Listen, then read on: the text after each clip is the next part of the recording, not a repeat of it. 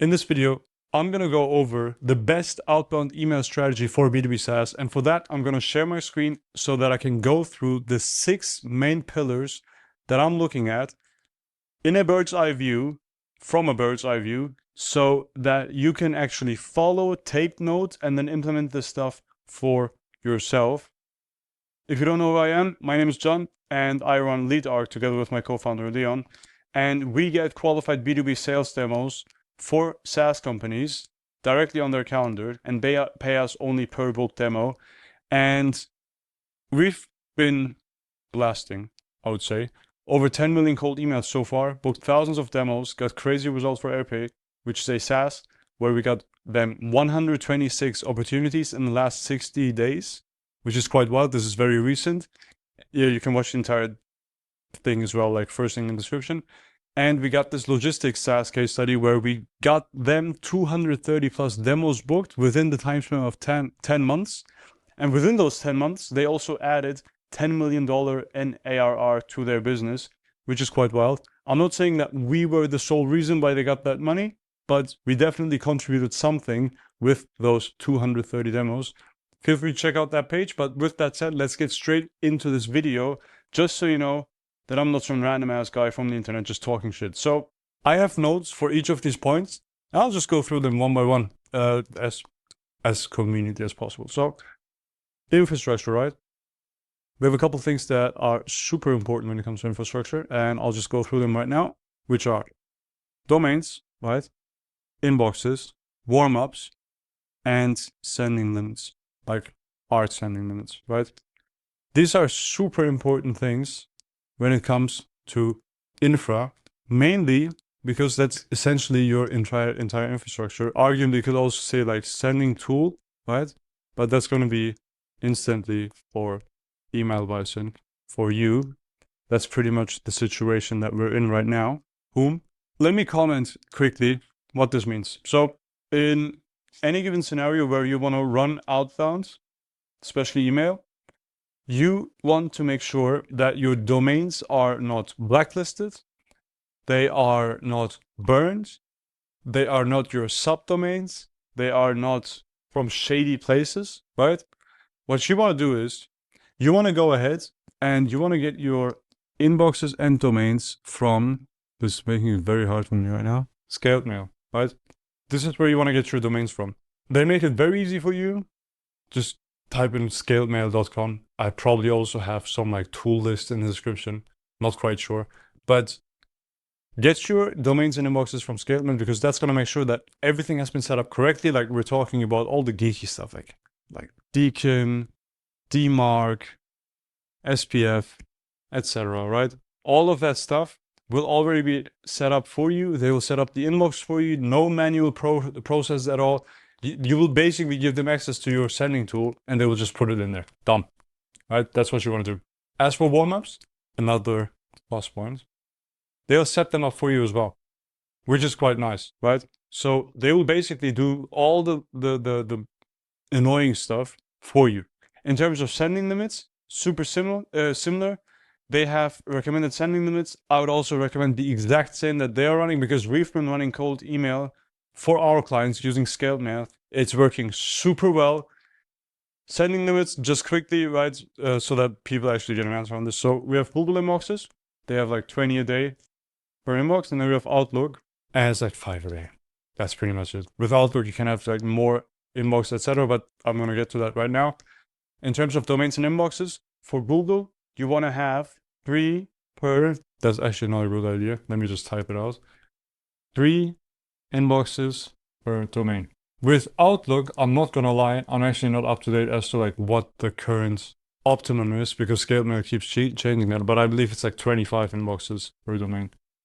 I think that was the case. Must be the case. Yes. And as you can notice, I'm not that big of a fan of like Outlook inboxes. I use Google only because it works very well. Like it works actually pretty well. And that's pretty much the 80-20 to infrastructure. Sending tool, if you can't get into email bison, you're going to use instantly. That's pretty much it, right? So this is infrastructure. Very simple. As you can see, there's going to be a bird's eye view. I just want to give you the rough strategy as to what you have to do, right? You need a proper infrastructure. Why? You need to land in the inbox. This is super important. People skip this step because like offers, lists, copy, all of that is like more exciting. I guess list is not that exciting. More people care about like offer and the copy. But let me tell you this, none of this stuff matters if this doesn't work. And I would also say, just by coincidence, I put them in the exact order of importance. Almost as if I prepared something. So, boom, offer, right? We have dealt with infrastructure. We're just going to make sure that we follow these steps and then we should be fine. Boom, done. Offer. We need a clear result with low risk for a cold prospect. In other words, right, benefits using mechanism with payment terms and a risk reversal, so a stranger has a hard time saying no to your offer. This is the offer, right? You need to nail this. You absolutely positively need to nail this. Like, this is super important. And the offer is contingent of who you're going to email, right? So the list is super important. The copy will basically write itself as soon as you have the offer, but you want to make sure that your offer is specifically speaking to the people, for the people, about the people that you're going to email. If you do not do that, if you have a very, very, very vague offer and it's not like it's designed for everyone, you'll basically attract no one with that, right? It needs to be specifically purpose-made for a specific type of business/person, a persona. Super important. I cannot overstate this. I'll probably say this like 10 times again. Like, this is super, super, super important. You could run a successful cold email campaign just with these two things. Literally, because you could just email everyone and the only people that will respond are the people that want this offer. Because it's specifically purpose-made for them, right? You just waste a lot of time emailing people that are not relevant, but that you would still get results. If you were emailing everyone with an offer that is designed for everyone, you would literally get no one to respond because no one feels addressed, right? We want to address people, which is also super important. We don't want to address the people. We want to address a person. It's one person, right? And the best cold emails that I've ran over all of those, like tens of millions of cold emails so far, the best ones are talking to a specific person. Way back in the beginning, almost 3 years ago now, I was writing cold emails as if I was talking to an audience. And the reason for that is, if you're in the weeds, and back then there was no AI. There was literally no AI. I think AI came out like I think a year after that. Might even be 1.5 years after that. Like, AI was a thing after that. If you're in the weeds and you're building these Excel sheets and then you're like going through the prospects and you have like 1,000, 2,000 people in, and then back then like 2,000 people was like crazy. We can email 2,000 people, wild. Now we're emailing like 5,000 people a day per client, which is super wild. But back then it was a huge thing, right? And thinking about like 2,000 people is wild because you're like, oh my God, this is so many people. I'm talking to people, like this is an audience, right? And as soon as you go through the motion and you sign up yourself into talking to an audience, you will literally write email copy to an audience, right? It's so close to saying, dear ladies and gentlemen, in your cold email, in the greeting, right? It's like this close to that.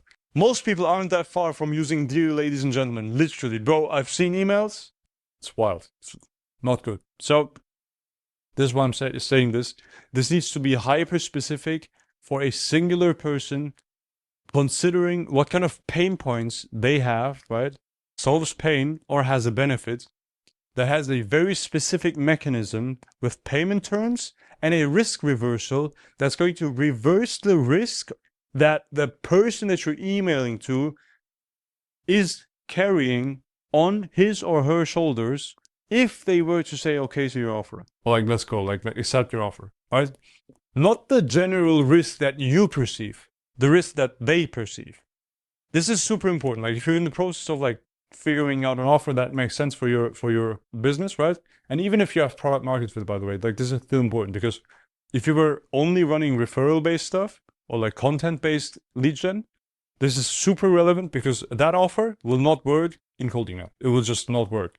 Promise, it will not work. I guarantee it. I guarantee it. You need to solve a very specific pain using a very believable, like a mechanism that makes you solving that pain believable, with payment terms that are reasonable and a risk reversal that's going to reverse the perceived risk of that person. And by the way, sometimes perceived risks are not actual risks, like in the real world. People walk through life with filters, right? Based on their filters between what their eye sees and their brain comprehends or interprets. Between that, there are layers of filters, right? And they have multiple filters lined up.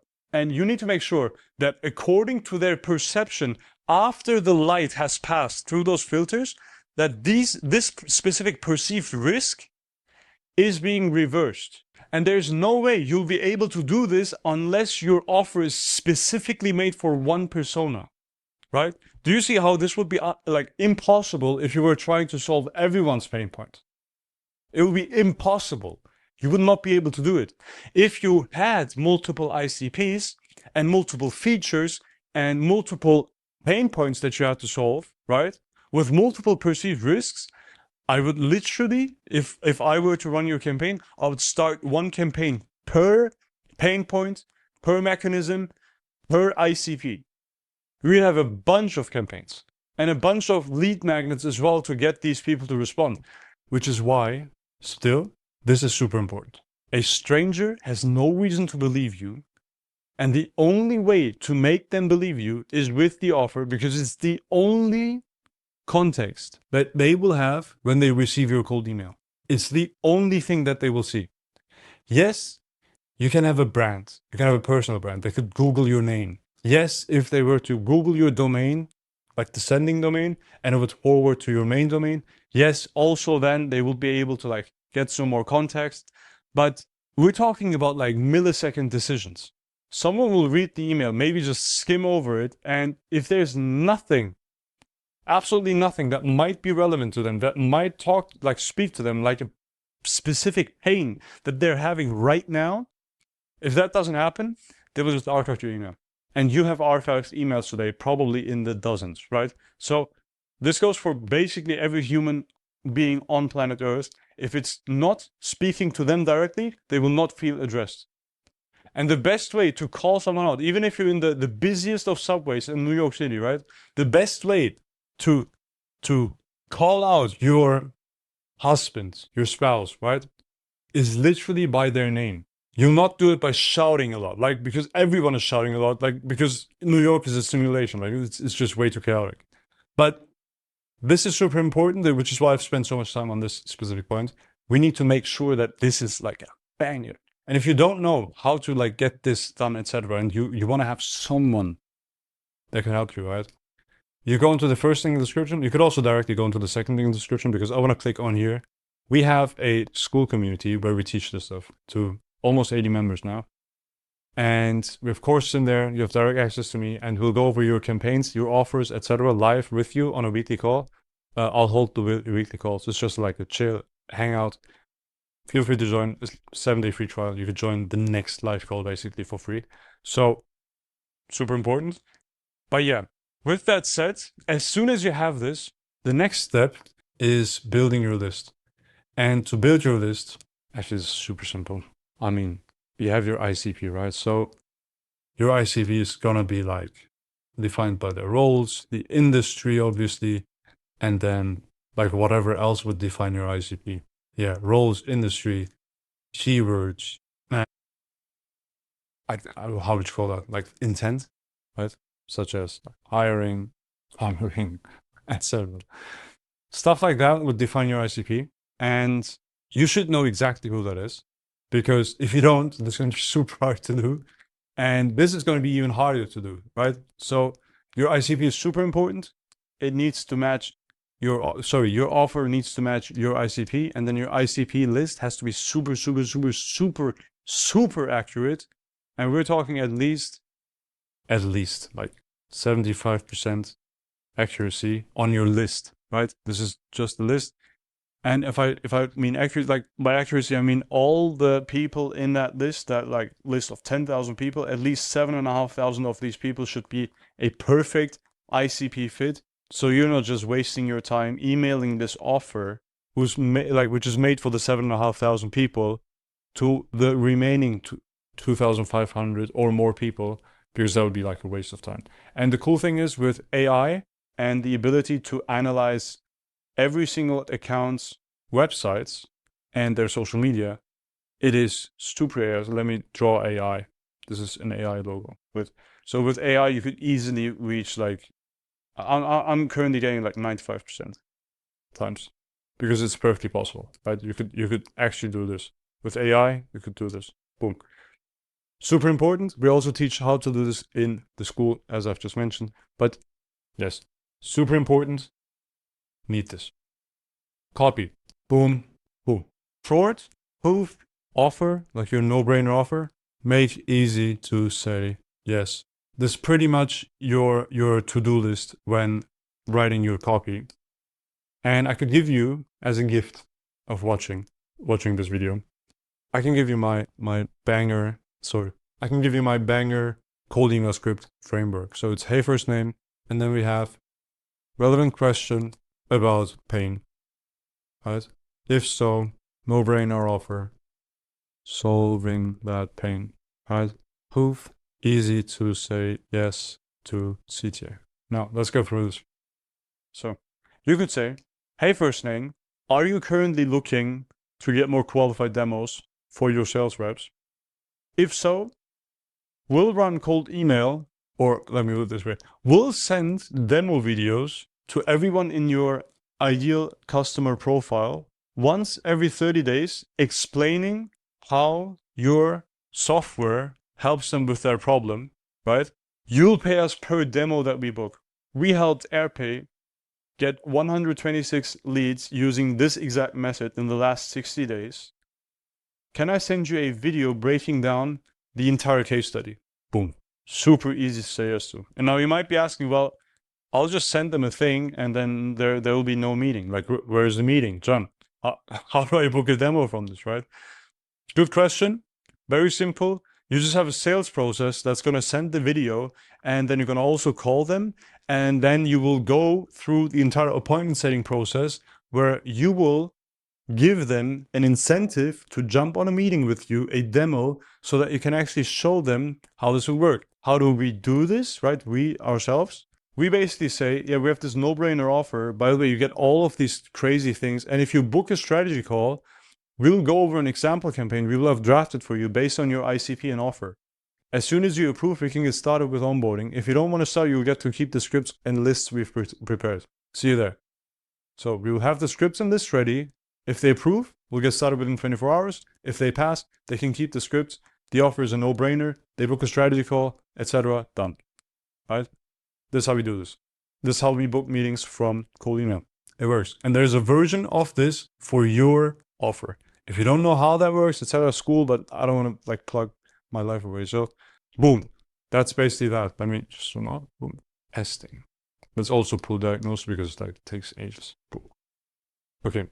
Testing. So testing. Yes. So super simple. With testing, I mean script testing. And if I mean script testing, I mean offer plus copy, right? You're going to test a lot of different variations of your offer and copy. And if I say different variations, right? I'm not saying like use this specific email and then only like change the first relevant question, but the rest looks the same. And then you only change the offer description, and then the rest looks the same. And then you change only this, and then the rest looks the same, because that's what people usually tell you how split testing works. I don't believe in that. I believe in radical shifts in space and time. So you basically try the craziest split tests ever. Like you would sometimes only send one email with the full offer in there. You would sometimes only send the proof asking for the CTA. You would sometimes have the same base offer, but write it out in a completely different way, right? For example, we had one split test for ourselves where we literally, like, instead of having the pay per call, etc., we just say, we'll get you 60 sales calls booked within, we'll get you 10 sales calls booked within the first 60 days, or you don't pay, something like that, or in exchange for a case study or something like that. I remember. It's like vastly different. The thing is, it's basically still our offer. It's just a very different way of actually articulating that, right? So this is how you should go about split testing. Don't make tiny word changes. It's not gonna help you at all. Like it's just not gonna work. It's just not gonna, like, no. Radical. We need to be more radical. Boom. Done. Diagnosis. This is super important. I'll just copy paste my notes that I have. Boom. We need to track replies. We need to track meetings. We need to track bounces. We need to track refill needs. So if we need to refill the copy, the list that we made, right? Because we've just like blasted through it. We need to scale the winning copy, right? The winning combination from offer, copy, and optimally also ICP, right? But the offer already holds the ICP because you only make one offer per ICP. Bam. Super important. This is just to maintain the entire thing, just to see like are we improving, and if we are improving, how fast are we improving? Are we risking anything with the bounces, etc.? If you don't know what a bounce is, by the way, it's simply like you send an email to someone and then the email doesn't exist and then the email comes back to you. You bounce back, right?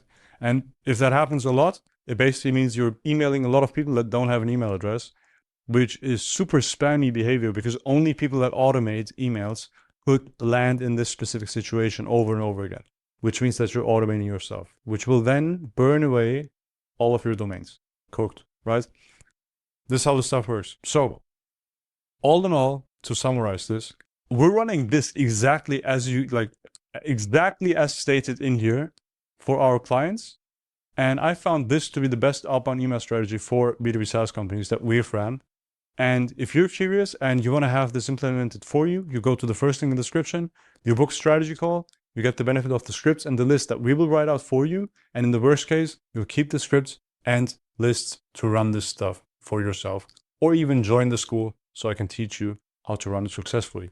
And in this video, we're going to cover who cold emailing is actually for and what kind of ROI you can expect based on an ROI sheet that I built. And in this video, I have a couple notes. I want to go over who cold emailing is for, because there are some certain types of businesses that I wouldn't recommend cold emailing for at all. Then we're going to cover what kind of ROI you can expect from cold emailing. We're going to go through an ROI calculator that we use internally to onboard new clients. I'm going to also share that with you. It's the second thing in the description. You can download that, try out a couple of things. And then I'm going to present to you something that's going to make it extremely hard for you to say no to. Yes, that's the video. Let's get straight into this. So who is this for? Gonna be straight up. I'm going to keep it very like low bullshit. This is a low bullshit video because I want to onboard more clients, because I've been spending all of that time between the last video and today's video. I've spent that optimizing the fulfillment process, and we can handle a fuck ton of more clients. So if you are in this specific ICP that I'm going to read out in a second, you should go into the first link in the description, book a call right now, because the offer is a fucking no-brainer, right? So let's get straight into it. So who is this for? Cold email notoriously works extremely well if your LTV per client is at least $5,000, preferably at least 10K, right? If it's beyond 5K, consider it. If it's beyond 10K, definitely consider it. 10K meaning LTV, meaning lifetime value. The value of a client that you get over their lifetime. So if a client on average stays with you for 20 months and they pay you 1K a month, right? That means you make an LTV from that client of 20K. That's good. In that case, keep watching. So number one, LTV must be high. Second thing is your ICP, your ideal client profile, your ideal customer profile, your ideal client, right? Let's keep it very simple. Low bullshit video. Your ideal client is specific. So you have a very specific group of people that you're targeting. And that may be a persona. That could be that you're targeting the head of HR at B2B SaaS businesses. We can find them because they're very specific. If that's also true, right? If it's that level of specific, keep watching. Because cold email is specifically for you. Why? It's never been easier to find the contact details of those head of HRs that I've just listed, right? It's never been easier to find their contact details. And it's also never been easier to reach out to them specifically with a very specific offer that is cold traffic adjusted, meaning that your offer that you usually sell to your current client base, so to say, right? That's adjusted for strangers to see, so that strangers would also be interested in that offer. It's never been easier to do that. We can get the email addresses from the people that you want to reach out to. Then we need to solve the technical problem of not landing in spam. And then we can send out the perfect email script to these people. How can we send out the perfect email scripts? We have a bunch of clients. We've sent over 10 million cold emails. We have a bunch of winning scripts that we have analyzed for frameworks. And we have an AI that comes up with new scripts every single day for all of our clients. And it works extremely well. It works so well. It is so nice. I want to give this to more people. So this is a very important video. I do want you to book a call if you are that person, if you have a high LTV per client, if you have a very specific ideal customer profile. Definitely go into the first link in the description, book a call, 100%. Because the ROI that you can expect if both of these things are true is completely mad. And this is where we are going to switch to my screen share. In here, you see the exact cold email ROI calculation sheet that we use when we are about to onboard a new client. This is what we show them, right? This is exactly what we go through on the call that you're going to book. We're going to go through this and we're going to ask you, well, where would you like to start to figure out if this actually works extremely well for your business, right? You tell us that number, we go with that. Usually we start around with like either $500 in monthly tech fees, $1,000 or $1,500. Now, what is this, right? What is this monthly tech fee? Reaching out to people is not free. We need email addresses, we need domains, we need prospect data, we need all of these different things. And we need a sequencing tool to actually send out these emails, etc., right?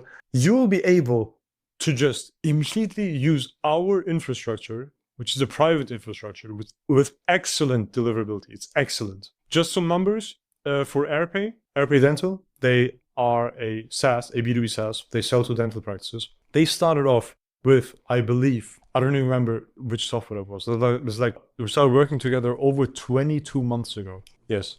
So we've been running this for almost 2 years now. They had a response rate of, I believe, 0.02%. We had switched over to Smartlead, which improved it to 1%. But then recently we switched away from Smartlead to Email Bison, which is a private infrastructure.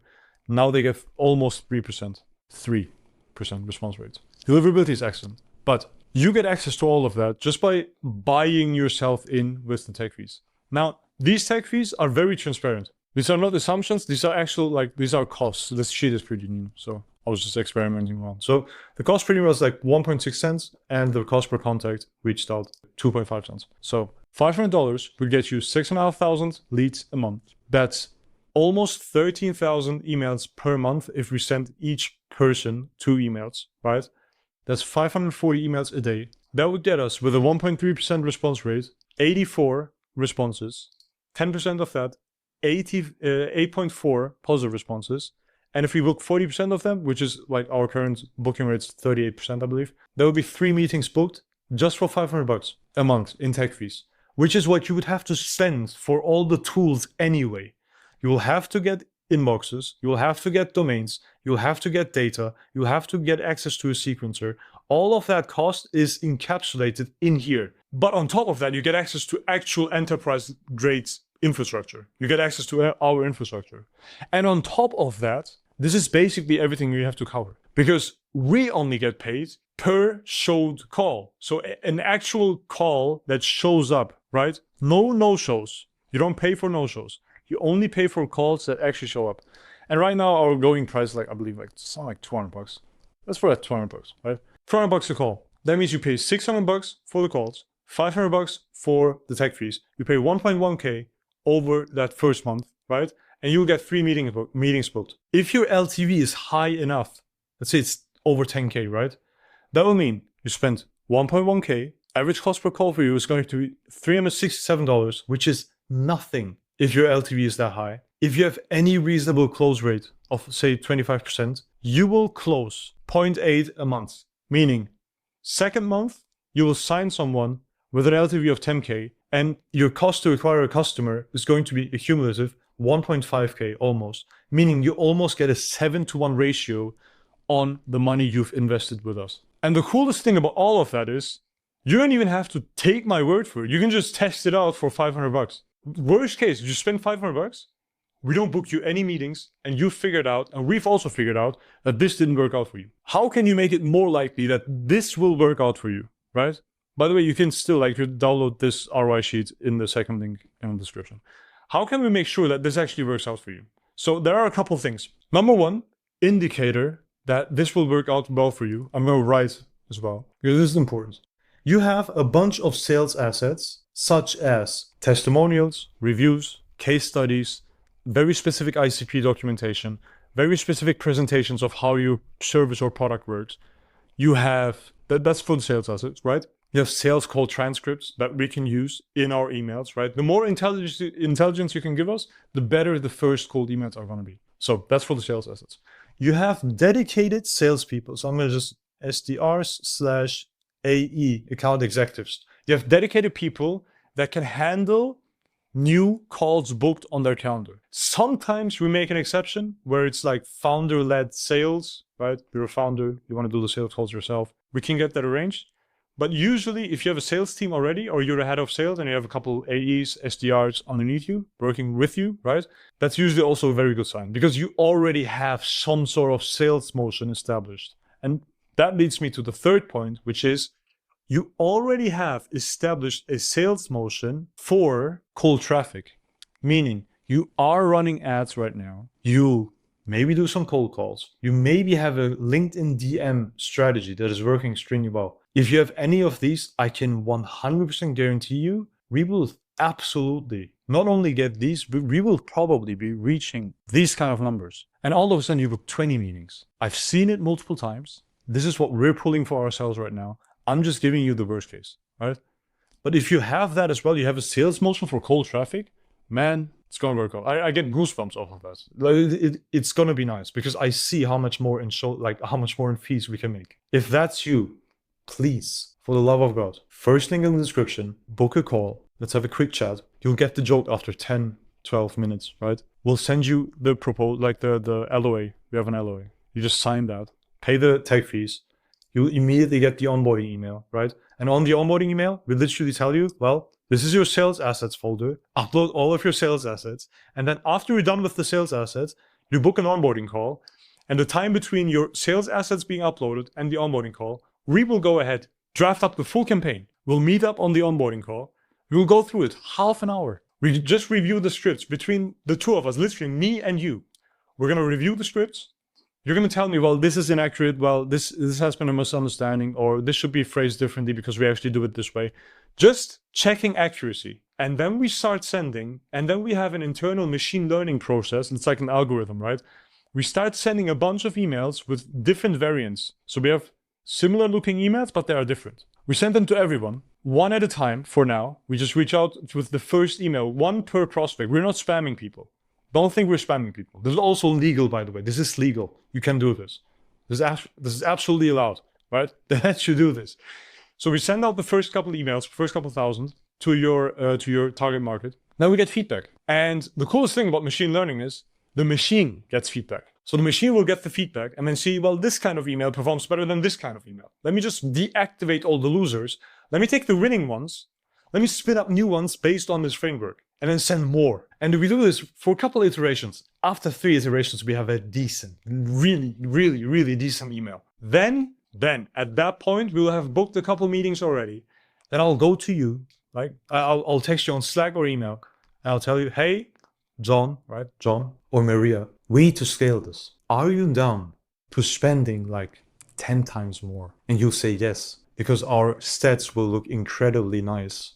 Let's be conservative still, right? I messed up. Let's do more. And then we will do more. Because cold email, this is the coolest part about it. It scales linearly. It's not like paid ads where it's like at some point it's like there's like a saturation. It scales linearly. And then we will scale up until the point, because at some point it doesn't make any sense, because it becomes like it gets too spammy. We will scale up to the point where we're reaching out to every single person in your entire total addressable market once every 30 days to 60 days, something like that. depending on how aggressive you want to be, right? Either once a month or once every 2 months. That's the plan. And if that makes sense to you, I would highly recommend, first link in the description, watch the VSL again, if you want to. Leon, my co-founder, has made a banger video sales letter. He explains it extremely well. Go through that, book a call. Leon, or maybe even I, will be happy to walk you through this on a quick call, how we can set all of this up for you, right? And then we will get started. And that's pretty cool. In this video, I'm going to talk about the ROI that you can expect when running cold email for your B2B SaaS company.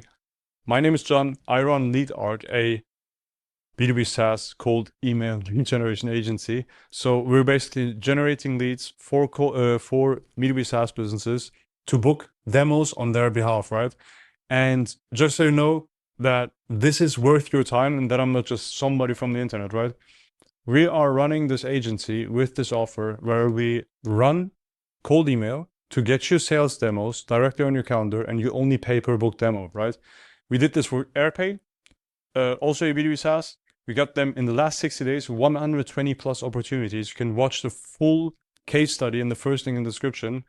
We have an explainer video on our offer on here, tell you how it works. We have another case study with a logistics SaaS where we booked over 230 demos within the time span of 10 months, right? So that's over 20 a month to add $10 million in ARR in total within that time frame. I'm not saying that we alone were the reason why they got $10 million ARR, but we definitely contributed to that fact.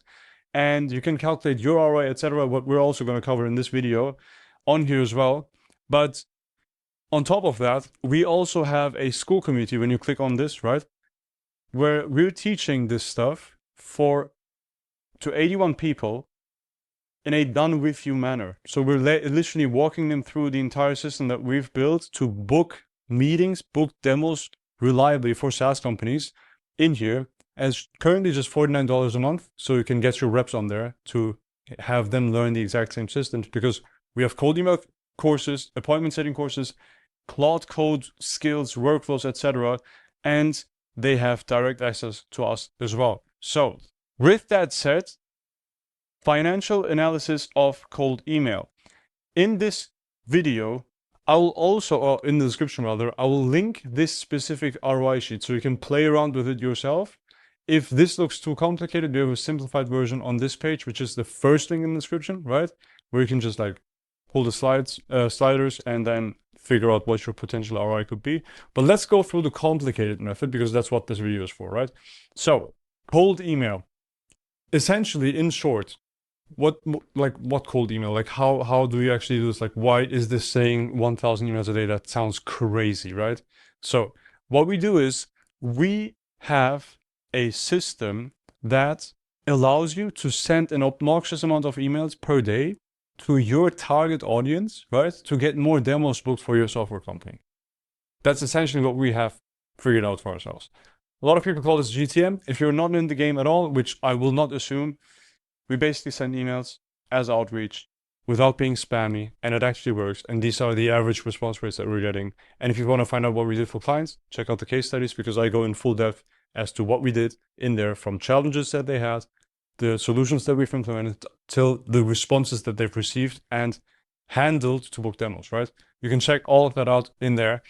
But in this specific video, I will talk about what it would take, right, to book demos.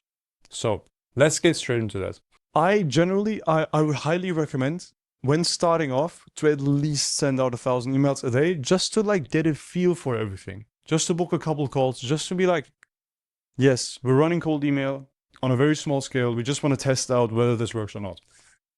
In that case, I would say minimum 1,000. Best case to like get stuff going, because we all like, no one has time for this. Let's send out not 200, but 2,000, right? 2,000 emails a day. How does that work? Now, 2,000 emails a day, meaning we send on 20 days of the month, we send out 2 emails in total per prospect that we're going to reach out to, which means that we will reach out to 20,000 prospects with 33 domains, 100 email inboxes. In total, 2,000 emails times 20 days, that's 40,000 emails over the month. And every single inbox sends out 20 emails per day, right? So on this left-hand side, we have the costs, right? Then we'll get to results and projections, and then we'll go with ROI. So what does it cost to send out 2,000 emails a day? Essentially, in domain costs, you have $360 roughly, right? Actually, this will be more expensive now because they've updated their pricing. So this will be $15 per domain. So that's $500, right?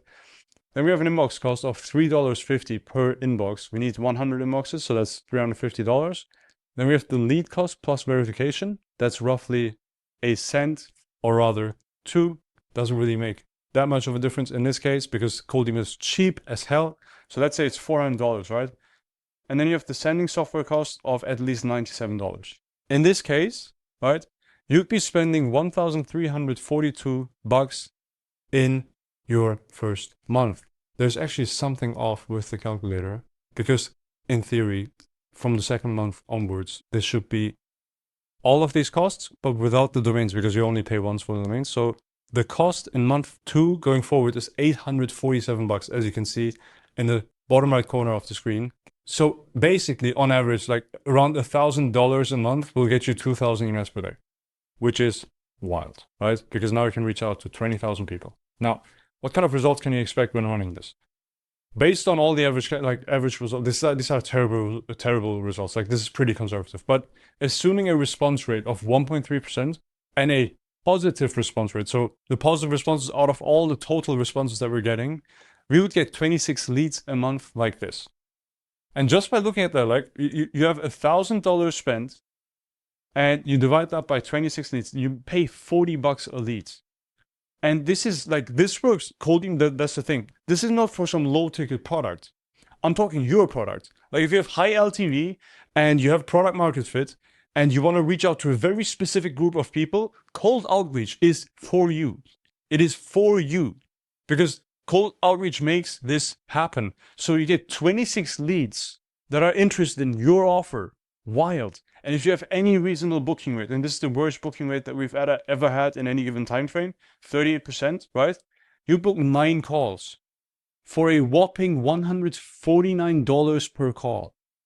Unheard of. And even if it was like 6 times as high as this would still make sense for your LTV, especially if it's over $5,000. And now, what's your LTV, right? So if you assume that you have average monthly revenue per client of $1,000 and your average gross profit, because you're a software company, right, it's like 80%, and your customer stays for 10 months, which would be still terrible, right? You would have a lifetime gross profit, right? So the actual profit, not lifetime value, like the actual profit that is left after you pull away the 20% of cost, right? To fulfill the service. You would have an 8K lifetime gross profit, and your cost to acquire a customer with any reasonable close rate, let's assume it's actually 25%, just for the sake of the argument. You would pay roughly $600 to acquire a customer, and your lifetime gross profit to CAC ratio, your cost to acquire a customer, would be 13:1, right? And I've gone through this, and these are like super reasonable numbers still. And there's a simplified version on this page as well, so you can test that out. You can also just make a copy. Please do not ask for permission to like edit the document. Just make a copy, click on file, make a copy, done. But this is essentially what we're running through with customers on calls as well before we actually get them on board, because it just makes a lot of sense to understand like where we're starting. Because once, and by the way, I'm not saying that these 9 calls are guaranteed right now. It might just be that your offer sucks hard and we have to test for a long ass time. And I'm actually gonna say, like, if you don't have product market fit, expect that to happen 100%. Like, it's gonna take probably a year until you make this work. That's gonna be like the tough reality of this, right? But the moment you make this work, it's gonna be nuts. Because assuming you have product market fit and you have tested this and you've booked your first demo, right? You closed the loop from like, we never sent emails, all the way to we booked our first demo from email, right? The moment you have that, you know that your offer is working. Why? Like, why do I say this, right? Why do I say this? By the way, sign up for my newsletter. There's like a free AI copywriting skill. You can get that as a welcome gift by signing up to my newsletter, because I talk about stuff like this on my newsletter. So sign up, right? But why do I say this? Cold email is probably the worst place on planet Earth to present an offer. It just is. No one opted in for an ad in their email inbox, right? That's one. They don't know you. They don't owe you anything. You never had any goodwill with them. And there's no more context than just the email that they see with an offer at all. Like that's pretty much it, right? That's the entire scenario. Like they have no reason to respond, basically. A cold email is the worst environment possible for any given offer. And now, why am I selling then cold email to all of these software businesses, right? Why am I doing this? Because once you make it work in cold email, right? Once you make an offer work in cold email, you will have such an easy time running ads, running content, running affiliate programs, right? Running all sorts of things. Because you have an offer that can survive a nuclear fallout type of situation. You have a cockroach. It can survive anything, right? It's like those Nokia phones. It can survive anything. That's why it's worth making this work. And it is hard. Like it is genuinely hard. It is genuinely hard. Which is why we have the school. Like which is why we're teaching this stuff. We have courses, etc. And we have this offer where we have like fully systemized how this works, right? This stuff is hard. And I'm gonna be honest, I'm making these YouTube videos to find the 20% of potential leads that this video will generate for me that have an offer or have something that's close to an offer that might work in cold email. And most won't. 80% of customers I will not get results for. There's no fucking way. Because most businesses are completely trash. They are absolutely trash. It will not work. It will not work. But if you are not sure whether it will work or not, I'm making this entry-level offer. You can pay $1,000 for 3 months or something, right? Just let it run for like 3 months. Just to figure out like whether this works or not. And that makes it a no-brainer for me. I mean, this is a complete no-brainer. You can test this out. You can send out 120,000 emails over those 3 months to figure out whether your offer actually works or not. And in the process of that, you will have our consulting to make an offer that might work for cold email. And we did this multiple times. Like Airpace had the worst possible cold emails when we started out. And this was before, like they were already trying cold email and they didn't get it to work, right?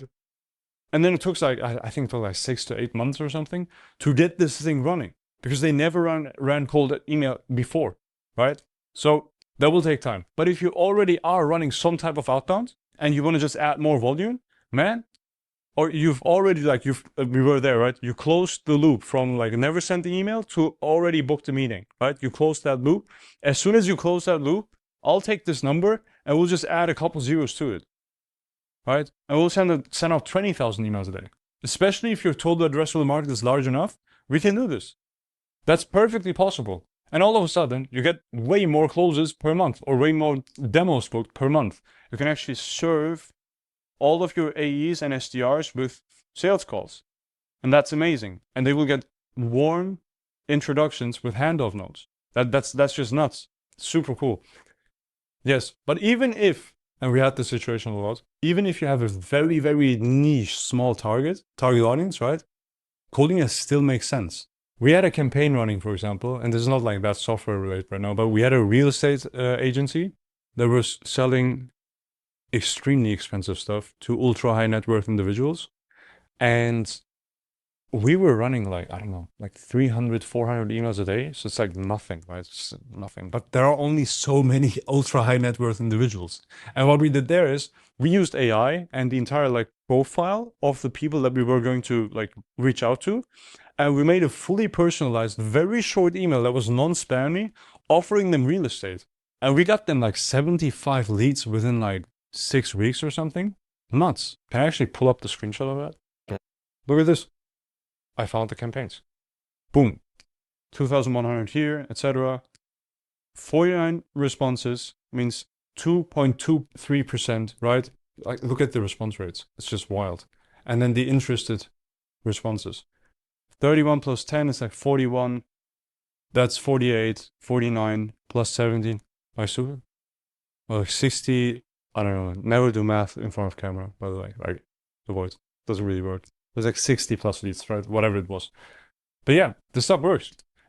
Super cool in both regards. So with that said, if you were thinking about like giving this a shot or you wanted to build it in-house, right? I have two offers for you. The number one offer is our done for you offer, where we will get you qualified B2B sales demos for your software company directly on your AE's calendars, and you only pay us per booked demo, right? Check out this page, go through this and read through this, because if you decide to get started with this, right, you will get all of these benefits where you have them on your calendar. It's performance based, it's based on your criteria, so we will only get you qualified leads based on your criteria. We get warm introductions with handoff notes, direct CRM integration, reporting and calendar sync. We can start within 24 hours. It is unlimited scale, as you've seen. You get your own SDRs from our side so that they can actually warm call all the leads immediately within 5 minutes. There are no contracts, and we have a full no-show prevention and full rescheduling management system in place. And if you book a strategy call, right, via this blue button, just by entering your details, we will have scripts and lists ready that we would contact your ICP with. And if you approve them, we can get started within 24 hours. So you'll get onboarded immediately. If you pass, you can keep the scripts and lists, right?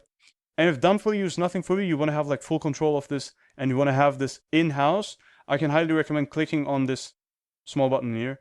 You will land on our school page where you can get all the help possible that we can give you basically to build this in-house. Yes. Both links in the description. And in this video, I want to talk about under which circumstances cold outreach would ruin your brand 100% guaranteed and how we avoid it, basically. So the impression, that's my assumption. I think the impression why cold outreach could even ruin your brand comes from the fact that both you and I get the most horrible cold outreach messages on planet Earth. Pure AI slop, some Indian account. It looks horrible, man. Horrible. So I fully get it. And if we were to send out those kind of scripts, obviously I would get the objection. It would make perfect sense. But then also we would not get results for any of our clients. That would be true. But in what scenario, in what other scenario, except like sending out complete AI stuff, in what other scenario would you risk your brand through cold outreach or mass volume cold outreach, high volume cold outreach? A couple scenarios are very important. So number one, and I think that's the root cause of this fear almost, starting out with too much volume without knowing what actually works and what doesn't. I think that's the number one reason for every single failed cold email campaign that I've seen. If we get started, right, we have this free campaign offer where basically you join a wait list, we take on 2 clients every 2 weeks, at least as of right now. And at some point, you're next in the queue. We text you, tell you, hey man, you're next. The only thing that we need is, we only need a couple sales assets. You just need to upload it into this folder. Our system will do the rest. We'll go through your assets and then we will draft up the first cold email scripts, send them over for review, and that's pretty much it. That's how we start, right? That's how that thing starts. Now, in that campaign, the entire idea of this offer, the secret behind it, like our intention behind this offer is literally, let's start out small, find a couple scripts that work well for this specific client of ours, and then if we find something within the time span of 7 to 14 days, we will scale hard. But barely anyone does that. A lot of people just warm up emails, they set up their domains, they warm up the emails, they get the prospect list, they ask Claude or ChatGPT or Perplexity or Gemini or whatever, some AI model to draft up cold email scripts. They look like complete books, they look horrible. They have salesy language about them. They ask a very smart, clever question. Maybe they're a little more advanced and they start with personalized first lines where they talk about their school history of the prospect and like what kind of crazy website they have. Completely cringe. They draft up this huge Lord of the Rings length type of cold email. Send it to everyone in their market. And then yes, obviously your reputation would be kind of cooked. Especially, and that's the next part. I could talk so long about this. Let's actually keep going. In that case, that's the first case where you would ruin your reputation, right? You know what else would add fuel to the fire? If you didn't only send that email out once, right? Once every 30 days or something, But if you rather had a 7-stage follow-up sequence because someone told you that follow-ups are amazing, right? You need to follow up at all times. And then you follow up 7 times within the time span of 14 days with this same bullshit script. And then you apologize for the 5th follow-up. And then on the 3rd follow-up, you say, well, we also have this. Is that interesting? And you're like this amazing salesperson online and you let AI write everything about your copy. Yes, in that case, you would absolutely cook your reputation. I know people in my space, in this cold email space, that have been using AI on every single post on LinkedIn, Twitter, everywhere. I have blocked them. Other friends in the same scene have blocked them. It is horrible, man. And they are quite big. Maybe if you're seeing this, you know who I mean. If you're in the cold email game, you know who I'm talking about. But that would ruin your reputation 100%. Yes, of course. But the coolest thing about all of this is we don't do that. Yes, we just don't do it. Let me tell you what we actually do. So we get you started with this free trial campaign. You come online. And the next thing that we do basically after we figured out a couple winning scripts, and by the way, the winning scripts, we already have a database of winning scripts. We already know what works. We've sent so many emails. Obviously, we've gone through all of the emails that have worked well, put them into a database, and now we're using that as reference. Hey, best case, there was another client in the same industry with the same offer, exactly as yours. You can just use their script. Super nice, right? We just use that. So we start off low volume, send out a couple emails. Obviously, find something that works.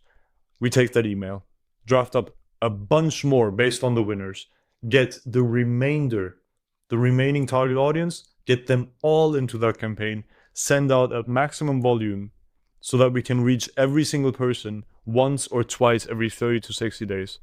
And that's literally what we do throughout the year. That's it. I wish it was more complicated. I wish ruining your brand was an actual problem, but it's really only a problem if you're too lazy, if you just use AI without turning on your brain. And if you probably go with some lead gen provider that just talks about volume and nothing else, and they rile you up to some degree to send out more volume, but then you're like, well, what about my brand? Can these people actually like do this stuff? That would actually suck hard. So yeah, super boring, but it actually works. Super nice. I had a sales call today and that motivated me to make this YouTube video because they had told me about their experience with their current cold email agency that they have been using for the past 6 months. And what I heard was completely atrocious. So I want to record this video telling you exactly what this agency did, why that's wrong, and how it actually should look like. So if you want to see that, watch till the end.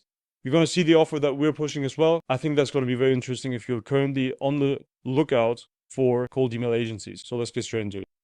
All right, we're getting straight into it. Cold email agency review, why most are a complete scam.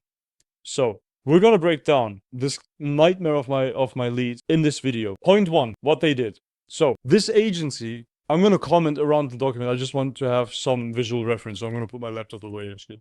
So this agency, right? They have been charging. I've checked out their website. I'm not going to share their name, but I've looked at their website. So they have been charging at least £3,000 a month because that's what they say on their website. That's like the minimum charge, right? And that's, as of today, it's March 12th. That's $4,000 straight every single month for 6 months straight. And what did they do?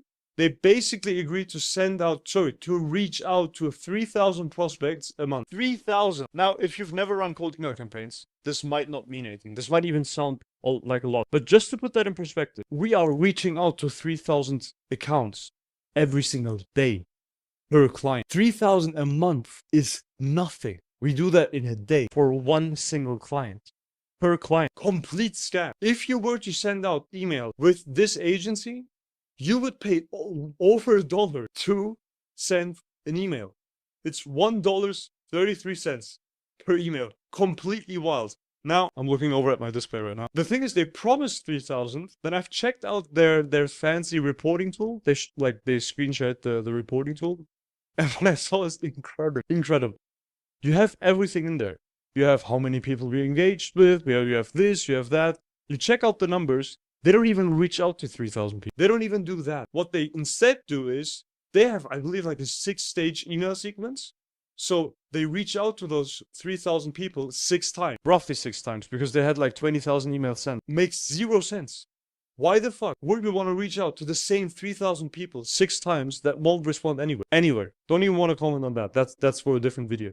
But they were just blasting these sequences to these 3,000 people. Now, with these 3,000 people, they were supposed to reach out to e-commerce businesses that were running Google Ads, right? Based on the request from the lead that I was told, their client, right? Now, what they did is simply tell them, hey, bro, like, we can't find out who's running Google Ads actively, so we're not going to do that. Unless you give us a list. So not only are they paying $4,000 a month, not only that, they also can't decide what kind of list they're reaching out to. And if they want to have like a special list, which finding out who runs Google Ads is not that complicated. If they would want to do that, they would have to bring the list themselves. So it's not done for you, is it? It's not. And then on top of everything, I'm jumping ahead right now. On top of everything, the entire setup, complete bullshit. You have 0 variance in the sequences, which you would need if you were about to run high volume. But obviously, because they know they weren't running high volume, they didn't have that many different sequences or split tests. They also didn't want to do any split tests as of my lead. Like, that's what they told me. Pretty wild. $4,000, by the way. Not only that, they had put a lot of effort into reporting. Their reporting dashboard looks immaculate. It looks amazing. It looks so good. It looks so good. But every single number that you see on there is completely used. They are showing you how many emails they've sent. And then they show you, well, from the emails that we've sent out, right? 10% of them were actually ICP fit. So these were actually the people that you want to reach. Which makes 0 sense. Like, they say we've reached out to 20,000 people, but only 2,000 of them were actually the people that you wanted to reach. Why the fuck are we reporting on this after the matter?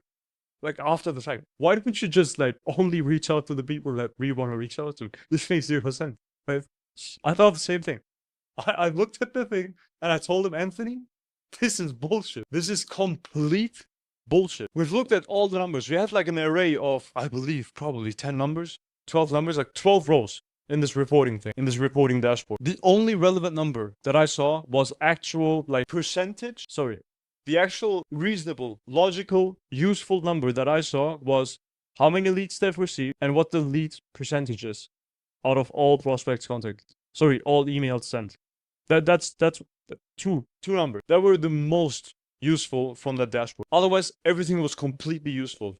And now the client also told me, well, they gave us this dashboard, but we can't access the sequence. So we never know what kind of messaging really works. So you can't run our own Google Ads, for example, with adjusted messaging, even though we're paying $4,000 at least to these people. They don't show us the sequences. And if we request to see the winning scripts, they just tell us, no, $4,000.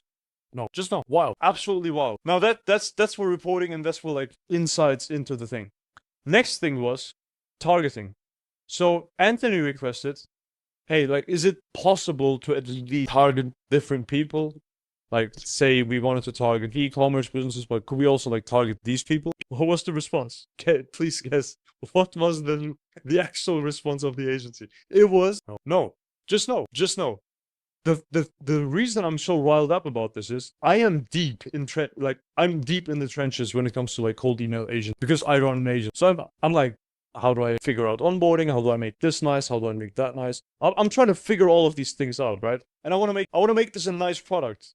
I want people to refer other people. And when I heard this, my entire worldview, with all the pillars of respect, dignity, and honesty, and honor, right? Everything just started to crumble. It is completely wild. So we keep going because this gets better. This gets even better. So with that said, just to like summarize, they were paying $4,000. They can't change ICP. They only reach out to 3,000 people, and customer support is basically non-existent. That's been the current experience so far. On top of all of that, this agency has 0 performance incentive. 0. Why? They just charge a retainer. Now some people think that that's good, especially on the agency side. Yeah, we get like secured income. It's so nice, etc. This is what a loser would say. I'm not even trying to shoot against anyone right now that has retainers. In some cases, it genuinely makes more sense because the product is too complicated, whatever. But in general, if we're just talking about basic ass lead generation and you want to book calls for your B2B clients, right? That's what you want to do. If you're good, a retainer is the biggest punishment of all. I've had retainer clients, and I know from myself that you start slacking at some point. Because it's just boring. Yeah, we do retainer, and then yeah, I could get them 200 meetings this month, but I could also just not do. I found that to be disgusting. So I changed my offer. No retainers. I don't do retainers. I don't even do tech fee. I do pay per short call only. Why? Because I'm good. I know that I can achieve this. I know that I can just smash volume. The only thing that is my bottleneck right now is finding people, finding businesses that want meeting, right? That are actually qualified to like get a fuck ton of meetings in and then handle them. That's the bottleneck. Because I'm good. It's just nice. These guys, zero performance incentive, retainer, flat, and Anthony, the lead, my lead that I was talking to, their client, right? He told me, well, John, we pay them a retainer, but I also get the feeling that these people have just like set up a campaign in the first day and they didn't change anything from that point on. They've been coasting for 6 months and I've been paying them $24,000. This is a wild thing. Like, this is completely out of my mind. But anyway, on top of all of that, now we're getting into the weeds of this. If you've ever heard of like omni-channel outreach, omni-channel, however you want to pronounce, or multi-channel touch points / campaigns, whatever, right? If you've ever heard of that, you might have thought, this sounds so good. Like reaching out through multiple channels and then doing this and then doing that. And I do agree, it is a nice thing. But for some reason in this space, a lot of the agencies use that as a USP to just sell them. And then when you see the actual implementation of that omni-channel outreach, you notice, and I've seen it in their dashboard, 90% cold email, 8.2% or something on LinkedIn, and the rest was website visit. This is not multi-channel outreach. We do multi-channel outreach. We don't do LinkedIn because I don't think that makes any sense. Like, why would you have like text messages? Why? We do email and cold calls. And then we also warm call the leads that we generate through email within minutes. That's what we do. It actually works.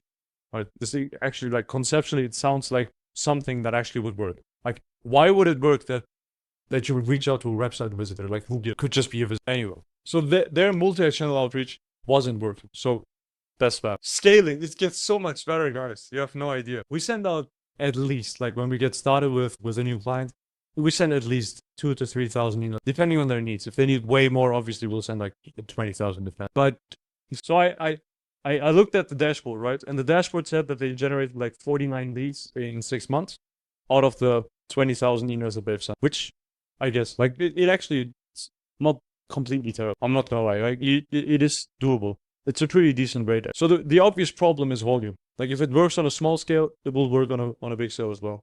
So I asked Anthony, so what's holding you back from actually scaling this? Because genuinely speaking, I mean, yeah, the customer support is shit, this is shit, but it seems like it's getting leads at a pretty decent rate. Why don't you just scale this up? And then he said, well, that's the caveat. To scale this up, it would cost tens of thousands more. This is hilarious. This is wild. Tens of thousands. Do you have any like, do you understand how much we could blast for tens of thousands of those? We could reach the entire earth for tens of thousands. He was talking about 2 or 3xing the current volume, which is still not, it is still not completely wild. Anyway, so that was also a thing. What was the next thing? Yeah, and that was like the cherry on top, right?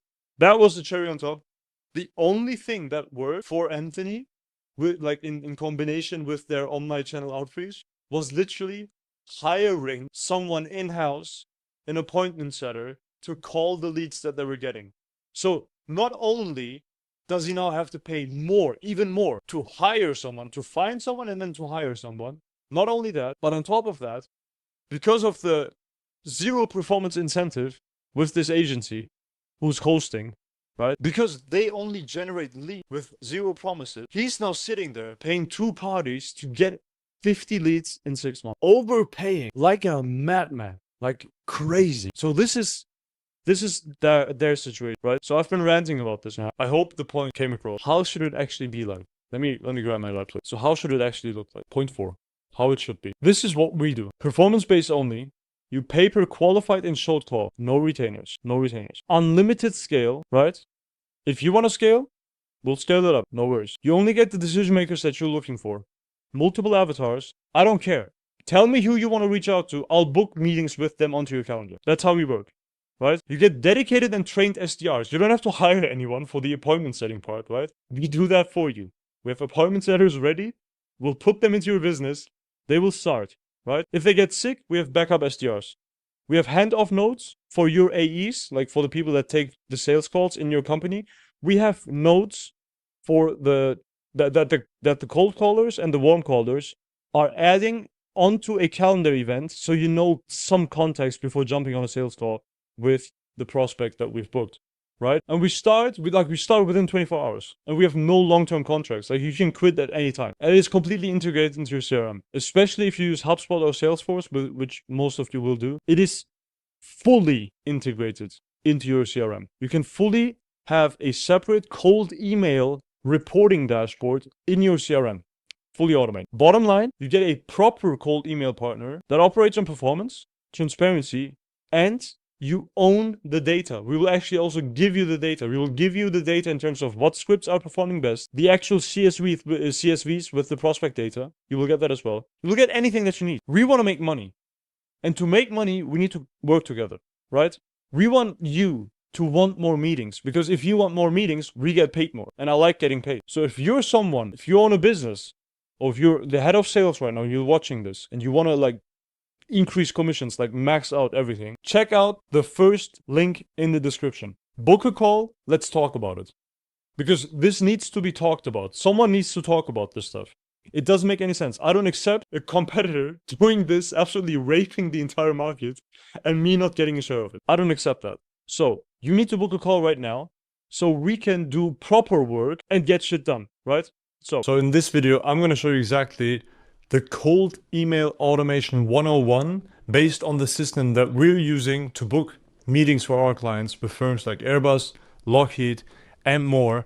We've sent over 10 million cold emails so far, and I feel like I know something about the stuff. And in this video, I had Claude prepare a board that I'm going to present to you on the screen share based on all the things that we've set up and within Claude. So I'm using Claude to run my entire outbound thing, and I've basically distilled it down as to what we're actually doing step by step onto this board.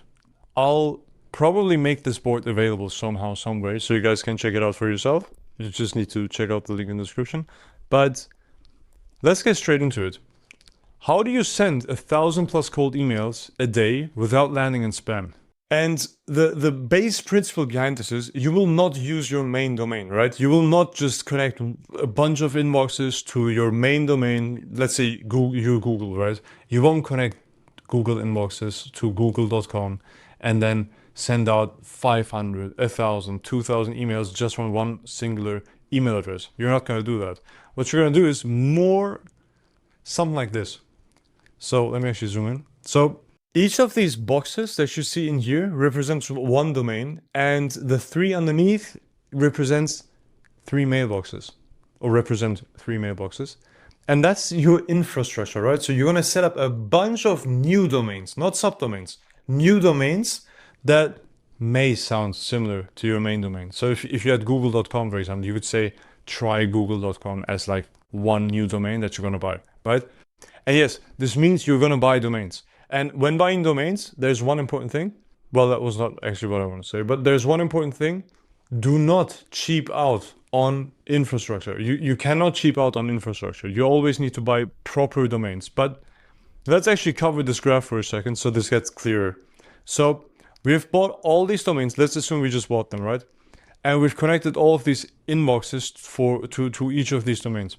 As soon as we have this huge array of, in this case, 50 mailboxes, sending 20 emails a day max each, which equates to 1,000 a day in total, right?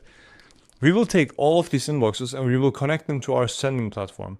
That could be Instantly, could be SmartLead, could be Email Bison, could be PlusVibe. There are a bunch of different email sending platforms. The main important thing is you need to connect all of them to that platform, because that's where we're going to run the campaigns from, and where we're also going to host the warm-up, which is a very important thing. And I'm going to get to the details as to like how we're doing it, how to set up the warm-up, etc. But let's assume we just warmed up all of these as well, right? Let's just keep it very simple, 101. I'm just going to tell you how we exactly do it, right?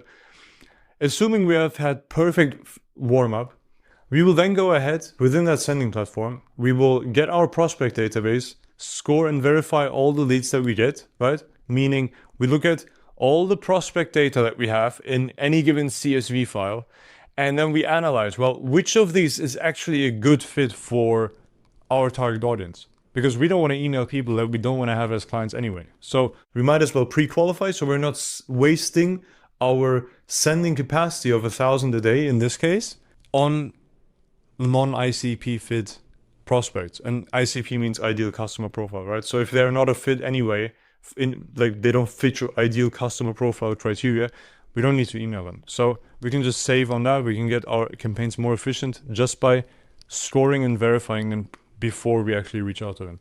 But as soon as we have done that, we can go into campaigns and we can set up 4 different campaigns. One campaign is going to contain all the email addresses of the people that we want to email that have a Google Workspace account.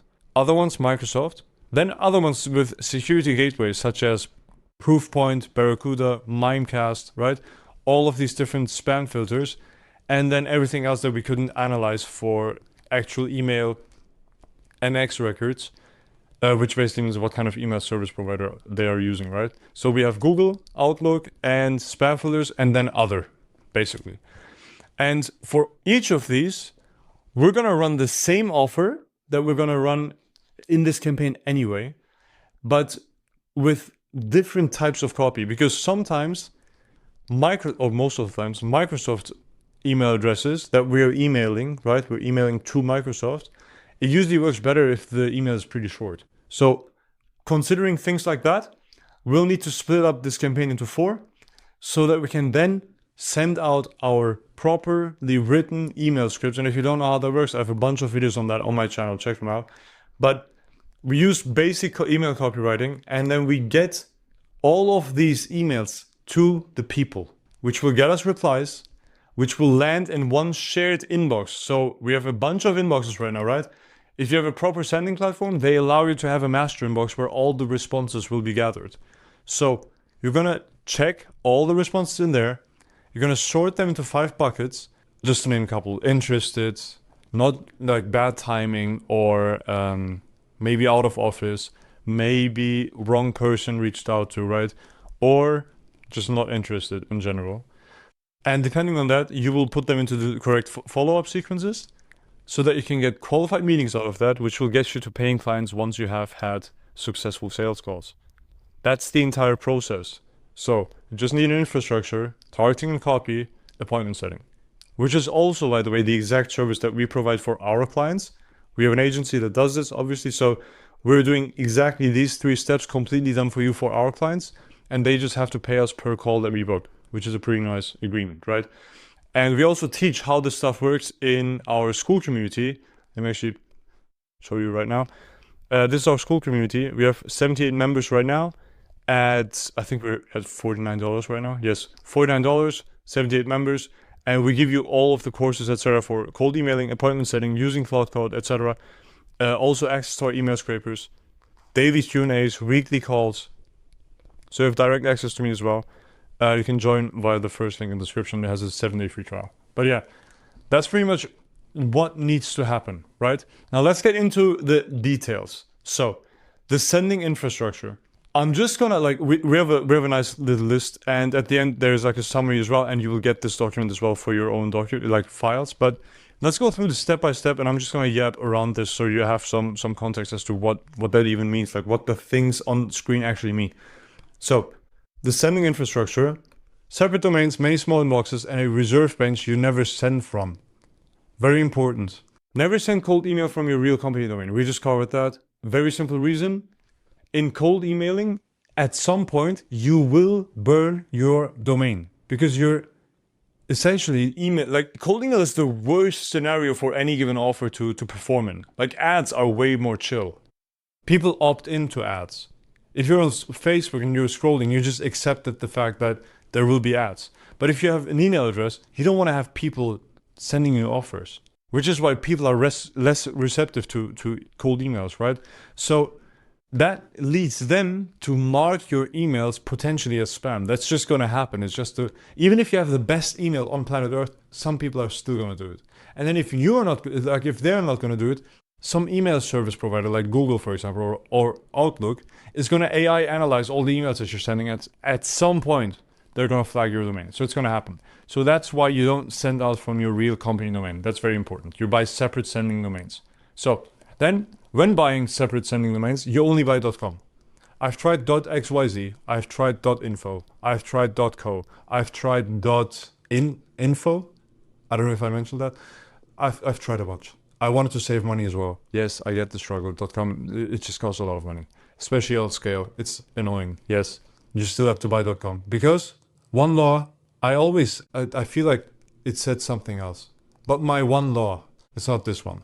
My one law: never cheap out on infrastructure. It doesn't work. What does this actually say? Never trade deliverability for volume. A system sending its full quota into the spam folder with 0 meters. Yes. Never cheap out on infrastructure because we can't cheap out on deliverability, because if we don't have deliverability, volume won't matter. That's why I have this thought. But anyway, let's keep moving on. So you put 3 mailboxes onto each domain. You could also do 2. Just do 3. Just do 3. 101, just do 3. You don't cheat the system. Do 3. I've tested 4, 5, 6, etc. It doesn't work. 3. It works. All good. Then you need to set up some DNS records. This sounds geeky as hell, and it is geeky as hell. Like you have to set up like DNS records, SPF, DKIM, DMARC. You don't know what that means. Me neither. It is also not important. I know what this means, but it is not important for you to know what this means. You just ask your AI to set up this for cold emailing. That's basically it, and then your domains will have the proper DNS records. That's pretty much it. Then Google Mailbox sends 20 a day, and Outlook Mailbox sends 5 a day. That's, in general, that's true. Yes, I'm buying my mailboxes from Scale Mail, and this is what they recommend, and I just go with the recommendations because they're providing me the email addresses. Why would I not trust them with the actual settings that they give me? So very simple, as you see, like just need 20 a day for Google Mailboxes, and if you buy Outlook, it's 5 a day. I never buy Outlook anymore. Like I just don't. Except I'm doing like an healthcare campaign, like where I'm targeting healthcare institutions, because for some reason they all use Outlook. I might buy Outlook. I usually still buy Google. So between the two of us, I would just buy Google. It's just like it's cheaper. It works. It's all good. Yes. And then if you ever if you're ever in the situation where you're like, hey John, I'm blasting 1,000 emails now. I want to have the 1,000 plus, right? I want to send out more. You just buy more domains and inboxes. That's exactly what you're gonna do. You buy more domains and inboxes. Yes. You don't buy more inboxes on top of the 3 that you already have per domain. You buy a new domain with new inbox. You just add another one of these badges, right? 1 new domain, 3 mailboxes. That's how you do it. And you never go past the 20 a day. Just don't do it. New mailbox warms for 2 to 3 weeks before it sends 1 cold email. 2 weeks is fine. Yes, 2 weeks is fine. Warm up every single domain that you get, every single inbox that you have in your account for 2 weeks. Make sure that the warm up pool that you're using is as high quality as possible. Very important, super underrated. Warm up is the backbone of your infrastructure. And warm up, by the way, in case you don't know, warming up an inbox means you have these fake inboxes, right? You have a bunch of these. Other people are also sending cold emails. Also, like all the other ones that are using the same sending platform as yours, like Instantly, Smart, etc. We also send cold emails, right? And we also want to warm up our domains. So what we do is, with all the cold emailers around the globe, we have one pool where we're sending out emails to one another that look real. They're AI generated and they're randomized like across the globe, so that the traffic that these inboxes generate look real. They look non-spammy, right? And we respond to one another and then they respond back, etc. It's just like simulating real conversations. And you need to make sure that the people that you're conversing with in these warm-up pools don't be triggered. With the mainstream sequencing tools, You have gambling sites in the warm-up pool, pornography, you have, what else do you have? Betting and whatnot. Like, you have all of these different types of inboxes in there as well. Like, all of these companies are also doing cold email, which is why we switched over to Email Bison. And Email Bison doesn't take anyone, basically. In case you're curious. Like, they don't let anyone in, which is super nice, because I can be sure that my inboxes are not sending out any emails to some gambling site, right? Which is going to harm my reputation as well, because at some point they could backtrack. Why are these people contacting each other? It doesn't make any sense. So just to keep it clean, have a nice warm-up pool. And then once they're in warm-up, they forever stay in warm-up. It is warm-up, like as in I'm warming up something, but they stay warmed at all times. They need to stay in warm-up forever, basically. You'll never take any inbox out of the warm-up ever, ever, ever. No. Yes. And then that's just a rule that I implemented because I found it really useful. So say you have 100 inboxes, right? I'll always take out 25 of them and I just leave them in warm-up and they send no cold emails. I give them a separate tag so that I never use them for cold emails. And then when I'm seeing with the checks that I'm going to show you in a minute, there's a lot to come still. When I'm seeing with the diagnosis that some of the inboxes are starting to burn away, and I'm going to show you exactly what that means. Like some, they drop in response rates, they go up in bounce rates, so they're bouncing, they're sending emails, but the email doesn't connect, right? You actually see that with the sending platforms. Whenever that happens, I just want to be able to easily take out one of the 25 that I have in reserve, immediately swap them out, and then get a new domain and warm them up for 14 days. Because otherwise, whenever some domain burns away, I need to wait 14 days to replace that sending speed, that sending capacity, right? And that just sucks, especially for clients. They want this to just run without any problems. I always like to keep some in reserve. Yes. So, yes. So in that case, if you wanted to send out from 50, you would have to buy about 6-7 mailboxes just to have 25% of those in reserve. Because a replacement domain warms for 2 weeks before it swaps in, which would suck. We just covered that. That's awesome. Yes, so the list. A bad list burns good infrastructure. Who you email is a deliverability decision. It's extremely important, actually. It is super important because if you email the wrong people, they are all going to mark you as spam. So you need to make sure that you're emailing only the right people. That is super, super important. So I need you to score every company against your ICP before anyone gets an email. And if you don't know how that works, you can join our school community. I'll give you the plugins that I'm using in Claude so that Claude does this for you. You need to verify every address, load in only the ones that are marked as deliverable. We use Million Verifier for verification. You throw away all the catch-all addresses. Catch-all means you couldn't really verify whether they are real or not. Like you couldn't say that they're a good email or a bad email. It's just like in between. We can't verify them. Don't email them. Super low ROI. Because if you bounce on all of them, it's going to suck for your domain deliverability. That's going to be bad. So we're not going to do that. Yes. Then, obviously, we keep a permanent list of every address that ever bounced. So we have a database of people that we're never going to email ever again. That's very important. We're going to split them by the provider that hosts them as per this specific graph. So all the Google inboxes go into one campaign, the Microsoft ones here, the spam filter ones here, and all the other ones into the fourth campaign. And yes, that's pretty much like the 80-20 to lists in general. Once you have a list, because I know like all of these different tools like Apollo, etc., you have to pay a subscription. Once you have a list and you figured out how many emails you want to send per month, you can easily calculate, okay, well, I have, say, 1,000 emails that I can send every day. I want to send every person 2 emails. That means I can reach out to 500 new people a day.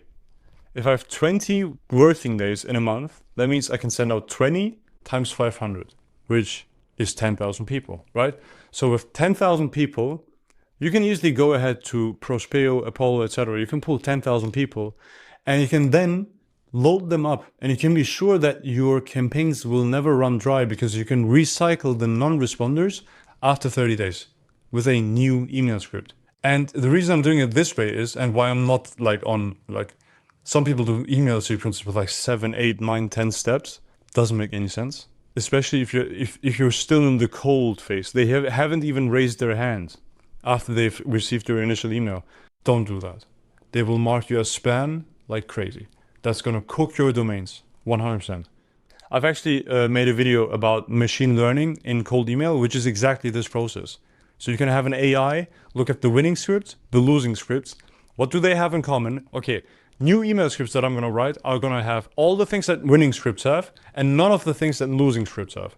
That's essentially how you're gonna do it manually if you don't have access to the systems.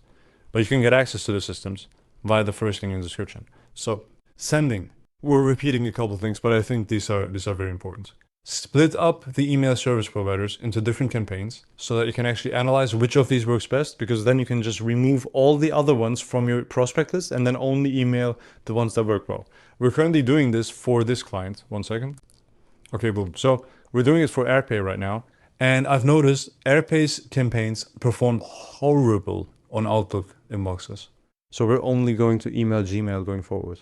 And the response rates are nuts once again. So if you look at the last 60 days, sent out 113,000 emails, 600 responses, 121 leads. Didn't look like that before. We had like 0.6% response rates. So we just doubled the results, which is quite nice. Yes, we would have more volume if we added the Outlook ones as well, but that would also hurt our deliverability because we would be bouncing, which is not ideal. So we turn off open rate tracking. No unsubscribe links. By the way, also not these like fancy, I hate to see them, like reply stop or reply banana so we stop sending you emails. Please don't do it. The best emails that you can send are the ones that feel like you just took a couple seconds out of your day because you spontaneously saw someone on LinkedIn and you wrote them a personalized email by hand.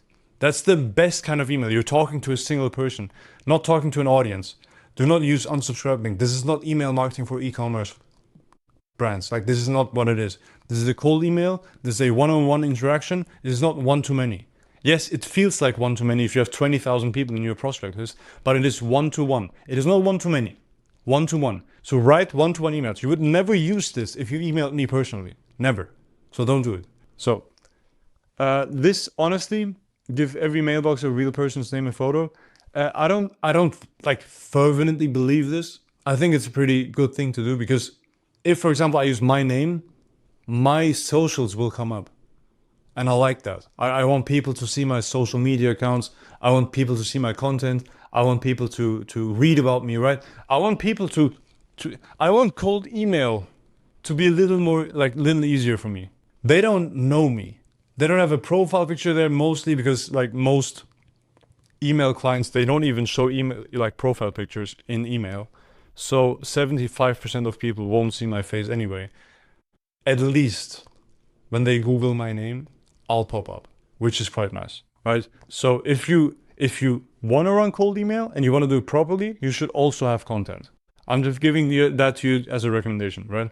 So send inside business hours, that's pretty much a no-brainer. It doesn't make any sense to send at midnight. That really doesn't make any sense. And that's the thing that I really like to do. I really like this board. It picked up on all the nuances over all the chats that I had with Thought.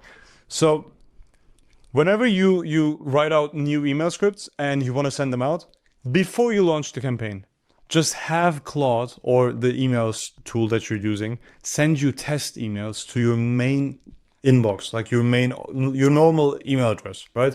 As if someone would cold email you. And then take your phone and then click on the email and just glance at it for a second. If you don't feel like reading it at all, rewrite the email. You can just like respond, write up a draft, right? You write up a couple drafts to all the different variants that you've written, and then you tell Claude, hey, I rewrote the emails that you sent me as test emails. I just put them in draft. Can you update all of them, please?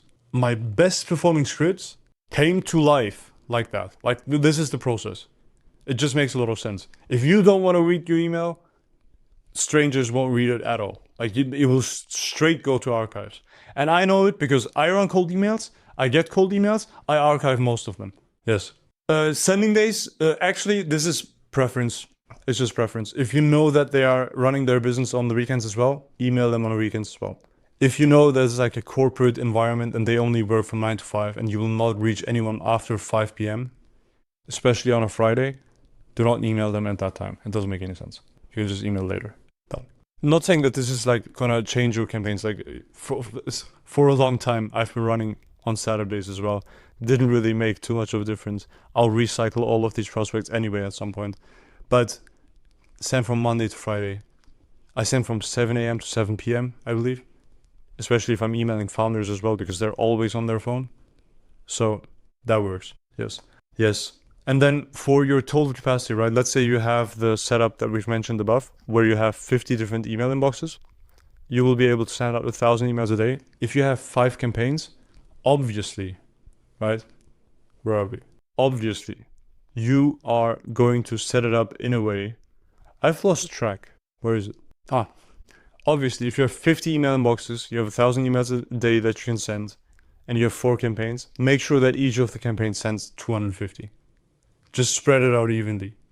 Just like this is basics, but we're talking about cold email automation 101. So you need to get the basics right. And by the way, all the professionals in cold emailing do the basics right at scale. They don't do fancy shit. Like, let me tell you, like straight up, clay enrichments, this, like, no. If they wanted to enrich something, they would just enrich it. They would not make a huge deal out of it. They would not talk about clay all day long. And the only reason why they would talk about clay all day long is because they have a deal with clay. Just saying, right? So, with that said, just make this basic stuff sure. Like, just make sure that this actually works. So, pause a campaign before you edit it, then start it again. This is actually a crux with Email Bison. That's why I put it there. Email Bison just requires you to pause the campaign before you actually edit anything about it. I don't think this is too relevant right now, but I guess I covered it because I didn't really see that before I recorded the video. So it's all good. What is this? Pace a campaign so it finishes when you want it to. Yes, that's an optional thing as well. So I like to run them at equal speed so I can see which campaign performs best right now, even if they have different sizes in prospect list loaded up. Let's say you have 4 campaigns. One list has 10,000 people in it, the other one 100,000, the other one 2,000, right? I'll still send out all the emails equally distributed on all of them so I can quickly see which of these campaigns deserves more attention in case I have varying prospect list sizes. If you know that all of these are going to work well because you've already tested all of that, pace it so that they end all on the same date. Because then you can just, like, a couple days before, load them up again. Yes. Depending on preference, obviously. But now, that's basically like all the basics around sending, etc. To keep this system running successfully, you will need this. I call it the daily loop. And I've implemented that in Claude as well. And that's essentially how I keep track of all of my campaigns, especially across all the clients, right? So every single day, Claude goes into my Email Bison account. For you, it might be instantly, right? And it asks 13 questions. And they're divided into 3 different buckets. So we have funnel-related questions, growth levers, and just infrastructure / mailboxes in general. So for the funnel, it goes through the account and it asks, are we sending? If so, good. Are we landing in the inbox? Good. Are we getting replies? Good. Are we booking meetings? Good. Can we do more? Yes? Awesome. How can we do more? Can we refill the lists, the campaigns, right? Can we send more per day because we haven't fully utilized the 20 emails a day that we can send per inbox, right? Can we add better copy? Do we have winners already, right? Can we write up new winners based on them? Can we deactivate the losers? Can we buy more inboxes? Right now, doesn't make sense to buy more inboxes. Are we already maxing out these before we buy new inboxes? Very simple stuff. And as soon as this is done, it will then go ahead and check every single mailbox. Is the warm up on? Is it sending cold emails? Is it bouncing? Is it at full speed? Right? And depending on all of these questions, it gives me all the decisions that I have to make. Say we have the possibility to add more winning scripts, right? If that's true, it's going to tell me, hey, I have drafted up these new scripts. Is this good? Like, can I get a decision from you? And it just gives me decisions. I don't need to like diagnose myself. It does the diagnosis itself. And it just gives me the decisions. And then it goes back to execution mode. So I don't have to touch anything. And yes, you can get this system in our school community. First link in the description. It is pretty cool. Like, this takes away 95% of the work. Super nice. So this is how I do it. Yeah, this is how I do it. I don't really need to cover these because I essentially covered all of that and more with what I just said. This is super cool. I really like this. Yes. And then replies. So this is for appointment setting. We're going through the entire thing, right? So we had targeting the copy. Now we have replies, appointment setting, etc. So boom. Yes. A couple basics. I'll skip a couple of them because they're not that important. Like AI just did AI stuff in here. So a couple important things. If you're getting responses, that's a good sign. Like, responses are a good sign. Why? They tell you you're landing in their primary inbox. If you're getting out of office messages, that's a good sign because you're most likely landing in the primary inbox. That's a good thing. If you're getting responses but no positive responses, that's a bad thing. That means your offer sucks. Good. You can change the offer now.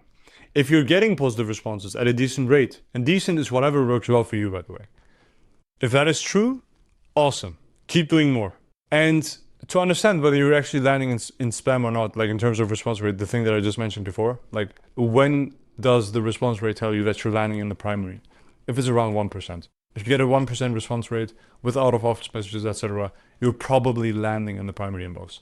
With Outlook inbox, for example, a lot of times I'm like getting 0.6%, 0.8% response rates. I guess that's solid for Outlook. But in general, that's like the ballpark figure that I can give you. Anything after that is just like about your profitability. So if it's profitable for you, you keep running the campaign. If it's not, you don't run the campaign, you change stuff, right? You change stuff. Now, to make sure that you actually get booked meetings out of this, there are a couple of things. Number one, answer within 5 minutes.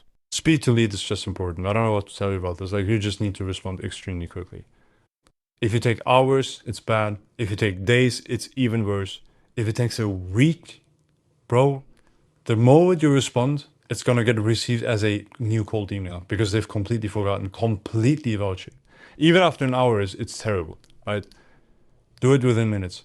We've tested this ourselves. Like, the numbers are exactly like Harvard studies say it, etc. Like, if you don't know about this, just Google speed to lead Harvard study, read through that study. We've had the exact same thing. We've tested this. We have an internal platform, which, by the way, all the people in the school community also get access to the internal platform, where we analyzed our booking rates over the time that it took to respond back to the leads. And it looks exactly like in the Harvard studies. So check out the Harvard studies because that's exactly what we have on our Outbound OS software as well. I think now it's called Lead Arc because we've changed the name of our agency. But yeah, anyway, that's that. Answer leads quickly, ASAP. And in general, as soon as you get a response and you want to have booked meetings, right? You don't just want positive responses. You want people on meetings.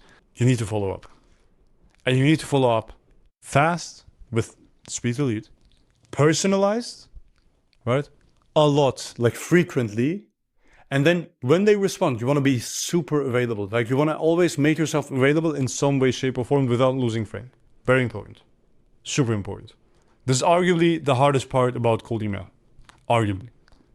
Offers is probably the hardest because most people's offers sucks. And then after you get a proper offer, this is probably the next hardest part. Is a proper sales motion that turns outbound leads into actual booked meetings. Super hard. Yes. But with that said, that's pretty much it. That is pretty much it. Like, we have this end screen right now, all the numbers in one place, so you can actually screenshot this. This is how we're running this, and this is how we're booking crazy nice meetings with companies like Airbus, Porsche, BMW, Toyota, Lockheed Martin even, right? Deloitte. This stuff just works, which is super cool. And if you want to copy our exact systems, first thing in the description, school, sign up, free trial. You have direct access to me. You have direct access to my co-founder, which is running all of this stuff, where he's booking the meetings, right? Very hard stuff. He does it very well.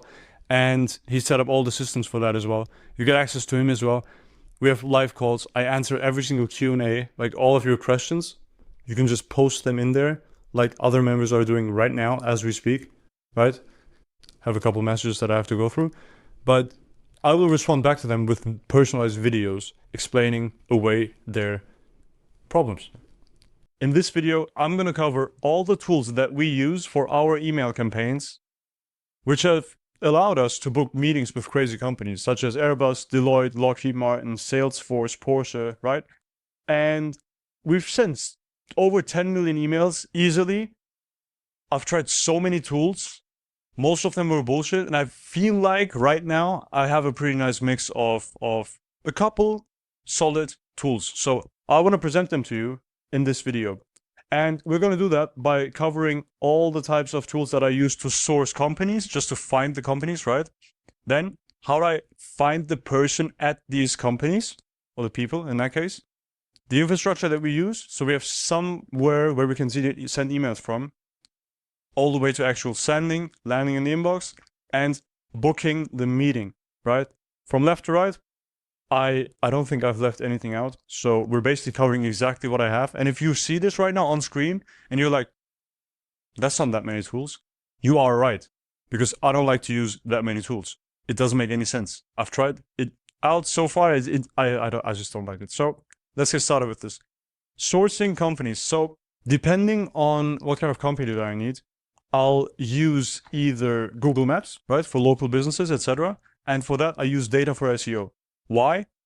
It scrapes the Google Maps entries that out in the world. You could search for dental practice in the US, and it will just like for every metropole, or for every city, every postal code, you can get all the Google business profiles, and most of them have websites in them, right?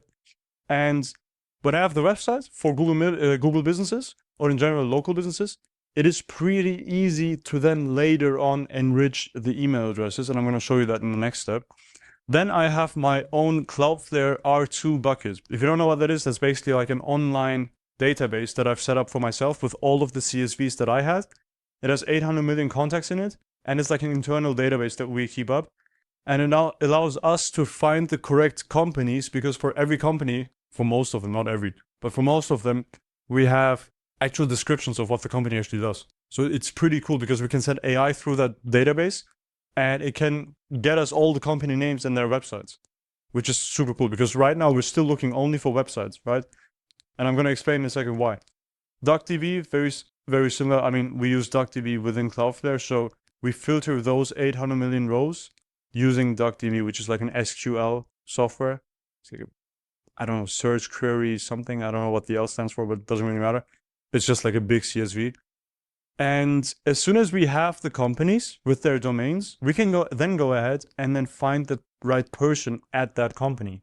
And we have a couple ways. So Prospeo is my go-to way because Prospeo allows me to search for certain website domains and then find every single person working at these websites or at these companies, right? And if I, for example, need the head of sales, I'll just use every single given job title that has anything to do with head of sales, right? And it gives me the first and last name of these people. And I also already have the company website. And now that I have that, I can use my internal tool. I just called it email guesser because it looked nice, and it's also very descriptive. It turns that company, like it turns the first and last name and the website into differently formatted emails, and it just tries to guess what the email might be for all the people at this company. And then we filter it, etc. So the basic idea behind that is this is guessing emails, and then we use Million Verifier to verify which of the guessed emails were actually right. Super nice. Which allows us to get super cheap leads. Like we pay at max 1 cent per verified email, which is unheard of. Like even if you get mass discounts at all of these providers, you still can't match 1 cent per verified email. So that's pretty cool. And by the way, if you want that email guesser, I'm currently preparing a course for our school community where you can literally get it for free. And it's going to be in here in Cloud Code for Outbound. You can start a 7-day free trial right now via the first link in the description. But yeah, that's pretty much how that works. So as soon as we do that, we have the people at the correct companies. Then we need some infrastructure so we can send out emails. Very simple. I don't set them up myself. I can't be asked. scaled mail. They buy and host the .com domains, and they get my Google and Outlook inboxes. Done. They set it up all for me in my sequencer, which we're going to cover next. But that's pretty much it. Because they buy the domains for me, they get the inboxes, and they put it into Email Bison's Warmup, because that's our sequencing tool. So most people use like Instantly and SmartLead. We use Email Bison. This is Email Bison. Private email sequencer for the top 10%, you have to apply, etc. We get access to it because agency, and we send it a fuck ton of volume. So that's pretty cool. That's our sequencing tool. Amazing deliverability, even better warm-up pool. And every mailbox stays warming forever in Email Bison. And to send the emails, obviously, we also then use, you've guessed it, Email Bison. Yes. So we have one platform, we have one workspace per client. Let me actually show you how that looks. Boom. So we have some client campaigns here. So this is for Airpace, and this is our old name, by the way. We need to change this logo. It's Lead Arc now, so that's pretty cool. Yes, Airpace. And over the last 10 days, as you can see, we've sent like 23,000 emails, generated 20 leads out of 170 responses roughly. And if you look at the last 120 days, for example, yes, that's where we switched to Email Bison for them, right? Boom. Yes, so we sent over the last 60 days 110,000 emails, almost 640 responses, almost 120 leads. Pretty cool, pretty nice stats. Email Bison works extremely well. Deliverability is A+. So I can highly recommend. Like if you can get access to it, get access to it. Yes, so that's sending. And therefore, booking the meetings, we simply have an N8N automation that fires a notification, right? And that notification notifies us via email. And then we also have an internal tool called Outbound OS. It's literally ours. We just built it ourselves over the last couple months because you have to manage these responses somehow, some way. And just using the master inbox in Email Bison, I'm going to be honest, doesn't work, right? There's no way. And in here, let me actually show you this as well. You get access to that software if you join our school community, because it's just nice and we teach you how to run cold emails that actually work. And here's Leon, my co-founder, and he goes over the full like demo of how this works. You can look at this demo like if you click on the first link in the description. You can just get access to this page, and then you can watch this demo where he fully goes over like how this works, etc. So that's pretty cool. It's our internal tool. If you want to have access to it, you have to join the school group. But that's also another tool that we use.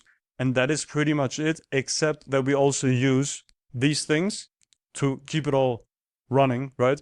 Claude Code, obviously, like I'm running 95% of the day-to-day operations for this emailing system with Claude. And it's nice. And I'm trying to give away all of the plugins, etc. that I'm using in here. I'm literally working on it as we speak. Actually, let me show you something. This is literally the folder that I'm just preparing for the members in the school community. So they'll be able to install all of this. Yes. So script writing plugins, list building, campaigns, email scraping, second brain, infrastructure, etc. How to maintain it, how to upkeep everything, right? All of that will be available in there. So that's also our Obsidian Vault. So like the full second brain that everyone will be able to set up as well. Boom, you open up this. This is how it looks. We've set it up for ourselves. This has all the information about our agency, and our members in the school community will also be able to build something like this for their business so they can actually run it more efficiently, especially using Claude. And then we just use Slack plus email for comms, for communication. So that's pretty much it. I mean, this is not that complicated. I don't like it when you have like too many tools. I find it repulsive, to be honest. It's weird. Like, why do you need so many tools? Just get your work done. And this is the list. So if you want to screenshot it right now, screenshot it right now. If you want to get access to all the things that I've mentioned about Claude Code in Outbound, how to run your email campaigns with Outbound, building the second brain, etc., you can get it all in a free trial if you join our school community via the first link in the description. And in this video, I want to show you the cheapest but yet most effective cold email setup that I was able to find to get sales calls with these B2B decision makers. And to do that, I'm going to cover 3 things: where most people are wasting money, what my infrastructure actually looks like, and number 3, where to never cut corners, right? So you finally get a proven infrastructure that is cheap to run, built to last, and gets results. Let's get straight into it. So how do we actually cut costs without killing deliverability? Now, there's an 80-20 to everything in life, as well as for running cheap cold email campaigns, right? So a lot of people are extremely keen on doing these 20% that are just hella expensive. They don't bring you any benefits. It's complete bullshit, right? It is complete bullshit. Meanwhile, at the same time, they refuse to accept that they need to do this instead. I'm going to tell you what all of this bullshit is so you can fully avoid it, right? And then I'm going to tell you what this is so you can only keep doing that. Like only do the green part of this, not the red part, because the green part, right, takes 20% of the effort. It takes barely any effort to do this right and get 80% of the results, arguably 95% of the results, as opposed to doing the last 20% correctly, right? But pay like 5 times more and have like 5 times more work that you have to get done to actually reap the benefits, which is basically nothing compared to this, right? So we're going to cover that right now with the first point. Number 1, where people waste money. This is the red part, right? We're talking about this right now. Where people waste money. I'm just going to cover everything. Like this is going to be in depth. Bring some coffee. Buying max data depth when you only need email plus first name plus arguably industry, right? Let me put that in here. Beautiful. You don't need more than that. You genuinely don't. Like you don't need to know the school that they went to. You don't need to know what year they graduated. You don't need to know where they were, like when they started working at the new position. You don't need to know any of that. You don't. You literally do not have to know that. You don't need their personal emails on top of that. You don't need their middle name. Dude, email, first name. And if you know what, like who you're texting to roughly, like the industry, you're done. You don't need more info than that. Everyone that really like requests and makes it like a requirement to have more than just these 3 things, they want to do this, which is the next thing people waste money on. Custom AI personalized intros. If you don't know what that is, awesome. If you know what it is, please avoid, because no one cares if your AI gives them some insert AI compliment that doesn't mean shit and looks like AI. If you really think, like if you genuinely believe that this will give you a higher response rate, you're sleeping, you're dreaming. Like no one cares. Genuinely, no one cares. And I'm saying this so aggressively because I thought about wasting time on this until I guess God saved me. I don't know. I looked at the AI personalized first lines. The first, like, it's like, hey, first name, and then it's an AI icebreaker. Yeah, they call them icebreakers. I remember. As soon as I heard icebreaker as a term, I was like, this can't be real. This is a cold email. What kind of icebreakers can we possibly come up with that would increase response rates? I don't believe in that crap. I've tested a couple of things like that very, very early on. It didn't work at all. It cooked my deliverability because it's obviously AI. And because it's obviously AI, people are even more likely to hit spam on you, right? They will just mark you as spam. Everything will get cooked. It just costs a fuck ton of money. Now you've spent money to set up this AI icebreaker. Now people mark you as spam, which means you have to get more inboxes, which costs you even more money. And then you have to wait 14 days to get the new inboxes warmed up, which costs you even more money because now you have the opportunity cost of waiting 14 days. It's complete bullshit. Please, for the love of God, do not use custom AI personalized intros. No one cares. And even if there was a maybe chance to get 10% more response rates as opposed to what you're getting right now, it isn't worth it. It is so not worth it because even if this worked, it would be way too expensive to make it worthwhile, right? In this case, in reality, like in the real world, it doesn't work, costs a lot of money, and costs you more money in the long run because you have to replace domains more often. Problem, right? Next thing, AI inbox management. Similar story. People, like anything customer facing, last time you used a chatbot, how quickly do you want to get to a human? Extremely quickly, right? You don't want to talk to the AI. You don't want to talk to the mainframe. You don't want to talk to the simulation. You don't want to talk to the architect, right? You want to talk to a human being. You just want a human being to solve your problem. You now responded to a cold email, which in itself is not a natural occurrence. It is not a natural thing. We're sending emails to people that do not know us. They may have the pain point we can solve, yes, but it is a very vastly different situation as opposed to like texting someone that you actually know, right? And because of that, any given moment where someone responds to a cold email, something out of the norm happened. Something unnatural happened. And if that happens, you shouldn't fumble it with an AI talking to that guy or talking to that girl, right? You shouldn't do that. It will just ruin your booking rates because no one likes to talk to AI. It is blatantly obvious nowadays what AI text looks like. And it always has an M dash and it always says, it's not this, it's that, right? It's every single time. Do not use AI inbox managers. Just have AI categorize the responses, right? Just analyzing data. That's what AI is for, right? Analyze the data, analyze the responses that come in. Mark them as interested, not interested, bad timing, do not contact, out of office, right? Mark them and then have a human being with proper templates respond to these people within 5 minutes. That's what you need to do. I'm getting ahead of myself, but do not use this for the love of God. Also, it's expensive as well. Like on top of that, it's still like, again, it doesn't work. It is expensive. People will mark you as spam, which will cost you more in the long run. Same thing as the AI personalized intros. So avoid, right? Avoid all of these. Inbox health monitoring tools. Now, to be fair, we can calm down a little. Inbox health monitoring tools are useful at a certain level. But then again, there are, at least in my personal opinion, that like my 2 cents, this is my video, so I'll say whatever I want. In my honest opinion, you can literally avoid this because it just costs extra for no reason. And you can just use response rates. So I'm gonna use an abbreviation. Response rates, including out of office messages, right? So every single response that you get, you will count into the response rate. If this is higher than 1%, you're good. You're just good. And if you need to know, like, is this specific inbox, like, is it doing well? You can just go into the response rates on that specific inbox and then check if the response rate's above 1%. If it's close to 1%, it's still probably good. If it's 0.2, it's probably bad. You could just replace it. Costs you zero money. Is very easy to find out with Smart Lead, Instant Lead, Email Bison. You can immediately find this out. You don't need crazy inbox health monitoring tools. So just unnecessary cost, right? Doesn't help you. It literally doesn't help you. You have to replace the inbox anyway. So you might as well save on cost for this monitoring tool and just get more inboxes and replace old ones. Done. Next one, storing data.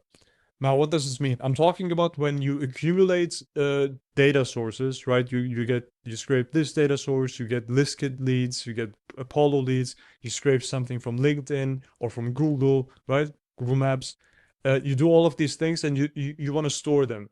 And you have a fuck ton of data. And a fuck ton of data in my world is like you have more than 100 million people in your database, right? If you have that, at some point, storing data is going to be extremely annoying. It's going to be extremely annoying. And you're going to be very inclined to finding a crazy online cloud-based, SQL-based, crazy database that you want to use to store all of that data, right? And it sounds intelligent at first. It sounds like you're doing like operational work. But honestly, what I found to be extremely simple and very worthwhile is just like have Google Drive folders and then separate the big CSV with all the data just into multiple smaller ones based on country, based on city, whatever.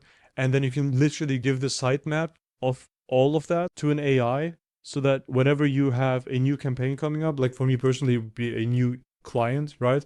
I would say, well, this is the website of the client, this is the offer, this is the service, this is the USP, this is the niche that they want to go for. And then the AI would tell me like, okay, like you can find this data or you already have this data.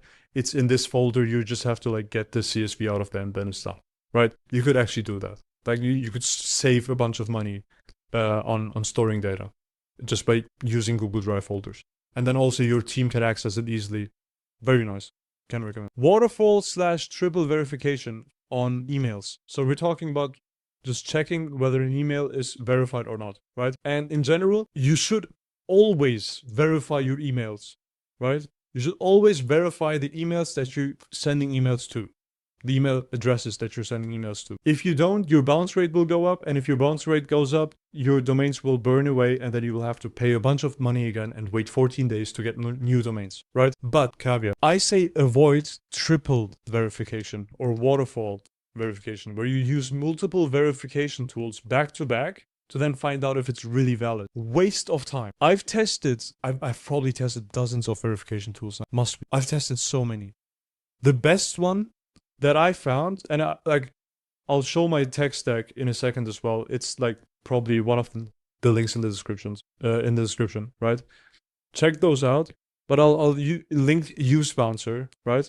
Use Bouncer, I'll just put an abbreviation, Use Bouncer. It's so nice because it gets the safe to send emails and then it's done.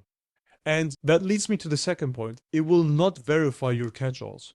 It will not. And what is a catch-all? It's basically all the email addresses where we can't really prove whether it actually exists or not, right? That's just a simple term. Catch-alls will always be a thing. And I don't see the point in emailing catch-alls. Sure, if you're targeting like a very, very, very tiny like subsect of B2B decision makers that like we only have 120 of them on Earth, then obviously I would try to email all the catch-alls as well. But if you're reaching out to lists that are bigger than 120 prospects, you don't need to verify catch-all. One, there's no real reliable way of verifying catch-all. And number two, it is just hella more expensive for just a little bit more effectiveness, right? Effectiveness, I think that's a word. But in general, just avoid both. I don't see the point, especially if your TAM is large enough. Just get the emails that are valid, have a proper offer, and then do whatever you have to do, right? And that's the actual second point that we're going to get into now, which is, let me grab something from my notes and then put it in here, because this is going to be cool. We're going to talk about number 2 right now, which is, just made a mistake, bam, joke. I never make mistakes. So, number 2, the actual infrastructure I use to land in the inbox and book these meetings with these B2B decision makers. And the core principle behind all of this is deliverability comes from doing the basics right? And the basics, if we scroll back, these are the basics.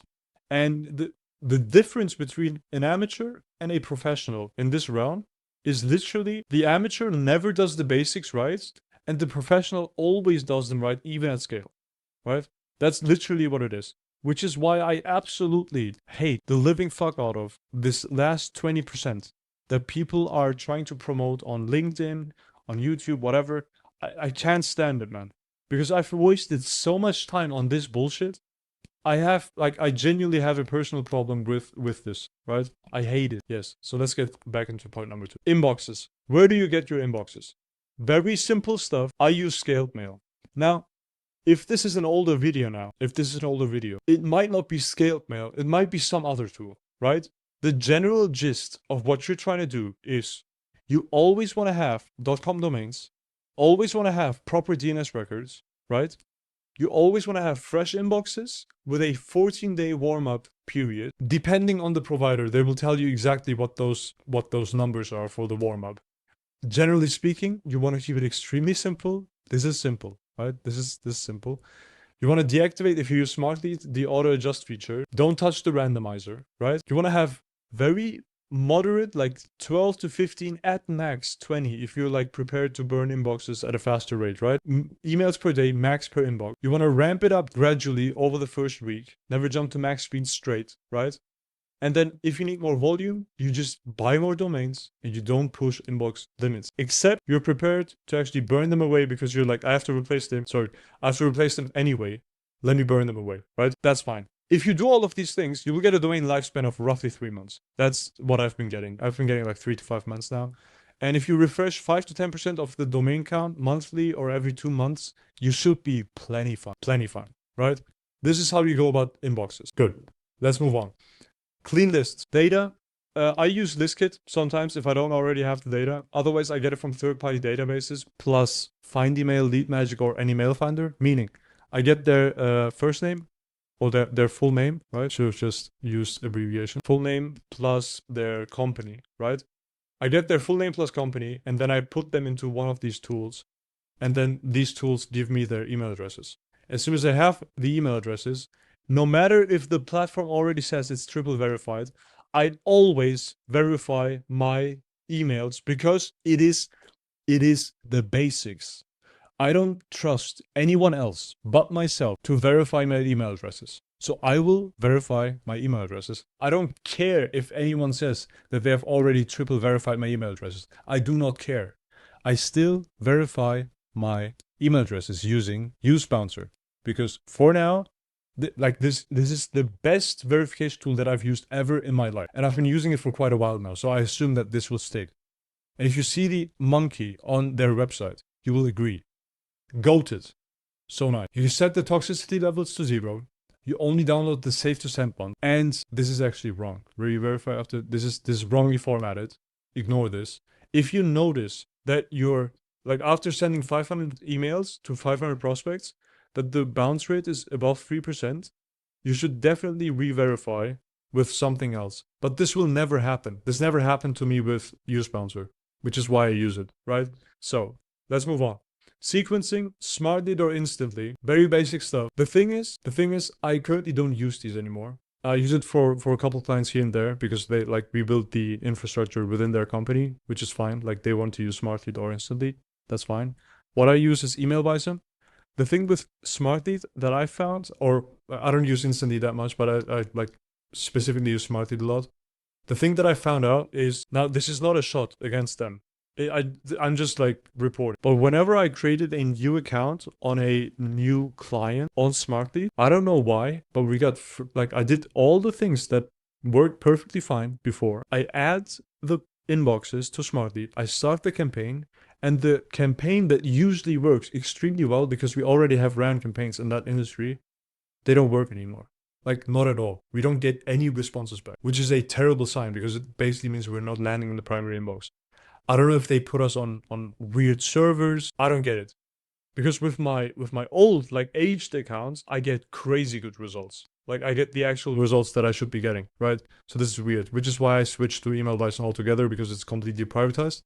But generally speaking, this should work. Either one of those should work. Maybe try Instantly. I don't know, but try it out. On sequencing, you use spin tags on every single element, right? You never set the same exact script to thousands of people. At all. Like every single script that you're sending out, obviously like not literally, but there should be a lot of variance in the emails that you're sending out. You run A, B, C, D, E, F, G, like A to Z, basically. Split tests simultaneously, and you have to absolutely blast. And again, this is the comment that I just made. It's almost like you have to expect with especially Smart Leads. It feels like it's Smart Leads issue. You almost have to earn your right to proper deliverability on these platforms because they now introduce some, like, you only get access to premium warm-up pools if you have minimum reply rates, you have at least this many Gmail and Outlook inboxes. They make it like a qualification thing. I get it. I fully get it. Most people can't cold email for shit. Like, they just can't do it. They're just lacking the skill. So it makes a lot of sense to, like, gatekeep the proper warm-up pools, etc. But if you're prepared to do that, you should definitely use them. Like Smartly works well, Instantly works well. Earn your right to proper deliverability, text with the support team, tell them about what you have to do or what you want to do, right? And they maybe could get you on the proper warm-up pools, right? So this is the main idea behind the infrastructure that we use to land in the inbox. And you will see that this is incredibly simple. Like this is comically simple, right? And now I want to get to point number 3, which are the non-negotiables where you never, ever can cheap out, ever, right? So, number one, sending behavior. You never want to have volume spikes ever, right? Ever, ever, ever. You don't want to have that. What you want to do is always, like, no matter if you're starting to send with new inboxes, you want to ramp it up slowly, right? Ramp it up slowly. And when you want to stop, you ramp it down slowly. You want to have very human behavior. Everything should be very smooth, right? You always want to send plain text, never HTML or any links. You want to remove all the spam triggers using mail media or spam keyword checker. And in terms of inbox health, if in Smart Lead, for example, if you see that any given inbox pushes down or has less than 100% health from the warm-up pool, you want to remove them from the campaigns by just setting the email per day, like the cold emails per day, to 1. You want to keep warm-up as is, but you want to pull down all the cold emails immediately to 1, right? In general, that's like in terms of sending behavior. In terms of offer and targeting, now this is probably arguably the biggest point. Like biggest point, very big point. No matter what you do, if you have a bad offer, you will get spam complaints, and spam complaints will get you into spam. That's as simple as it is. If you don't know how to generate offers for your cold email scripts, feel free to check out my other videos. I'll link the fitting one in the top right corner somewhere, right? But in general, you want to have a proper offer, because proper offer get proper results. And proper results are responses. And that could be both positive and negative. As long as people are interacting with you, it's a good sign. So get people to interact with you. This is a very important point, by the way. Like, get people to interact with you means get either a yes or a no. Make it easy for someone to say yes or no to your email. This is extremely important. Also, the basics, very, very important. Check out the video that I just linked, because I have a video in mind. Good targeting reduces cost per positive reply more than any tool. If you have an accurate list that is clean, you will fix probably 95% of your problem. These two things will fix 95% of all of your problems. Easily. Easily. It's not even close. Like, there's no other thing that will have such crazy effects on your cost per positive reply than these two things. No other thing. No inbox health monitoring, no AI icebreaker, no AI inbox manager, no smart agent, no reporting tool, no whatever, right? There's nothing else that would have such an effect on your economics, such as these two things, or like these two things. Very important. So, how do you actually know if it's working, right? You will only track your response rates. As I've said, you will track all response rates, including the ones that are out of office. So if holiday comes around and everyone is like, stupid, like, or on LinkedIn, you're on LinkedIn, holiday comes around, right? It's Thanksgiving, it's Christmas, it is New Year's, it is Valentine's Day, it is something, right? And people are like, it is Valentine's Day. This is why you should stop your cold email campaigns, or how Christmas taught me to stop my cold email campaigns. Whatever. Like, they have their LinkedIn AI post, right? Whenever you read that, you keep blasting, because you do the basics right. You will use the holiday to see how many out of office responses you get. If you get a lot of them, your infrastructure is healthy.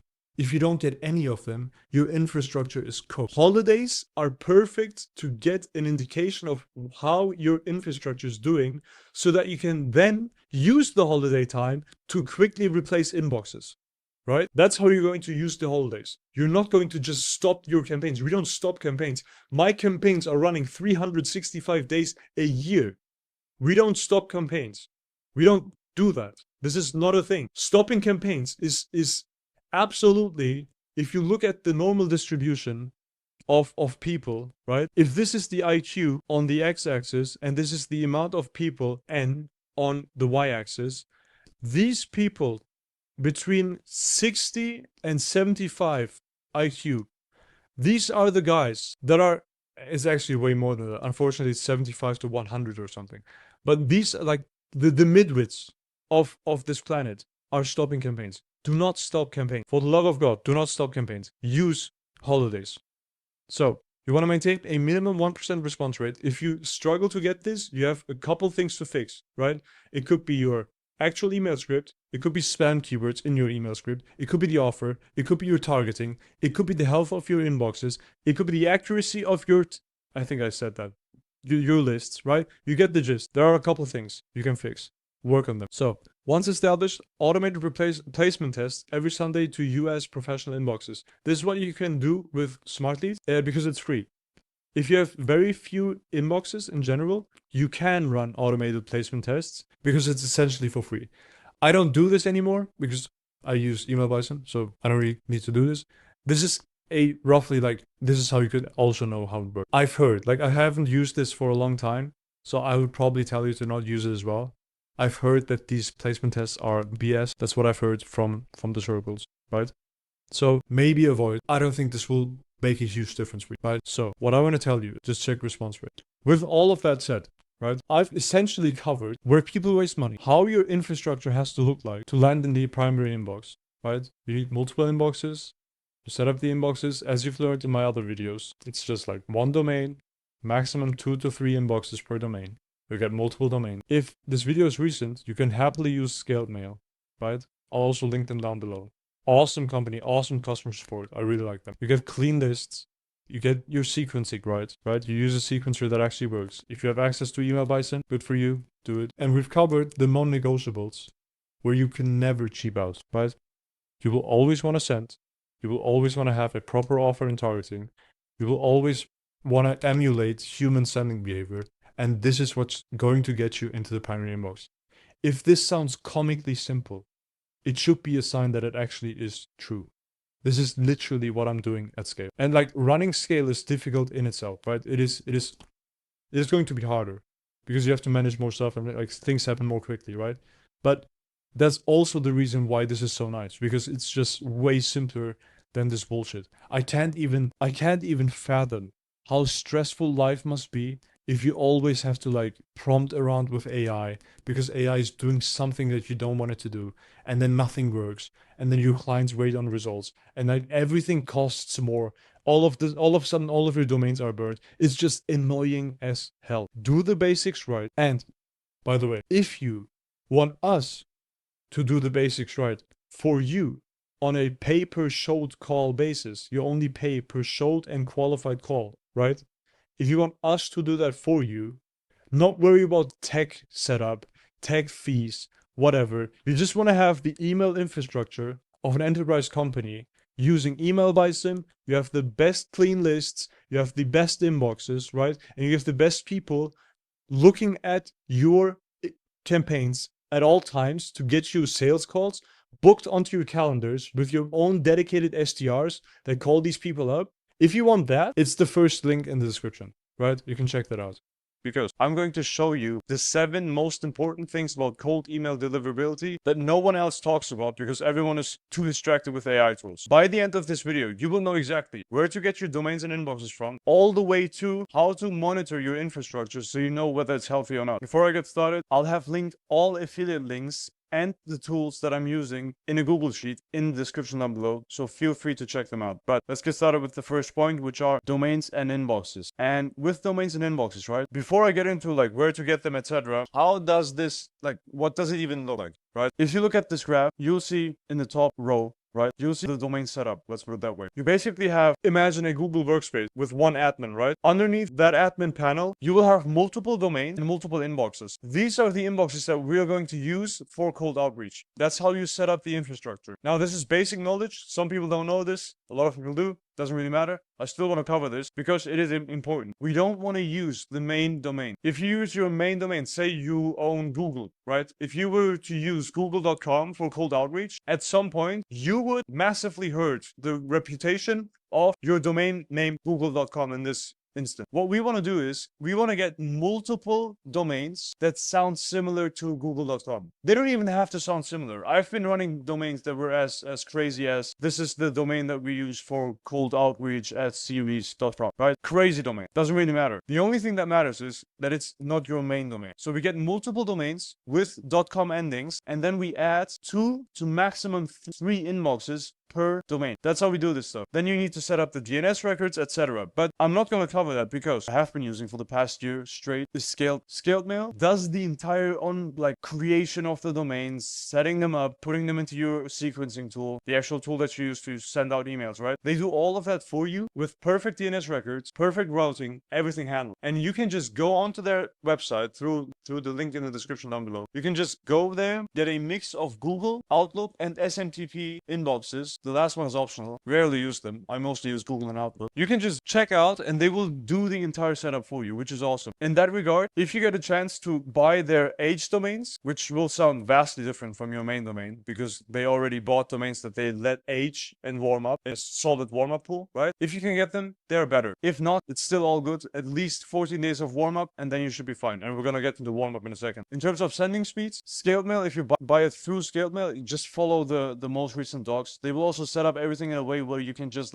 use them immediately. You don't have to worry about settings at all. Hence me recommending this. It is idiot proof, which is quite nice. As for cold emails, a lot of people like to push their Google accounts pretty hard to like 25, 30 emails a day, sometimes even way more than that, right? If you had zero experience with cold email, the maximum amount really that you can push with a cold email account is 50 emails per day in total. That's warm and cold. So warm, just to keep your account warm, right? These are like artificially sent emails. And then you have the cold ones that you send out to actual prospect. I don't want to go into any limits. What I'm doing is we send out however many warm emails we have to send out according to scaled mail. And then I send out 12 to 15 emails per day max for Google account. For Outlook accounts, it's slightly different. There's a lot of stuff changing, so I'm not even going to comment on that. As of right now, I'm recording this, it seems that Outlook inboxes are best performing with 5 emails per day only, right? Per inbox. So just to keep that in mind, stay away from rate limits and then you should be fine in general when it comes to sending speed. Now, the next one, sending schedule. This is also pretty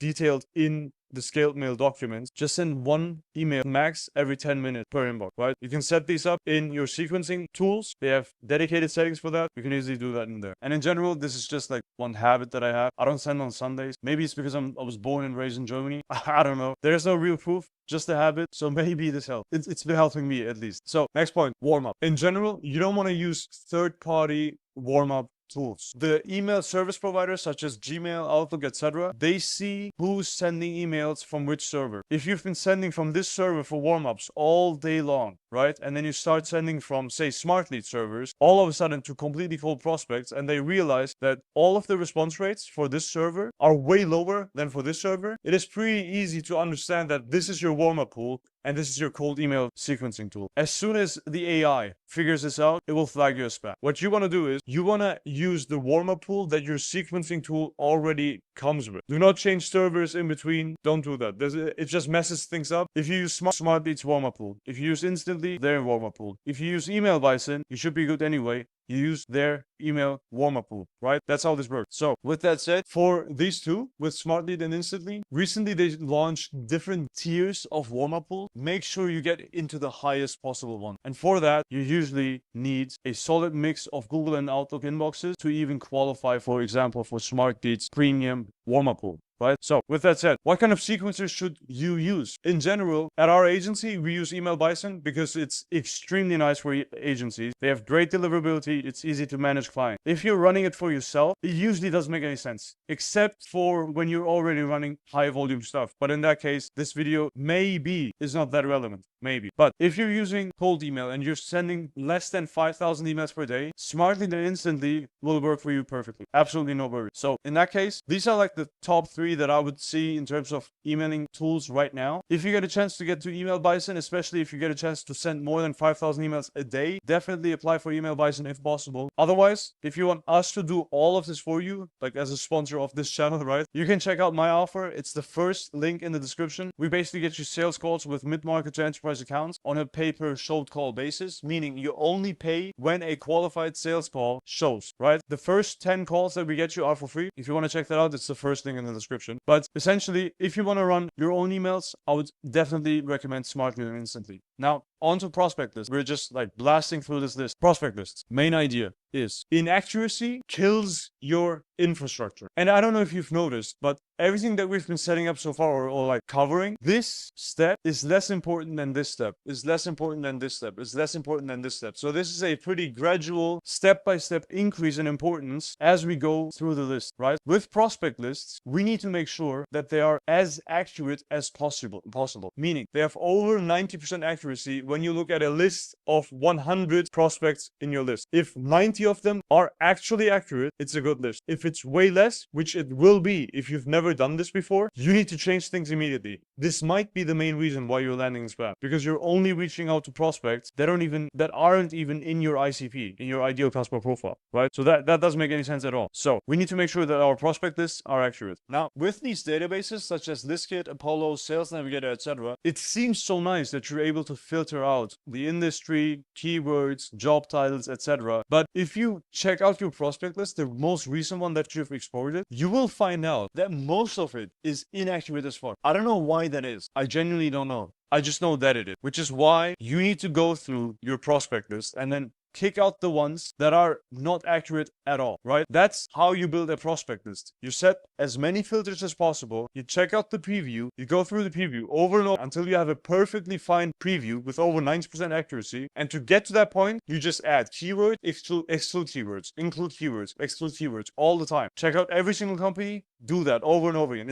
It's a very iterative process, so you have to just go through it step by step, right? As soon as you have that, you will have accurate lists, which will save your inboxes. And then last thing that you have to do in terms of standard hygiene is to keep a block list up to date, be it for your clients if you're an agency or for yourself, right? You need to keep a global block list that is up to date, meaning your entire deals pipeline is excluded. All of your existing customers are excluded. All of your competitors are excluded, right? Very, very important stuff. Now, let's move on to the next step, which is that after you have your prospect lists, you now need to verify the email addresses of the people that you want to reach out to. Why? If you don't verify these email addresses, you will get a bounce notification. And a bounce is basically you trying to email to someone that doesn't exist. The email address doesn't exist. If there's anything that signals spam, it is this. Because every now and then in every single database, you will have spam traps. And spam traps could be as simple as having a usual iCloud email address, right? Instead of having john@icloud.com, it will be john@icould.com. Stuff like that. You need to get rid of them. If you don't, your rates will go up. And if your bounce rates overall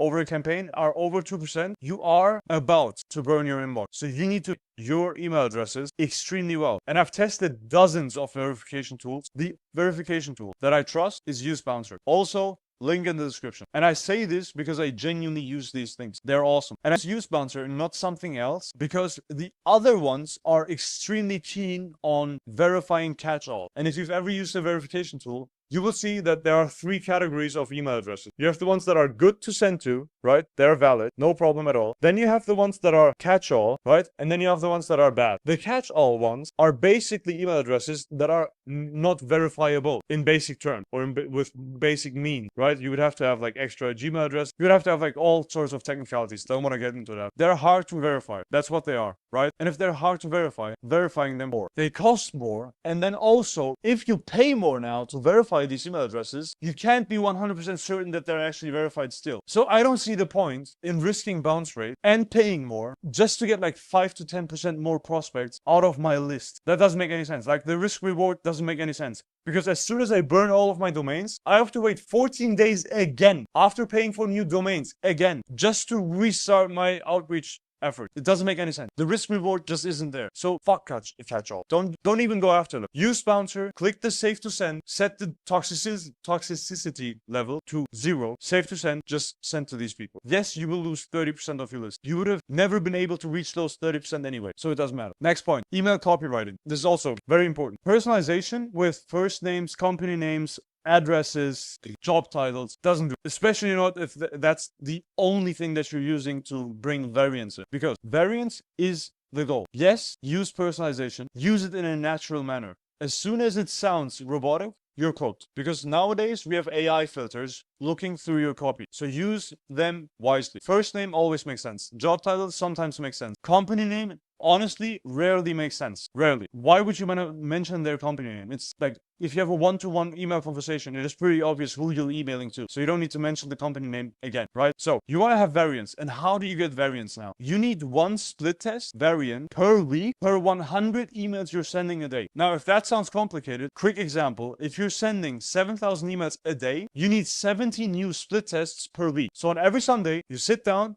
write 70 new split tests, right? And send them into the race. And then next week, on Sunday, you sit down again, look at all the losers, kick them out, take all the winners, create 70 new ones based on the winners, and then you go again. This is how you get variance. Now, variance squared, watch out, you can spin tags all of your variants. Meaning, if you have 70 new split tests a week, and you have spin tags in greetings, transition phrases, action verbs, benefit descriptors, social proof verbs, and CTA openers to preserve messaging. You don't want to just random words, right? You want to only spin text these different types of words. If you do that, you will almost certainly have one unique email per prospect. That's the type of variance that we're talking about, right? That's what you want to do. And in general, don't use spam keywords, because don't use dollar signs, don't say USD, don't say refund, don't say pay, don't say I'll get, right? Tough. You want to use the link in the description for my spam keyword checker. It is quite nice. It's not mine. I use it. I just said mine, but I use it. It's Mail Meteor or something. Check it out. It's pretty nice.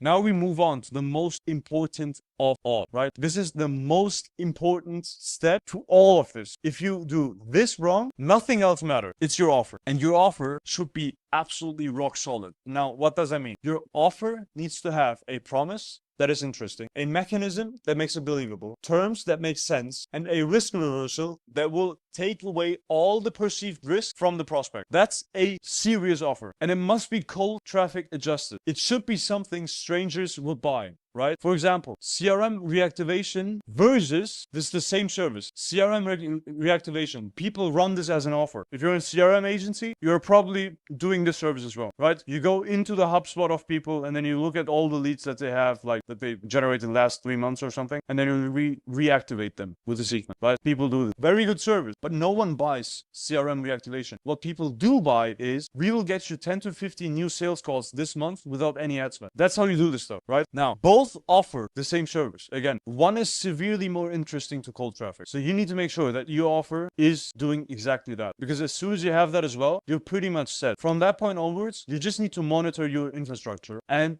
you don't have to use any fancy tools. This is awesome. You don't have to use any fancy tools. You just check your reply rates. It should be more than 1%. You should always be sending during holidays to get out of office messages, because as soon as you stop getting out of office messages, your inboxes might be cooked. Just to keep that in mind, right? And if you want to go one level deeper and you want to really monitor your entire infrastructure in detail, what you need to do is you need to go into your sequencing tool, and in your sequencing tool, you will have inbox level statistic, meaning for every single email account that you're using to send cold emails with, you will have their individual reply rates, their individual positive reply rate, right? And the amount of emails that they're sending. And what you want to do is you want to check out all the inboxes that have been sending at least 500 to 1000 emails in a given time period, right? To then check for bounce rates, should be less than 2%, or I guess 3%. Let's keep it at 3%. I apparently rolled 3%, and reply rates that are at least 0.3%, right? On an inbox level. In general, on a campaign level, you want to have 1%. Yes. If these are not true, so if you have more than 3%, delete the inbox. If you have less than 0.3% on a reply rate, on your reply rates, delete the inbox and just replace. And this is perfectly normal. It is perfectly normal. You will be burning domains at some point. All of the things that I've shown you just now are just to prolong the lifespan of a single domain. Why? You can use it for longer, meaning you have to replace it less frequently, meaning you can get more positive responses in the same time period, meaning you can just get more efficient overall,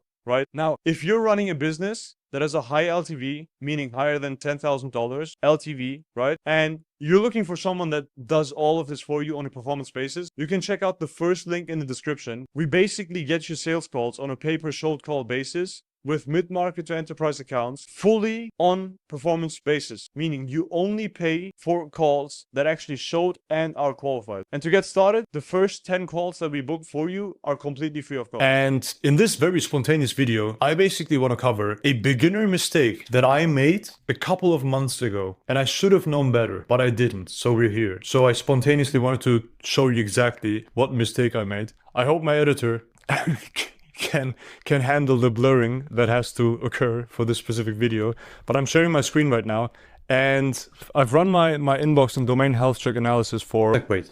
This has the company name, this has the company name, this has the company name, this has the company name. This doesn't have any company names in it. And if you can see the pattern, this is bouncing, this is kind of bouncing, but it's Outlook, right? It's not Google. And it's not bouncing at all. Now, it could be because this is custom SMTP. That could be the case. Or it's simply because it is custom SMTP and it doesn't include the domain name. Because this is also not Google and it is bouncing. And it is using the company name. So maybe potentially, most likely, Google has flagged the company name, in this case, as spam. Now, the thing is, I know that Google does these things. I actually know. I'm not ignorant to that fact. I do know that. The thing is, I didn't know at the time when I was buying it.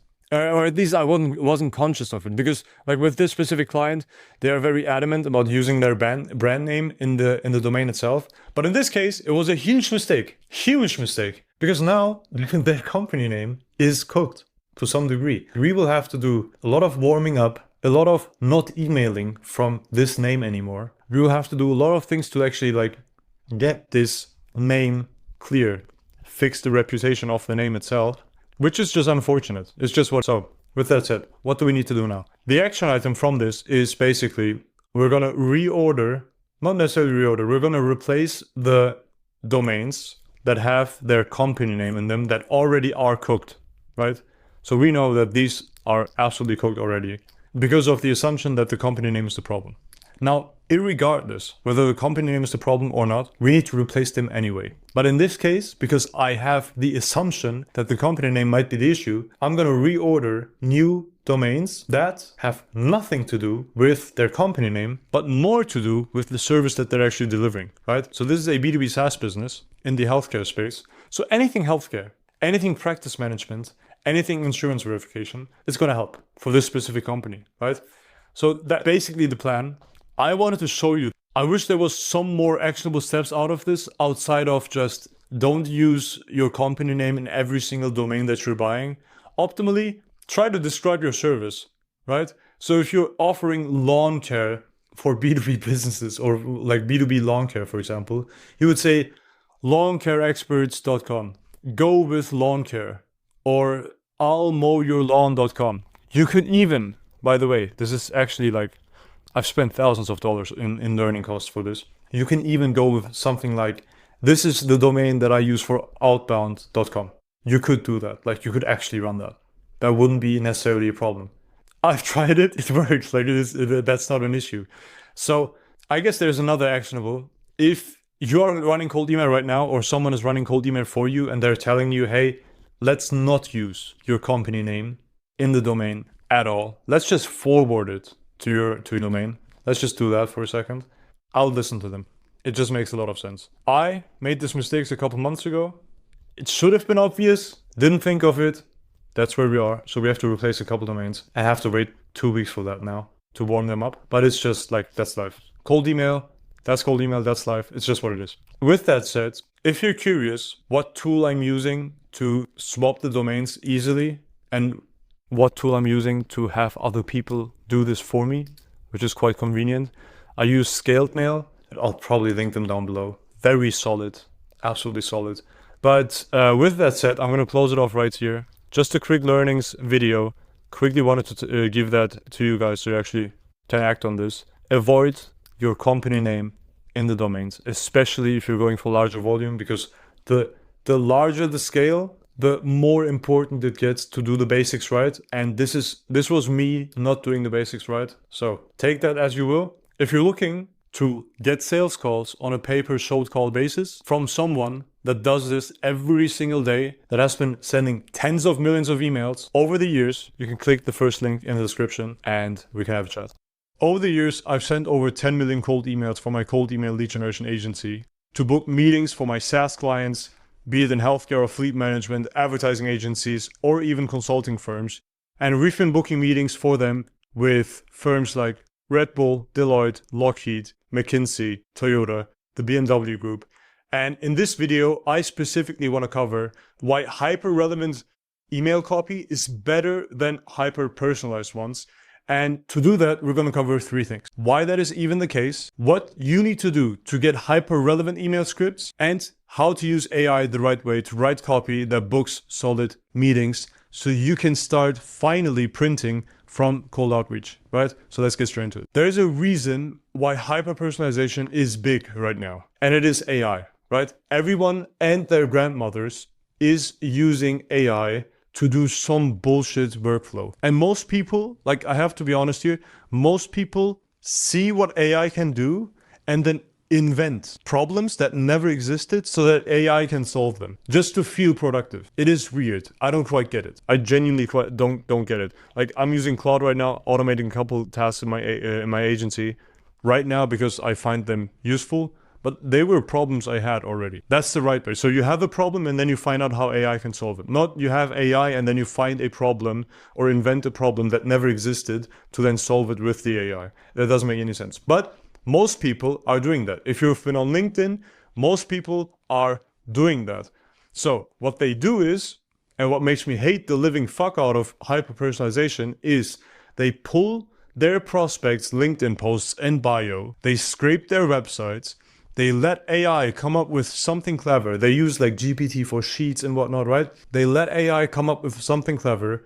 They put it in the first line of the email and they call it AI icebreaker on LinkedIn to make it sound fancy. And then you get this, right?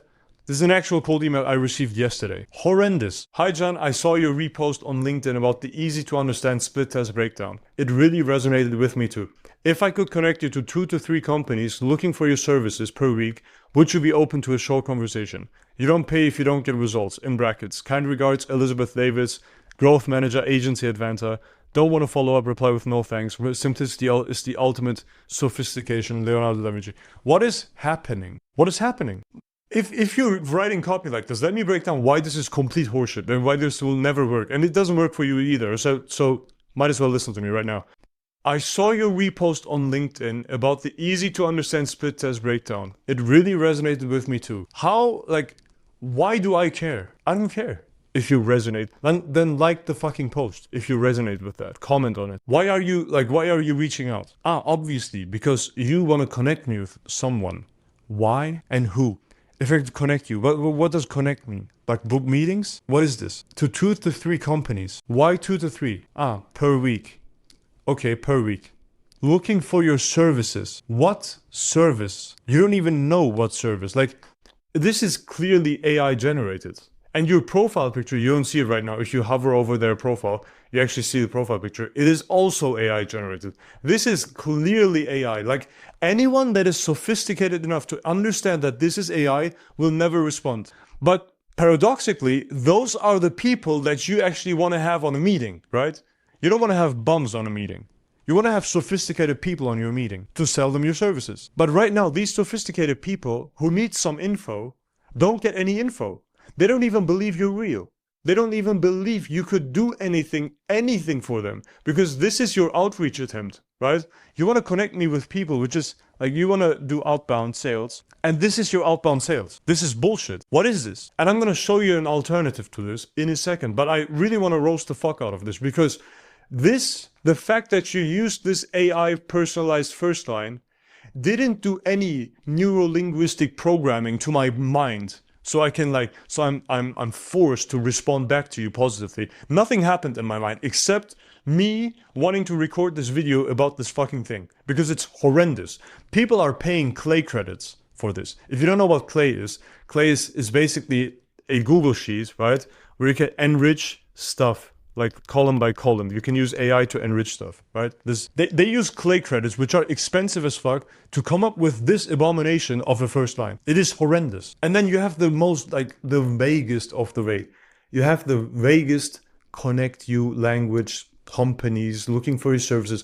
If I responded back with what services for, like what kind of service, like for which of my services, they would have to look up my website, some random rep would have to look up my website, etc. This is clear. Like, I know this as the recipient. The thing is, this is still real if you do cold outreach in general. Like, you can't know every single person on the prospect list, right? But at least the prospect will know exactly that this is extremely relevant. And this is where hyper-relevance comes into play, right? This is bullshit. I want everyone to understand this. Like, this will never get responses. I generally don't mark things as spam because, I mean, keep trying, right? I don't want to burn their domains. But the thing is, I'm not the only person that you're emailing. So I've tested this, and this will get your domains flagged as quickly as possible. Like, if I really wanted to burn all of my domains, I would let AI write my copy completely and then not change anything about it. And just not give any context, don't train it on any data. That's what I would do. And then it will come up with something like this. So let's avoid this, right? This is bullshit, like complete bullshit. Let's actually do this in red. Complete bullshit, right? What we need to do instead is we need to make stuff relevant, right? So personalization is just something that is unique to that person. And if you recheck, This is unique to me. I reposted on LinkedIn about the easy to understand split test breakdown that some other guy made. I liked their post, I reposted it. Awesome. This is very unique to me. Relevant is the thing that is unique to that persona, right? If I could connect you with two to three companies looking for your services, everyone needs something, like needs to connect with someone. They probably need to connect with companies, and they probably sell services, right? And they also live in weeks. Would you be open to a short conversation? This is not relevant because it is not unique to my persona, right? It is unique to my person, but it's not unique to my persona. So immediately I assume that this is bullshit, because this could be for anyone. I could be a bakery and respond back to this email. You will, like, if you send this and you book meetings, you will only get trash meetings. Guaranteed. Because it is way easier, like just entropy, right? It is way easier to get the false prospect on your call than it is to get the right prospect on your call, because the right prospect is probably a 0.5% of the entire prospect list that this guy's reaching out to. So he's spending 99% of his time reaching out to the wrong people with the wrong messaging, and then gets meetings booked, if at all, gets meetings booked with trashy prospects. And then he's like, cold email doesn't work. It doesn't work. That's what people do. That is literally what people do. So in this case, persona, right? That could be any pain point, any CEO experiences that is doing between 5 and 10 million per year with a lawn mowing business. If you were to reach out to that persona, the email could look vastly different. It could look vastly different.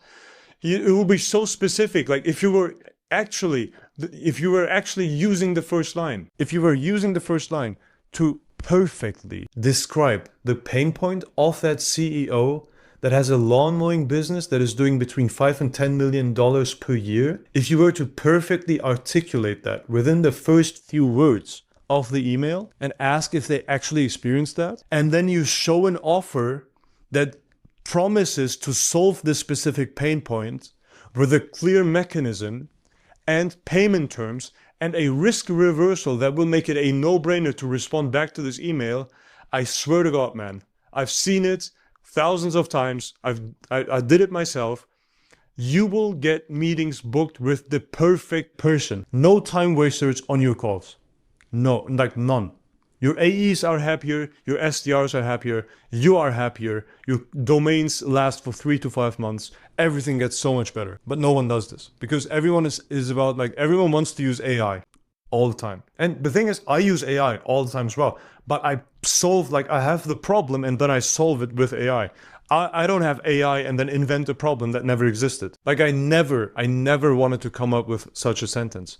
If I wanted to come up with such a sentence, I would use AI right now. But I never, this was never a problem for me. I don't need that shit. It's bullshit. So let's move on to the second point. What was the second point? What to do to get hyper-relevant email scripts. Very good point. Like this should be the point right now. What do we actually need to do? So, before we go there, CTA. I need to remind myself. So CTA number 1, call to action for you. If you want the exact AI that I'm going to show you that we use internally for all of our clients to book over 500 meetings a year, you need to go to the second link in the description or the link in the pinned comment to get it. You enter your email and then we will send you the instructions to set it up for yourself within minutes. So how does that work? You take this link. I'll open up an incognito tab. So you will take this link and you will land on here, right? You enter your email and your first name. So this is your email. This is my email. You sign up today. And then you need to check your email to confirm your subscription. On this email, you will have a button. You click the button and you immediately get the instructions on a Gamma document to set everything up for yourself within 10 minutes, right? This is how you do that. And very important distinction, it's extremely important. This is trained on my actual data. It gives you a non-AI sounding output, but it will not work properly if you don't give it the inputs that it wants from you. And if you want to learn how to use it properly, you need to go to the top right corner of this video right now and click on the info card, because that's going to be the video where I presented this for the first time and I go through how to use it, etc. Right? So with that said, back to how to actually get these scripts hyper relevant. So list segmentation. That's the most important part. If we already we know who to reach out to, right? We know who to reach out to. Like, let's say we take the example from the previous point, which is the CEO of a lawn mowing company. Lawn mowing company. Is that how you spell mowing? Mowing. Okay, that works. Lawn mowing company doing 5 to 10 M per year, right? We take that persona. We already know we want to reach out to that persona, right? So why not segment our list and make it as accurate and homogeneous as possible? Homogeneous means that it has one thing in common, right? And the one thing in common would be that it only has CEOs of lawn mowing companies doing $5 to $10 million a year. That's probably going to be only a couple hundred people, if at all, right? But that's fine. Then we will use 100% of our time to reach out to the correct people. Now, that's why all of a sudden it enables you to be specific with your pain points that you're talking about, the actual offer, and the USP, right? And I have a prompt right here that I'm going to show you in a second that I've used for myself recently to start a cold email campaign for my own agency, right? Now, the way this works, the way you do this, right? You take a prospect list. You go to ListKit, you go to Apollo, you go to Sales Navigator, whatever, and you hammer. Like, you spend a lot of time on this if you want to do it manually. You spend a lot of time on building this list. You use keywords, you include keywords that you want to include, you exclude keywords that are detracting from the quality of this prospect list. So if you're looking for lawn mowing company owners, right? And you have, like, say, a hardware store in there because they have lawnmowers, right? You don't want to exclude those. So you exclude the keyword hardware store. Very important, stuff like that. And as soon as you have that rough list, what you're going to do is you're going to use Claude Coburg and you're going to give it access to your Mac. You're going to take the CSV or CSVs if you have it from multiple databases, and you're going to put them into a folder that Claude Coburg has access to now.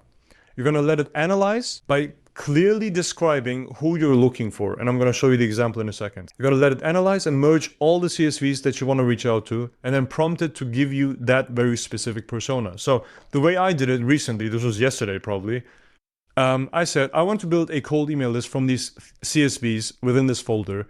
My cold email copy is going to be one of these three. So I've drafted the 3 different copies. So as an example, we had this bullshit, right? You remember probably. Traumatic event. Hi, first name. I've been running outbound for this fleet management SaaS for the past 11 months, generating 21 qualified sales calls per month with C-levels and VPs of their target avatar. I can do the same for company name. You'd only pay per showed call. First 10 are free. Want me to send you a video showing how I do that? Very relevant.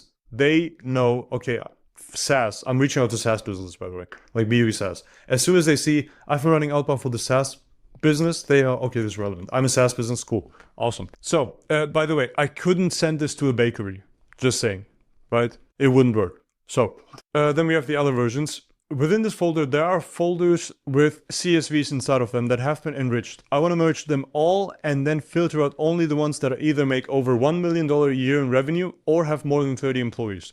I'm saying either or because sometimes you don't have this data, and if we don't have this data, I wanted to use this one. It should be SaaS businesses that either make or save their customers money. Nothing like cybersecurity, because that is just hard to sell through a cold email lead generation. I did that, and it gave me the CSV. And then I asked it to check whether it's solid. Number one, if you had that list, just as like say you prompted this, right? And no matter what list you get, just based on the prompt, could you write one sentence that is true for everyone on this list? Like, are you specific enough? This is the first check before you even do anything, right? If so, you can smash with this list. As soon as you get the list, you need to just make sure that the list is at least 80% accurate. And you're going to do that by asking Claude to check the list for ICP fit, right? You can just say, pick out like 200 random samples, right?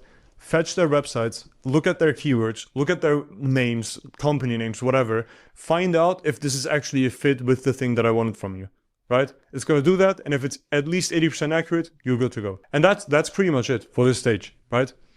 And the last step, really, how to use AI the right way to write copy. This is very much going into the direction of the video that I just mentioned in the info card, right? What you're going to do is, as soon as you have the persona, you're going to use AI to research pain points for the segment, not the individual, just for the segment, right? The CEO, lawn mowing business, $5 to $10 million a year, etc. You're going to build the email around the 3-part framework. So this is what the AI is going to ask you, the one that I've advertised a second ago. It's going to ask you for niche. It's going to ask you for your service. It's going to ask you for your offer. It's going to ask you for USP, right? It's doing that to find out your offer, your USP, but also the pain points of that niche. It already knows. It's AI. It's been trained on this, right? It already knows. And then you just need to make sure that these two are solid. They are solid. They are absolutely solid. As soon as they're solid, your USP and the offer do the actual work. If your offer has, this is a spontaneous thing right now, right? Bam. Your offer promise to solve the pain point you mentioned, right? If it does this, let me actually do it like this. If it promises to solve the pain point you mentioned, if it then shows the mechanism to solve that, to do that, and then it gives the payment terms so you can actually go ahead and use the mechanism to solve that pain point, and you then give a risk reversal that takes away all the perceived risk, right? Perceived risk, not the actual risk. Just the risk that the prospect has in their mind when they read the promise, the mechanism, and the payment terms. They will perceive a couple risks. They might be irrational. That is fine. They might also not be risky in the real world. That is also fine. But you need to take them away. The perceived risk has to be gone. And just saying, I guarantee it, doesn't work. It doesn't work. For example, I take away all the perceived risks of working with me to get more sales calls for your B2B company, right? I take them all away by literally saying, we can actually go back to the copy, saying, hey man, perceived risk gone, number one. I already did this for a SaaS. So they could say, well, I'm not sure if you can do this for SaaS. I'm saying like, I literally did this for a SaaS company, right? And next perceived risk, they're probably low quality sales calls, right? So I say 21 qualified sales calls per month with C-levels and VPs or decision makers of their target avatar. Interesting. And now he says he's pretty confident that he can do the same for our company. How does the payment work? Like, this is probably expensive because this sounds almost way too good to be true. And then you say, or I say, you would only pay per showed call. Interesting. It's not even like only pay per call, so he brings me shitty calls. He says only pay per showed call. And no, like, I don't think they can book any meeting if the person isn't a right fit. Because if it wasn't the right fit, that would probably not work out for them well, because I would just quit at some point. And then they say, well, let's say the prospect says, well, maybe they're still like low quality. That could be still the case, right? And then they say, first 10 are free. So I have nothing to lose. So this is like, I could respond to this. Do they want a meeting? Like, what do they actually want? Want me to send you a video showing how I do that? They only want to send me a video. I should respond back. Like, I just want to see how they do that. Like, because I'm curious. That's it. You took away all the perceived risk. Done. And this works extremely well. Like this, I can tell you from experience, this works extremely well. And now, within that Claude project, you have scripts that have worked well already, and you will be able to train your own AI based on all the main scripts that I found over the years, right? So this is how that stuff works. But this is how the offer works. And now the USP, this is going to be extremely nice. The USP needs to show the USP, unique selling proposition, right? It's something unique. It needs to be something that only you can say. The unique selling proposition right here is, I've done this for a fleet management SaaS for the past 11 months to generate 21 qualified sales calls per month. This is extremely unique, and it's a selling proposition, right? And it directly ties into the offer with the promise, the mechanism, the payment terms, and the risk reversal. That. You use the AI copywriter from the second thing in the description to put all of this together. It's going to walk you through this process as well. And then you will, I need to show you, like it's prompting me to show you the before and after with shitty icebreaker copy, right? You will move away from this bullshit to something that looks more like this. You will get way more positive responses. Like, your campaigns will actually look like this, right? 1.5%, 14%, 1.19, 10%, 2.47%, 3%, 23%, obviously, right? And you'll be able to get like a lot of new lead notifications. That will be awesome. Your customers will be happier, or you will be happy in this case, right? If you do it for yourself. Or you just like go ahead and like get 80 leads within 2 months, right? All of this stuff can happen if you actually follow what I've just told you. And If you want all of this to happen without doing anything, like you just want to tell someone to like get meetings with the perfect prospect, right? You can check out the second link, the first link in the description. If you want to get sales calls on a pay-per-shell call basis, completely done for you. First link in the description right now. And actually, I remember that I created a document specifically for scaling cold email campaigns. And in there, I also covered deliverability to a huge degree. Let me actually find that for a second. Well, look at this. I found it. So, good stuff. So we have this deliverability checklist, right? I'll also link this document that I'm showing right now in the description down below. You can download it over there, so you have it for your own notes. Now, let's get to the second point, which is personalization at scale, because this is also very important. Because now that we've figured out deliverability, let's go to personalization at scale. I don't know what's happening with this thing deleting my inputs. So what is this rage bait? Give me my line, bro. Hello? Okay. Obviously, this is perfect. So personalization at scale. Now, personalization in general, we have to differentiate between two terms. We have this personalization, and then we have, this is the rage bait of the century. I have no idea what is happening, but it's not allowing me to use my thing. Okay. And then we have relevance, right? These are not the same thing, because most people are trying to, like, they go for personalization. They are going for things like, they know what school their prospects went to. They know how many employees they have, so they want to mention it. They tell them how nice their profile picture is. They tell them how amazing their CV looks. Yes, stuff like that. Unimportant, irrelevant shit. It is personalized, but it's completely irrelevant, and it's kind of cringe as well. This tool is annoying. Okay, so it is not really useful. Like, no one cares about this stuff, right?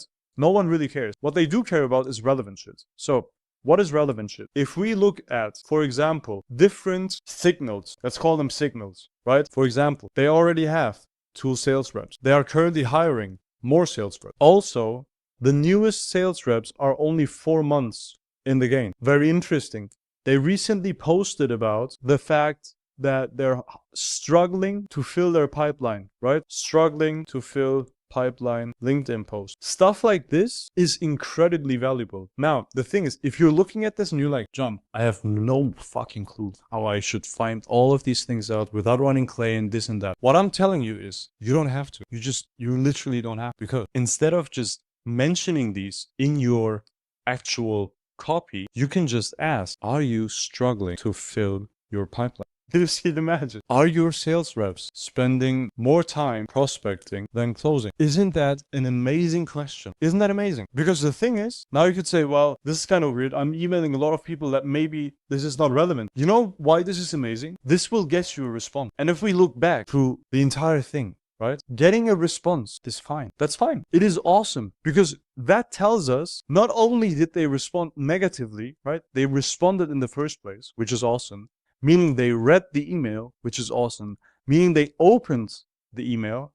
My camera is lagging. This is pretty bad timing. Right? Let me finish this point still. Meaning they opened the email, meaning that we actually reached them. So we don't have deliverability problems. That's awesome. And the more people respond in the first place, the better the lifetime of the domain. So that's an extremely nice benefit. Just by asking a question. No Clay workflows, no fancy automations, no trigger-based whatever like Fugazi. Don't know. None of that bullshit. Just actual relevant questions. This actually allows us not only to get positive responses, but we get responses in general, which is quite awesome, because all of a sudden we can now check out whether we are actually landing in the primary inbox.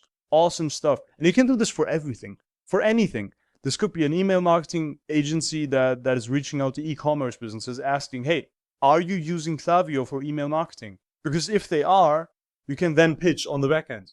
Or you could just integrate the pitch into the email. Hey, are you using Klaviyo for email marketing? So they could be asking straight, integrated into the pitch as well. Hey, are you using Klaviyo for email marketing? If so, offer, etc. I'm going to get into the 3-part cold email framework in a second. But it is extremely important that we can run this personalization at scale. And the way we're going to be able to run this, right, to make it relevant, is by having a prospect list that has a meaningful commonality, right? So a meaningful commonality, the go-to example is industry, right? Could also be they went to the same event. That's one of the actual best performing campaigns ever that I've ran. Obviously, it's not scalable, but it's like, it goes to show. I had Centuro Strategies, which is a consulting firm, and for them, I took the last trade show that they went to. I took all the attendants, I took all the other people that are like exhibitors, whatnot. I took them all. I took all their names, their company names, their first names, etc. Like, I took all of their data. I enriched their email addresses. I reached out to them just by asking, hey, didn't get a chance to talk to you at trade show, etc. And then the rest of the email. That email campaign, I believe, got 8 or 10% response rates and like 70% positive response rates. Like mad, completely mad, right? I used zero personalization. It was just relevant. At times, I think I didn't even have their first name. It worked, which is quite awesome. So, with that said, we've covered how to get personalization at scale to work. You basically, it is just list work. You need to work on your list.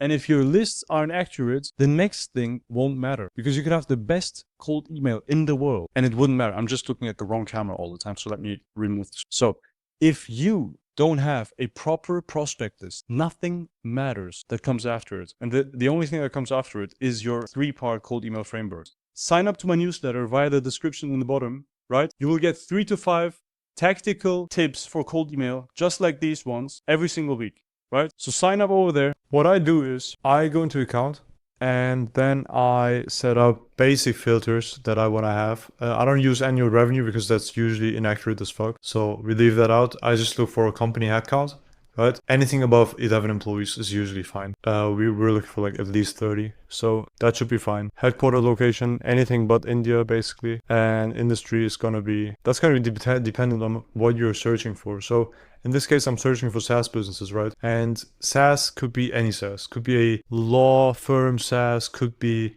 something else. And if it's a law firm SaaS, they might have categorized themselves as a professional service, which is annoying. So in that case, I would have to add them, and then the count will obviously increase, and then I can like recheck, etc. But it's getting too deep for now. For now, the most important search that you're going to make: company headcount, headquarters location, department headcount. Right? I want to have at least 2 salespeople, so I know that they have a sales department. Even that sometimes is inaccurate. So sometimes you will go into their profile, they will have way more than 2 sales people, but they will not show up when I set this filter because their salespeople are registered as marketing people or something like that, right? So you can even remove that. Now you'll have a pretty broad list. So to get extremely specific with this list, what you need to do is we need to basically set up a lot of filters in this Boolean search. So this is how that looks. Let me actually open up a note. Bam. So this is how it looks, right? And it basically says, give me everything of this and give me everything of this, but not this. So it says, give me anything in combination that is SaaS and one of these 3. So SaaS product, SaaS subscription, SaaS platform, right? Or software platform and platform. That's a very weird filter, for example. That wouldn't make any sense. So I'll probably have to remove that to make it a better search. B2B software, platform, or product, etc. Right? You could even say, just have SaaS and or platform, right? Whatever. This is basically going to search through all of the company descriptions and all of the assets that they have on their company website, company page on LinkedIn, right? And it will exclude everything or anything that has to do with consulting, agencies, services, service-based solutions provider, marketing, advertising, etc. To be honest, now analyzing this, it's a pretty shitty search because you could have a SaaS with no platform in the description for marketing. You could have that. So this search is pretty shit. So what I would recommend you do is you learn from my mistakes and you set up a search of only the keywords that would actually pop up in your ideal customer's profile, right? How would you do that? I would recommend you go into Claude and you literally tell Claude what you're trying to do, which is that you are in the Sales Navigator account search and you want to start a Boolean search to filter through all of the companies via keywords. And you want to have a lot of exclusion keywords that certainly have nothing to do with your ICP. And you want to have a couple that are going to include as many as possible. So you can then go ahead, analyze the list, right? Are we actually looking at the correct people? And if you notice that, for example, you have a lot of e-commerce stores you can literally go in here and you can literally say retail exclude, right? That way you can get rid of entire industries, or if that doesn't work, you go into the exclusion one and then you say exclude or e-commerce or e-com, right? You could do this and then hit enter. That's also what you could do. So for example, product-led alliance, right? Could go in here, say, or product-led alliance. I think that's how they spelled that. Bam. Let's see what happens. Oh, this is wrong. Something weird happened. I don't know if this works. Bam. It's gone, right? Product-led alliance, it's gone. If I remove this, it's right here again. That's how this Boolean search works.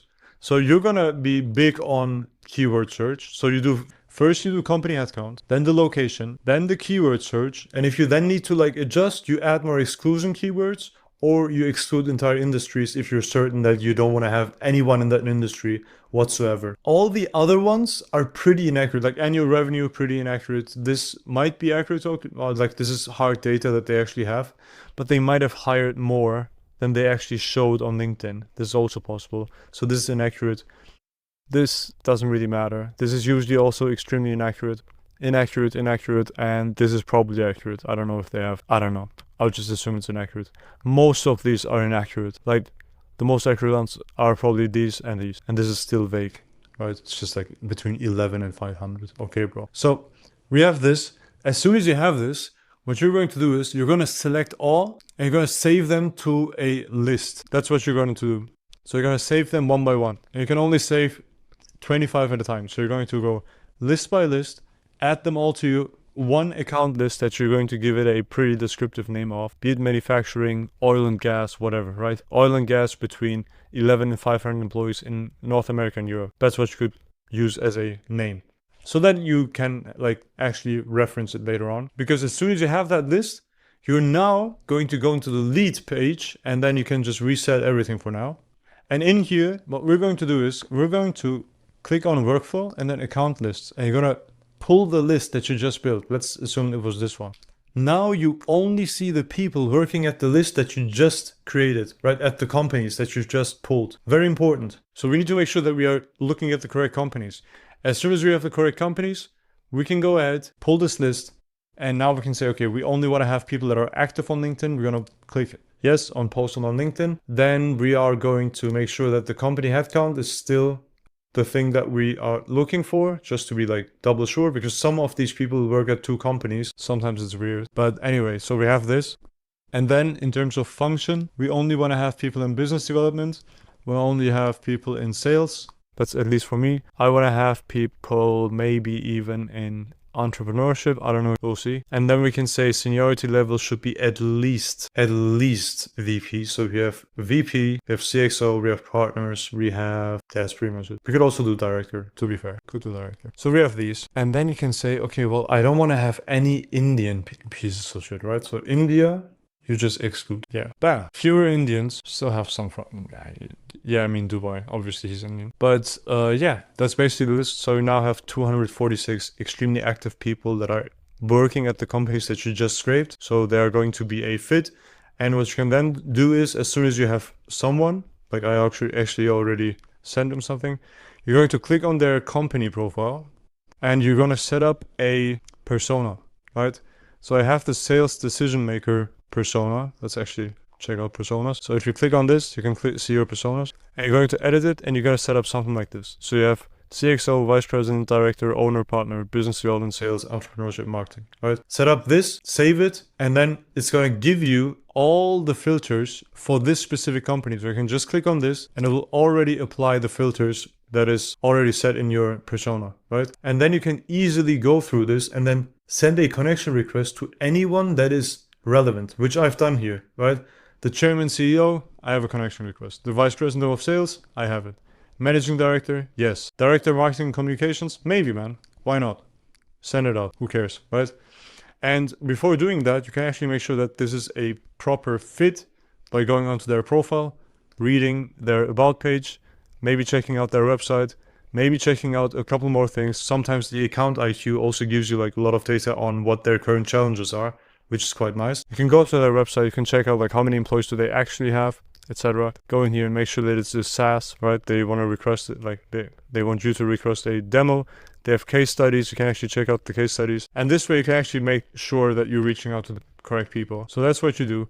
But essentially, at some point first, like if you're solid with your list, you can send a connection request to pretty much anyone. But I started like recently, not too recently, I didn't do this for quite a long time now. But the last time that I was doing this, to build proper relations and get as many connection requests accepted as possible, I did exactly what I just showed. So I have 5 people right here. And then I see like CEO, founder, delivery service operations, less relevant, CMO definitely relevant. So I would send a connection request to this guy, and this guy, and this girl, right? That's what I would do. So if this guy accepts my connection request, I know that Kristen is going to accept my connection request as well, because I'm going to be a mutual of her VP of sales. So she's going to be like, yeah, okay, this guy probably knows me, or I should know this guy. That's how I go about this, right? So yeah, we can just keep going. I mean, at this point, you just like do the same thing over and over again. So this is a clearly SaaS, Skyvera, Telco DR, don't know what the fuck that is, but regional vice president, just send it out, bro. Who gives a fuck? Director of sales, yes. Because the coolest thing is, if you have the right people as a connection and you post content on LinkedIn, they are going to see your content. Guaranteed. They're going to see your content. So if you get them as a connection request, they are going to see your content guaranteed, like 100%, right? So with that said, you can just run this and it'll be pretty fine. Yeah, but that's how I use this. The biggest lever is literally this. Like as soon as you get this keyword search right, everything else is pretty easy. I've sent tens of millions of cold emails and I saw a lot of signal data being advertised or across the space. I've tried a couple sources, but it never really worked out because the data that they actually gave me in terms of who's looking to buy lead generation services or who's looking to buy a new CRM, right? They were never accurate. So in this video, I want to break down how I run signal-based campaigns today so you can actually run this yourself as well, but in a way that actually works, right? So we're going to cover how I'm using one-sentence emails to then fuel my intent-based campaign. And this is going to be very nice because usually how this would work is you would sign up with any of the big prospect data providers such as Apollo or LinkedIn or similar stuff, right? Prospeo. You could use all of these different tools to get signal data, or I think they call it high intent data or something. The thing with those is that you and I don't know what kind of signals they're using to actually determine whether someone actually has some buying intent for the type of thing that you're selling right now. So instead of using that data where it's like, you don't really know if it works and it's expensive, I found a way that 100% works and it's super cheap. And this is how it works. So we're going to give you a very quick rundown. So essentially, you're going to have campaign A, right? And we're going to call this the one-sentence campaign, OSC, right? This is the one-sentence campaign. This campaign will ask your prospects whether they have a certain thing that you're looking for. So that might be, are you using Klaviyo for email marketing, right? This might be the first type of signal. Another one might be, are you using Salesforce? Right? Or are you looking to update your CMS? Whatever it might be, you can actually do that and get pretty good responses. And if you don't exactly know, like if I'm being serious about this, literally the email would look something like this. Hey, first name, are you using Klaviyo for email marketing? Right? And if they say yes or no, you have your answer, which is quite cool. Because with all the yeses, you can now go ahead and bring all of these people to your conversion campaign. So let's set that up. Boom. This is your conversion campaign. And in here, you literally give these people a response saying, we'll do X, Y, and Z, whatever offer you have, like insert offer, basically. We will insert offer, basically. That's it. So this way, you can run through your entire market with 10, 20, 30,000 emails a day, asking very simple questions, which is also pretty good because this is less prone to being marked as spam because it's super short. And you will probably also reach all Outlook inboxes with this because it's super short. Like you will just go through the spam filters pretty easily, which is super nice.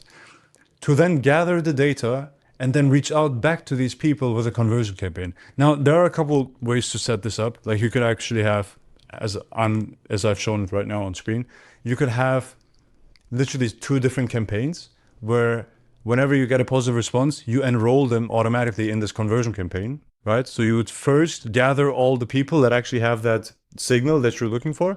Could also be, hey, like if you're a recruiter, right? Hey, first name, are you looking for a new job? By the way, if your socials and websites are solid, you might even convert people just by asking this question. Just saying. But yeah, so you might have this one campaign to just like gather all the data, like get them in the hundreds or even thousands, especially if you push out real solid volume. And then once you have your intent data, you can push them all over to the conversion campaign where you have your usual direct response copy. If you've watched any of my videos about copywriting, you will know exactly how that email looks. So it's like, hey, first name, saw you had insert intent.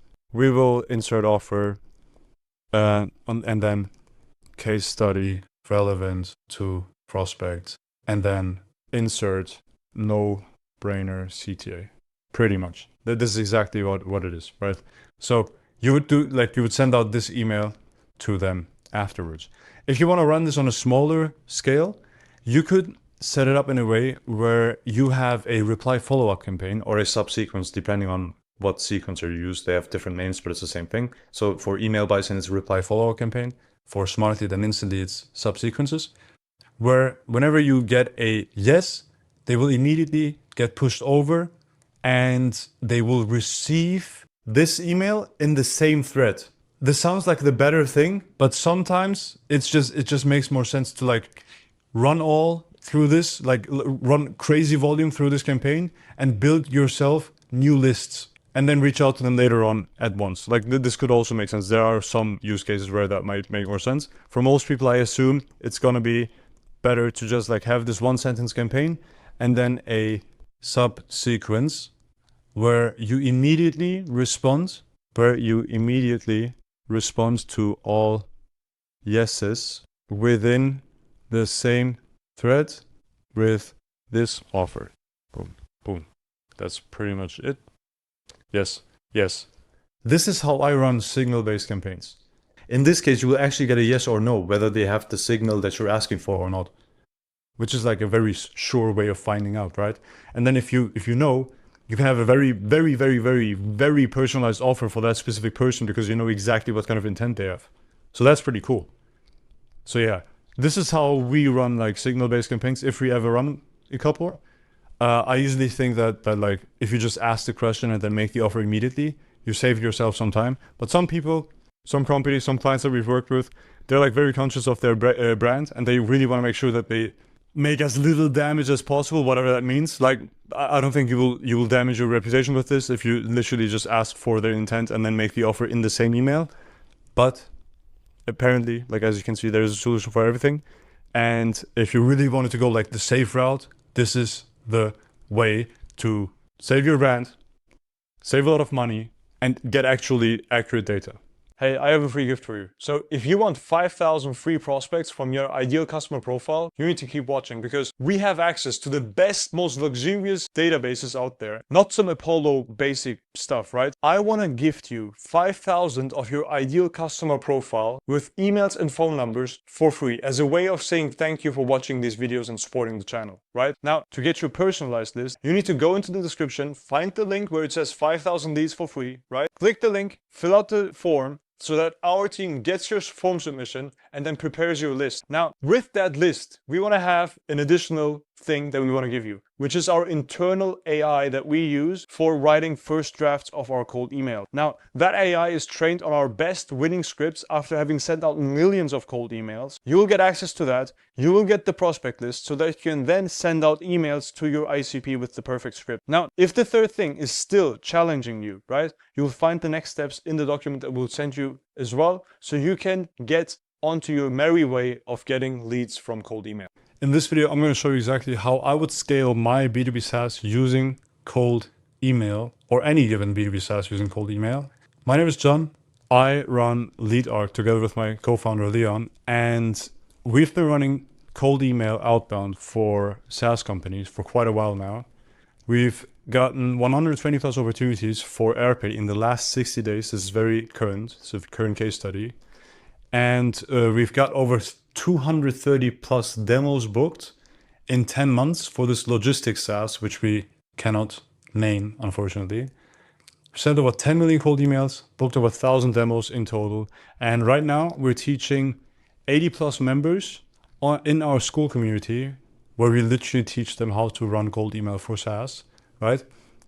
You can find these links in the description down below, but I wanted to show you this because I just want to make sure that you know that you're not wasting your time by watching this video, because a lot of people talk, but not a lot of people walk the walk. So why cold email? This is the agenda. Second, we're going to talk about how much volume, and then we're going to talk about what you should do next, right?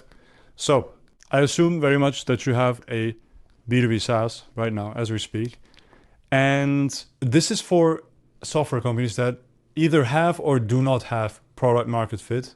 I'm gonna do this for both cases, the way I would do it, right? So why cold email? Cold email is pretty special in the fact that it's probably the worst environment possible for any given offer, right?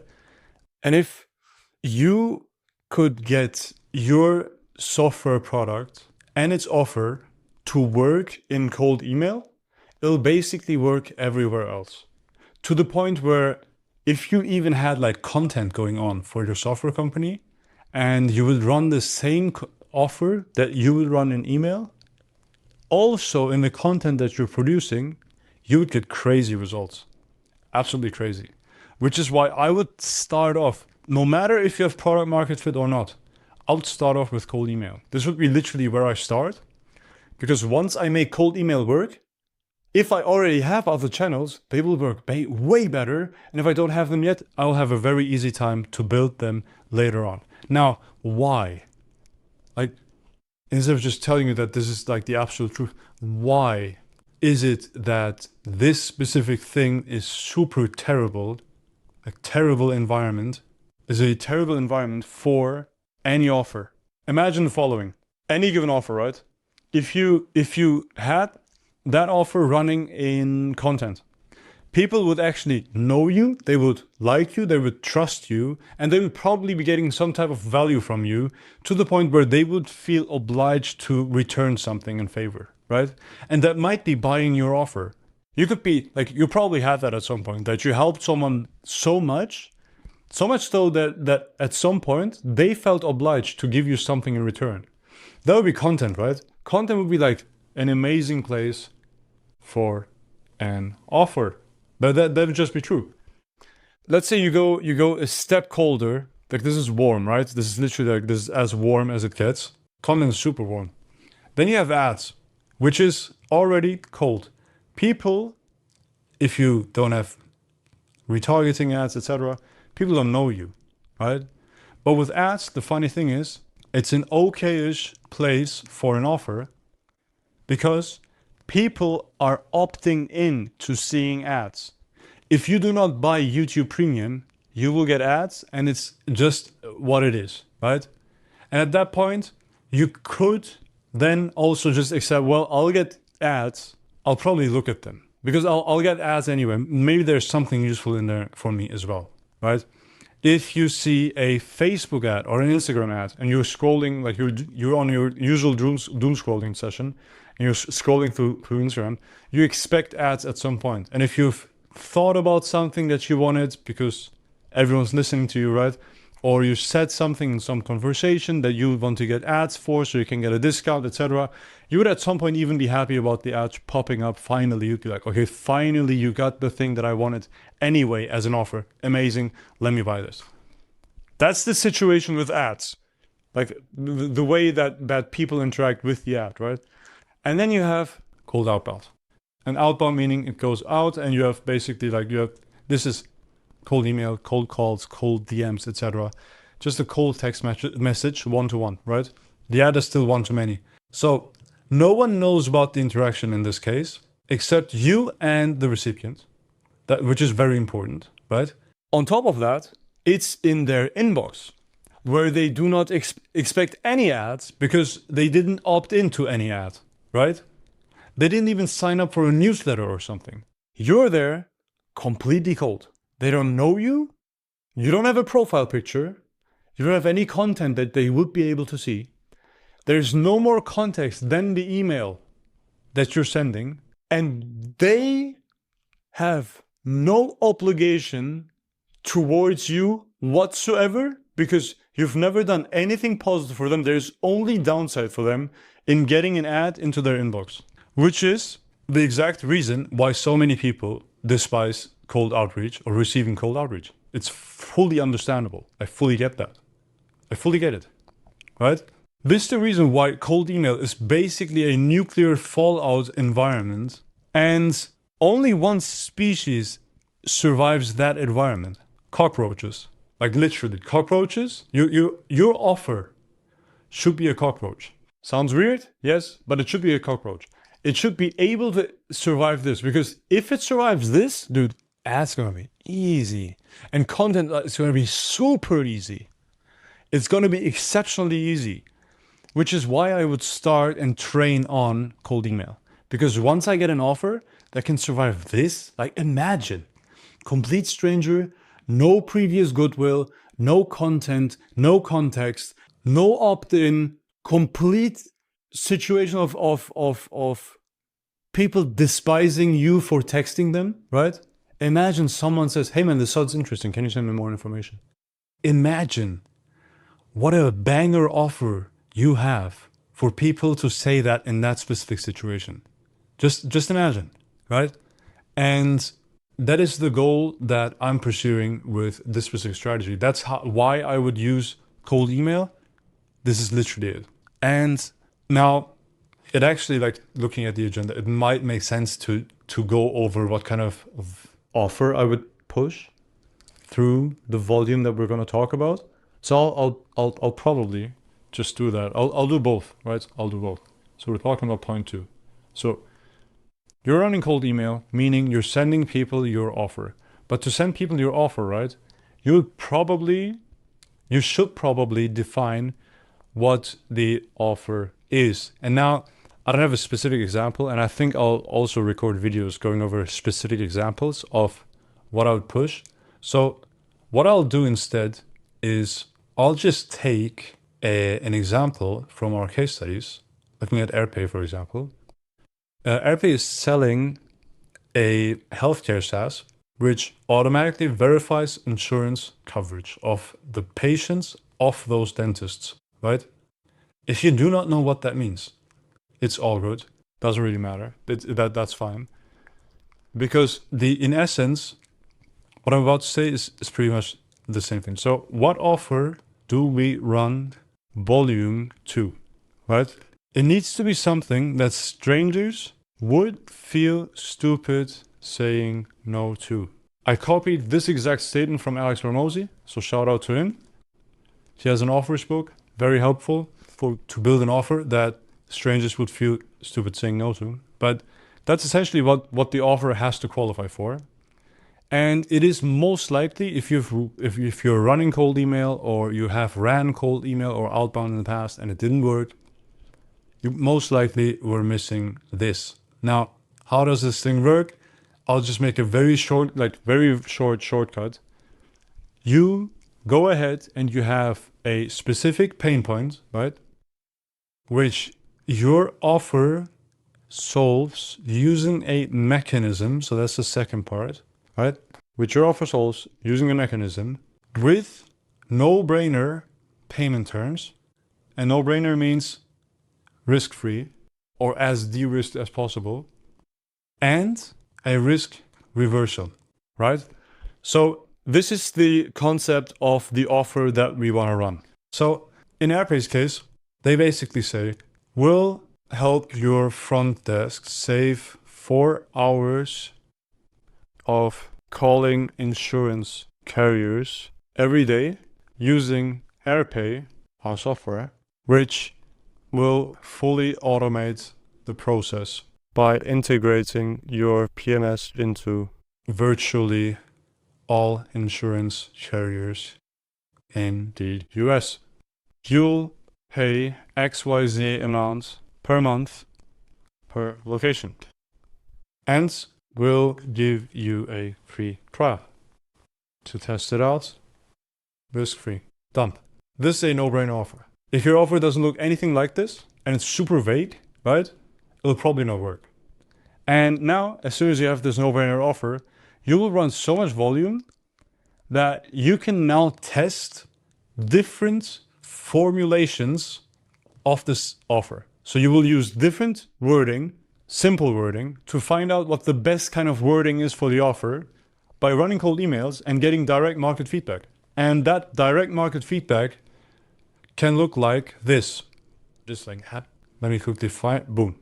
So in here, you can see we've sent 113,000 emails for Airpay.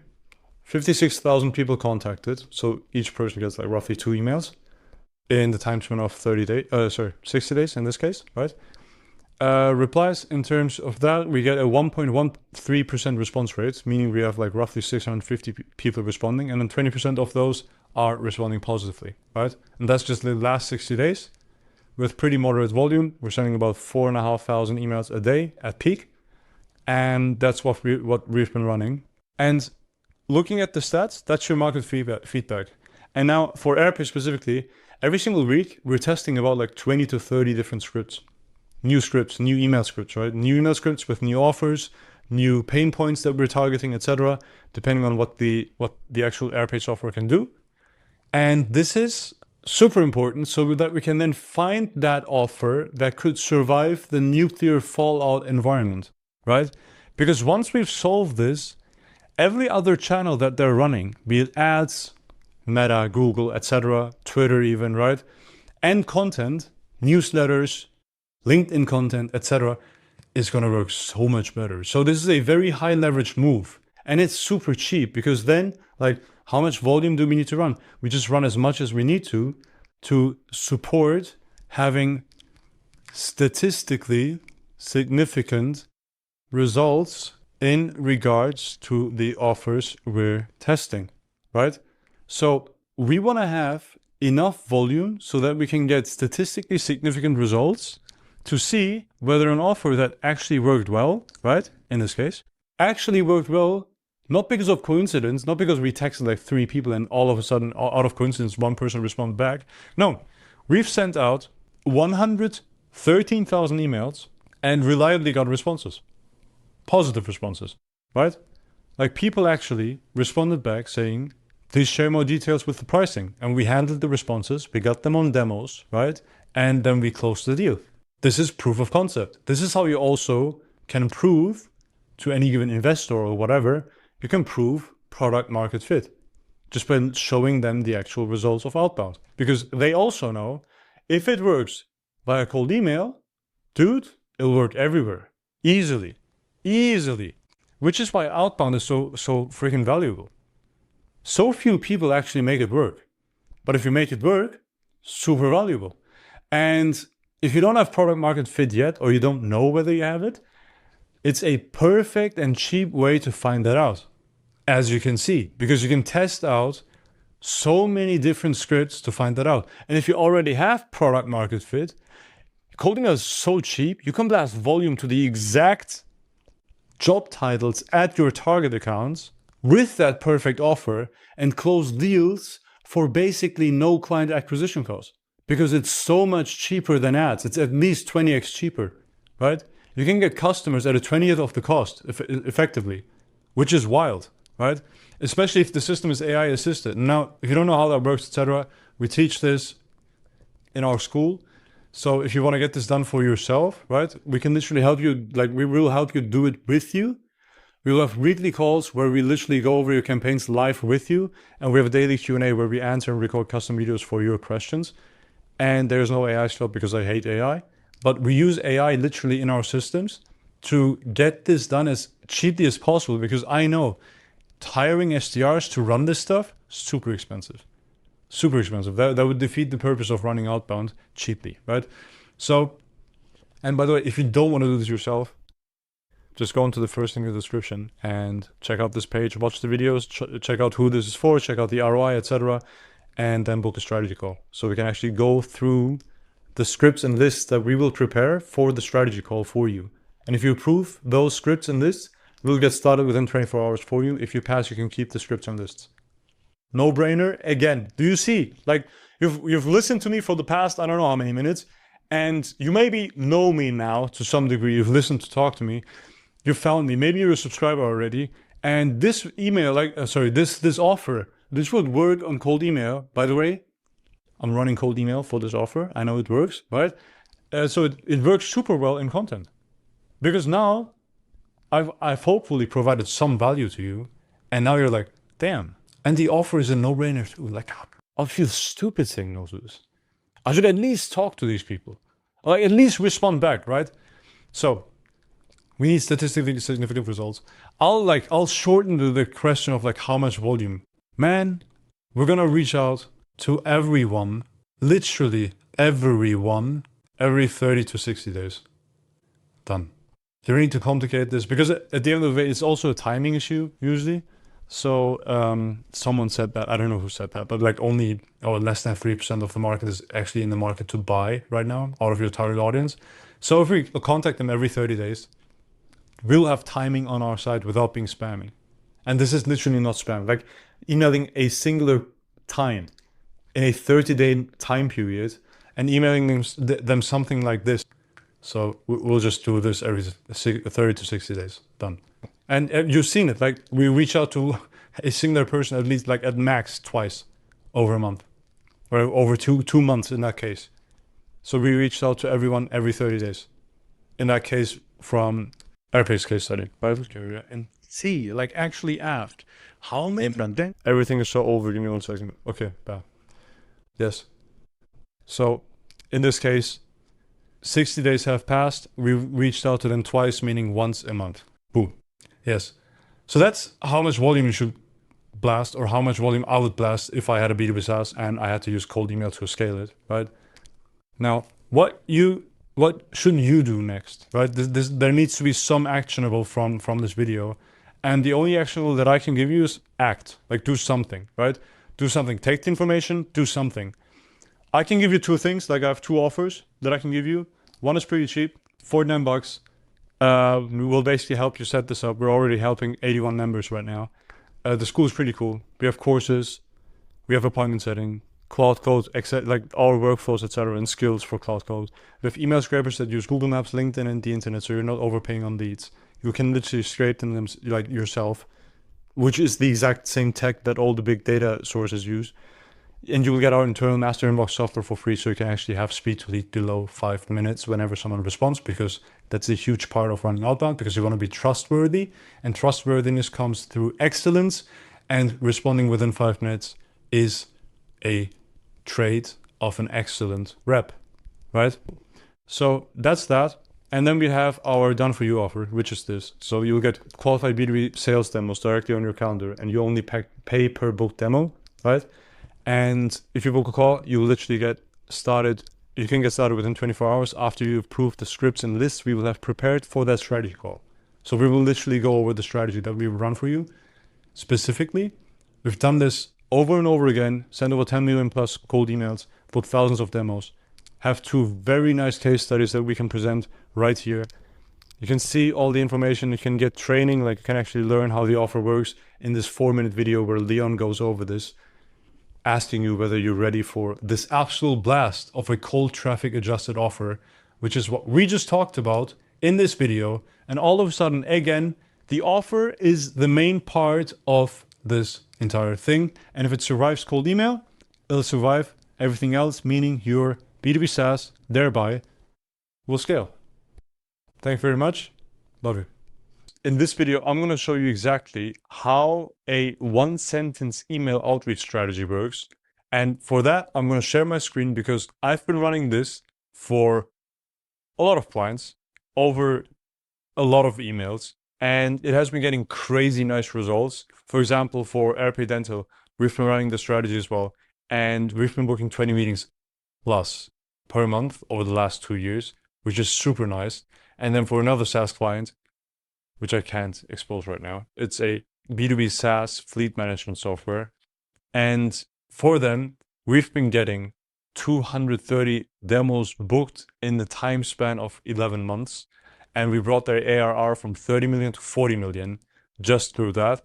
And with that said, this stuff works, and I really like it because it's super short, it keeps up your deliverability, and it's just fun to write because everyone else is stressing about emails and most people are just writing walls of text. So let's get straight into this. This is pretty cool. I'm pretty hyped. So in general, there are like 2 types of one-sentence emails that I use. And type 1 is building signal-based lists, and the other one is direct response, right? So what does that mean? Type 1, it almost looks like diabetes type 1 and type 2, but type 1, building signal-based lists. The idea is to build a list of people that have a certain intent right now as we speak, right? The second type of one-sentence email is just direct response, right? So the goal is getting a direct response, meaning you put the whole offer in the initial question. So you could say, hey, first now, are you guys interested in offer/service where you have these payment terms for benefit I bring, right? So this is the offer, payment terms, benefit. Example for that could be what we're doing right now, which is, hey, first name, are you guys interested in lead generation where you only pay for the qualified meetings I book you? This is literally what we offered. You could also have, I don't know, you could have the payment terms in there as well. So you could say we do like performance-based stuff. So performance-based lead generation, right? You could do that where you only pay for the qualified meetings I bring you. You could also do cold email lead generation, because that's specifically what we do, where you only pay for the qualified meetings I book you. Stuff like that, right? Running this, super, super duper useful. So let's write a couple scripts each, right? Let's just remove this because I had Claude generate this for me based on a couple notes that I made. But that's fine. So let's write a couple for the intent-based ones. So we had, hey, first name, are you currently using HubSpot, right? Or, hey, first name, are you currently using Klaviyo or email marketing? You can even leave that out, right? You can make it very short. This is actually from the legend Christian Bonnier. I really appreciate this email. I've been watching him when I started out, and I learned a ton, and the stuff that I learned from him, I still use. So huge shout out, great guy. So with that said, you could make permutations of this till tomorrow. Like there's no stopping you for these types of emails. Let's actually go over into this because this is pretty interesting. So we have, hey, first name, are you guys interested in performance-based Google Ads, where you only pay per qualified appointment I bring your agents. I book for your agents. Say you're targeting real estate agents, right? Real estate agencies, agency owners rather, agency owners. So that could be one campaign, right? Another campaign, let's come up with something. Let's do e-commerce email marketing. Hey, first name, are you guys interested in our email flow? Wait, let me think for a second.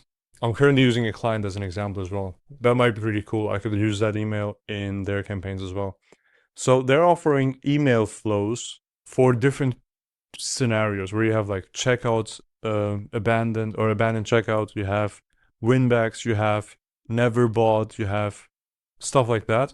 Interested in a never bought email flow for, you can permeate slightly. Are you guys interested in a never bought email marketing flow? You'd only pay one time for the flow itself, no retainage. Done. You could do this, right? That's a nice permeation of this. What else could we do? Let me find a couple offers. This was our clients, Airpace in this case. So this is dental insurance verification software. Boom. Hey, first name, are you interested in a software that automatically verifies eligibility overnight? You'd only pay a couple. I guess this is 2 sentences now, so I'm kind of ruining it for myself. Let me write this and then we write another one trying to hit a 1 sentence. You'll only pay a couple $100 per location. It's just an example. So, hey, first name, are you interested in us automatically verifying? This is completely horrible. Verifying. Let me think about this. We could say, are you guys interested in automated insurance verification where you only pay a couple $100 for the software we built? That's like the if you just literally fill in the blanks. But if we did this, let me think. So, hey, first name, are you guys interested in a software that automatically verifies your eligibility overnight for a couple $100 a month? That works. Bam, done. Yes. So stuff like that works extremely well. But with that said, there are very, these 2 things are very different in the way you handle the responses. So in here, you would just get a yes, and then you would just immediately send over, I don't know. Let's actually go through that. Let's go through that. That's actually pretty important. Like, how do you actually, that is horrible. That was a horrible line. Did you see that? Boom. So how do you handle the responses? So in this case, let me actually draw this, right? You would be sitting here, you get, oh, this is awesome. You get a response, right? And the response would say, yes. This will lead you to sending the send the offer. And the offer might look something like this. Send the offer, boom. I'll get you benefit using mechanism. You only payment terms. Yeah, that could be the offer. So you send the offer over, done. And then, so this, after that, you ask for a meeting. Ask for meeting, if interesting, right? You could do this. You could combine this as well with a, wait, let's actually treat this as one thing. So send the offer means I'll get you benefit using mechanism. You only pay, you only have these payment terms. Here's a video explaining how it works. And then worth a quick chat on the phone. You could do this immediately after you get the yes, right? This is the strategy for this. This is how you handle these responses. And you could automate this pretty well. You could either have a subsequence or a reply follow-up campaign where you basically you run this campaign, and for all the yeses that you get, they get forwarded over to this campaign where you send the offer with the actual offer, a video explainer, and this CTA. That's pretty much how you handle this one. Pretty simple shit. That works, right? For this one, we'll basically be having something like this. Hey, first name, are you guys interested in performance-based Google Ads where you only pay per qualified appointment I book for your agents, right? If they say yes, you will then go ahead, try to call them up, right? You could also do this over here. And then you're gonna send them a video or something of that sort that would explain to them clearly how this offer works, and then have the CTA again. I just realized you would handle them the exact same way. I thought it was way more different when I just started out. I just realized you will handle them the exact same way. Of course, that's also what we've been doing, so that's pretty cool. Yes. So you get a yes. You explain the offer more on a small Loom video, right? You do that, and then you get them on the phone with a CTA. and you try to get them on the phone in general by using, that's what we use popcorn phone numbers as an eSIM on iPhones. Why? You can blue message, iMessage them, and then you can double dial, because it will then show you as maybe your first name. How does this work, you're asking? Good question. You blue message them saying it's your first name. You message them exactly this, right? Exactly this. Because then if you call them up, their iPhone will tell them, well, maybe this is John, Leon, whatever, right? That's pretty cool. So you do this, and then you go ahead and you send this email out. Look, wait. There's an order to this. So you get the lead. Let's actually work in here because we just realized that both of these are the same thing. Let's do this. Boom. Okay. So you get the lead, meaning someone says yes. You send the offer. You explain the offer in a video. Optimally, it's personalized, right? So optimally, let me do an arrow. So yes, optimally personalized, starting on their website, embedding via Loom gift, right? This is what you're going to do.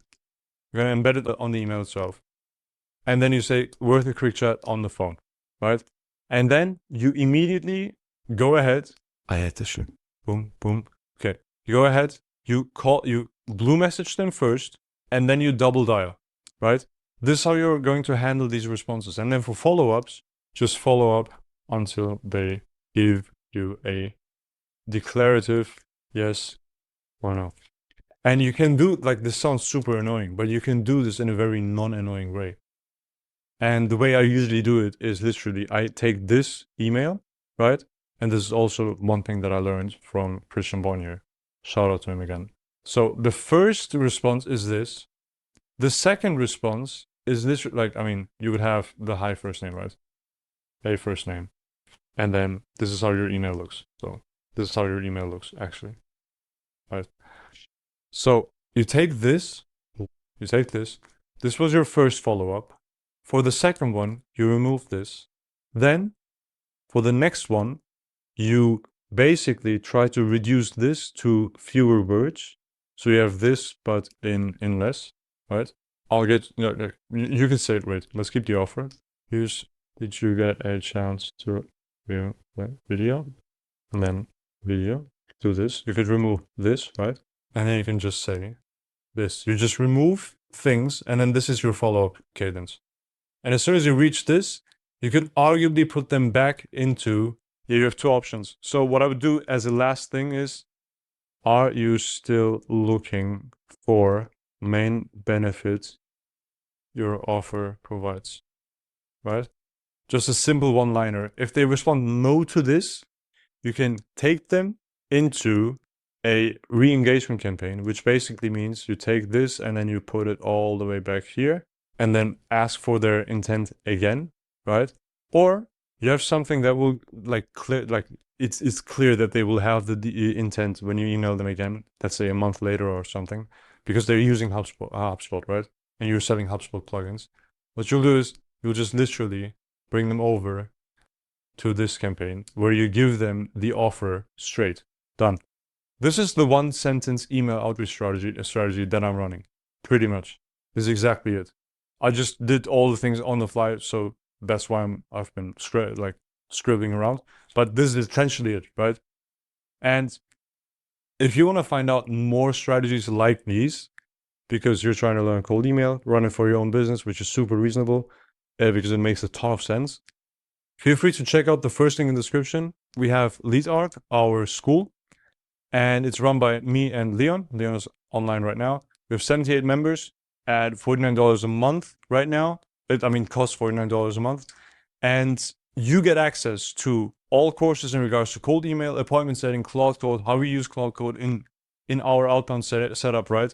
Our exact workflows and skills for Claude Code, email scrapers that we've built ourselves with Google Maps scrapers, LinkedIn scrapers, where you actually get valid email addresses at a 60th of the market rate.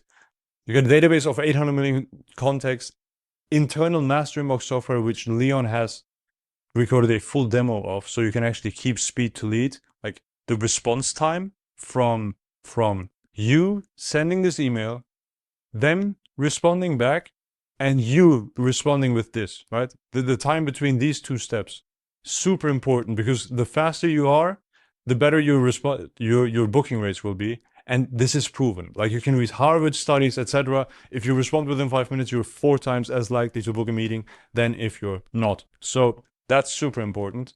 And you can get all of that plus daily Q&As with me, where I respond to all of your individual questions with custom videos, weekly calls where you can ask me anything.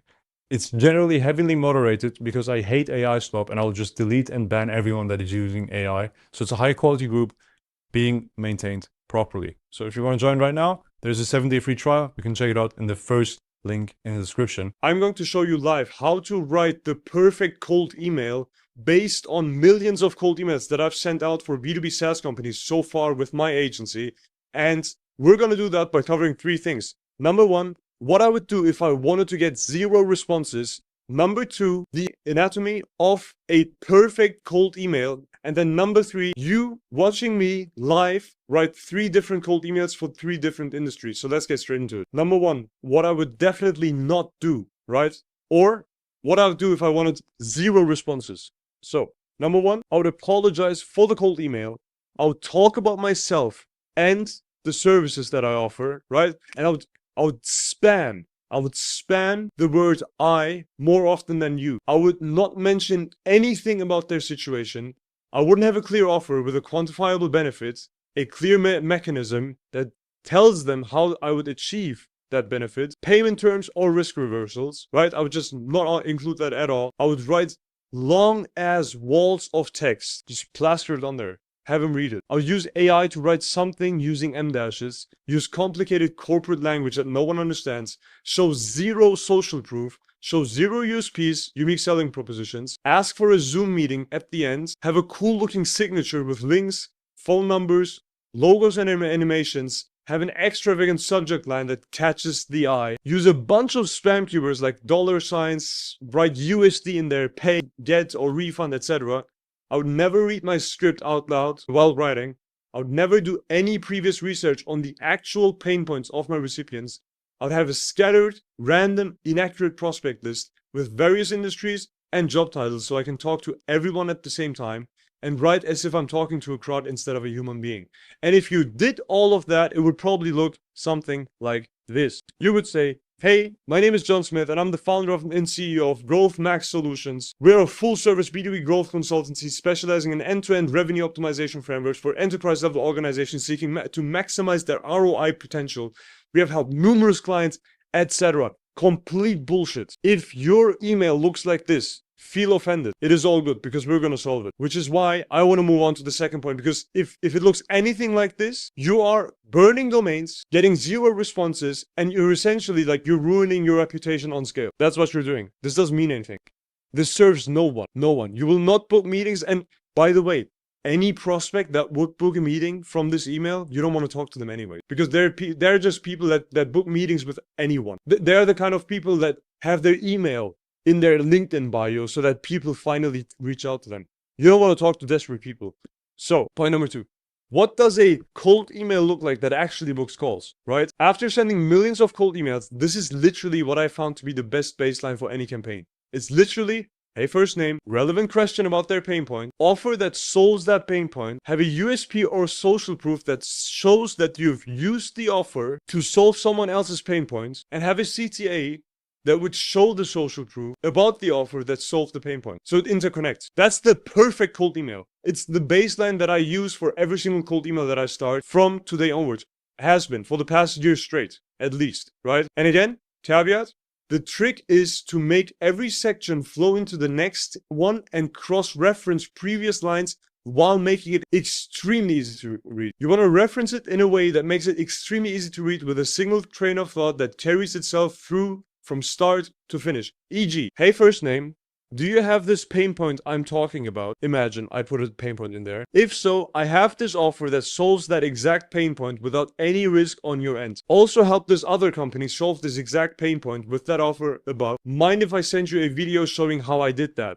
If you do this, right? If you use this, if you do it like this, it's gonna perform astronomically better than this stuff. This doesn't work at all. Stop sending this, like immediately. If you currently have campaigns running and they have email copy that looks anything like this, stop the campaign immediately before you burn away your domains, right? You don't want to do that. You don't want to scale crap. If you scale crap, you have a pile of shit. You don't want to have a pile of shit. That would be bullshit. You don't want to have that. What you want to have is, you want to have something that works on a small scale. We're literally talking a couple hundred emails, max 1,000 emails. You're already getting leads. That's the campaign you want to scale. If you get overall from all leads contacted, if you get 0.5% positive response rates overall, right? Scale. Definitely scale. Even if it's 0.3, definitely scale. You need to scale. So with that said, you're going to watch me write a couple of these emails using my Claude AI bot that I built, right? If you want to copy the Claude AI bot, you can now check out the link in the description. It's one of the first links. Check it out, enter your email so I can send you the files to build that bot, and then use the bot yourself. Usually the first drafts are solid enough to just blast away, but you're going to see me write it out live right now. All right, let's get straight into it. So we're in Claude. You're seeing me just randomizing a couple things, right? And with this Claude bot that I'm going to give you, you'll also get a swipe file of all the winning scripts that we've split tested from sending millions of cold emails. It's already trained on that data, right? So what it does is it asks you for your service, niche, offer, and USP, and you enter it in the way that it expects you to, right? So it's going to give you a couple emails. It's going to ask for a couple things. I randomized the first thing using AI. I just got these random data, right? And now it's giving me the first scripts that I would use and one alternative version. What you're going to do is, essentially, you're going to read through this and you're going to edit it in a way that will make it sound more human, easier to read, etc. That's what you're going to do. Usually it does a great job at that already. And if you're, for example, if you're not familiar with cold email outreach and appointment setting, this should sound extremely weird for you, right? Especially if you're reaching out to financial advisors. This should sound weird to you. If you're not like familiar with that niche at all, you shouldn't understand the things that you're typing in there, because then it means that it's written for a specific persona, right? For example, a lot of people might not know what HNW means. It means high net worth individual, right? That's good. We're texting them in their language with an offer that is relevant to them specifically. So with that said, let's get straight into it. Hey, first name. Curious, are you currently struggling to get in front of high net worth prospects without relying on referrals or cold networking events? That is a pain point of these financial advisors, right? If so, we book qualified discovery calls with high net worth prospects directly into your calendar using intent-based outreach. No monthly retainer, you only pay per short call or you get a full refund. We booked 14 discovery calls for a solo RIA in his first month, adding 2.3 million in assets under management within 90 days. Can I send a quick Loom showing exactly how we would do this for their company name, right? Decent. This in itself is usable. You could literally split test it now. Especially if you're doing automated cold email, which you should do, right? Don't send manual cold emails. Like, you should be blasting email. You should split test this. Take this, version A. Now let's look at version B. Hey, first name. How much of your pipeline right now depends on referrals or people you already know? If that's your main source of new clients, we can change that. We book 6+ qualified discovery calls with high net worth prospects in 45 days using intent-based outreach with 0 retainer and a full refund if we miss the mark. We did this for a solo RIA last month, 14 calls booked, 2.3 million added in new AUM within 90 days, worth a 3-minute Loom to see if it's a fit. Decent. Now, what you can do is, you can take this and you can start editing. You can make it simpler. And to make it simpler, you can use stuff. You just have to Google this. There are like editors that tell you what kind of reading grade level, etc. Like what the reading complexity level is in terms of school grades, right? Make sure there's like 5th, 6th, 7th grades. That should be doable. It should be easy to read. We're not saying that your prospects are stupid. We're just saying that if it's easier to read, more people will understand it, and thereby your response rate will also increase, right? So what you can do with this is, you can put this into such a reader and then simplify it. You just break it down, right? Now, let's check out the other ones, because like this Claude project genuinely helps a lot. Again, if you want to get it with all the winning scripts that we've used and the swipe files, check the link in the description down below. Business number 1, another 2 randomized businesses. Cybersecurity awareness training for mid-market companies. Wildly specific, right? Quick security question. Hey, first name, do you know what percentage of your team would click a phishing link right now? If not, we'll run a full simulation on company name and deliver a custom vulnerability report in 14 days. No contract, you only pay if you want to move forward with the training. One client's phishing click rate dropped from 34% to 3% in 60 days after going through our program. Can I send a quick Loom video showing how the simulation works? This is awesome stuff. This is awesome stuff. This is straight from the factory. You can get this in the description down below. It is absolutely awesome stuff. You can use this. You can use this. Let's move on to the next one. Business number 2. Revenue cycle management for independent med spas. Oddly specific, right? Hey, first name, are you confident your current billing setup is capturing every dollar your company has earned in the last 90 days? If there's any doubt, we'll audit your last 90 days of billing for free and show you exactly what's been left on the table. No obligation unless we find it worth pursuing. We recovered $380,000 in denied and underbilled claims for 3 location med spa in their first 6 months with us. Want me to send over a quick Loom? And by the way, you're seeing want me to send over a quick Loom, etc. If you want to find out how I record these Looms, check out my channel, subscribe. I have videos on that. Just scroll through, check out the playlist, also in the description down below. Very important stuff. But the gist of this video is how to write a killer cold email, right? I don't need to, like, the editing, etc. Simple stuff. You simplify sentences. You say the same thing in a simpler language. That's the only thing that you have to do from this point onwards. So check out the links in the description down below. I always have some free stuff in there, including this Claude AI project. Check it out, get signed up for the newsletter, and then watch out for the newsletters, because there I'm sharing even more stuff that I'm not sharing on YouTube. So check it out. And I'm going to show you how I do that for 3 different offers, 3 different services, 3 different targets, and actual 3 different clients that I serve right now, and the way I write their cold email scripts. And I'm going to cover some stuff around as well, so let's get straight into it. So usually what I do is I open up some blank sheet. Could be on my phone, just like an Apple Note, just start a new note, or just like a Google Doc as I'm doing right now. I list out the service, the niche, the USP, and the offer. And I find these things out on a prospect call. So I ask the prospect, hey, what's your service? What niche are you serving? What's your USP? And usually with USPs, you'll get something like, well, we really care about our customers. That's not a USP. Everyone can say that. A USP, a unique selling point. Actually, I wanted to make this in caps. Unique, right? What's unique? Unique, definition of unique, there's only one person that can say this, right? Everyone can say that you care about your shit, but your clients doesn't even mean anything. It's just AI gibberish bullshit. Doesn't mean anything. What do you actually do that separates you from everyone else? That's your unique selling point. There's some police driving around. I hope you can see him. Anyway, I'm just going to keep going. With that said, full money back guarantee if less than 7 clients per week. That's a unique selling point. That is actually extremely deep. Then we have the offer. And an offer, by the way, has the service, the terms, and a risk reversal. So I'll get you 7 new chiropractic clients per week using Google Ads, or you get your money back. Google Ads, service, terms, 7 new clients per week, risk reversal, or you get your money back. So with that said, let's get started.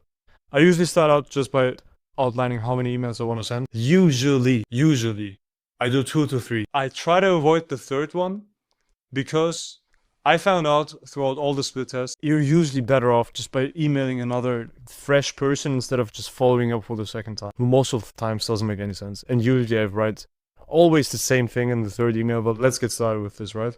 So, hey, first name. So we're selling Google Ads, right?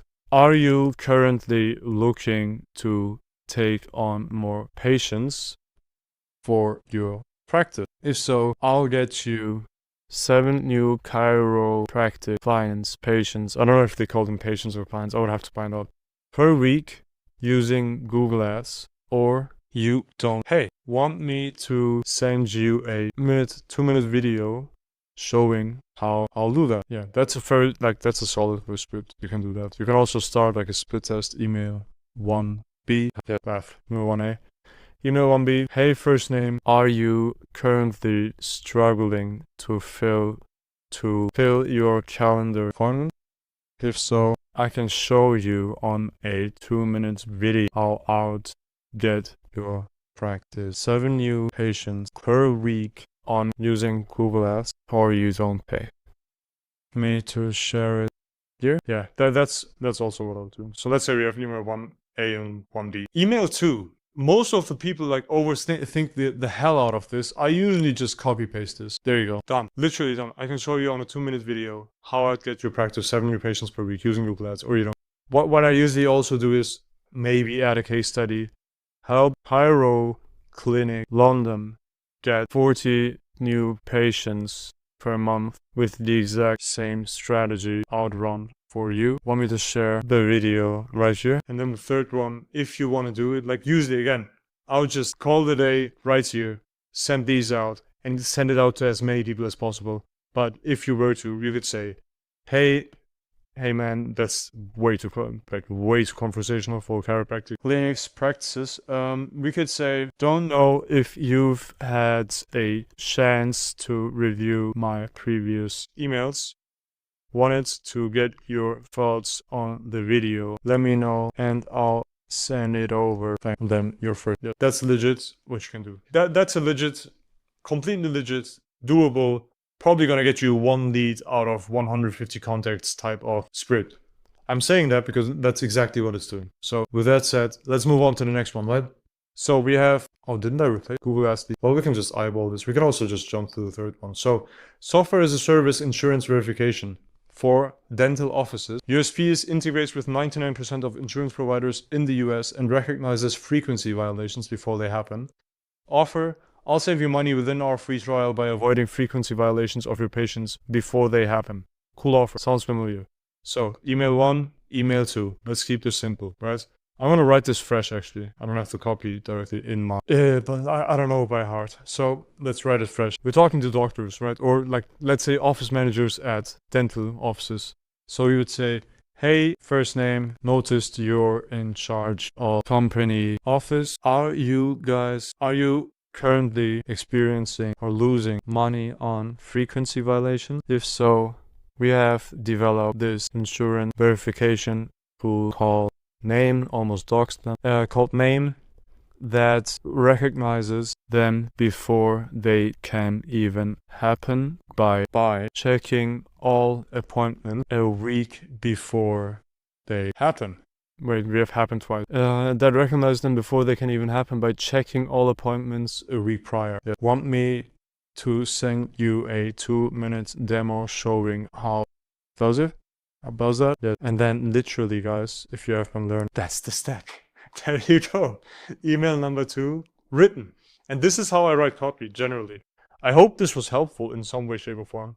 I think generally it's cool to see the thought process behind that. Mainly what you're trying to do, like if you've been attentive right now, you usually start with, hey, first name. You can also skip the first name if you don't want it. You can do that as well, it works. You don't have to have it. And then it's usually not some AI bullshit. Like, I'm pretty much against this AI bullshit stuff where you say, hey man, notice we went to the same school. No one gives a fuck. Like, genuinely no one gives a fuck. Who cares? Like, okay, you've managed to figure out how to use Clayagent and then clay.ai and then .com. And then you've figured out how to find their LinkedIn info about their university. And then you found out that they have some case study on their website. The case study thing is actually pretty solid even. Like, genuinely. Hey man, saw this case study, immediately thought we could generate more leads for you by using cold email outreach the way we're doing it, etc. Right? That's a solid approach. But usually, the energy, like the time and energy it takes to build that clay table and get the information and then have the waterfall enrichment and then all of these things, like all of these steps, is usually just extremely annoying, and the returns you get are not outside. Let's put it that way. It's pretty much the same. It's literally pretty much the same, which is why I like putting in the energy in building the prospect list and then coming up with pain points that are relevant to this specific prospect. Because if you message office managers at dental offices, they 100% suffer from frequency violations, because in the US apparently if you visit the doctor and you just are not eligible for, let's say, getting your teeth cleaned, and you just walk away and you just ignore all the invoices that the doctor sends you, you don't have to pay them, which is crazy. So they're 100% losing money on frequency validation. So if I ask that, they're going to say, hey, he knows what he's talking about. That sounds awesome. And they've developed this tool. And he wants me to send, he wants to send me a 2-minute demo, which is just 2 minutes, and then just have to say yes. Crazy. And then you send the demo, and then you show the thumbnail of their website while going over the demo, and it's personalized, and they immediately click on it. And then you say, hey, if you want to check this out, like, let's schedule a demo call. Let's go over this. Let's get you onboarded. We have this free trial. It's going to be awesome. No-brainer. Like, the entire sequence is just a no-brainer. And that's the thing that you want to optimize for. You want to make everything a no-brainer. At least I do. And it works. Like, I'm booking meetings left and right. And it's like, in terms of numbers, I get like 1 positive response. Just doing this. I'm not using any like clay bullshit. Just using this. I'm currently getting, depending on clients, it's 1 lead per 20 contacts, up to 1 per 200, and 1 per 800 would be okay as well. Because cold email is cheap, so easy, such an easy way. It's a simple way. It's not easy actually. It's simple. But yeah, as soon as you get scripting right, as soon as you get the infrastructure right, as soon as you get the prospect list right, you're pretty much good to go. Yes. With that said, quick rant at the end. Hope this helps. Make sure that you yourself would have a hard time saying no to your own email script. And I'm going to do that by covering 3 things. So number 1, we're going to cover the exact Claude AI project that I use for all of my clients to come up with first drafts as fast as possible, right? Then I'm going to cover what mistakes to avoid when writing cold emails. And then we're going to go into the 4-part email sequence that I am using to book these meetings. Now, before we get started, the first point is going to be the Claude project, right? I have linked all of the resources that I use to create that Claude project so you can copy it yourself. It's the very first link in the description, and it's the very first link in the pinned comment, right? Get it right now so you can follow along. See you there. Cool. So let's get started. The Claude project, right? This is my screen. This is the Claude project. So let's get straight into Claude. So I called it series copywriter. That's my agency's name. It's a copywriter. And essentially what it will do is, if you type in something like let's go, it will go ahead, read the instructions, and then come up with these questions. It will ask you for your service, your niche, your offer with an example, and a USP. Based on these, it will come up with a formula for you specifically that will get you a winning script. And that is based on all the different industries that we have been cold emailing in, where we found winning scripts, right? So if you enter all of these, it will give you a first draft. So let's get straight into it. Let's do it, right? Based on my agency. So what service are we selling? We're selling cold email lead generation. Let's say the niche are mid-market SaaS companies. Market SaaS companies. Let's say the offer is I'll get you qualified sales calls based on a cost or on a cost per pay per show call basis. You only pay if someone actually shows up. Okay, there we go. And then we have the USP, which is that we've been booking meeting with Deloitte, McKinsey, Lockheed Martin, Red Bull, Toyota, for other SaaS clients, not ours. So this is what I can give it, right? That's the camera. We send it out, and then it will come up with a very first draft.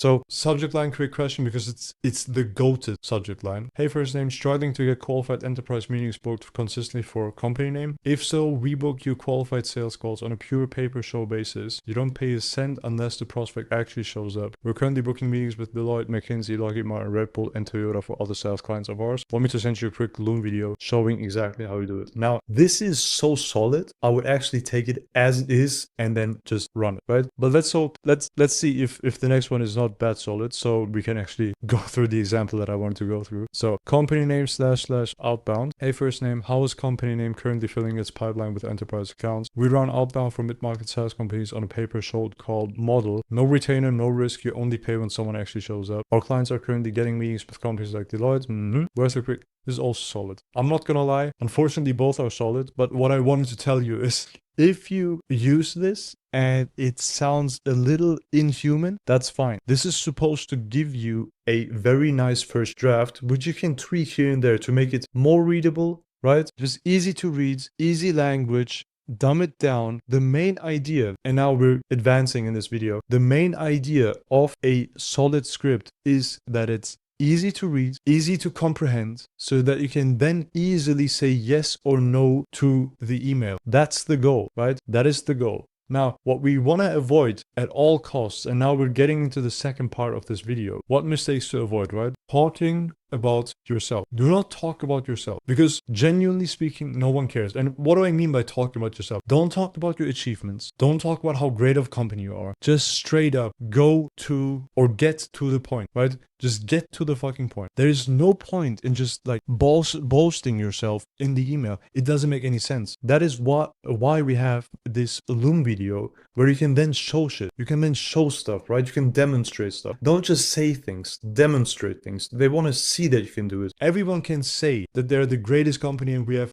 the best customer service and whatnot. Also, in terms of USP should be something that only you can say. Not we care about results. The AI is even telling you, right? It should be something that only you can say. That is extremely important. So when you talk in general, do not just talk about yourself. If you want to show something about yourself, awesome. Show it. Demonstrate. That's going to be done in the Loom. And if you want to find out like how I actually use Looms in cold outreach, you can click the button in the top right corner somewhere in the video. It will have like this info box. Click on that video, watch that video. But in general, number one point, don't talk about yourself, right? So that's the mistake to avoid at all costs. Then don't have distorted what to avoid. Talking about yourself. Then the next one, vague CTAs. So a CTA is a call to action, right? The call to action is essentially the last line of this email. Do not make it vague. Instead, make it absolutely clear, cutthroat, yes or no. They should be able to respond with yes or no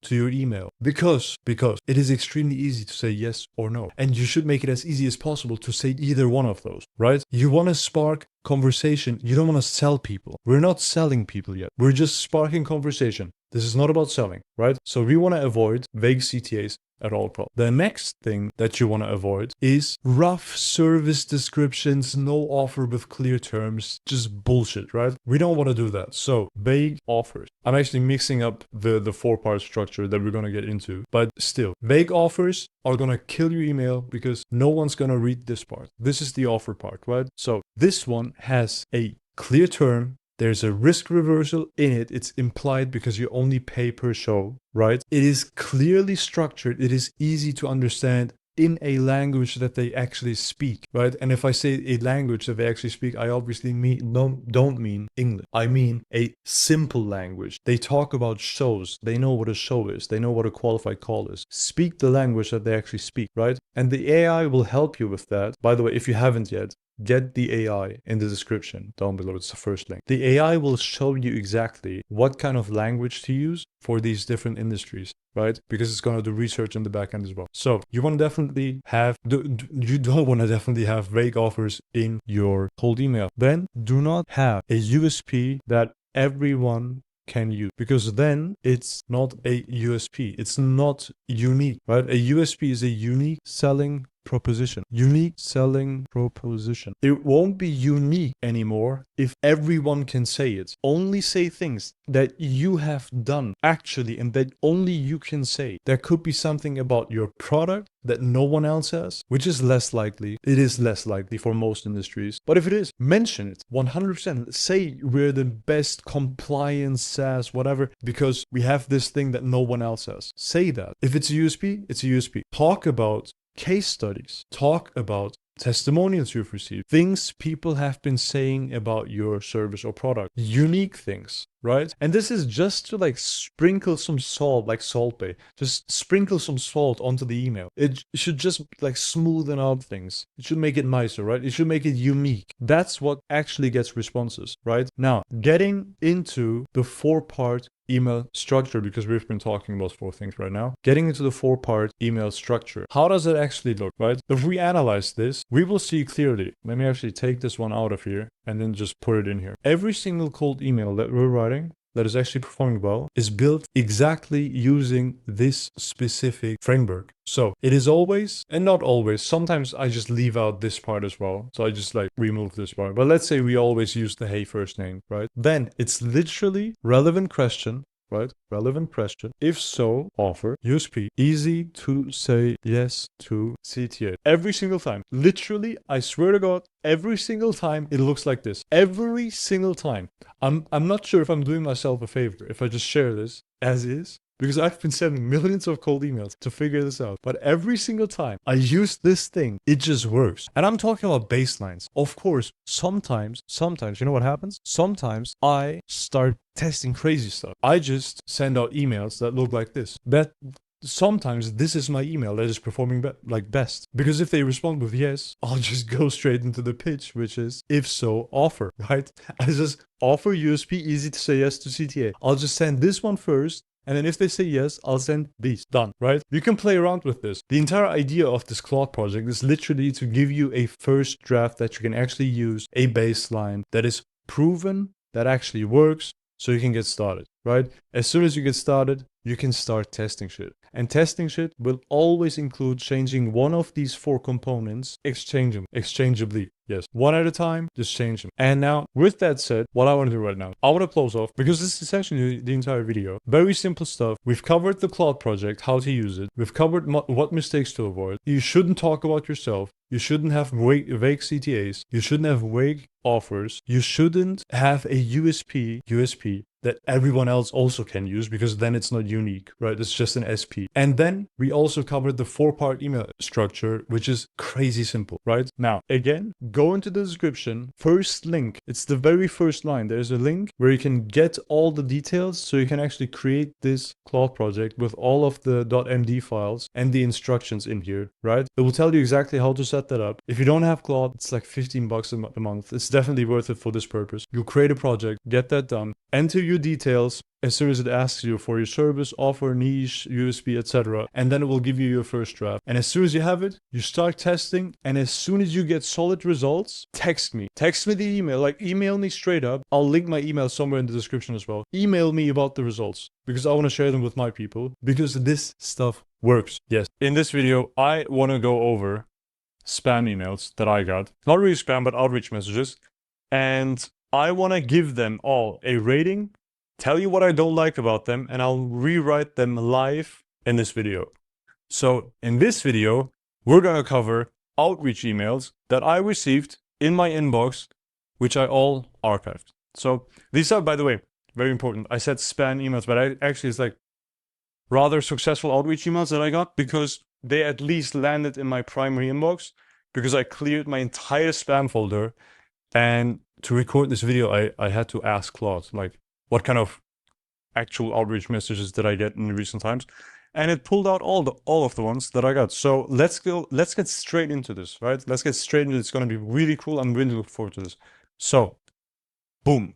We have seven. This is not 7, this is 7. We have 7 of these to go through, and I'll just like literally give them a rating, tell you what I don't like, and then we will rewrite them right here. Bam. So, subject, what happens to prospect company inboxes when clients churn? So yeah, not sure about that, but let's keep going.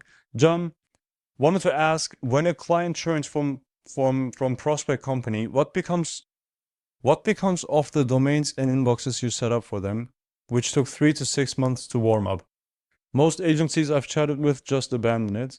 One agency we work with keeps that infrastructure operational and offers it to off-border clients under their own brand at 4 to 5 times the price. We do something similar, but we don't offer them at an additional price. We just use them. Client 1, 2, 3 are each pulling 25K a month doing this. Makes sense. There's a mistake. There's a typo. Makes sense for a 15-minute call to show you how it works. If you don't notice, I hate reading these messages because they're written so bad. Holy fuck. Anyway, so rating, this is a clear, like from 1 to 10, right? Bro, is this the worst thing that I've seen? I'll just give it a very quick 3 because like, let's move on. Like, this is a 3. I'll tell you what I don't like. It has clear, like very obvious typos, if you can't see. Like, this is super clear. And it's super not clear. Like, the message isn't clear. I'm not sure what they're selling. I have no idea what is happening. Like, genuinely, I have no idea what is happening. I don't know what kind of agencies you're talking about. Probably also called email like agencies, probably. But nothing makes sense. So while I'm doing this, I don't know how to rewrite this because I don't know what this is about. Okay, this is super bad. I'll just like, I don't know how to rewrite this. This is super bad. Like, this is probably a 0. No, fuck this. We move on. So Prospect podcast, keep going. Hi, it looks like you already have 9 episodes into, he's actually mentioning my podcast, by the way. I have a podcast, and the podcast is basically my videos uploaded because some people prefer audio, but yeah. Nice work. How are you finding it so far? Are you starting to see some traction? Apparently I'm high ranking. Apparently not a lot of people have podcasts. At this point, a lot of people begin getting a stronger sense of what's working and what's not. I can't say it gets easy from this point, but for me, this was the point where I started enjoying it a lot more. This is a lot of waffling. I'll remove this. Also, interesting point, if you make it to episode 10, you're already in top 5% of podcasts worldwide. I know this statistic, but this is also like, we're just waffling right now. Consistency really compounds in podcasting. You're not that far away, keep going. He just literally told me to keep going. So I guess this mass outreach message. We move on 0, let's go. Okay. Yes, cold email for John. Awesome. Quick one, John. Not gonna pretend we're on strangers. If I could book you an extra 3 to 4 meetings each week with financially qualified tech companies looking for cold email without any crazy promises or spray and pray outreach, would you be open to a short conversation? Euros.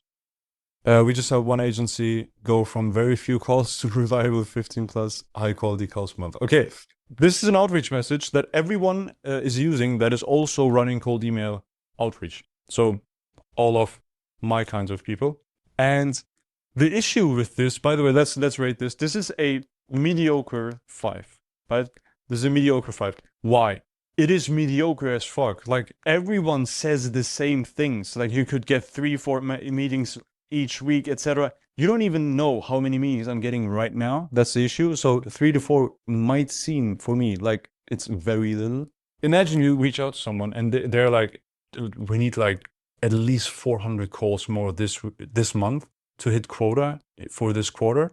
And then someone emails you with like 3 to 4 meetings each week. That doesn't work really well. So I don't like this. This is trash. This is really cool. Financially qualified tech companies, I guess. He has researched my ICP. So that's cool. That's cool. Right now we also offer this for, in general, B2B mid-market. But this is an older email. So this is cool. Looking for cold email, so he knows what I'm selling without any crazy promises or spray and pray outreach. So I like this part. I like the mechanism. I like the mechanism. But if you are going to go into this mechanism, it might make sense to make it a little clearer. Yes. So it's a little unclear. This case study maybe is relevant for me. It might not be, but maybe is relevant for me. And in general, I don't think it's that bad. And this looks super fixable. So let's see what I would do with this. And this is just like life on the go. Let's see what happens. So let's see. Quick one, John. Okay, let me actually copy this specific script. Bam, bam, to this. Does this work? Yes, it does work. Let's shoot this. Boom. Okay, so how would I rewrite this? I would probably say, hey, John, just looked you up. If I could book you meetings on a pay-per-short call basis using cold email outreach, targeting mid-market SaaS companies, would you be open to a short convo or quick chat? Been helping client A get 15 plus qualified sales calls per month just by offering their prospects a video showing how their product works. Confident we could do the same for you. Very different email from what I usually would text, actually. And I'll quickly explain what I just did. So with especially this kind of offer, like the cold email thing, everyone and their grandfather is now like running cold email agencies. The main issue that you will have if you run that kind of script is that people just do not believe you at all. So you have 2 options if people do not believe you, right? You have 2 options. This is terrible. This is better. So you have 2 options. You either go ahead and you have a very detailed mechanism explaining how you will get the promised outcome, or you have a fuck ton of proof. Optimally, you have both, right? But that's going to be your main bottleneck with this kind of outreach. Same goes for a lot of marketing agencies, by the way, because a lot of people are using the same copy nowadays and same offer as well. So the main moat that you can build up and keep are these two things. And this is where this comes into play. So I combined both into one. So been helping a client get 15 plus qualified sales calls per month just by offering their prospects a video showing how their product works. So this is the mechanism. This is how I get them leads, right? And this is the client result. So this is the social proof. I, for example, would also probably add, PS, we're running a school where we teach this stuff and you would be the perfect candidate for X, Y, and Z campaign. Basically, you could do something like that as well. Like you could replace this with this PS. Yeah. And you could say, and most of our members are also in the B2B healthcare, SaaS. Yeah, in healthcare SaaS. Yeah, you could do this. So we're running a school where we teach this stuff and most of our members are also in healthcare SaaS. So you could replace this part with this, right? That is also doable. So this is pretty, you could run this. And I'll probably brainstorm a little more and change up a couple more things just to like make it easy to read as well. I think right now it's pretty good. But usually before I send out these emails, I go through it twice or thrice just to read it out loud. And then if it reads well, if you can't get stuck on any word, if the next natural thing that you would have said is also the thing that you have in the email, right? It's actually the exact order of words that you would also naturally just say when reading out loud, then it's probably a very good email. And it's also probably going to be very easy to read. So this is pretty good. We gave this a 5. This is the improvement, so let's move on. Yes, number 4, subject competitor inboxes. John, we figured out a similar method to build Entra inboxes as competitor. We're giving them away for just $20 per domain. Prices go down as you scale. That's huge. Like that's what's happening. These inboxes are getting us typically 2 to 5% reply rate and compare to 1% to Azure inboxes. Interesting in testing them out.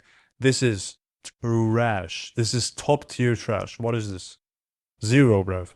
It's horrible. I'm not going to give you an opt-out since you also send cold emails. Well, this is actually funny. Like I can appreciate that, but the goal is not to be funny. The goal is to actually like get leads, right? So what the fuck, bro? Like, what is this? It's unbecoming. This is actually like super unprofessional. What is this? You have one job. Like, what is happening? That's not the way. That's not the way. Anyway, so it's also again very hard to understand like what they're selling. But let's see. Hey John, we've found a way to get you Azure level inboxes for way cheaper. Can I get you a sample of 5 domains you can test in your next campaign? Dude, I'm so good at this. Done. You move on. So good, man. Holy shit. Wow. Wow. Okay. So next thing. Please let me copy this. Yes. Okay. So this is inbox management at prospect company. So this is inbox management at LeadArc. John, when a prospect replies to one of your cold email campaigns, how long before someone responds? Whoa. The bar is so low. The bar is so low. For most people running outbound, say morning. By then the window's closed. Our company handles that layer in under 5 minutes around the clock, worth an early invite. Bro. Dog shit tier cold email. Holy fucking shit. I really thought this is gonna be like, not this bad, but it's horrible. It is horrible. It is horrendous. Oh my god. This is wild, bro. And I presume that this is about inbox management because of the subject line. Otherwise, I would never have guessed it. So I would say, hey, John, we have an inbox management service where we handle all of your responses within 5 minutes around the clock. Can I send you a video showing how we could do this for all of you your campaigns to, or let's actually make this nicer. Big agencies like client A and B are using this too, so I'm pretty confident this might be it. Can I send you a video showing a couple of responses which have booked meetings for those agencies above? Yeah, this is cool. You can do this. You can actually do this. Do this. Yeah, so then we can, like, I don't like it with when all the paragraphs have the same like length. So I'm trying to, yeah, I like this. Yeah, I like this. I like this. I like this. I like this. I like this. Let's move on. Number 6. Yes, holy shit. Subject land in primary. They made it happen. They landed in my primary, so that's pretty cool. Hi John, you've built outbound systems for clients, tested angles, fixed deliverability, scaled what works. Okay, inshallah. Yes. Your own pipeline is likely running on the same shared infrastructure you would never recommend to a client. That is a wild statement. That is just also not true. Sender company, so our company runs dedicated IPs per workspace. Isolate Warmup. Okay. 99.5 inbox placement built for agencies who get what that means. Okay. Bro, I swear to God, this is terrible. This is way worse than I thought. Worth 15 minutes this week to walk through it. Bro, why are we so deeply entangled in this product? You just offered isolated IPs. You don't do anything else. This can't be that SL. Land in primary, right? You can capitalize if you want to, like, there you go. Hey John, notice you're also running an outbound agency. If notice you're all okay. And then the main thing that we're trying to say is that they have an outbound space. We've built an isolated, what do they call it? We've built an isolated infra where you can send emails with 99.5% deliverability. And the nicest thing is you get an isolated IP per workspace you have. Can I send you a demo to show you that this is even better than Email Bison? Because I use Email Bison and Email Bison is goated, so I highly doubt this would probably not work because Email Bison is really good. But yeah, this is what I would probably rewrite this to. But what a shitty cold email. Wait, let me quickly do my thing. 0. Oh, this is horrible.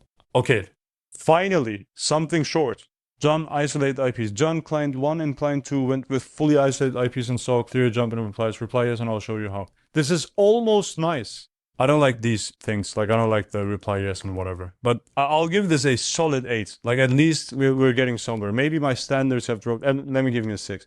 Ignore the 8. So, we're going to rewrite this, and it's going to be super cool. Bam, bam. This is wrong. It's also wrong. It's also wrong. Bam. Okay, friends. It's a wild thing. So, next one. Subject, John, isolate IPs. John, client 1 and 2. Yep. Can I send you a code for a free trial so you can check out our sequencer? I don't even know if they mean sequencer. Maybe they just mean like they have some SMTP service or emails. I don't even know if you know what that means, but SMTP services, it's like an email server where you can send emails out and they have like isolated IPs. So it's like better for deliverability. I would also, by the way, I would just remove the signature. Yes, and I also just was really confused because here says my name, then this is my name again, and this is not my name. So I was like, why is can so often in there? Yes. But yeah, that's pretty much it. 7 spam emails. We rewrote 5. So that's cool. Because the other ones were complete horseshit. But that's fine. But yeah, that's pretty much it for this video. I hope this was helpful. If you have email scripts that you want to have reviewed, I would highly recommend you join my community and just post it literally into our general chat, because in there I'll go through all the questions that we get on a daily basis, and I record Loom videos explaining or answering every single decent question. So if you want to join, first link in the description. I've been running a cold email lead generation agency for the past 2.5 years. And within those 2.5 years, I've sent millions of cold emails, gotten pretty nice results for our clients as well, generated 28% of all closed deals for a B2B SaaS client of mine. And that was just in 2025 alone. And then we also had this consulting firm who we've helped book 180 plus meeting ready leads per month by sending out 1.6 million emails a month for them. And before I did any of that, I was really shitty at following up with people. And now after sending out this many emails, I feel like I've gotten a grasp of how following up works, especially with cold prospects, which is why in this video, I want to show you exactly why most of my follow-ups failed before I learned throughout the years, what you actually need to send to people to get a response, and then how to hard close them for a meeting once they finally respond to you, right? So follow-ups. Why most follow-ups are trash, cold follow-ups, warm follow-ups. So let's get straight into it with the first point. So we're going to scroll down and there we go. So point number 1, why most people's follow-ups fail. Now, usually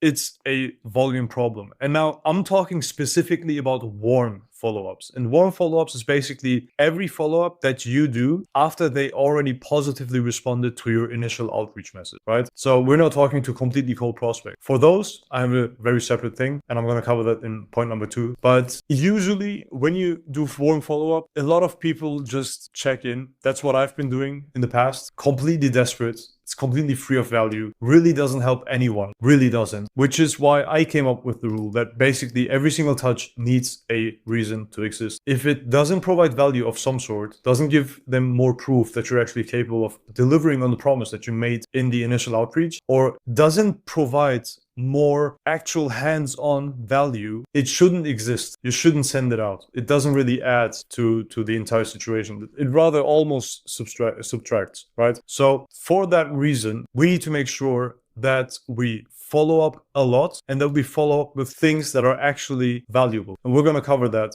in a second. And you're going to see that as well in the free deliverable, in the free resource, and the free document that I've linked in the description down below, where I share the 5-stage sequence with follow-up templates for you. Check that out. You will see what I mean if you got the document. But in essence, cold and warm require completely different approaches. So let's cover cold for a second. And again, yeah, 5 templates, how to use them, description down below. You just load them into your cold email tool today, and then you can use.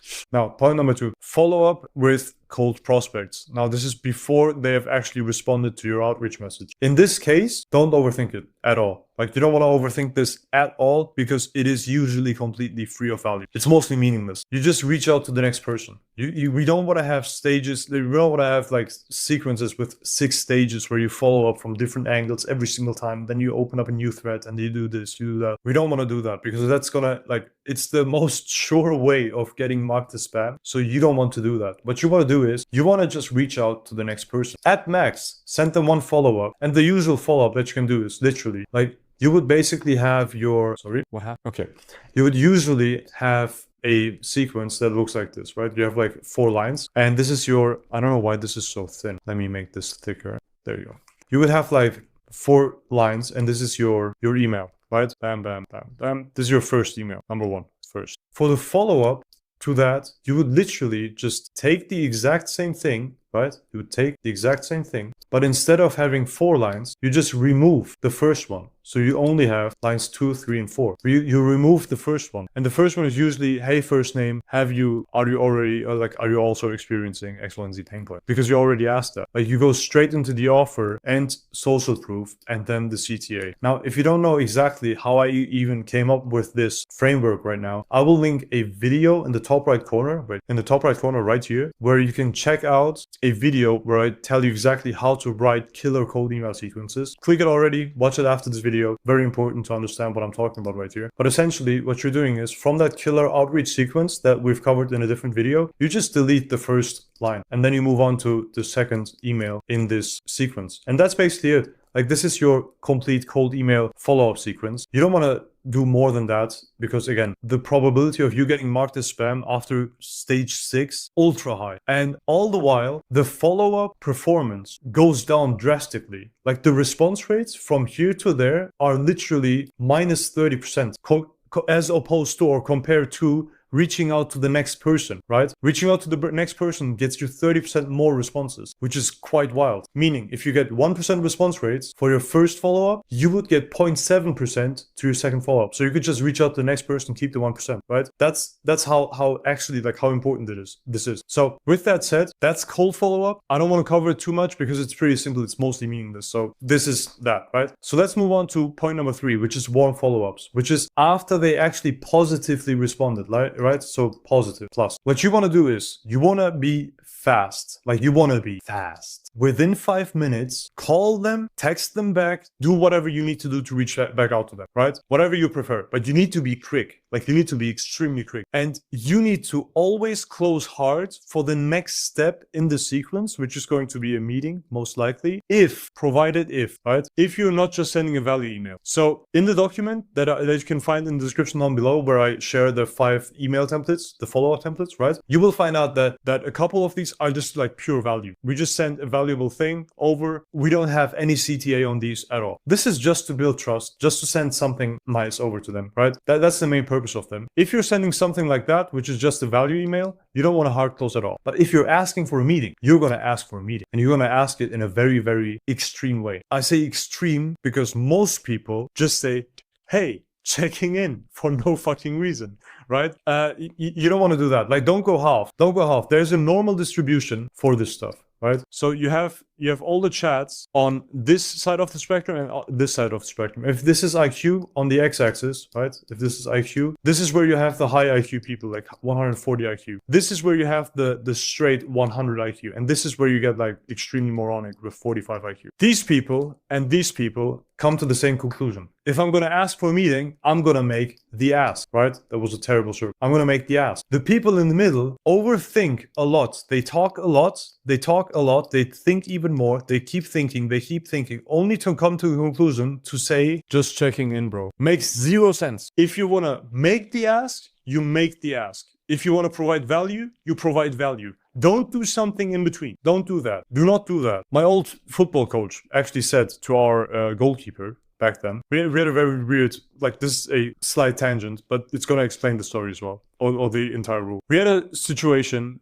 during the football game where there was no one left from the defenders while the opposing team was trying to storm over to our goal, right? Now, our goalkeeper was the last man standing, and there was their striker just running full pace towards our goalkeeper. And what our goalkeeper did was, he thought, I'm going to stay in the right at the goal, right? I'm going to stay right here. And then in the middle of thinking that, he ran 15 meters forward for no reason. And then he was like, I'm going to attack this guy fully. And then he stopped and then he walked back. What happened was pretty obvious. We absolutely got obliterated. The striker scored and that was it. And my coach said, I never want to see something like this ever again. Either you decide that you want to stay at the goalpost, or you storm out like your life depends on it, and you actually tackle the guy, take the ball off of him, and clear up the situation. You don't want to be in the middle. Like you don't want to be here. Being here is the worst decision ever in life. Ask people directly. And now I'm emphasizing this point, and I also told the story for a second, because a lot of people in sales get lost right here. They just get lost. Now, I'm not saying I'm the best I'm Jordan Belfort or whatever, but I do realize that every single time that I've been in this category of human, or of human being, or of human performance, my performance has suffered because you just start overthinking like crazy. You don't want to do this. You want to Chad ram. And Chad ram, this is a very important word, Chad ram, right? You want to be the Chad that absolutely rams everything. If you want to provide value, you provide value.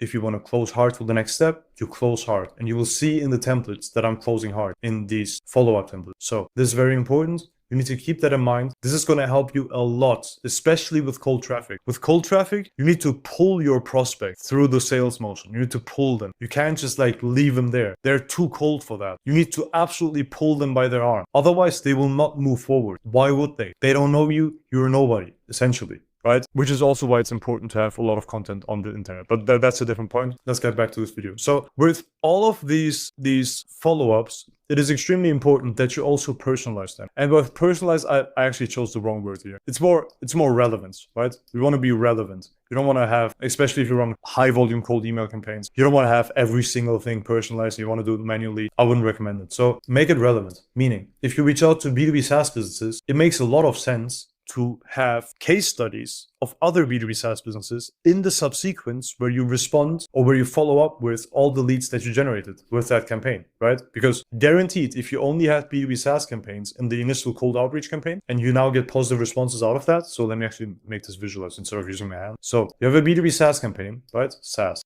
And you get positive responses, which is awesome, right? And now you want to follow up with them to then book a meeting, right? These are follow-ups, 1, 2, 3, etc. To book a meeting, and the meeting is going to be this 17, because that's usually what the calendar icon says. So you want to get them on a meeting, right? You want to make sure that the case study that you use in email 3 or in email 1 is absolutely relevant to the niche that you're reaching out to. You don't want to have a SaaS business in your follow-up sequence and then send them a consulting firm case study to get them to book a meeting. That doesn't make any sense. So you just make it personalized / relevant. Very important. It's the small things, really. Like, this sounds blatantly obvious, I believe, but it is the small thing. So we need to make sure that this is dialed in. Now, next one, if they completely ghost you for whatever reason, let's say you've taken them through the 5-stage sequence. It's actually 5 stages, right? Let's say you've taken them through the 5-stage sequence. If they went cold, just have a low friction re-entry. This could be your 6th one, actually. Like, you could literally have the 6th one, and it's simply one sentence. It's easy to respond to. Meaning, you just ask them, hey, are you still looking for main benefits? Done. And you ask them that after 90 days or something. Done. That's literally it. I wish this was more fancy, but this is literally it. Now, with all of that said, if you're a B2B SaaS business, or consulting firm, or an agency, and you want all of this done for you because you can't be bothered with figuring all of this out on your own, we run cold email end-to-end for high-ticket B2B SaaS plus consulting plus agency. And you only pay per qualified call that shows, meaning there's no retainers and we start within 24 hours. It's the first link in the description. Check it out right now. I have also linked a free resource in the description down below where I've shared 5 follow-up templates that you can use in a sequence for all the prospects that already positively responded to your email. So this is for all the warm leads that you already generated through cold email. You can just check it out. It's probably the first or second link in the description. And it's definitely the first pinned comment that you see underneath this video. You just enter your name and email and I'll send it over to you so you can directly put it into Smart Lead or Instantly and use it today to get positive responses to your warm follow-up this week. Check it out. And by the way, I will have linked a document with the 5-step sequence for warm follow-ups right underneath this video. It's probably the first or second link in the description. It's also the pinned comment underneath this video. Just click onto that link, enter your name and email, and then I'll send you over the 5 email templates so you can immediately put them into Smart Lead or Instantly to then follow up with all of your interested positive responses. So check it out right now. And I'm going to do that by covering 3 things. So number 1, we're going to cover why I even send out Looms instead of just normal cold email outreach, right? Number 2, what I do to actually get prospects to ask for Looms before I send them. And then number 3, what I do in these Loom videos to get them on sales calls, right? So let's get straight into it. So why do I send Looms, right? Point number 1, most cold emails look the same. They look exactly the same. They have like, hey, first name, and then it's like some random compliment, and then they talk about their own company. They talk about the services that they did. They talk about what school they went to. They have this elaborate paragraph of talking about their own business, right? Then they go into what services they generally provide, and then the CTA is something like, hey, want to meet up for half an hour in 2 days or something? Want to grab a coffee in a couple days? Or even more weight, let me know if you're interested. Doesn't mean anything. Everyone does that. No one cares. You'll land in spam as well. Doesn't work. Main reason is because you're competing against something like this, where I, for example, go ahead with, hey, first name. So that's what we have in common, right? The very first line, we have that in common. Sometimes I even leave that out, but usually I have it in there. Hey, first name. Specific question about a pain point of theirs. So do you have X, Y, and Z pain point? Are you experiencing X, Y, and Z pain point?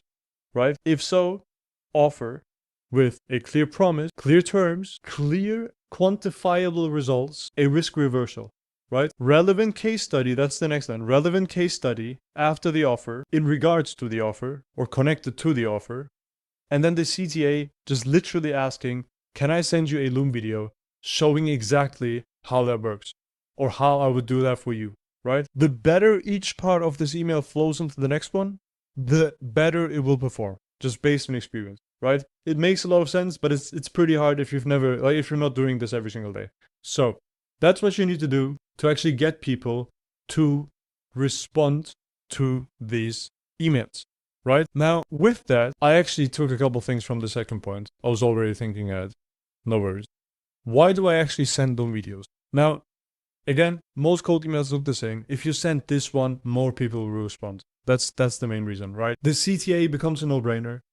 It is way easier to say yes to the video than to a 30-minute Zoom video or Zoom call, right? But the best part about this entire strategy is literally that you can send them assets before the call even happens so that they can pre-qualify themselves. They can sell themselves on the thing that you're selling, right? And the better your Loom is, the better the call will be, which is awesome because now there's a lot of logistical intensity in that specific Loom that you can put in there or take onto you, work on the Loom, make a repeatable Loom that is extremely nice, personalized, and that will help you have nicer sales calls, which is quite nice. The entire thing is just nicer. That's why I have been sending out Looms for the past, I believe, over 12 months. It is working awesome. It is perfectly awesome. You get higher quality calls, higher close rates, just a more pleasant talk with the people as well. They've seen your face, they've heard your voice, they've been able to Google a couple things about you. And if you also nail the Loom, you're gonna close, guaranteed. Because if you put in the proper disqualification criteria or the qualification criteria, however you want it, they will be able to just straight up tell you, hey, I don't want this, this is not for me. I thought this was for me, this is not for me. Perfect. No one's time got wasted. Now, what do I actually do to get prospects to ask for Looms? Number 2. So to get to number 2, the cold email that I've just outlined with the 4 simple lines. So you have the first line, you have the specific question about their pain point, you have the offer, you have the social proof, and then the 5th part, actually I forgot the 5th part. You have the CTA, right? That's gonna open the door. You're not gonna send out the Loom cold. You're not just like gonna prospect the person, find out who you want to send the Loom to, and then just straight up first email send the Loom. You don't want to do that. That's gonna be very inefficient. You can do that if you're doing Dream 100 outreach on, for example, say LinkedIn, for example, right? You can prospect these people and you can then send the connection request and then send the DM. But we're talking about cold emails here. We're talking about cold email Loom strategy, right? In that case, what you want to do is you want to just ask for the Loom en masse while sending out thousands of emails every single day and then wait for people to respond with yes. And after they respond with yes, you're going to cherry pick the people who said yes. Those are the people who you're going to record a video for. Now, that's what the cold email is supposed to do. It just is supposed to give you opportunities to record Loom videos. That's what it's for, right? Now, let's go to the next point, which is, so, number 3, what my Looms look like to book sales calls. Now, what we want to do is, we want to divide the Loom up into multiple parts so we can talk about them separately, right? So you have 3 parts. We have the hook, we have the meat of the Loom, and then the CTA, the close, right? We want to nail, obviously, every single one of these, but the most important of all 3 is the hook. And the hook actually starts in the cold email that you're responding back with, right? So you sent out the initial cold email, someone responded back, you cherry pick the people that you actually want to record a Loom for. Now, you have recorded the Looms, right? You've recorded the Looms, and now you want to respond back. This is exactly where the actual hook starts, because you're going to take the GIF of the Loom and then embed it in the email. Why? Because they're going to see the preview of your Loom in the email. That's your initial hook. You have to get people to click onto the Loom so that they can watch the Loom. So your initial hook in the video as well will start on their website with your face somewhere on the screen so that they can then see your face in combination with their website in the email that you're responding back with, right? That's what you want to do. Now, with that setup, the next part, the actual hook of the video, should contain, and I got this from Hormozy, or he probably got this from Dan Kennedy, someone got it from someone. But essentially, your hook is going to consist of 3 parts. So you have a promise that you want to keep up or hold, then a proof that would actually prove that you can deliver on that promise. And then number 3 is going to be a plan.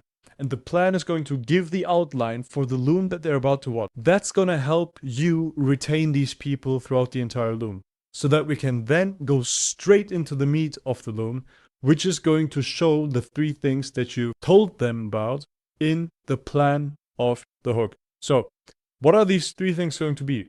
Very good question. Essentially, whatever your service or product is, try to break it down into easy to digest 3 pillars, right? You want to break it down into 3 pillars. So for cold email, for example, the 3 pillars of this entire thing is essentially, we need to find the exact people that you're looking for. Then we need to have proper copy that we can send to these people. And then we need the infrastructure that would be able to send out thousands of these emails to these people, and then also handle all of the responses, right? That's roughly the 3 pillars of cold email that I'm using in my Loom videos. Now, it works well because I don't need to show them how I'm scripting stuff. I don't need to show them how I'm building prospect lists. I just need to show them that I am, right? Tell them roughly, sell them on the mechanism. You don't have to show the procedure. And this is very important, by the way. Like, for the meat of your Loom, do not go into this procedural how-to mode. No one cares about how-tos. Just show them what, right? Don't show them how, show them what. What are you going to do to reach that promise, or to achieve that promise, to hold your promise, right? Show them what. That's the meat of the video. Now, you're going to do that always in relation to the main benefit that your service or product is offering to this prospect, so that they can also self-qualify, right? Now, as soon as you've done that, the Loom is probably somewhere between 3 and 10 minutes long, right? That's what you want to, where you want to move on to the close of this thing, which is you have one ask and you have one link, and you're simply going to say, if you found this useful, book a call via the button in the bottom right corner. I use Tella, actually. I don't use Loo. I've linked Tella in the description down below. Check it out. But it essentially allows you to edit the video in Cuteface, and you can also like edit your audio so that it sounds professional. You want to make sure that these small things are optimal. You want to have a proper video, right? That's the goal. I use Tella for that. Check out the link in the video description. But essentially, that's what the close is about. Keep it very short. Keep it very simple. Book a call. Done.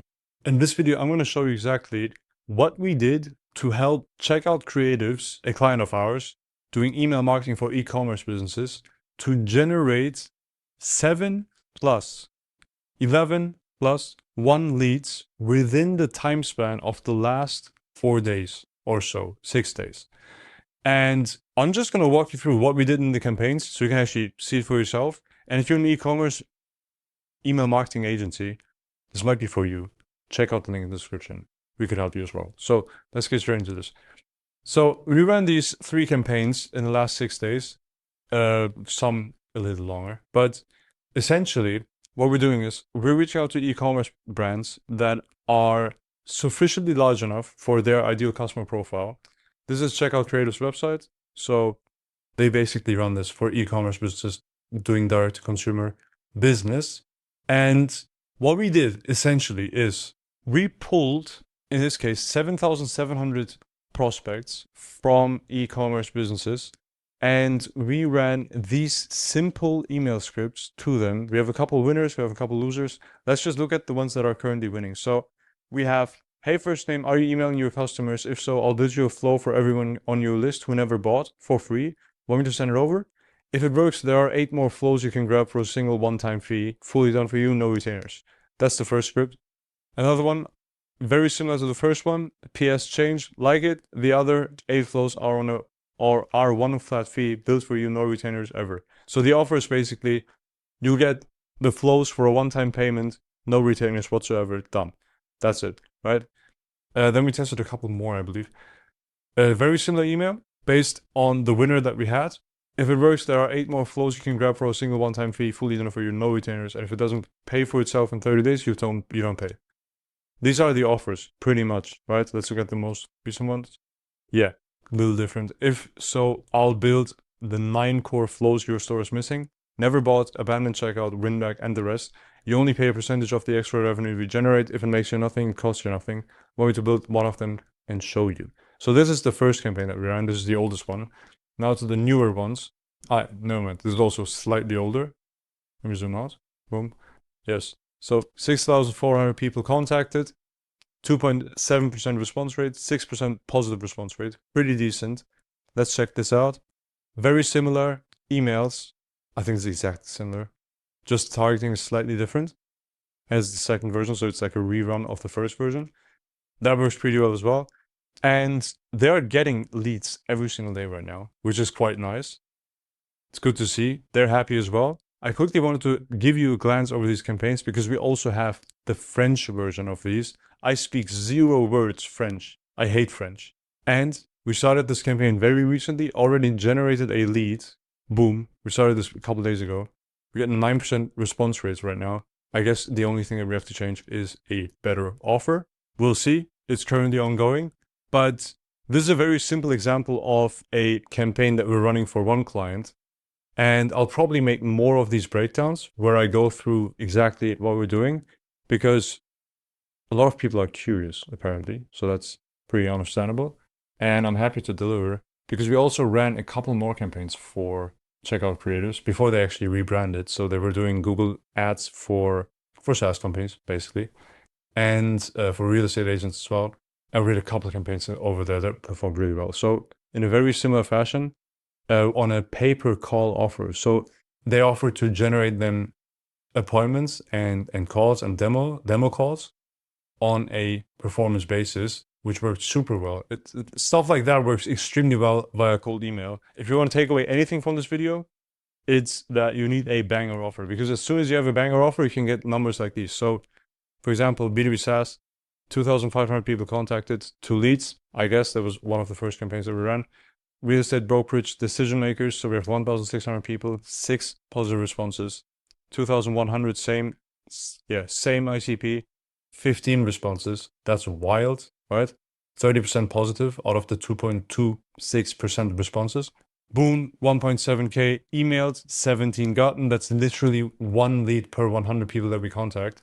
And this is like without, I think this is weird. Yeah, this is without any follow-up. This is just a 1 single stage email campaign just to see like which scripts work best, because that's how we run things usually. We don't set up 7-stage email sequences because that's just super spammy. What we do is we find your ICP, like all the ideal prospects that you have, right? We email them 10, 15 different scripts once. And then we check out which of these 15 scripts perform best. Then we take those and we take the winners and put them as a second email in the stage. And we didn't even get to that stage because they were fully busy with like handling these leads, right? So again, 2.7K for B2B SaaS, 10 responses, 10 positive responses, right? 1.7K, 10 positive, 1K, 2 positive, 7.7K, those are the most recent ones. 7 positive, 11 positive, and then 1 positive for the one that we started very recently, right? So this is how that works. If you're an e-commerce marketing agency, email marketing agency, right? And you can't really distinguish yourself from the crowd, from all the other agencies, especially through cold email. Like you've been getting business from referrals, maybe from ads, etc. And you want to be like, man, I want to make outbound work. Feel free to search, I think, the second link in the description. If you're in general curious how our systems work, how we run all of this, feel free to check out the first link in the description. We have a school community where we're teaching all of this stuff. It's basically school.com/leadarc/about, right? You can also just search for LeadArc. And you will land right here where we are teaching 78 members right now actively for $49 a month how our systems work to make this stuff work, right? People like it. I assume you like it as well. If you have any questions in regards to these campaigns and how we ran them and what we did specifically, right? Feel free to post in the comments. Let me take away one thing which I didn't show in too much detail. We pulled the lead list from Prospero, and then we used our internal email guesser, which just basically guesses the email addresses if you have the first and last name plus their website, right? We use that, which you'll also get access to if you join the school. Yes, in this video, I'm going to show you a banger case study that we've built with Airpace over the last 60 days. And I'm going to show you exactly what Airpace is, what we've done for them, what they've struggled with, etc. We're going to cover the entire thing. So let's get straight into it. I'll share my screen. I have a full document prepared. We have screenshots. We have the campaigns. We have the winning scripts. We have everything, right? So let's get straight into it. So how we rebuilt Airpace's cold email system. Airpace is a dental SaaS company that automates insurance verification for practices across the United States. And we've worked together since October 2024. So it's almost 2 years, right? And this case study covers the setup we inherited from them, what they've already tried, the system we've built, and the current results from the last 60 days. So keep in mind, we've been working for the last 2 years. And in the last 60 days, slightly before that, we switched over to Email Bison, and that has tripled our results. So that's pretty awesome. So what kind of challenges did they have? Their emails were landing in spam. The sending setup was completely cooked. There's no way any of their copy would have worked, because I was looking at a setup where they had multiple domains, like a couple, right? They had 15 email addresses, and they were all sending from their subdomain, which is terrible if you've ever watched any of my other videos. So the entire thing was super risky, because that basically meant using their subdomain, meaning email.airpace.com, right? Something like that. That would basically put their domain reputation at risk, meaning basic emails like sending invoices to customers, etc., would have landed in spam if they kept doing that for the remainder of their campaigns, right? So we stopped doing that immediately, but I'm going to get to the solution that we've implemented later. Their copy was not converting, obviously, but because there's no way. They weren't landing in the primary inbox. They were only landing in spam, meaning their response rate, not even a positive response rate, their response rate was 0.02%. So basically no one responded. They didn't land in primary at all, right? And on top of everything, volume was way too little. Like, we had 15 inboxes. Even if you push them beyond their limits, with 50 emails a day per inbox, you would at max, in that case, get 750? Yeah, 750 emails per day, which is nothing, right? So even if you landed in the primary inbox, you didn't land in spam, that's just very limited daily volume. And in general, their infrastructure was super fragile, because they were also using a newsletter tool, like MailChimp, for example. I don't remember if it was MailChimp or Chimp or something else, but they were using a newsletter tool to send out these cold emails, which also goes against terms of service with something like MailChimp, right? Yes. No warm-ups. I think they had warm-ups in a third-party tool. Everything was mixed up. Like, it was horrible, basically. Yes. And they only had a list of personal Gmail addresses from these dental practices that they were targeting for their software, right? Which basically only had their email address. They didn't have any first names. They didn't have any addresses. They didn't have anything about them. I literally got a list of 29,000 unverified personal Gmail addresses, which I had to target. And we didn't even know whether they were actual dentists. That was the situation. So they've tried sending from their main domain, using this newsletter software for cold email, writing super broad copy that was also way too long. They included images in there, links, etc., and that very unspecific list, right? So that was the struggle. They basically didn't get any results, so we came in. And in the beginning, we used SmartLead. In general, we use that as an agency. We switched away from SmartLead now, because especially we had also problems with the Airpace campaigns. But we switched away from that to a private cold email infrastructure. And this is the solution that we've implemented since, I think, May of this year. And that has really pushed the results. So now we're using a private cold email infrastructure with Email Bison, which you need to apply for, and you don't get in there if you don't know what you're doing, basically. We know what we're doing, so we got access to it, and we built dedicated sending domains, warmed inboxes, super strict sending limits, and daily health checks to make sure that their infrastructure is healthy, right? Because if it's healthy, we can actually land in the primary inbox. If it's unhealthy, we'll land in spam and no one will see the offer. Even if the offer is perfect, no one will ever see it. So that is amazing. And then on top of that, we've scraped the entire US for dental practices. And we've verified using AI that they're all dental practices. Amazing. That is super nice. On top of that, that's just like a nuanced thing. We've also separated the campaigns into different types of email addresses, so we can see which one of these connects best. So we sent only to Gmail addresses, only to Outlook addresses, only to addresses with spam filters behind them, right? Like Proofpoint, Barracuda, etc. Little technical, but we did that just to see like which of these campaigns performs best. Because if Gmail outperforms the other ones by a lot, right?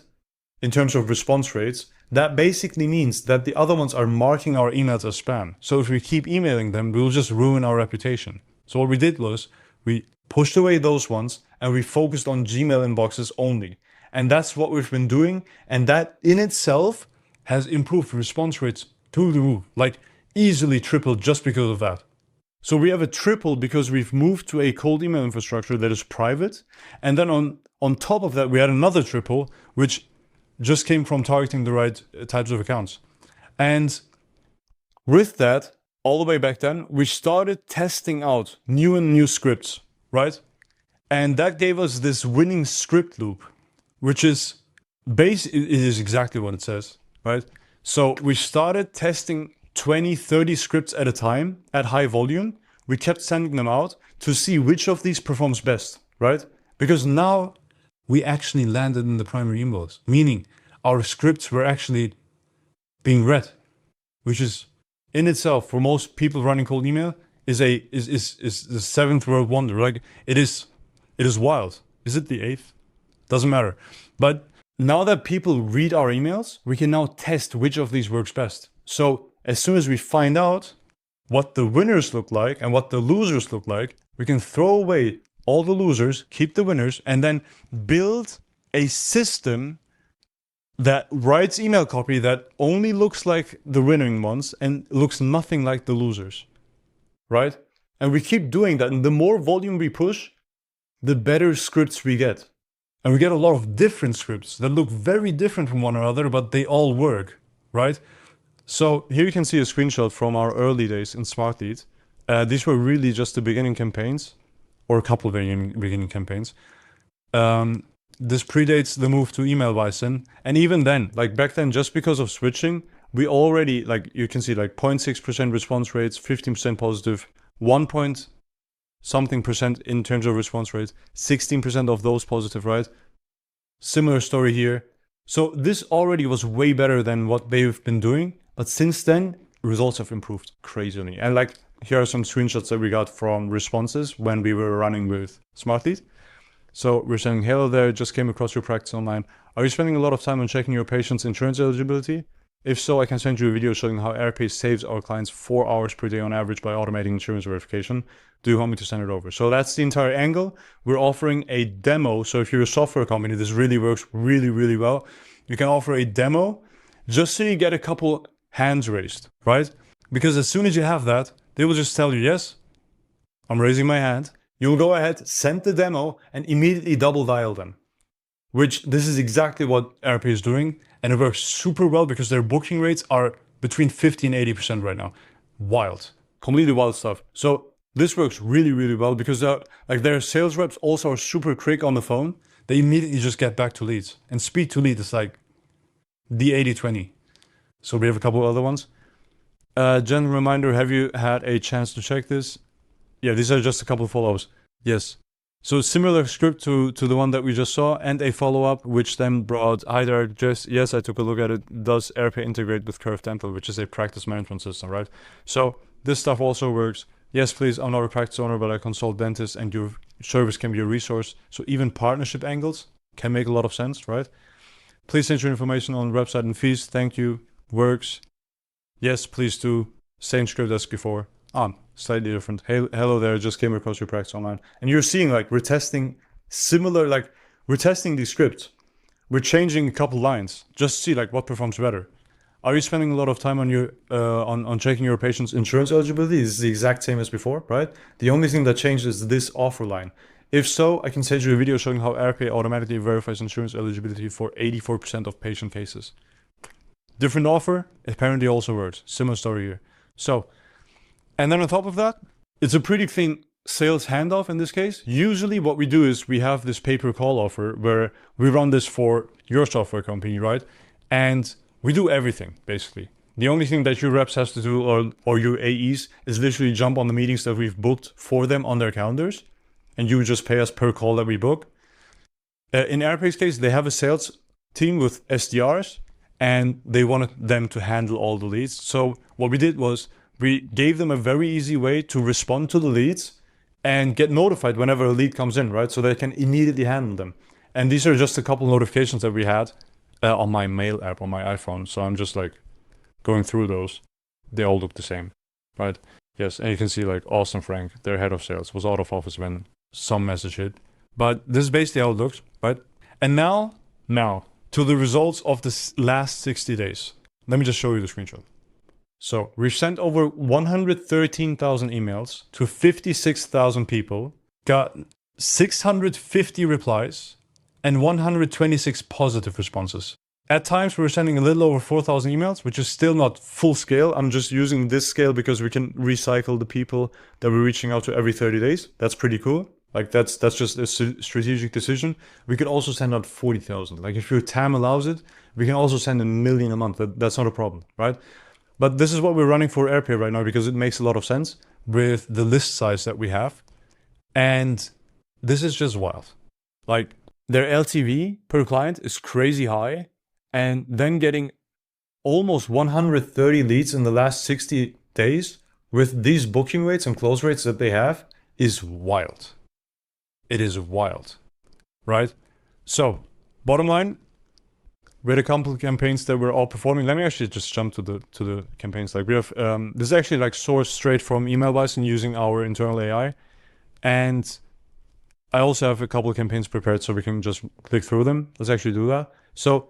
Recent campaign leaderboard. These were the best performers from the last 60 days.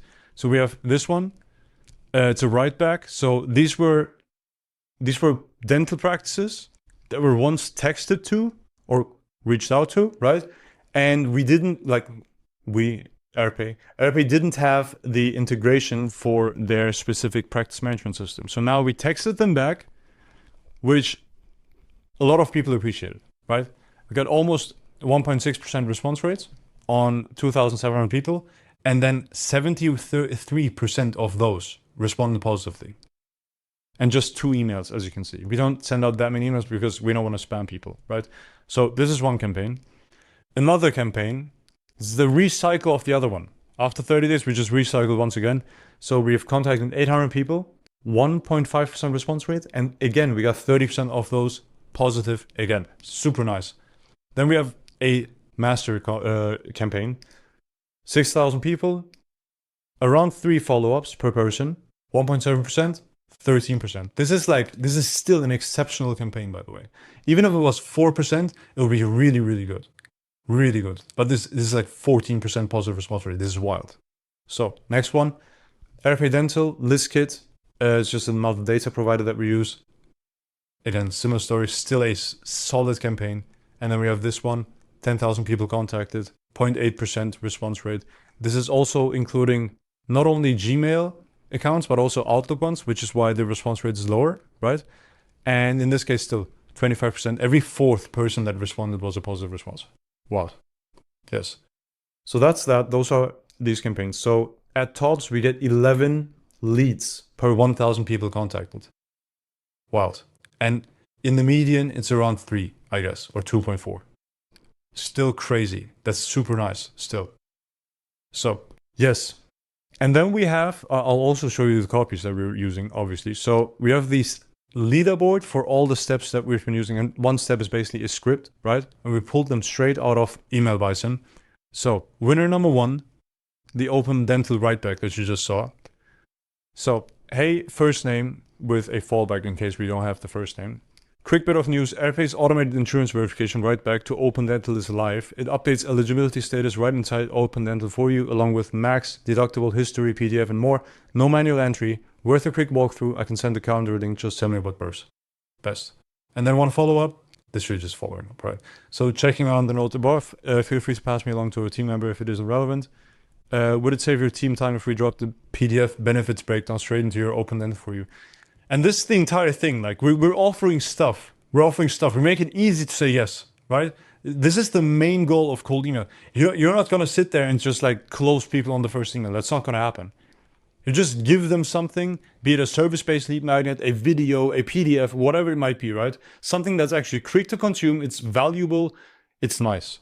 And it's easy to say yes to, right? So that's the first winner. Second winner, hey, first name, is your front desk drowning in verification work? If so, we build software that auto-verifies eligibility every night. We recently helped SOH Dental free up 4 hours per day per practice. They run it across 25 practices in 12 states. Can I send you a video showing how it works? Banger. Pricing version, we have a couple of versions of these. Is your front desk drowning in verification work? If so, we built a software that auto-verifies eligibility overnight. We recently helped that's exactly what we had. It's just a couple $100 a month per location. Done. Short follow-up. And by the way, this is a thing that I like to do. I just like, I take the exact same script and then I remove parts of it and I just put it in there as follow-up. Works. It just works, right? Winner 3, the morning scramble. Hey, first name, does insurance verification also waste your front desk's whole morning? If so, we could run the next day's schedule overnight automatically for you for a couple $100. Can I send you a video? And by the way, just to have some context on that, in America, apparently, I'm in Germany, so I wouldn't know. But America, if you go to the doctor and you don't have, and you usually have like 3 dental cleanings a year, etc., your doctor doesn't know unless they call your insurance carrier. So the front desk, whenever you schedule an appointment, all appointments for that day, for every single patient coming in, they have to contact the insurance carrier and see, like actually ask, how many dental cleanings does John have open this year? Because if he is over his limit, right, over his actual like usage, I guess, of his dental cleanings, he would have to pay himself, obviously, because the insurance won't cover it. But you will never know unless you ask. And sometimes you don't reach these people. So you're just giving that person the service, and it might just be that he walks out the door, you won't get the money back from the insurance company because he already used all the 3 cleanings this year, and you will not be able to reach this person. So you just lost revenue and you wasted an appointment. Huge struggle. This is why they go through the entire thing every single morning and call everyone manually. It takes like 4 hours a day. It's wild, right? So let's keep going. Winner 4. Had a quick question. Is your team still checking insurance by hand the day before? We can run the whole next day's schedule for you overnight, help SOH Dental, etc. Mind if I send it to you in the video? Very short, non-spammy, offering value. This is exactly what it is. And by the way, I've recommended Airpace to use free trials as well. They said they didn't really like the idea. It's all good. But if this was running on free trials as well, man, these campaigns would perform even better. It just makes sense for software to have a free trial. If it's possible, of course. Like if you have to onboard them for a month, etc., of course it doesn't work. But yeah. Winner 5. Benefit exhausted after treatment. Hi, first name. How does your team find out a benefit was exhausted only after the treatment is done? We check for that overnight on the whole next day's schedule and flag it before the patient sits down. Mind if I send a 2-minute video? Right? And here are a couple things from like people responding back and then the reps handling the response, right? So this is actual response handling from the reps. So someone says, please send the video. Austin says, hey, here's the video with the link. This is a hyperlink. What practice management software does your office use? Make it very easy for them to just like let's have conversation, right? Email is for conversation. It's not for closing. Sales calls, demos are for closing. Email is for conversation. So please send the information for review. Hi, Richard. Here's a video explainer. What practice management system do you use? Happy to set up a few minutes to answer any question you may have. Thanks. Easy. What a nice campaign. Isn't this nice? I love this campaign. I'm also recording this video because I want more clients like Airpace. Airpace is a dream client. Airpace is amazing. If you're seeing this, I love you. Like, amazing client. Amazing client. They let me do my stuff. They respond to the leads. They handle the leads. They have a nice product. It helps people. It's amazing. If you have something like that, check the first thing in the description because we can do this for you too on a pay-per-call basis. But yeah, real response pair 3. Yes, it definitely does. I'd be interested in knowing more about your company, etc. Hi, Melinda. We'd love to show you how that works and talk about the cost. Would you be open for a quick demo? I'll just go through these. Do you also have X, Y, and Z? If so, please share information. That would be awesome. Hi, Dana. We work for whatever and whatever. What practice management software are you guys on? Please share more details. Here are the details. Let's jump on a quick demo. I can show the platform, talk about pricing, right? As you can see, we're handling pricing on the call. Let's just jump on a call, quick. We'll just give you the pricing because it's going to be individual, right? I'd love for you to work with our financial coordinator, Ariana, so that we can learn more. My team left a message for Ariana this afternoon. Feel free to send over Ariana's email, and we'd be happy to coordinate the time to chat with her for a few minutes and learn more about the practice. Amazing reps. They're just doing their job. Like, this is textbook. This is how our reps work. This is how their reps work. It just works, right? Would love to schedule a demo/walkthrough straight from the first email. Can you please send me your calendar link? Here's this time to schedule with me. And you see, like, all the messages, they look different from one another. They are personalized. They're quick, they're frequent, they're personalized, and they're always available. This is what good follow-up looks like. This is actually how it looks like, right? Thanks for the info. What's the additional cost? It costs a couple $100 a month. Feel free to set up a couple minutes so we can go through a formal quote and etc. Done. We have insurance training next Wednesday, the 29th. Maybe we can go over that with Neil. This is someone CCing another one. Is that training with Open Dental? We're partnering with Open Dental. I just tried giving the office a call. Feel free to schedule a couple of minutes to chat using this link and I'll be happy to answer any questions. Pair 10, it's the last one. Oh, sorry, penultimate one. Sure, can you include pricing? Every office is different. Yes, however, we charge a flat monthly fee. No contract or setup fees. Are you available for a quick demo? Amazing work. This is amazing work. I can showcase Airpace and then talk about pricing after learning more about your offers. And then the last one. Sounds interesting. We use Eaglesoft and Vine, which are competitors to Airpace. Vine may have a similar feature, so let me know how your software is different. We pull more carriers and fuller breakdowns. Simple response. Here's a quick video on Airpace. Here's a link to schedule a demo. Done. Done. This is the case study. And if you want us to run this exact type of campaign for your software company, you go to leadarc.io/offer. You check this out. You watch the video. You read this. You book a strategy call. That's how it works. First thing in the description, looking forward to seeing you on a call. And in this video, I want to show you the entire process of me setting up client campaigns and also take you through how to handle responses, how to book meetings in following videos to this format. I was just going at it and then I thought, well, might as well record it. So I'm going to start recording right now where I am. I just started, so you're joining me at the perfect time. So I have two agency clients, agency 1, agency 2, both of them running Google Ads. And we've run some campaigns already. These were the niches that we already targeted for both agencies. So agency 1 had chiropractors in one campaign and medical spas in the other one.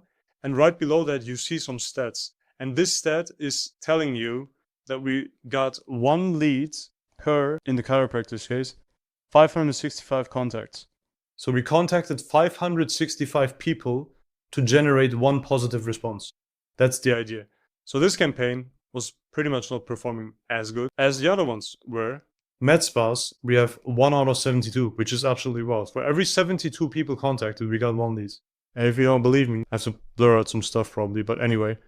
If you don't believe me, no worries. Med spas, lead swift, active, 100% done. 1,090 total contacts, 1,090 contacted, and then interested 50. Actually interested people, like actually saying, hey, I'm interested in who were offering Loom videos. So with that said, that's the med spa stuff. Let's go over the other things. Agency 2, cleaning companies, 1 out of 89, and then home services, 1 out of 125. So again, not talking bullshit. Home services, 2,500 people contacted, 20 positive responses. If I'm not mistaken, that's exactly what it is. It's like 126. All right. So we got one lead per 126.9 contacts, I guess. And then we have this one, which is cleaning companies, right? And that's 625 divided by 7. 625 divided by 7, and that's 89. And that's exactly it. So for all the fanatics, 126. There you go. All right, so these are the niches that we already targeted. It has been working well. This generated a few leads. Like all of these generated a few leads. So that's solid. But we want to start new ones because all of these are 100% done, meaning we are About to start the next one. And for the next one, I already prepared a prospect list, but I want to take you through this step by step and basically give you an idea on what to do to start these campaigns and what's really important. Because you see a lot of people just, if you Google for cold email, or if you search on YouTube like cold email tutorials, you'll see like officials talking about Clay, and then AI agents, and then AI first lines, icebreaker lines, and all of these things. If you've watched my previous videos, you know I don't like that. Like I don't see the point. Not even that I don't like it. It's not like I love or hate it. It's just I don't see the point. There's an 80-20 to this. There's definitely, it's probably 90-10 even. That's going to give you such solid results such as these. I mean, that is absolutely solid. 1 out of 72, and this is completely automated. Like, this is wild. If you find more spas, scale this campaign, and which is exactly what we're going to do as well. But I wanted to show you in this video, like, what does it look like to take a smart lead account, such as this one, which has 0 campaigns, and then add more campaigns onto it. And that's what we're going to do by doing the 90-10, not even the 80-20, 90-10. And the 90-10 looks like this. You have three things. The 90-10 to launching cold email campaigns. I'm actually going to zoom in for all the people that are on the phone watching this. There you go. The 90-10 to launching cold email. 3 things that are important. Just three. 1, infrastructure. Solid infrastructure. Email infrastructure. Solid email infrastructure. Number 2, solid prospect list. Number 3, solid scripts that actually get positive responses. AKA, yes, those are the 3 things. Now, as for solid infrastructure, I have a 1-hour course, probably the one before this one currently. I have a 1-hour course. I may link it in the description as well. You can just click onto my channel. You'll find. I'll actually show you right. How do I get there? Hey friends. Okay, there you go. I have a 1-hour course. This one, how to start cold emailing the easy way, right? Click on this, figure out how to set up a proper cold email infrastructure. There are chapters. There you go. Intro, setting up smart senders, warm up setup guide, smart lead auto adjust, building your prospect list, and then I go into other stuff, right? Go look at that if you don't know how to build an infrastructure that doesn't land in spam. It has all the information that you need. So I'll cross this off for now. Solid prospect list. Actually, I don't have a video in that course because at that time, ListKit, a database that I was using, didn't work. But that's not an issue, because the gist of building a prospect list is you take something that you can segment the list by. So let's go into 2, right? Segmenting the list. You'll do this by segmenting by industry, by employee rank, right? You'll do this by technology used, event attended, something that these people have in common. So in this case, I want to run a cold email campaign for this Google Ads agency to beauty salon. And it only makes sense to only have beauty salons in there that might be prone to want to do more, right? They want to do more. They want to get Google Ads. They want to invest. They have money to invest, right? And now it's pretty hard to get this qualification criteria of budget. It's hard, right? This is where all the Clay stuff comes in. People scrape the entire web. They try to find out some annual revenue numbers. They try to segment the list by that. They use AI to check out the website to see how many reviews that. All of these things. But what I'm saying is, even if the list is only 80% accurate, you still have 80% of people that are qualified for your cold email. So what I mean by that is, I have this tool, it's called GigaSheet. It's basically GigaSheet because it's the Giga version of a Google Sheet. It's just more advanced. You can hold way more people. This list has 105k people. I have another one that has like 1.5 million. It's just, it actually works. Like Google Sheets crashes with these lists. So if you use Google Sheet, awesome, because this is exactly Google Sheets, but a little bit more capable in terms of like list sizes. So you're good with Google Sheets. Very important. Google Sheets, perfectly fine. What you're going to do is, let me actually reset this. What you are going to do is, you're going to get a list. And you can get the list from different databases. And there are a few that are worth getting. So we have ListKit, right? ListKit is pretty solid. We have LeadSwift. LeadSwift, absolutely solid. Those are actually the most used prospect databases that I use. Most used. I barely use anything else. If a client has, let's say, we had that one scenario, a client had a database from a trade show, right? And the database only had their LinkedIn profile links, as well as their first and last names and their website domain. Now, what I did was I just took those data points, right?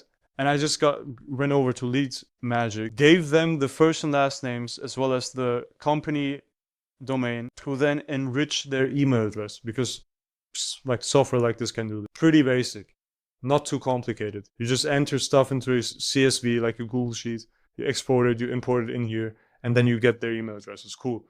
That worked perfectly fine. But usually you can, like, if you're looking for local brick and mortar, something that would be on Google Maps, right? Lead Swift. If you're looking for something that would usually be on LinkedIn, just go for ListKit. Easy as. Not too complicated. So in this case, we're using Lead Swift. I have 105,000 people in here, or email addresses.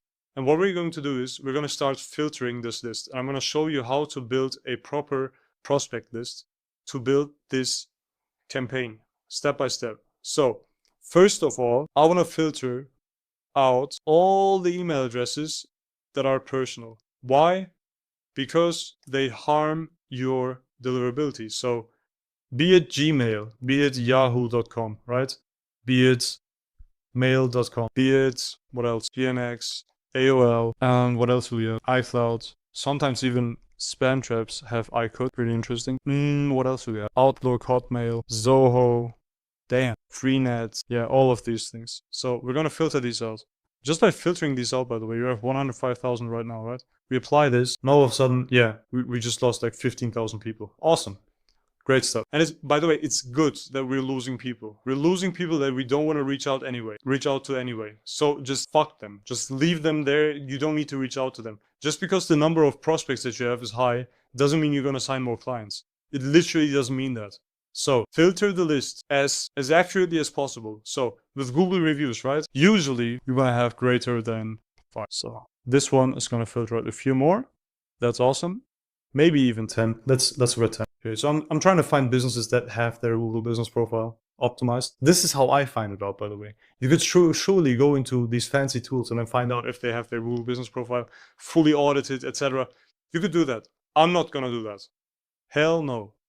I don't see the point. Definitely don't see the point. So next thing is category. So with categories, just to show you, this is category. So this is the category that they have on Google Maps. So if you go to Google Maps and search for restaurants, yes, you will find out that these people have these categories, right? It says Vietnamese, whatever. Yes. This is what we're filtering for right now. So if you go back to to this sheet, we will just click on filters, take categories, and then say contains, and then we're going to say beauty. Yes. And we're going to just choose beauty salon. Just enter this. So everything that contains that will be filtered out. 2.8K businesses from the US, New York City, whatever else we have, with more than 10 reviews, no personal email addresses. Awesome. What we're going to do is we're going to export the CSV. It's going to give me a little pop-up. Still waiting. There you go. Click here, download, unzip or unpack, whatever. And now we have the prospect list. Awesome. Now, the next thing is USP. You only pay per paid appointment. Let's say booked appointment. And the offer, this is exactly where I started the video. I'll get you 10 to 20 new clients for your beauty salon on a using Google Ads, right? You only pay after clients book an appointment. Awesome. So this is how I usually start out. I just take these 4 attributes and then I start writing. So I would go, hey, first name. Or in this case, I don't that's also another big thing that people overthink. I don't have any first names. It says I have first and last name, but I have 0 values in here. And I'm not going to go ahead and enrich those because it just doesn't matter. Just say, hey there. If you're fancy, you can use like spin text. It's called spin text. So it randomizes these things, right? Hey there, hi there, and then hello there. Right? So in this case, we just start with, are you currently looking to invest more? Or maybe that's too fancy for those owners. We could say, are you currently looking to fill up your calendar with more appointments? If so, I can help you get 10 to 20 more appointments this month using Google Ads. You just pay after We could say, if so, I can help you get 10 to 20 more appointments this month per month using Google Ads. You only pay after I book an appointment on your behalf. Want me to send you a 2-minute video showing how it works. So that's email 1A, right? Email 1A. So that's 1. Email 2A. Usually what I do is I just copy paste it. I can help you get 10 to 20 more appointments per month for your salon using Google Ads. You only pay, you pay after I book an appointment. Probably you get charged after I book an appointment on your behalf. Want me to send you a 2-minute video showing how it works so you can check out how it works? Yeah, something like this. Could keep it shorter, but let's keep going. Email 3 I usually avoid simply because of the reason that I found out that the response rates for email 1A or 1 in general are like 2 to 3 times higher than for the third email. So instead of just wasting a third of my sending capacity, I'll just skip it and then just move on to the new prospect, because the probability that this prospect is going to respond positively is 2 to 3 times higher. So I'm just going to skip. Anyway, like the second email makes sense all the time because you can just avoid bad timing just by sending the second email 2 days after. So yeah, so this is the first sequence. We could have email 1B as well. Email 1B, let's see. We can actually, that's also what I usually do. I go into the campaigns that were performing awesomely well. And I just look at the way I wrote these campaigns. So we're going to go into sequence and then check out. First, you're going to go into stats. But in this case, we only have 1 variant per stage. And we're going to check out which of these performed well. So we have, hey there, are you currently looking to get more jobs? If so, I'll bring them directly to your phone by using Google Ads and you only pay per successful quote. Want me to send you a 2-minute video showing how. So this is a pretty short, pretty valuable email. Let's copy all and bring that into this and then just slightly adjust it, right? This is kind of, how do I paste this without there? Okay, so, hey first name, are you currently looking to get more appointments, right? If so, I'll bring them directly to your salon by using Google Ads and you only pay per successful booking. Want me to send you a 2-minute video showing how. This is absolutely solid, absolutely solid. And with that said, we can have email 2B as well. And that can be exactly this.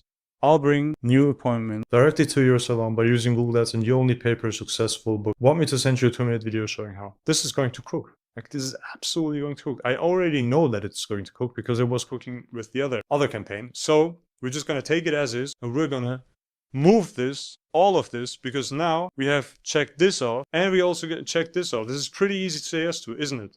Like if you read this, hey first name, are you currently looking to get more appointments? If so, right? If so, I'll bring them directly to your salon by using Google Ads and you only pay per successful booking. So it's a no-brainer offer. Want me to send you a 2-minute video showing how. Very good. Very solid. I like it. So in this case, we're going to upload this file. We're going to say yes. That was pretty quick. I'm going to repeat it. Give me a sec. It's just that I am pretty much used to it. So import settings, right? Import leads even if they bounced across our entire user base. So smartly, this is just checking if you have any email addresses that bounce for someone else that you already tried to contact that email address. You don't want to import these leads because why would you? Like they already bounced for someone else. Just don't import them. And what I then usually do is, like this is pretty annoying. I just take the fields that match whatever is smart lead native, such as first name, last name, etc. In this case, I'm not using first name, last name anyway. And then I use my beloved shortcuts, pressing CC, tab, tab, CC, tab, tab, CC, tab, tab, etc. We want to match location. That's awesome. What else do we have that could match? We have email matched, phone matched, website matched, address matched, company name matched. Awesome. Cool stuff. Now we're gonna press on save and next, and now it's gonna import those. If the lead, like genuinely, if the CSV is large, it's gonna take quite some, like it's gonna take a while. Then saying take a break is absolutely not an understatement. Is it an overstatement? I don't even know. Anyway, we're just gonna wait for this, right? In the meantime, we're gonna get this ready with all the syntax that it needs. So we have hi there, hello there, etc. And then these are pretty much without any yet. What you could also do is, like that's also a pretty nice 80-20 way of generating better responses. Saying, hey, just saw your beauty salon in city, right? And then ask the question, are you currently looking to fill up your calendar? Actually, I actually like that a lot more. Let's actually do that. Let's use this in here. So we're going to say, just came across your salon in location. Are you currently looking to get more appointments? If so, I'll bring them directly to your salon by using Google Ads and you only pay per successful booking. Yeah, this is gonna cook. It's just gonna cook. You just know. Sometimes you look at these things and you immediately know, okay, yeah, someone ate, bro. Phenomenal. Awesome stuff. Look at this. Crazy, crazy, absolutely crazy. We could even do this. Let's do this. Awesome. Yes, cooking. And if you look at this, by the way, I didn't even check what was the follow-up. Yeah, just immediately I'll bring them directly to your phone. How did that perform? 7 interested. Not. The numbers are skewed, kinda, because it can't be that it only sent out to 700 people if we had 2,300 people in there. Like, there's no way the first sequence has less context than the last one. It just doesn't make, doesn't make. Anyway, back to this. So, we have imported this. Awesome. 2.8K left, 24 were already blocked, and we're going to launch verification. And by the way, that's the next thing. Which email verification tool should I use? Just use the native one. Just get them verified and just send out the emails to the valid ones, the good ones. If you have catch-all, if it's just a few hundred catch-alls, like let's say 10% or something, doesn't matter. There's just no way it's going to pay off to email those. Or to get something expensive, I'm not going to say the name of the company, but get some expensive software to filter those because you're going to get like 10% more people that you can reach out to. Bruh, if you're reaching out to 3,000 but per campaign, doesn't matter. 80-20. Just verify, done. So, with that said, let's get into it. It's kind of annoying because I have this teller thing going on with which I'm recording and I can't paste without, I can. Awesome. That's why I used to right click. Anyway, so let's keep going. We have A, then we have B. Right, there you go. Bam, bam. I feel like a boomer by right clicking. Anyway, 2 days wait, and then very basic quick question. Quick question always works. Quick question always works. Especially if the inboxes that you're emailing to have zero competition, like these ones. No one's emailing these people. Just completely empty. Can't see anything. There you go. Okay, awesome. This was A and then B. There you go. Come on. Okay, there you go. Cool. Yeah. Alright, this should work. Awesome stuff. Now, we're gonna save. Move on to the next. It's always making me nervous when it takes so long. Had it a lot of times that it just crashed. Absolutely annoying. So, with this, we're gonna find... Actually, we need to do something else before that. Because this is a fresh account. Beauty, salon, more than 10 reviews. Lead. Yes, there you go. Okay.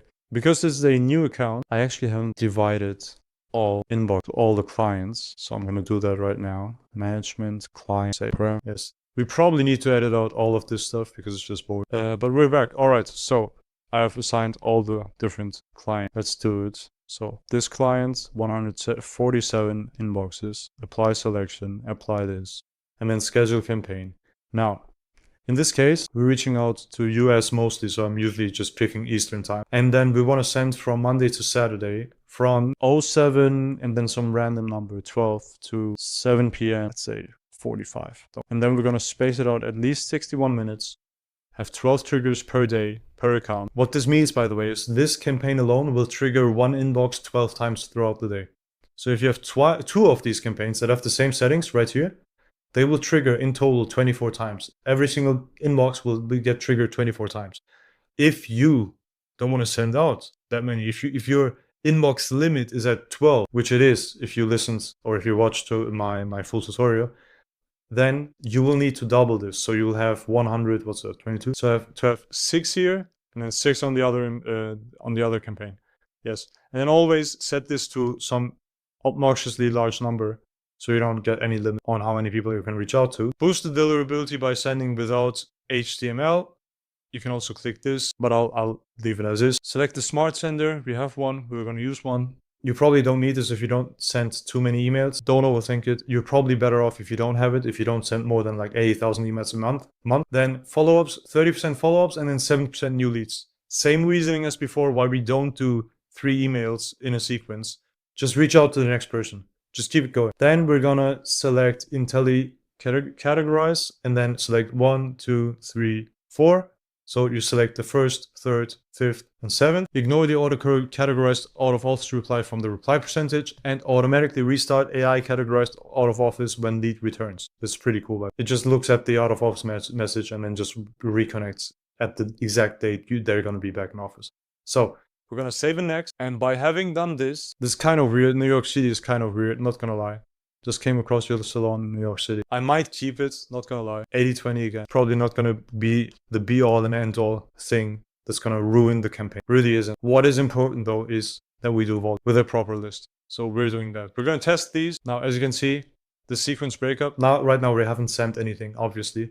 But the moment we start sending, it's gonna just split, make a 50-50 split of the A and B split tests, and then show me how many responses version A got and then how many responses version B got. So this way I'm gonna find out which one is better, and then as soon as I have that, I'll deactivate one, copy the one that was working, and then change something where I think, okay, I want to test this part. I'm gonna ask them a different question. Instead of, are you currently looking to get more appointments, to, are you looking to invest into Google Ads anytime soon? Maybe that's a better angle, right? And this is how you test angles. So with that said, we have launched this campaign. By the way, I have a newsletter. Go sign up if you want to. Subscribe. Today, I want to talk about something that's being talked about everywhere on LinkedIn, Twitter, whatever. Everyone talks about speed to lead. And the issue is no one actually walks the walk. So today, I want to show you how we've solved the speed to lead dilemma almost for ourselves, to make sure that we actually quickly reach back out to the leads that we generate through cold email. And I do think this is a very important video for all levels of cold emailers, because cold email in itself, like especially on high volume, it's just a tech issue. It's not a creative issue. You just have to figure out like how to send emails in the millions every month. That's just basically what you have to figure out. And if your offer is half okay, right, you will get leads. That will happen. That's a certainty. Like there's no way you don't get leads. But as soon as you get leads, the hard part all of a sudden is, how do I actually convert them to sales calls, right? So that's where speed to lead comes into play, because all the studies like Harvard, you get 4 times more meetings booked, or the likelihood that someone closes increases by 391% if you actually reach out to someone within 5 minutes after they actually enter a forum or they raise their hands, right? Yes, that is all true. I swear to God, it is true. It actually works. We have the numbers as well. It actually works. So that's pretty cool. But how the fuck are you going to ensure that you'll reach out to your leads during working hours within 5 minutes? That's the problem. So we're going to talk about that today, because we have solved that problem by literally ignoring all advice on LinkedIn and Twitter. If you had to brush your teeth every evening and every morning, would it make sense for you to not buy a toothbrush, but instead sit down twice a day, in the morning and in the evening, and rebuild your toothbrush from zero? Would that make sense? Obviously it wouldn't make sense. It's a rhetorical question. It would be super high friction to brush your teeth, which doesn't make any sense. You know you have to brush your teeth. Everyone talks about brushing teeth, right? Everyone agrees that it's a very high ROI activity and you have to do it. But if you make it hard for yourself, you're not going to do it. So we went ahead and we built ourselves a new master inbox software, which I wanted to show you because this pretty much explains pretty well how you're going to solve your speed to lead problem. Let me actually switch over to my screen. So I have this creator mode in our app, so I can actually show you stuff, just so you know like how we do this. And usually where you read creator mode, that's like a workspace selector. So we have all of our clients on this app as well. And essentially, without going into too much detail, this app also has a mobile app. So the sales rep that's going to use this also has this on their iPhones and whatnot, right? And whenever a new lead comes in, they immediately pop up as interested. You can see the entire thing, like the entire chat history basically, via email. This is directly connected with our email bison. And it has all the conversations. It has all the different lead statuses that we have. It has templates, well, not in the creator mode, but we have a lot of templates per client that we use for responses. We have this AI thing which drafts up a response based on the client profile that we have in our second brain. If you don't know what that is, basically like if you open up Obsidian, This is basically our entire like brains of our agency. So all the context about every single client that we have, etc., lives in here. And this specific AI uses all of that to draft up a perfect response based on the lead's response to us, right? On top of that, you have like which source campaign this lead is from, what their name is, their title, some data about them. You can have even more data than that. It just doesn't show right now. And yes, and that's a pretty big part. You can directly enrich their phone number through Better Contact, Prospeo, our internal database, and their signature that they have on the email, right? And the entire goal with this software is literally to make it as easy as possible to dial a number and get to contact with the lead within minutes. Because you will get notifications through email, you will get them on your phone, you will get them on desktop, because we have set up all of these notifications to fire the moment a lead comes in. And as soon as a lead comes in, I am a huge fan of not automating sequences, like follow-up sequences. So the entire thing is manual, but it makes it easy to do everything manually. So whenever you need to like type a response, you just draft AI response. It just doesn't work because we're in creator mode right now, but you click that and within seconds, you have a perfect response to go. It also has AI merge tags where we would say, hey, yes, of course we can set up meetings for you with your ICP, and then your ICP would be the merge tag, like might be, I don't know, plumbing businesses, right?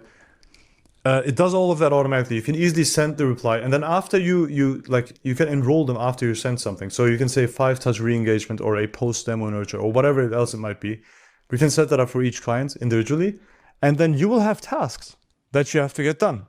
And how do you know which tasks you have to, like, you don't have a full-on task management system. Your only task management system is your daily tasks. So you click on this list, and whatever you see here might be untagged responses, might be a lead that freshly popped up, might be a lead from yesterday, but now has a task for today. So you can easily set the task for today at 3 p.m., put in some notes, add the task, right? And all of a sudden, it has a task due today. And now you know, damn, I have to reach out to that person. And as soon as you get that done, this will get removed. I see the creator mode is pretty buggy, but that's all good. This will get removed and they will leave the view, right? That's the entire premise of the system.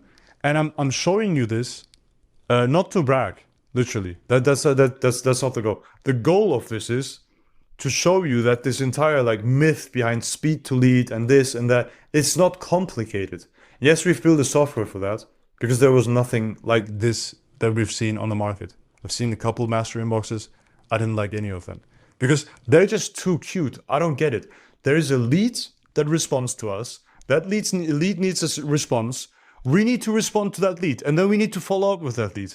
And good follow-up is personalized, is on high volume, like we have a lot of touch points.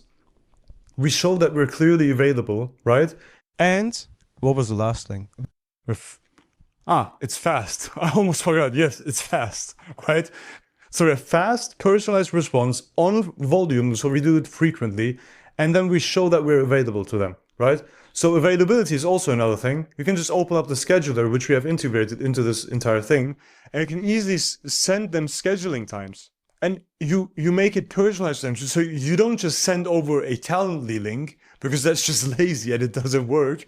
You actually sit down and you make a personalized response, asking, hey, I'll be available tomorrow at this time or the next day at this time, right? Which we open, and then you send that reply, and then tomorrow, right before that time slot, which you had open, right? You can just add, well, I offered them a time for today at 2 p.m. and then you do tomorrow, right?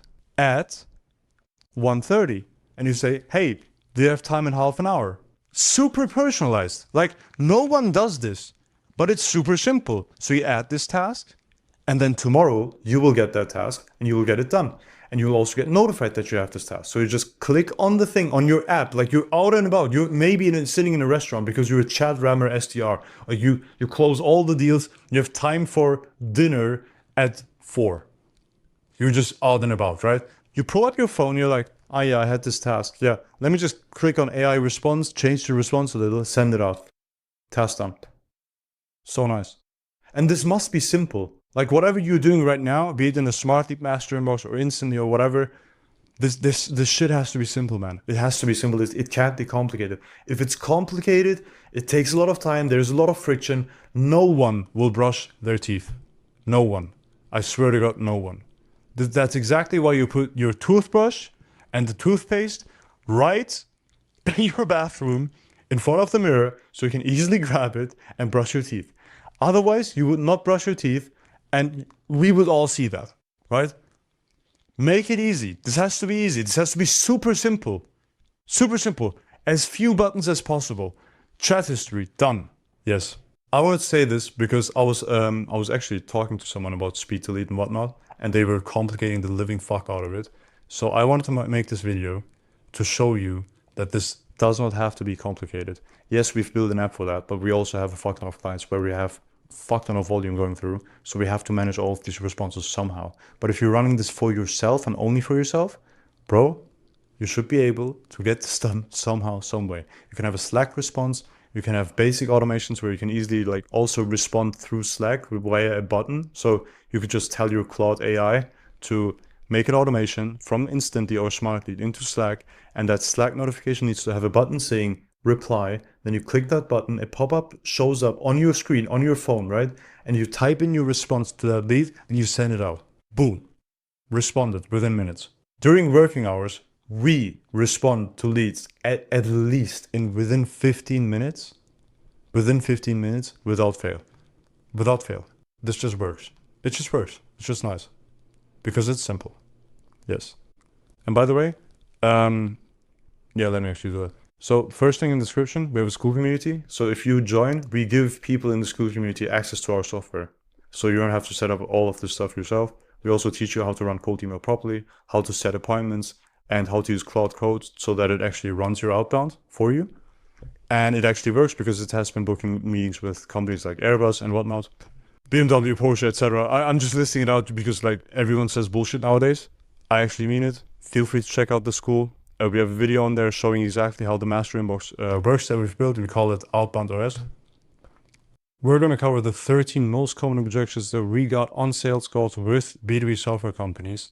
My name is John. If you don't know who I am and what we do, and in general, what this is about, I run a cold email lead generation agency called Lead Art. And at Lead Art, we're basically helping B2B software companies get more sales demos directly booked onto their calendars, fully done for them. They only pay us per booked demo. And we've been able to get proper results for a B2B SaaS Airpace, which is in the healthcare space. And in the last 60 days, literally, this is like very up to date, we got them over 120 plus opportunities using our systems for outbound. And for another logistics SaaS, we also have a case study where we booked 230 plus demos in 10 months. And in these two videos, which you can find this page in general in the first link in the description, you'll be able to see how our offer works, one case study, another case study, how in general it works in terms of graphs, ROI calculators with your investment, who this is exactly for, and frequently asked questions. So if you want to check that out. But in light of us running this agency, we've been getting these objections a lot, and I literally just asked my note-taker app to give me the most common objections that we got over the last couple of weeks. And in this video, I just want to cover them one by one. I don't even know what that list looks like. I've hidden them right here. So let's get straight into it. I'll just reveal one thing after the other and we'll just go through them very spontaneously so we can actually get this covered properly, right? Because I want this to be a resource that I can hand to people that are currently in the process of getting onboarded and have a couple doubts. So this is why I'm recording this video. We've already tried outbound. This is very good. That's awesome. Good. Like this is a very fair objection. I'll just like literally I'll handle them like I'm handling them in the sales calls. So you've tried outbound, right? So what have you tried, right? Have you actually like quantified what you actually did? Because this objection presumes that there is a universe where outbound just doesn't work. But that is not true. Right? There are people probably in your space, which you've never heard of, that make outbound work. And by the way, how could it be that you never heard of them, right? That's the beauty of outbound.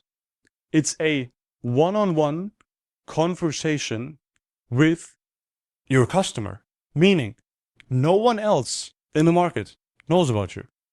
Very funny. It's super wild. Actually, there's a very nice story in one of Alex Hormozy's books where he's talking about some other gym provider. I don't know what company it was. It was his direct competitor. And there was a kid that ran their outbound campaign and then wanted to work for Alex Hormozy.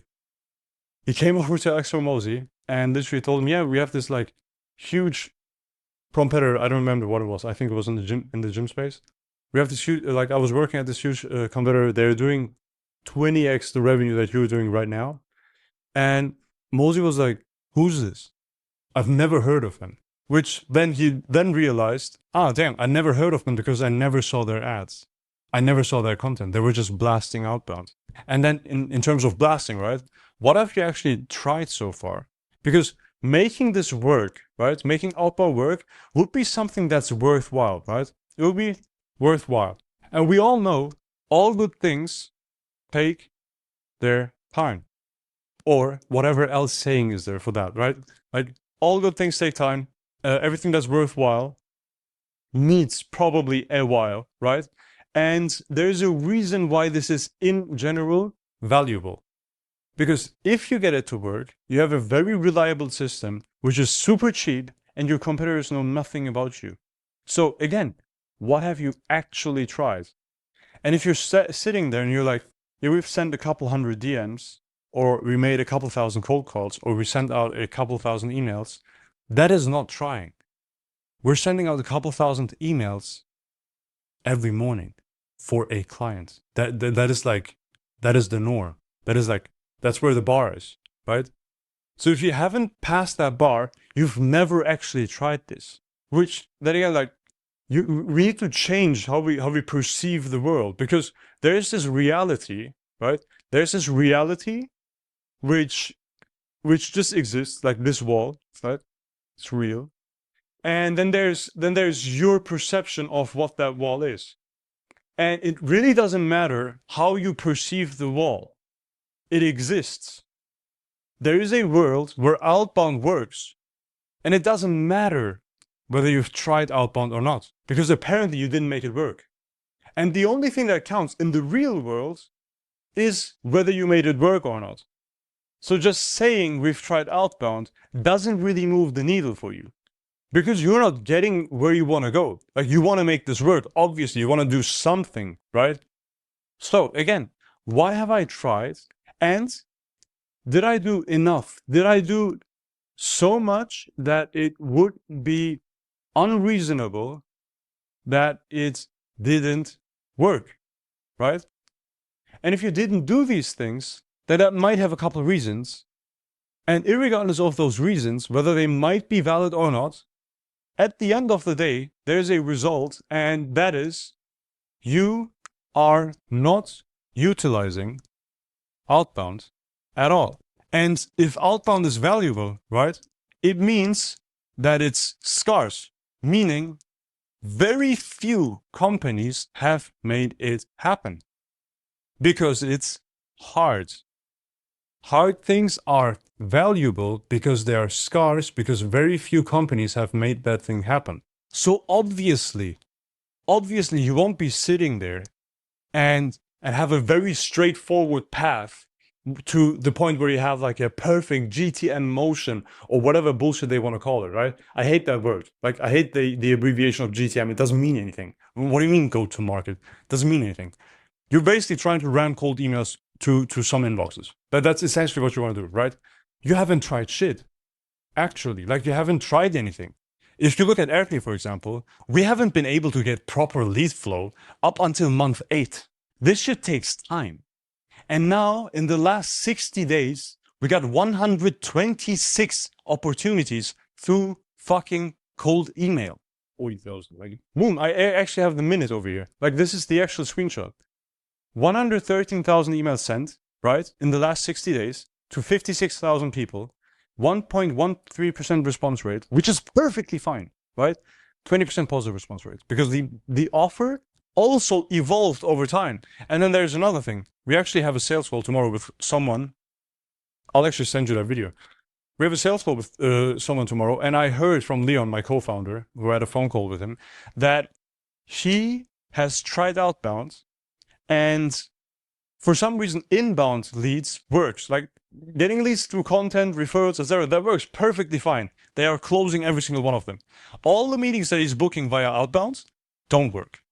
And Leon let me know about that. And I immediately texted him while I was listening to his audio note about the phone call. He's trying to sell a warm traffic offer to complete strangers. Warm traffic meaning these people already know you, like from content, etc. Like I'm making content right now. I could give you a warm traffic offer because you already know me to some degree, right? If you're a subscriber, you know me, you probably know, like, and trust me, right? I could give you a warm traffic offer, which is not that risk-free. But now we're talking to strangers and you're trying to give them compliance as a service. What does that mean? It doesn't mean shit to strangers. That's the problem. That is literally your issue. So if you've tried outbound and it didn't work, it's literally because you didn't want to make it work. You didn't work on it enough. And no, this has nothing to do with unhealthy or toxic relationship to work. It's literally you didn't make it work. That's your issue. You didn't just make it, you just didn't make it work because it was hard. Surprise. That's the issue. It takes time because it is valuable, and it being valuable means that it's probably scarce, and that very few companies thereby have made this thing happen. Surprise. So, we've already tried outbound is the most asinine statement that you could make to disabilitate yourself in the things that you're doing, because you're just crossing things off the list without even ever having given it a shot, like a proper shot. I don't know what to tell you. Like, this doesn't make any sense. Obviously, like all of these objections, and that's just like human nature. I get that. I am flawed as well, right? Obviously. This is just human nature. But all of, I assume, I don't know what the second objection is going to be, by the way. I have no idea. But I assume it's something that's somewhat illogical. Maybe we'll find a couple of ones that are perfectly logical, right? But this is to a degree very illogical. Because if you would have actually tried, you would have made it work. So this doesn't make any sense. We've already tried outbound. Well, you didn't make it work, did you? And to go more into the topic, like how to make this work, watch this video. I go over everything in 22 minutes. I go over all the scripts that we used that were the winning scripts, how we got the prospect lists, what challenges they had. etc. I go through the entire thing. Also the real responses with the responses from their reps to book them on a meeting and then close them. Like everything is in here. Watch this. Watch this, right?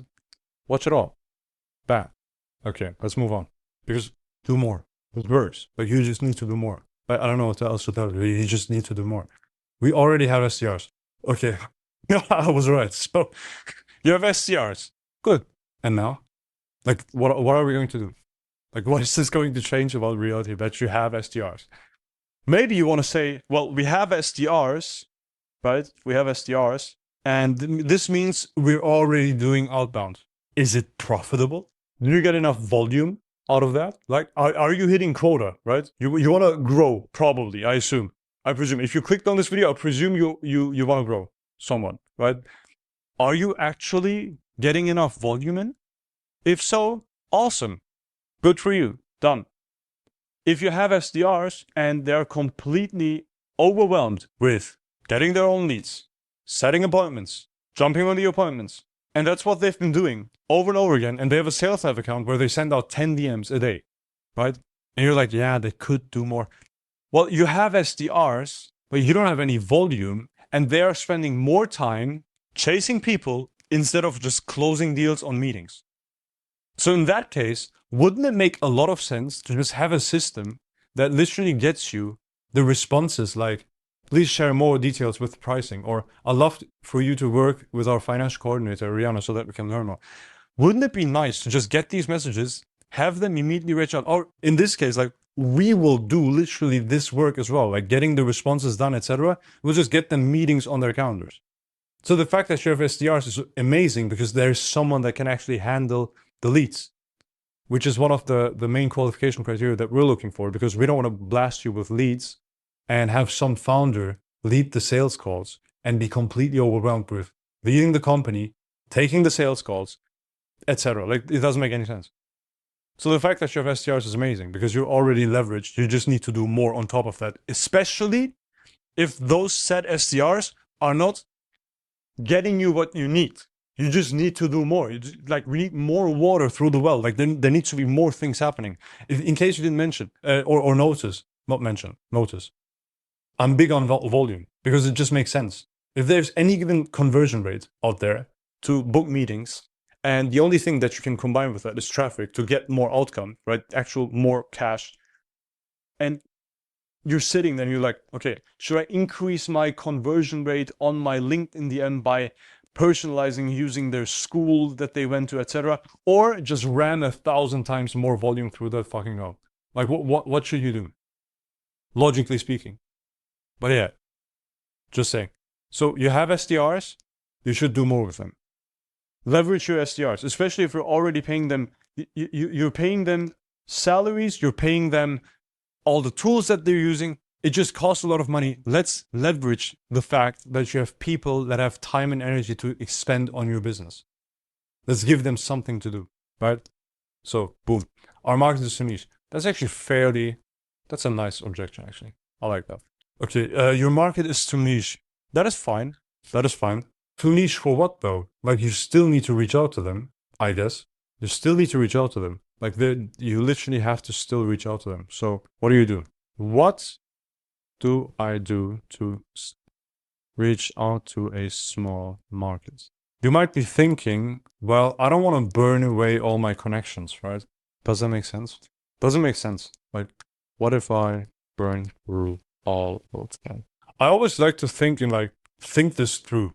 Just think it through without assuming anything, etc. I'll just think it through with as few assumptions as possible. Have I, in the last 30 days, received a cold email from someone? Yes. Do I remember who that someone is? No. Was there one of those guys that sent out more than one email in the last 30 days? Maybe even like 7 or so. And it slightly annoyed me and I didn't really bother unsubscribing, right? Yes. Do I remember their names? No. Do I remember the offer? No. Do I remember the product? No. Do I remember the company? No. So even in the case where someone's following up with me, in this case, 7 times within the time span of the last 30 days, which is super spammy, I still don't know who that is, which is wild.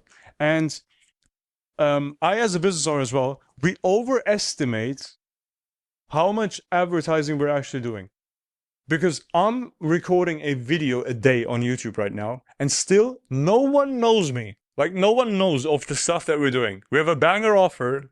We have product market fit. Obviously, we're selling people. I mean, not selling people, but we're selling leads, right? We obviously have product market fit, and still no one knows I exist. I'm sending out thousands of emails every single day, and still no one knows I exist. And in general, what we're doing is we're trying to reach out to people to let them know about the stuff that we're doing for them or could potentially do for them, right? For our clients, we're doing that once every 30 to 60 days, which is a very nice balance, because if they would be interested, they would respond. If they are not interested, they will immediately archive because they want to get their inbox to 0, right? So essentially, there's no way you're going to burn through them, because if burning through them was real, I'll be burning through every single total addressable market of every single client of mine every 30 days, which doesn't happen. We're rerunning everything every 30 days and the response rates are the exact same every month. Because every single time a new email comes in, it's a new email from a new sender. And if you don't know how our system, etc. works, check out the channels in general. Have a lot of videos on them. You can also check out the Airpace case study. I explain how that stuff works. But burning through them is not real. If that was true, I'll be burning through every single market that I reach out to every 30 days, because that's essentially what we're doing, right? So even in a small market, what do I do to reach out to a small market? You just reach out to everyone in the market every 30 days. That's pretty much what you do. And you just ask them, hey, do you want this 1 sentence offer?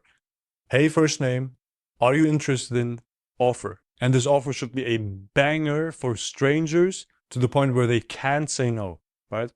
They have to like at least respond back. Like responding back is like the only option that they have left on the table when reading your email. It should be that kind of offer. If you don't know how we create those kind of offers and you're curious like how you can create those kind of offers, we also have a school community where we teach all of this stuff for almost free. It's like 49 bucks. It's like 81 members. We're teaching them and you can learn this as well, right? So that's just that. But this also, like our market is too niche. Also, by the way, like cold email and outreach in general, like outbound specifically, right? Outbound specifically works extremely well if you have a high LTV on your clients, right? High lifetime value on your clients, or the average contract value, right?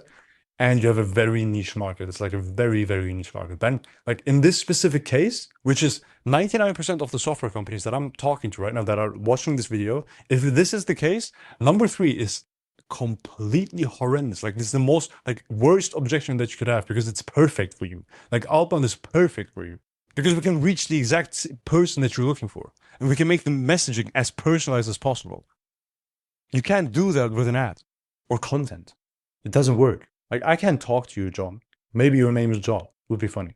But yeah, I can't talk to you directly. Like there are in this case maybe hundreds of other people that are going to watch this video. So let's go to number 4. Our product is too complicated. This is a very good objection. I like this objection because we've had this problem as well, and I like this objection because it's actually like it's in the realm of the possible, right? In that case, the nicest thing that you can do is take the most, like if you have an established SaaS or software, right, where you've had a lot of like client interviews, you've been going on to events with them, etc., you will know the 1 or 2 most liked parts of your product or features or sub products, right?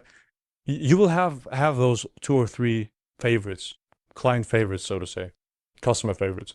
In that case, it makes a lot of sense to just take these products and make a lead magnet for them specifically. And usually with software, especially if like onboarding is not that complicated, free trials are a banger, like a complete banger.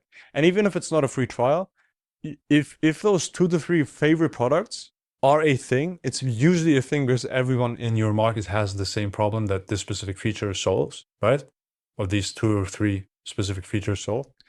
In that case, you could run those 2 to 3 features in multiple cold email campaigns, in separate campaigns, right? And you could reach out to the entire market just asking, hey, do you have this pain? If so, I have this video showing the software that we made that solves that exact pain point. So all of a sudden, you have invoked interest for your product in general, one of your products, just to get in contact with someone. Because that's the entire goal with outbound. You just want to have some contact with someone. Like, let's just talk. Let's have a conversation, right? Let's become friends. We don't need to marry immediately. Let's just become friends. Watch my video on the demo that I recorded just for you, explaining how I solved that specific pain point that I was mentioning in the email. This is the video. See, I'm explaining it in like 3 minutes. Very simple. This is how this solves like that, and then this is how this solves that. You can break it, like you can condense down the level of complexity of your entire product if you just take one thing that it solves and then make a specific video explaining where that specific pain point that this specific feature solves on that video to that person that has that specific pain point. That's literally it.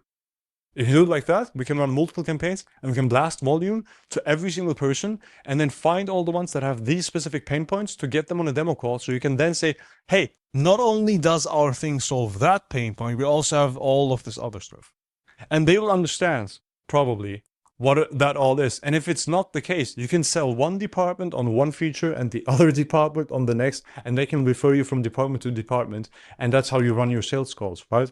Yes, your sales cycle will be longer because your product is complicated, because the average contract value is high. You're selling to enterprise, etc. I get it. But we have to start somewhere. And there is a solution. There is a universe where there is a solution to your specific problem, right? So that's basically my response to that objection. So we need qualified opportunities, not meetings. Good. I like that. You will never find qualified opportunities without meetings. It's just not going to happen. And of course, to a certain degree, we can pre-qualify. And that's also what we do. So in these cold email campaigns that we're running, what we're doing is we basically like, we have this list, right? Let me just draw a nice. So this is an Excel sheet. I'm not going to draw all the columns, but these are like Excel sheets, right? We have like one row after the other. So this is the list of prospects, right? Because CSV, that. So CSV list, comma, separated value, obviously, you know, you have software, right? Yes, so we take that CSV and we have some AI. I'm just going to draw like an AI logo. This is how an AI logo looks. This actually looks pretty accurate. We have some AI that's going to go through the entire thing and it's going to read through every company profile.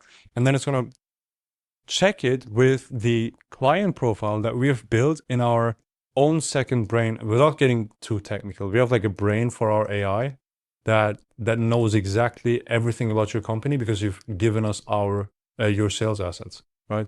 So it just checks, this ICP that they have, is that ICP in this specific prospect list? Because if it is, we can write out scripts for them, right? The email scripts, the one sentence email scripts. And we can use our email sender. Man, you just see I send a lot of emails.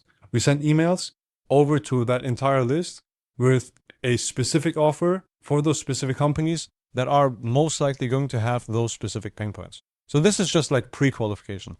But after we get a positive response, right? Let's say we get a positive response. Boom. That didn't work out well. Positive response.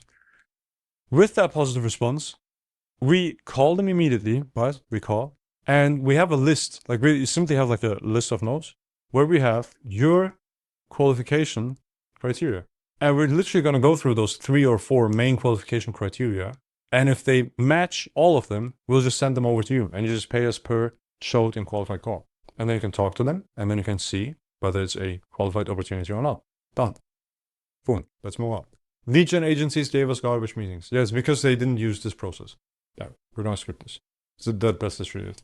How do you qualify prospects? Like this. Where does your data come from? That's a very good question. Depending on who you're trying to reach, we'll either use Google Maps for local businesses.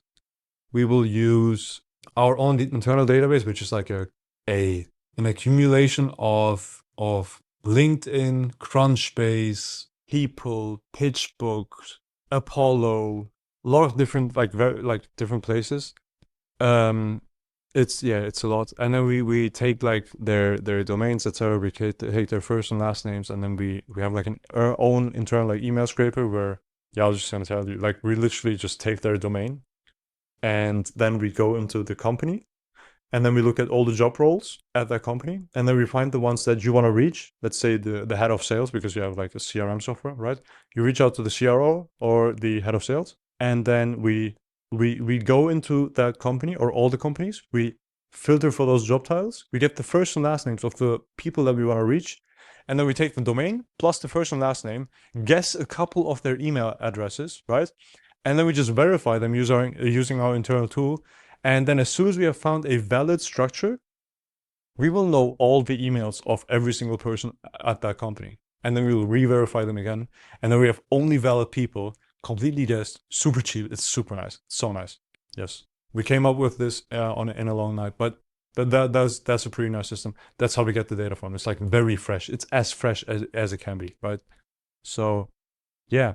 And then we also get like all the data about the company with their website description, etc. We can like fully qualify who we want to reach out to, so we don't waste sending speeds. Because if we have like, let's say 5,000 emails a day that we can send, and then 20% of the list is trash, we're wasting 1,000 emails sent per day, which is 20,000 emails sent per month. If we're sending on working days, right? Trash. Like we don't want to have that. So how do you know they're interested? We just ask them. We literally just ask them. Like our emails look so non-spammy. People appreciate it. It's so nice. We don't want you to mass emailing our temp. Good. We don't do that. Like we send out 1 at max 2 emails a month for every single prospect that we reach out to. So that's done. That's not spam. Like that's far away from spam. That's far. And like even in that case, let's say you have like we do it every 30 to 60 days. There's no way this is going to be perceived as spam. Especially if we ask them whether they want to have a 2-minute video. there's no shot. But if you really still believe that we're mass emailing, just because we reach out to a lot of people at the same time, this is then not for you. Like, I don't want you as a client because you're overthinking this way too much. Okay, very good. Next point. We can risk damaging our brand. You're overthinking this big time. And I hate to say it because I do want to say that you have a very valid thought with this, that this might be damaging your brand. But if you think just asking people whether they want to see a demo of your product in a very chill way, and you do that once a month or once every 2 months, and 2 months is a long time, right? It's a long time. And you just want to provide value, showing them how you could theoretically solve their problem. If you think that this ruins your brand, you're going to have a hard time advertising that. Like, real. This is going to be tough. I wouldn't recommend this. Like, I wouldn't recommend believing this. I wouldn't recommend believing any of these things. It doesn't make any sense. It really doesn't make any sense. There's no logical reason as to why you would believe this. We have the results. Like, literally, like, this stuff works, bro. Almost talking like as if I'm talking to like good friends, but you have to understand that this stuff works. And it's not ruining anyone's brands. And by the way, there are so many cases where celebrities do the most heinous things ever, right? Hollywood stars, etc. And they get like publicity for straight a month. And then next month, everyone forgot. And you're scared of an email. But you're scared an email might damage the entire brand of yours. An email to a singular person who's never going to bother to tell anyone else. How does this make sense? I really like this video, man. I honestly do. Like, this doesn't make any sense. Let's move on to the next one. What converts into pipeline and revenue? I don't understand that question, actually. What does that mean? What converts into pipeline and revenue? A demo? Okay, well, I guess let's go through a couple of responses that we have. So, for Airpace, right? Real response pair 1, send the video. So we asked for whether they wanted to have a video, and they say, please send the video. Here's the video, Airpace video. This is like a hyperlink. What practice management software does your office use? So you basically, like, you give the video, and then you ask a very logical, non-asinine question that relates to the video, because Airpace integrates with practice management softwares, and obviously not with every single one of them. So in this regard, he just wants to, like, Austin wants to pre-qualify whether they have the correct practice management software or not. Because if the video is solid and they have this the exact practice management software, or one of the many that they have integrated with, both of these things are true, then the demo is going to be the next logical step. And then if the pricing makes sense and the terms make sense, because it's a cold traffic offer, and then maybe you also have a pre-trial, then that's probably at some point going to result in people buying and that turning into pipeline and revenue. Yes. So this is how that would look. And by the way, if this doesn't work for you right now, it's most likely because you're only getting in deals through inbound, which is a very different thing. Like, outbound is a very different beast. People think you just send a couple emails and then it works. It's not that simple, bruv. Like, it doesn't work like that. No. This will take time. You'll have to adjust your sales motion to this, especially if you've never sold an outbound.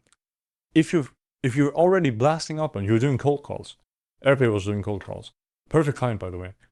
They've been doing cold calls. They have a sales motion for outbound sales. They've dialed it in over the years, and then still getting these emails to run was still an act. So how much pipeline can you realistically get? I don't know. I have no idea.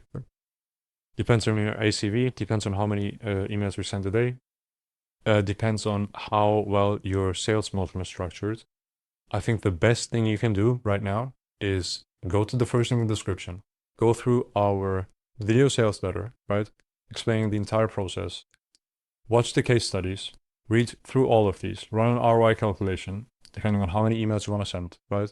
You can enter your client LTV, the average contract value, your close rate from meetings, and then you will get 90 meetings in this case. Meaning, if the cost per call is $300, you will spend $27,000 on the booked calls. And if your revenue per client is $10K over the lifetime, this will get you 9 deals, meaning $90,000 in projected revenue. So in that case, it will be a 3.3x ROI on your investment, because you spent $90,000. Sorry, you get $90,000 in revenue.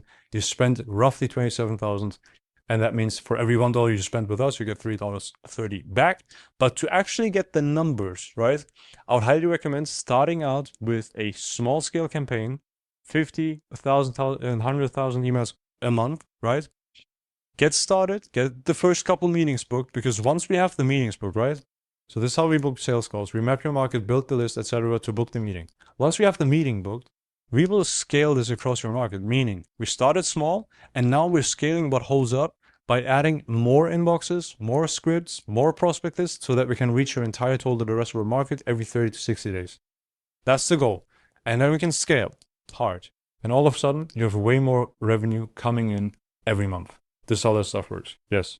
And then you just book a call right here, enter your email address, and then pick a time. And then I'll be very happy talking to you on that call. And today I wanted to send a couple more for ourselves, which is why I wanted to take you on the ride with me. So I started working on this campaign or these campaigns for ourselves a couple days ago. A bunch of shit came in between, be it our school community and whatnot, like recording courses, whatever. So I thought, well, I have to do this now anyway. Might as well record it and show it to you so you guys know how I'm running my campaigns for Lead Arc. And unfortunately, I've already started, so I have to allow you to catch up. So what we've built so far, and I'll also show you how, is build a couple lists from the different verticals that I want to reach out to. So I wanted to take a bet with commercial cleaning. I feel like we can help them very well. That should be pretty cool. SaaS is just our bread and butter, so that usually works pretty well. And then we also wanted to take a stab at PE firms, lower middle market PE firms. And as you can see, I'm in Claude right now. I'm not in any Apollo database or wherever, right? I'm doing this all from Claude. In fact, you might not even see the sequencing tool that we're using because I'll probably do all inside of this chat in here. And the reason for that is I've put every single skill that I have into actual Claude skills, and then I've connected it with all of the tools that I'm using to send out cold emails, which is why I'm able to actually go through all of this just from Claude. And I think I also started this specific chat like that, saying, okay, I want to launch launch new email campaigns for ourselves, and I'm not quite sure what kind of verticals we should target right now. Maybe you can give me a couple of suggestions based on the things that it already knows about us, because we have Obsidian, right? And Obsidian is basically our second brain, and it has context about our entire business, so it knows what kind of clients that we're looking for, right? So let me give you a couple that are in that I have in mind. So B2B software companies, as always, lower middle market PE firms and cleaning companies.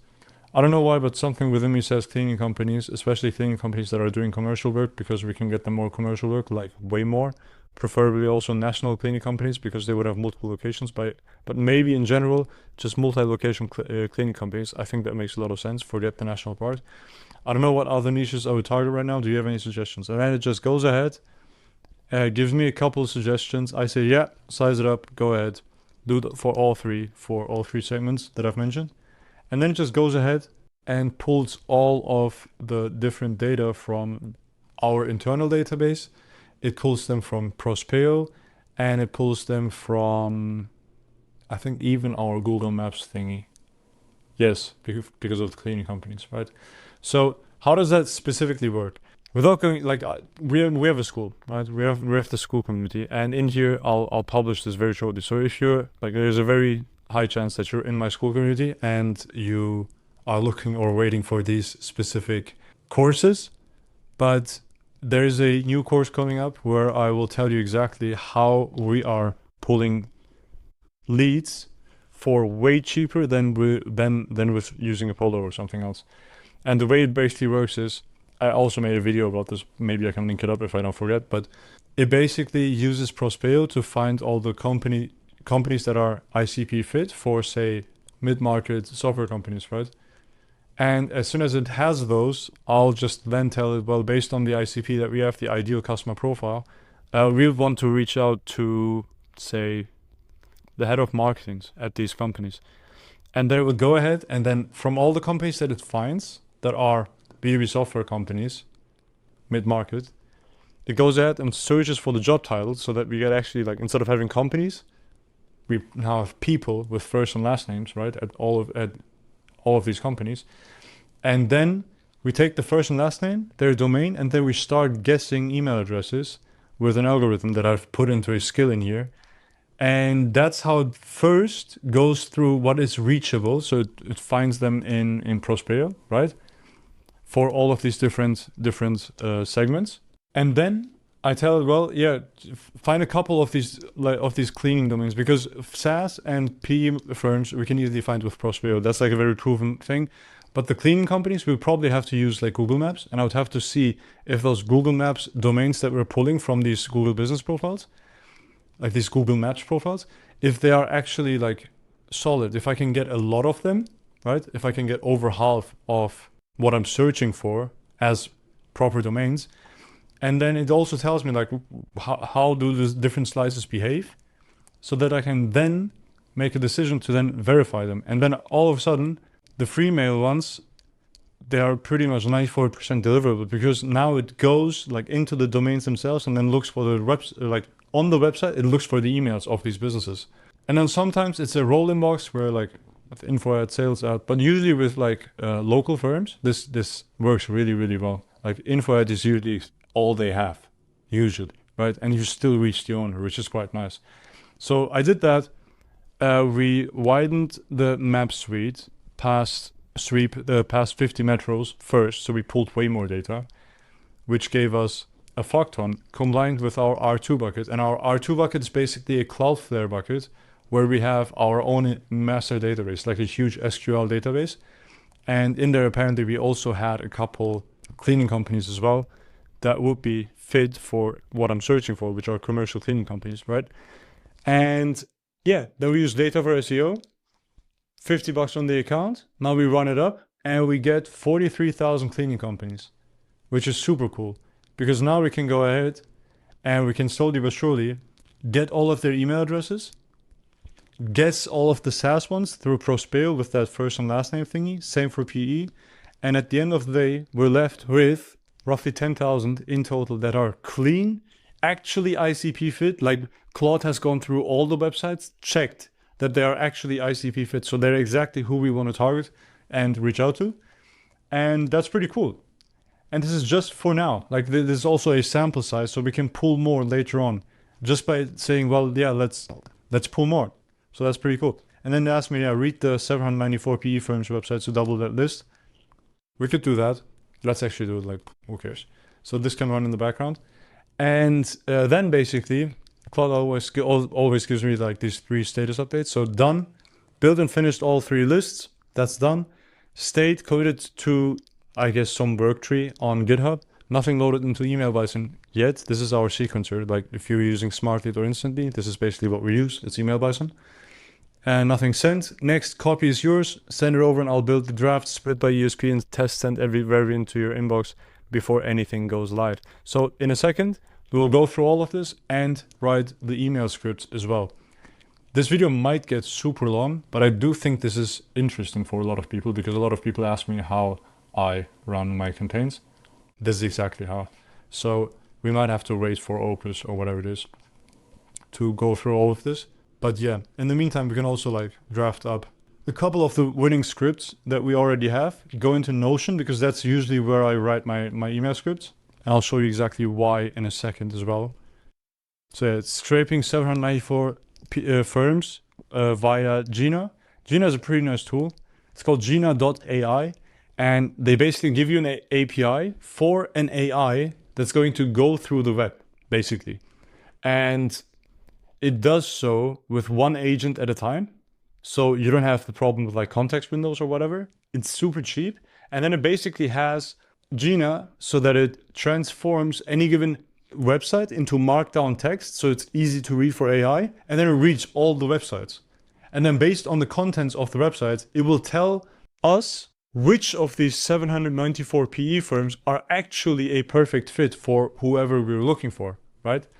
So that way we can pre-qualify 794 firms before even reaching out to them, which is super nice because we only reach out to relevant people with the relevant email scripts. So that's pretty cool. Yes. So this is running. It's running in the background. In the meantime, can you prepare the winning scripts that we have found across these segments that we usually target, put them into a Notion doc, and then also draft up the first drafts for cleaning companies? I just need 3 variants per segment so I can quickly go through all of them. Actually, just give me 1 variant per segment and I can write a couple more based on that first variant. Put them into a new Notion doc underneath our own client account in Notion. Yeah, we have like an own workspace in Notion. We have one for each client, so we can keep everything orderly. And there's also, by the way, like for clients, we usually put them into a Notion doc. I go through them, review them, and then after I review them, I still send them over to clients, and then clients go through them as well, and then and that's the reason why I'm using Notion. You can just select, like highlight text, click Command-Shift-N or Control-Shift-N, and then you can just comment, which is super nice because then after you left comments, you can just give it back to Claude, fix everything. So clients of ours can just like immediately comment on specific words, which is super easy for them because it's just nice to give feedback like that. If they install Whisperflow as well, they can just talk their comments into Notion, and I can then, as soon as they're done, take the Notion doc, give it to Claude, update everything that to their liking, put it into email bison, send out the emails, which is quite nice. Yes, so we're waiting on that. Yes. In the meantime, if you want to have these systems, by the way, you can just join our school community. The link is in the description. It's the first thing in the description. You can immediately get that right now. There's also a 7-day free trial, so you can check it out, chat with people. And as of recording this, there'll be a Q&A on Monday at 5 p.m. Berlin time. Yes. We have people asking questions, giving feedback, asking more questions, helping one another. It's pretty cool. I'll highly recommend. We're already 76 members. We started this like 7 days ago. If I look at my activity stuff, never mind, it's already in 2 weeks. Holy shit. Almost 2 weeks. Yeah, this is where we started. So it's like 1 complete week plus 6, so that's like 13 days. Wild. Yes. Super fun. School is super fun, man. It really is super fun. Yes. OL is our old name actually. It was Outbound Leads. Now it's Lead Arc. So I guess we'll have to update that. But yeah, let's wait on this. I don't know if I'll like leave this uncut, just so we have like a very chill time, because I can yap all day long, which is quite cool. Yes, I hope I have selected the right microphone for this. That would be super convenient. Yeah. Yes. Plan. Yeah, and then maybe in the meantime, let me comment on this. So this Obsidian thing, I will also put this into the school community. That's also one of the courses that I'm working on. Let me actually go into the school. So this one, like Cloud Code and Outbound, which is exactly what I'm showing you right now, that's going to allow you to see how we're running all operations without a single ounce of AI drop, which is quite nice because you might have noticed when I asked it for like all of these different scripts, we have a database of winning scripts, and we've also created a machine learning algorithm based on Andrej Karpathy. So Andrej Karpathy. And he's super big in machine learning. Like he's one of the pioneers over there. Not too deep into the science, but I've heard he's legit, which is cool. Awesome for it. And he came up with this machine learning algorithm where basically you send out a bunch of emails. In this instance, right, you do a bunch of inputs. In our case, it's emails.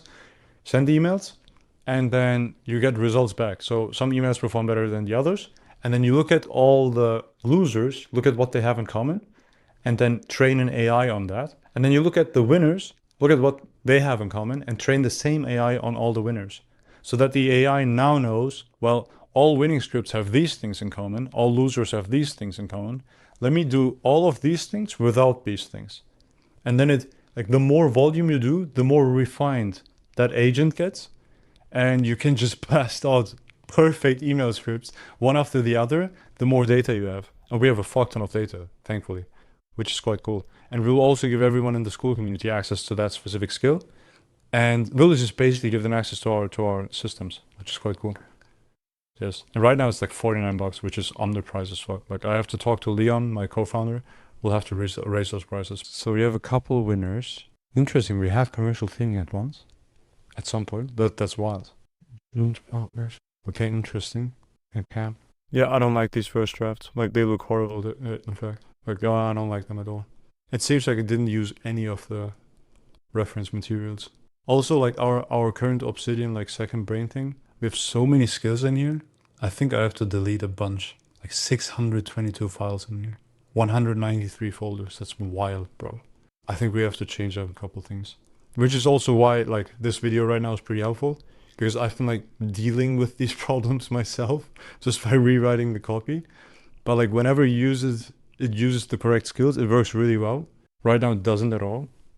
Only if we already have, like, actual data that we can actually use immediately. But for the new ones, it's not good. Oh, this is not bad. This is not bad. That's it. Boom, boom. Everything's so unusually slow. Boom. And this is correctly formatted now. So this is quite nice. Okay. So we already had winning scripts, which is quite cool. So for SaaS, hey, first name, I'll get your sales calls with ICP on a cost per call basis using cold email plus cold calls. Seems low. No, let's do something else.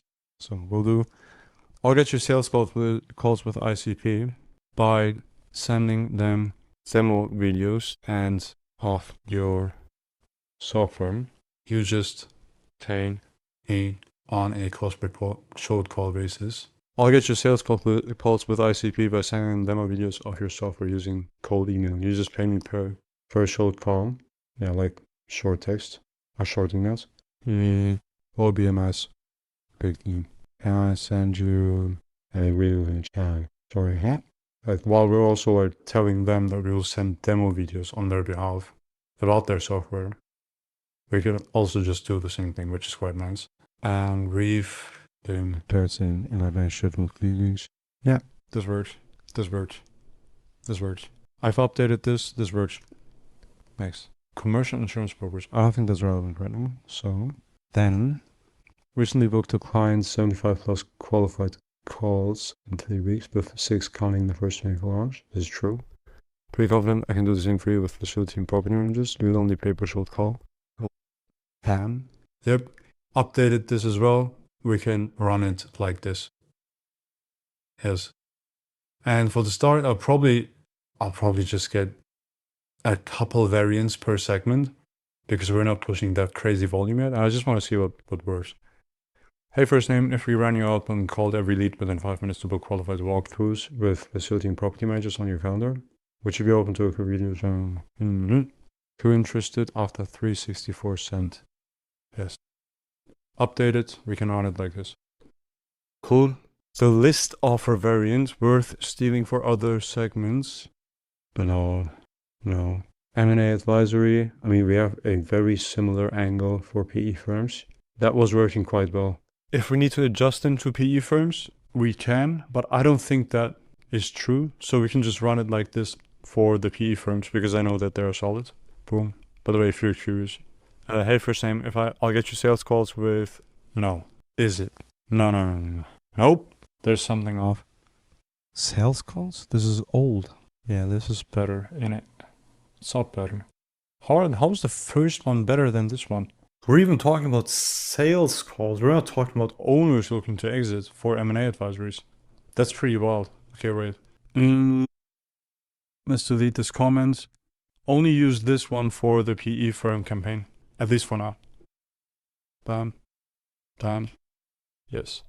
And then it gave me some drafts, but I'm not really that interested into those drafts anymore. I'll just take a look at them. Okay. Yeah, I'll tell you what not to do. I don't like these scripts.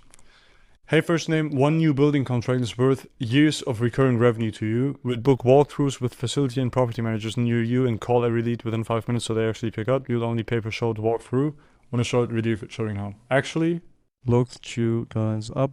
Boom, updated. I just updated it. Let's run this. Boom.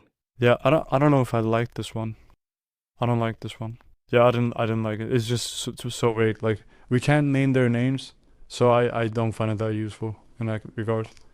Let's see what we can do here. Segment B, specialty cleaning commercial capable 1.5k contacts. Hey, first name, most of your jobs are probably one-off. Commercial accounts come back every quarter. We booked your walkthroughs with property and facility managers and call every lead within 5 minutes so they pick up. Are you looking for more commercial clients? Boom. Let's run it like this. I changed it. Yes. Okay, nice. Second C has nothing. That's also pretty cool. Yes. So now that we have this, I'll just like Command L to copy the link, go over. I've left comments on every single script that I want to use. Read through them, build the draft campaigns in Email Bison if we don't have them yet, and then let's upload all the prospects as well. Then you can run the test sends to see if all the emails look solid by going into my Gmail inbox and looking at the test emails. And if everything is fine, you can launch. Yes, wait. Load all 3. Yes, that's what we're going to do right now. Goal. Wow, that's pretty cool. Yes. So we have 492 firms that are ICP fit and 1,600 contacts. So like about 3-ish contacts per firm. Cleaning 4.6K, SaaS almost 5, total 11.2K. And then next step is nothing. Write your variants of those 2 cleaning openers and I'll load all 3 campaigns as drafts. So that's what we're gonna do right now. Super cool. Yes. And this is literally how I build my campaigns. It's very convenient. I also don't have to think that much, which is quite nice. And now I can just wait and then everything will be done for me. And I'm recording this. I sat down doing this part, like searching through all of the prospect lists, maybe took half an hour just because I had to wait for it to like compute. But if you do this simultaneously with multiple clients where you have like multiple chats open and you ask it the same thing, like let's build prospect lists. Client A, B, C, D, E, F, G. Like you have all of these different clients as chats in here. You first go through all the prospect lists. So you're like mentally still doing the same thing, but across the board in batches, right? And then you go through email scripts for all of these clients step by step. And then you just tell it, well, let's go. Let's launch it all. And then you launch it all. And then you send out crazy amounts of emails, which is super cool. Yeah. Yeah, I also just want to get some feedback, like market feedback on our current offer, our current VSL. See whether the extra content that we're pushing out right now, which is going to like increase drastically over the next couple of days because we've been working on a very nice strategy to repurpose our YouTube videos. That's going to be pretty cool because right now no one knows that we exist. Like I have 300 subscribers or something. No one knows I exist. So we need to change that, which is why we're going to push crazy volume. So that's going to be nice. Yes. Yeah, we're just going to wait on this. We have live calls in our school. I'm just yapping at this point, but yeah, every Monday at 5 p.m. Berlin time. But yeah, that's pretty cool.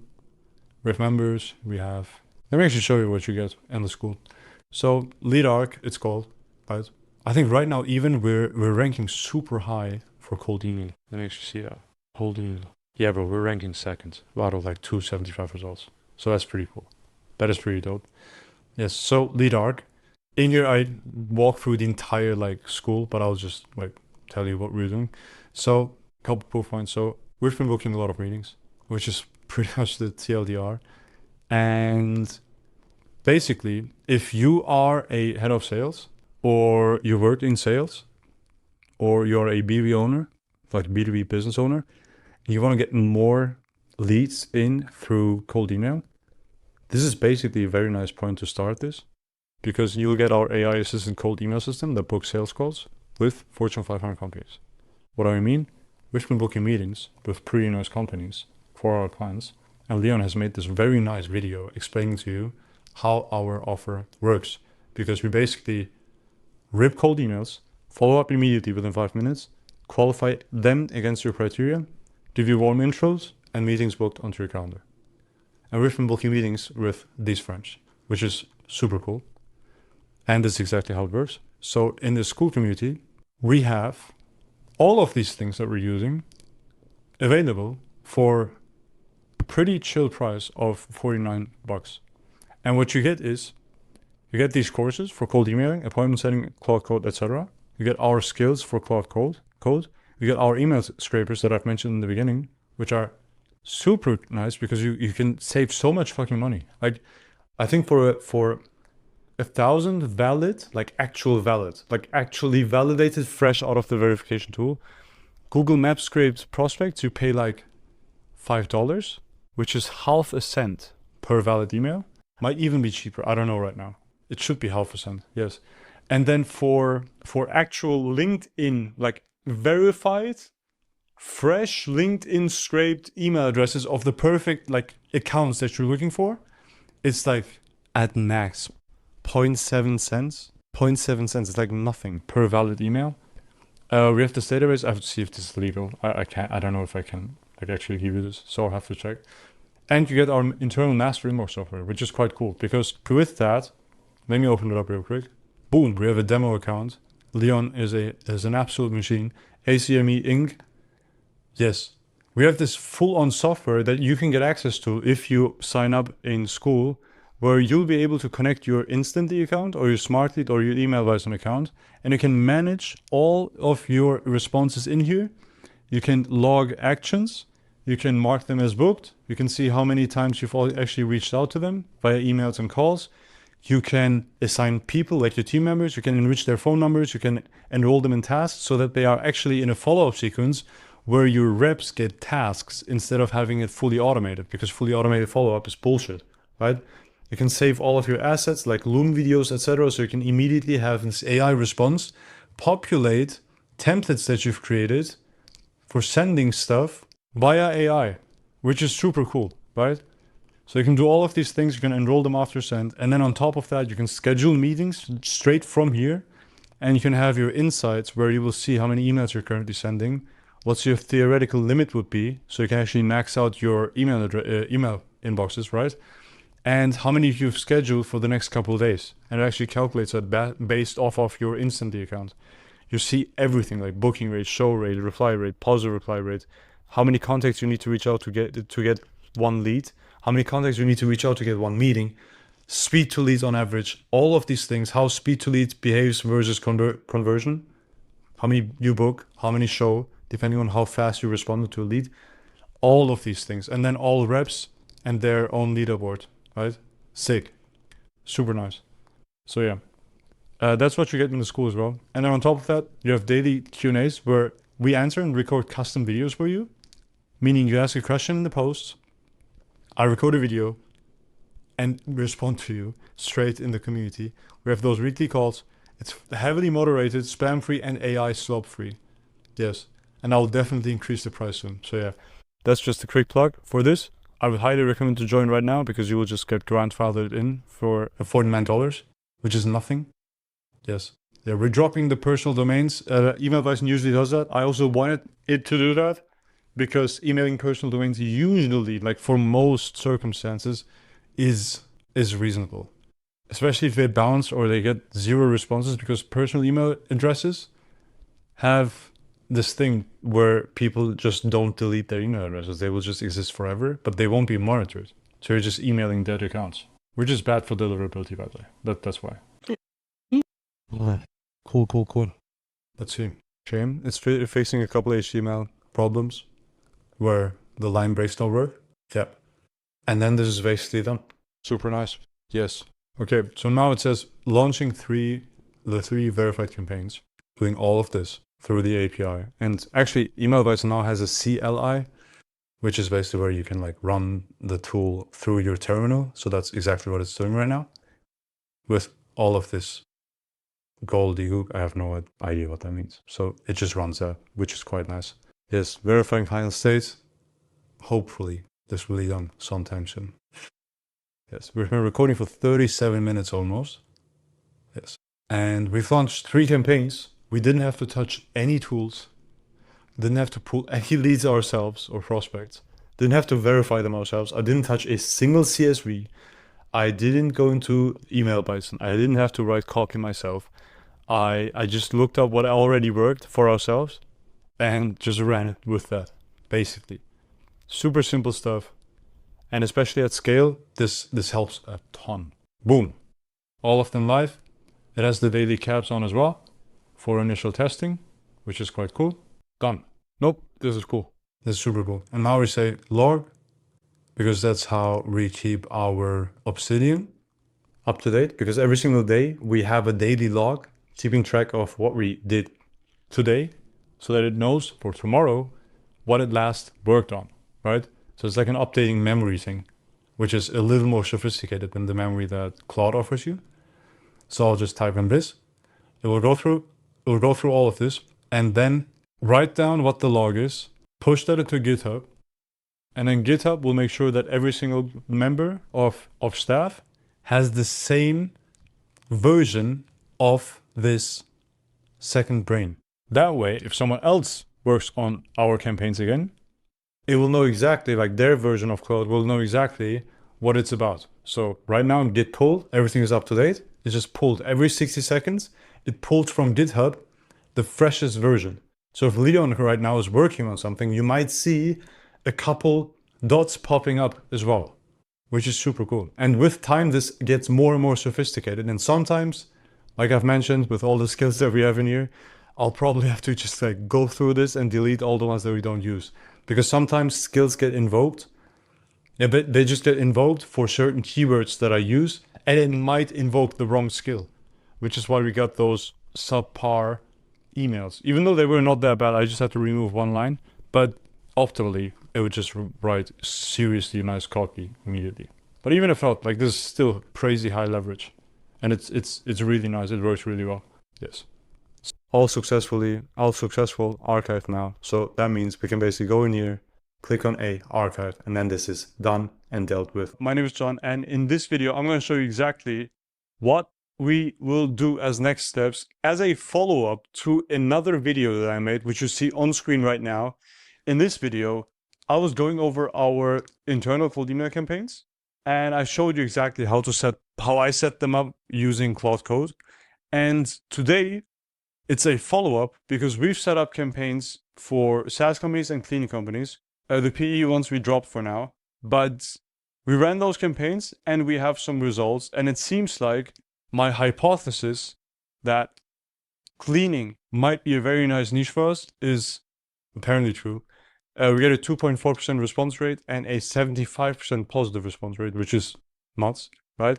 So we tested this out with very little volume. So that worked pretty well. Then we have another one, cleaning for specialty types of cleaning, right? In that case, we have a 1% response rate and 80% positive response rate. So we're in the process of, like, I think today we booked in the first lead. And I think these campaigns are like 4 days old or something. And over the last couple of days, they've been printing leads. And then we had another one towards SaaS businesses. And for that, we have 2.75 response rate and then 4% interested. This is actually what you would usually have to expect. So the other ones are like outliers. Usually when I see this, it like makes me sus because it's like they probably need lead gen because their businesses are terrible. That might be the case, but let's see what happens. Today, I want to add on these specific campaigns by pushing out more volume. And then specifically for the SaaS campaign, I want to try out new scripts. And you're going to see me basically go through how I create new winning scripts. I've also prepared a Google Doc for that, so I'll show you that. And then we will add them to the campaigns. We will get more prospect lists or more prospect data. I'll show you that live with Claude as well. I have Claude open on this screen. I'll pull it over to the other one like this in a second. And yeah, it's going to be a very chill hangout. You're going to basically watch me while I'm doing work for ourselves, which is quite nice. So let's get started. So number one, new scripts, right? So we have 10 new angles that I want to test. And this is basically how I split test. Usually a lot of time where you have marketers and they're split testing stuff, they happen to test like very small portions of the creative, so to say, if it was meta ads. In this case, scripts are our creative. So this is where we can test out stuff because it's the only touch point that we have with any given prospect, right? So the important thing here is let's make split tests that are worth running.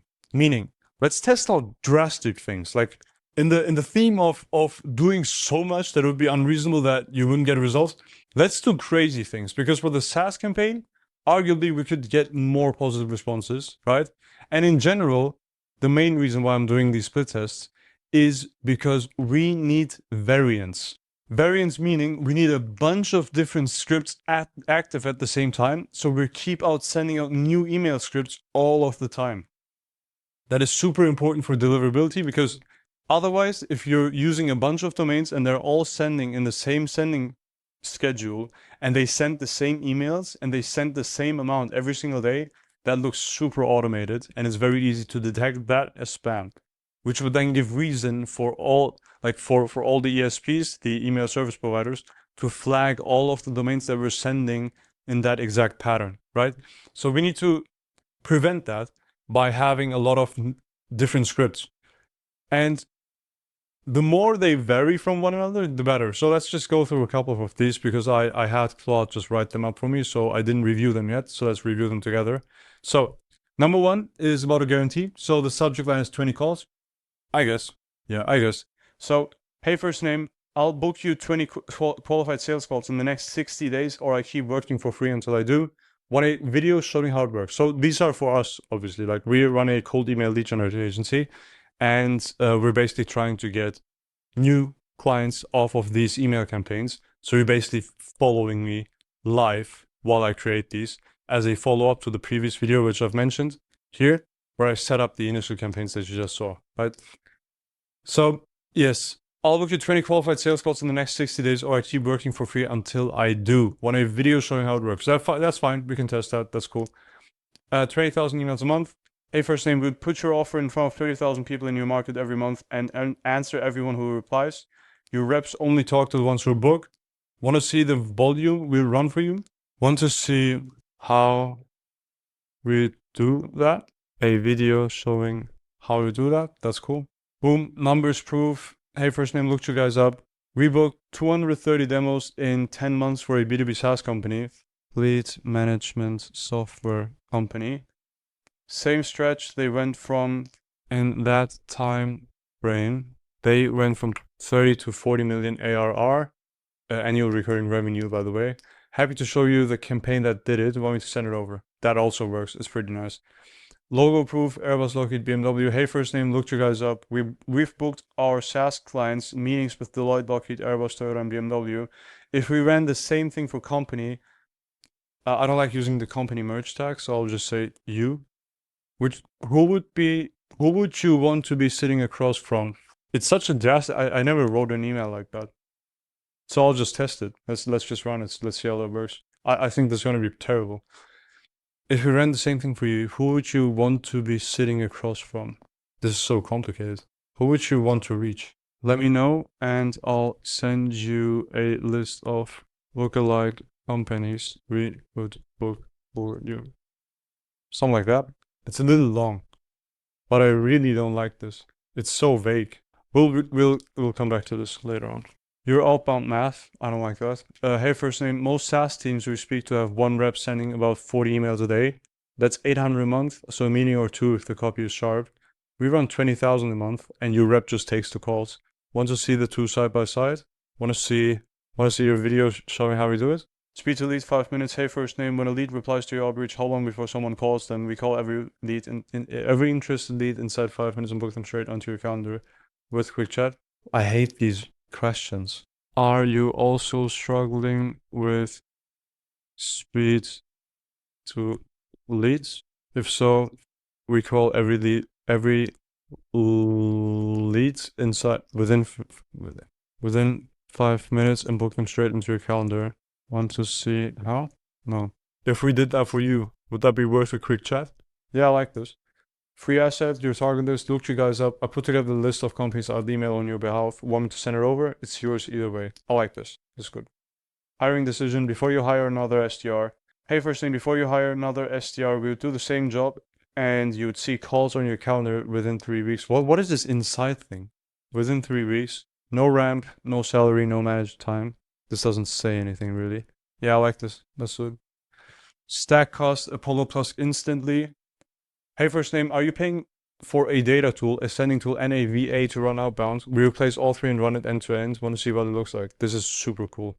Look at my Claude. Look at my Claude. By the way, if you want to have a system, a Claude setup that can produce these emails one shot, you need to go to school.com/leadarcs/about, and you need to check out what we have on there, because you can join and get all of these systems for $49 a month, and you get a 7-day free trial. First link in the description. Highly recommend. So, trade. Hey, first name, we're building out our case studies in B2B SaaS this quarter. If we booked you 10 sales calls in exchange for a case study, once they show up, this is awesome. Awesome. Okay, we're gonna run this. So, next step, I don't know what's happening. Okay, boom. Next step, we're gonna run this. The scripts are amazing. Push them into the B2B SaaS campaign right now and remove all the losing scripts that we had thus far. I don't even know if we had losing scripts. And I don't know why my connection is slow. Okay, good. Let's check out if we actually were running out of... Wait, how many cents do we have? Ah, they're already loaded up. I was wondering. Okay. All right, so I left some comments, so you might have to go through the Google Doc again, but after going through it, take the current versions in the Google Doc and then push them into the campaign. There's only one that I didn't like, and I left a comment on that. The other ones I changed ever so slightly, so feel free to go through all of them so we can actually put them into the campaign. I don't know why Whisperflow is this slow right now, but yeah. Yes, so after doing that, we'll go ahead and then pull new prospect lists. That's probably going to take long, so I'll probably do the prompt and then do something else in the meantime and then get back to the video so we can go through this. Holy shit, Whisperflow, like this is taking way too long. Get going, Rev. Boom. So we have some result. I didn't reach it yet. So done 9 approved scripts live on our campaign. Clearing all my doc edits. That's nice. Campaigns active. 1,800 cents. 3,100 leads left. 10 variants in rotation. We actually have so many left still. Didn't even know. People contacted, leads. Damn, that's actually pretty cool. We don't really have to pull new leads then. For now at least. They want to allow the full sequence rights, so I can overwrite that first slot or rebuild 205 as a fresh campaign instead. That rebuild costs setup time and leaves the stats clean. I just wanted you to add the new scripts on top of the currently existing one, just as new split tests. That's basically it. So let's do this. Because we don't need to like replace the first one. And we can stay loyal to the first one. Why not? Did it deactivate them? Because it got 2 interested ones. This is inactive. All of them inactive. Okay, it just deactivated them because I changed them. That's literally why. I don't know why, but like you have to deactivate scripts in email blast and you can't just delete them for whatever reason. I don't know why. But thank God I don't have to that manually, like Claude is doing that through the CLI. So that's pretty cool. Yes.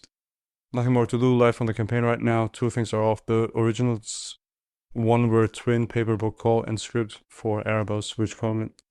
Okay. Back to the lead pool. I'll show you the list and live credit cost before spending. Yeah. Pull the leads. And now I can just say pull the leads because it has context. And now, of course, sometimes you have to like re-ask, like, did you actually pull our ICP list?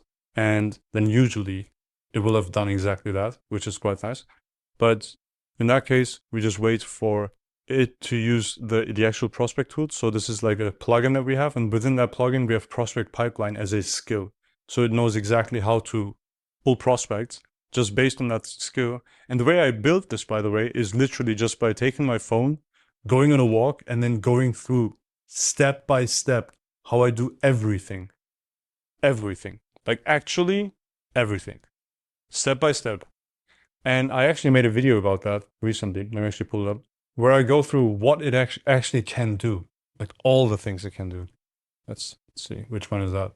Cold email tools. No. Ah, this one. I recorded this yesterday. Yes. Pull this up.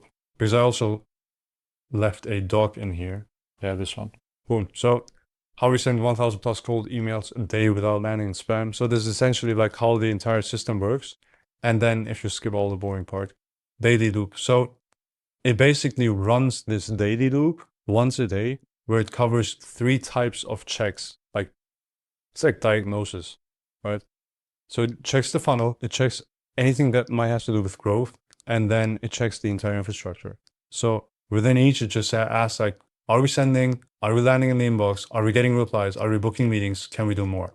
And we have a routine that goes through all of these questions And depending on the answers, it gives me decisions that I can make based on the possible options, depending on what the answer is. Like if we're not landing in the inbox, I've given it my SOP as to what should happen if we're landing in spam, right? And then it gives me decisions like which of these will you want to do? Because based on this other factor, I think option 3 might make most sense. And then it just tells me that now I just tell it, yes, do that. And then it goes back, does the execution for me because it has the skills. It knows how to do it, right? And that's basically how I manage the campaign. So I barely, like sometimes I don't even pull up email bison at all. In this case, I do just to show you guys. But I think in the last video where I actually went over how we actually created these campaigns, I didn't open email bison once. I didn't even leave Claude. It's just nice. Actually, there's another thing that I want to show you. So it says skill loaded entry B, recycle from the R2 master database. Yes, so it pulled something from our R2 master database. And the R2 master database is a database that is hosted on Cloudflare, and it's ours. And we can use Claude to build and maintain that master database because we keep pulling more lists over time, right? With all the clients, our own campaigns, etc. So we get a lot of data in. And instead of having to like repay for the same data we pulled maybe 3 months ago, we just save them in a database, and it's huge. Like it has 800 million contacts in it. It is humongous. And in this case, it found a 4,990 row verified SaaS list, which exists from about a week ago. And it's checking whether the list is already inside the campaign that we're running right now, which is super nice. Like Claude can do this stuff. Imagine how much leverage this gives you. It is wild. It's completely wild. And again, if you want to have this system, join via the first link in the description. It's a school community. We basically teach everyone to like how we're running cold email. And the main intention is like, we don't really want to sell info. Even though that's info, our main intention is to get more clients off of that. Because you will see what the system can do. You'll like, yeah, can you run this for me? Like, that would be awesome. And that's literally why we have the school. So just go to the school if you want to learn for yourself. Go to the school if you would just want to see how our system works and whether you think we might be able to run your campaigns. Because we're doing it for clients and it works pretty well. And we have the proof for that. So that's pretty cool. So check out the first link in the description. Yes. So confirmed, that list is already in the current campaign. Only 4 unloaded. I don't know what that means. So it's exhausted as a source, and I genuinely need new records. Checking the R2 right now. Feel free to just go into Prospeo and then pull new ones if we don't have anything in the R2 master database. Because the R2 master database, like that we have, it might be outdated. R2 might be outdated. Yeah. Another thing, by the way, and the reason why I mentioned Prospeo in this case, I have built an email guesser.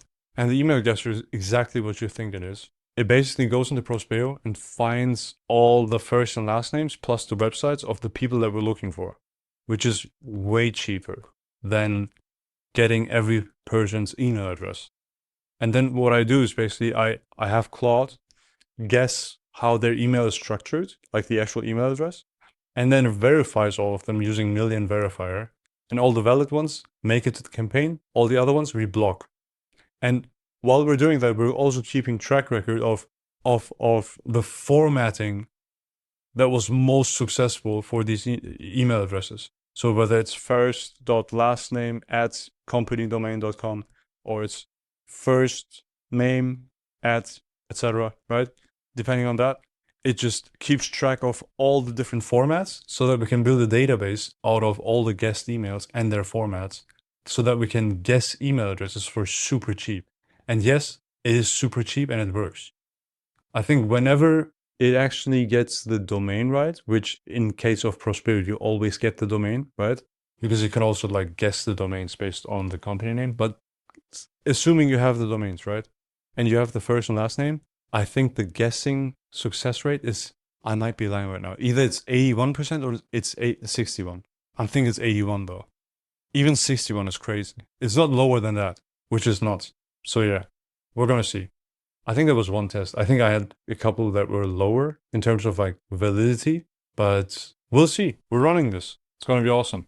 Okay, so in the meantime, while this is doing stuff, right, I also want to do a couple more things in parallel. So I also want to start a couple more campaigns for ourselves targeting these types of industries. So Main reason being is I have a feeling these will work really well. So I'll just quickly make the prompt.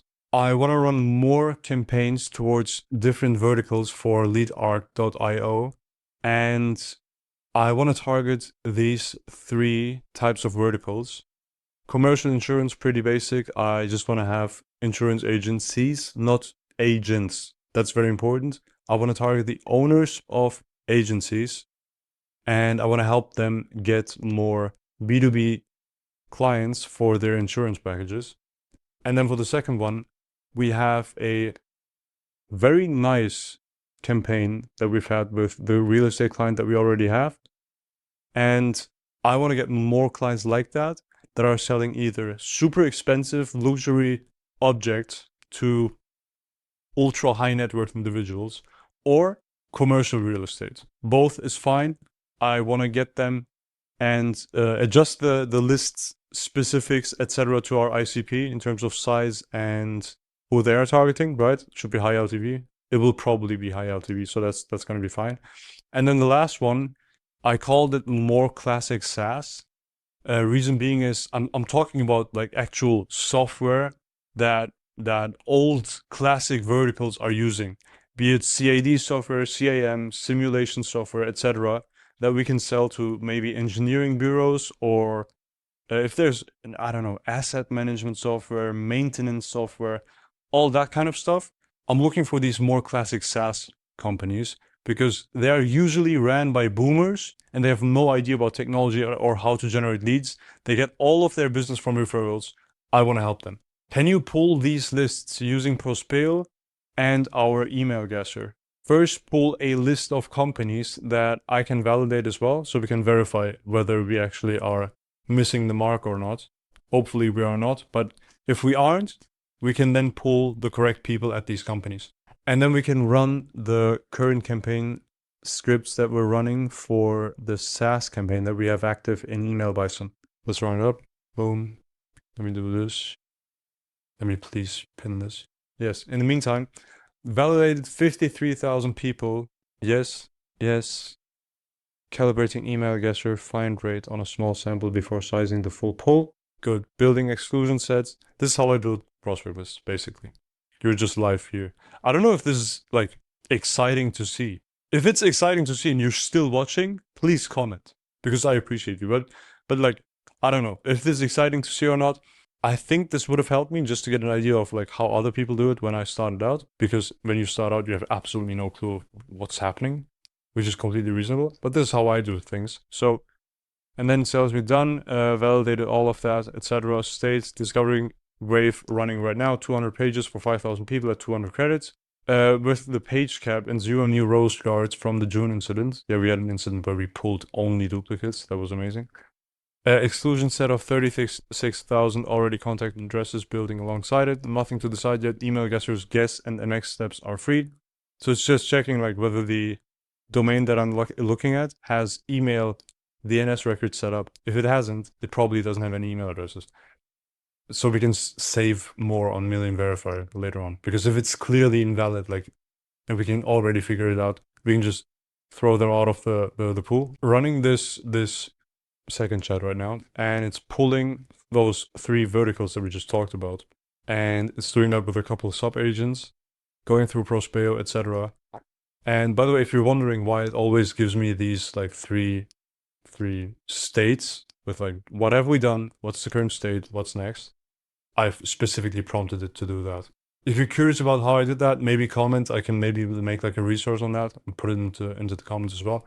But yes, so next, nothing from you yet. I'll come back with the 3 company lists plus an honest hit rate per vertical for you to validate before any personal level credit is spent.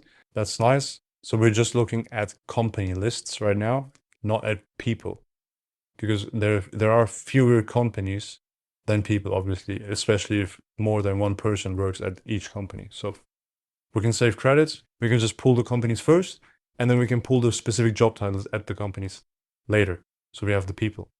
And then another one, so we're looking at the initial one, so the SaaS list. Discovery done, we have like 5,000 people from here. And I think the discovery has been run with knowingly only 5,000 people, if I'm not mistaken. I might be missing something. Not sure right now. So yes, discovery done 4,999 people, 171 credits, 58 pages. You pay 1 credit per page of 5 rows, right? So we have that. Exclusion list has been rebuilt to more addresses. Addresses or addresses? Addresses. In this video, I'm going to show you exactly how we use AI to manage all of our clients' accounts at the same time while getting meetings booked with companies such as Airbus, Lockheed Martin, Deloitte, Porsche, BMW, etc. at a huge high-scale volume. Yes. So this is going to be a very chill breakdown. I actually had Claude, which I used for all of this stuff, make like a quick breakdown of all the plugins, etc., and the skills that I have for running this cold email thing every day. And I just want to quickly cover it just so you see like how we actually work. Oops. And I can actually zoom as well. So that's pretty cool. Yes. So before I get into it, we've sent tens of millions of cold emails, made tens of thousands of cold calls. And we've been doing this for a couple of years now. And everything I know about running cold email campaigns, I fed into Claude with multiple sessions of me holding my phone. This is not my phone, but holding my phone on a walk, just yapping into the voice memo recorder. Hours upon hours of how I run a successful campaign from start to finish, what I do for maintenance, what I do for copywriting, what I do for prospect list building, what I do for targeting, all of these different things, I yapped it all into my voice recorder, took the transcripts, gave it Claude, and then over weeks of optimizing, I've built 13 checks that I do every single day so that this machine can diagnose if something goes wrong, so that it gives me decisions that I can make so that it just executes. So I basically only have to do this part going forward, which is super cool because this takes a fuck ton of time and this takes even more time. Deciding doesn't take that long. I just make a decision. So that's pretty cool. So I want to quickly go through like how this actually works. So every single day at 5 a.m., I have this daily cascade, right? It has weird names because Claude gave it weird names, but it's like it just checks the entire email Bison account and goes through all client workspaces at once. It loops every single active client, reads that client's daily log. So I have a daily log in my second brain thing. Let me actually show it to you. Wait. Yes. So I have this second brain, and each of these things is a text file or a skill or one of the daily logs. So we have all of these in here, and we have all of these clients, etc. Like all the agents, they're all in here, and it basically references that in this specific skill. So this routine runs every single day at 5 a.m. and it reads through every client's daily log, intents and comms digest first, meaning what kind of intentions we have for that specific client and what we've recently communicated with that client. It checks all of that, and then it runs the 13 checks on Email Bison. Checks 1 to 5 are basically about the funnel. So are we actually getting proper results in terms of like actual performance? Are the funnel results solid? Like, are they what they're supposed to be? Comparing even the last month's performance, just so we see if we're on an incline or a decline, right? From that point onwards, it will decide whether there's any chance we could scale the campaigns. So if that's new inboxes added to add more volume, or just scaling the current inboxes, just like instead of sending 10 emails a day with these inboxes, we can now ramp them up to 15 because deliverability is good, right? Or maybe even they're sending at 20 a day, but now we need to reduce that to 15 or 14 because we took some hits in terms of deliverability. It checks all of that. If there's new scripts that we can push out, right? Because we already have a couple thousand sends on each of the variants that we have, checks all of that, and then decides whether there's actually something that we can do. And if it's done with like these checks, it goes over to the inboxes, and this is where it checks all the inboxes individually to see whether some of them have some pattern that might indicate that they're starting to land in spam. And that's just based on my experience, which is quite nice. So super specific, like these skills are worth a lot, at least to me. So it does all of that, and it writes one diagnosis document and a vault file, which is basically our Obsidian thing. Like this is our second brain. It writes a file in there that it made the check. It commits it to GitHub. So my co-founder Leon also has that same document with his version of Claude. So we are always working on the same thing.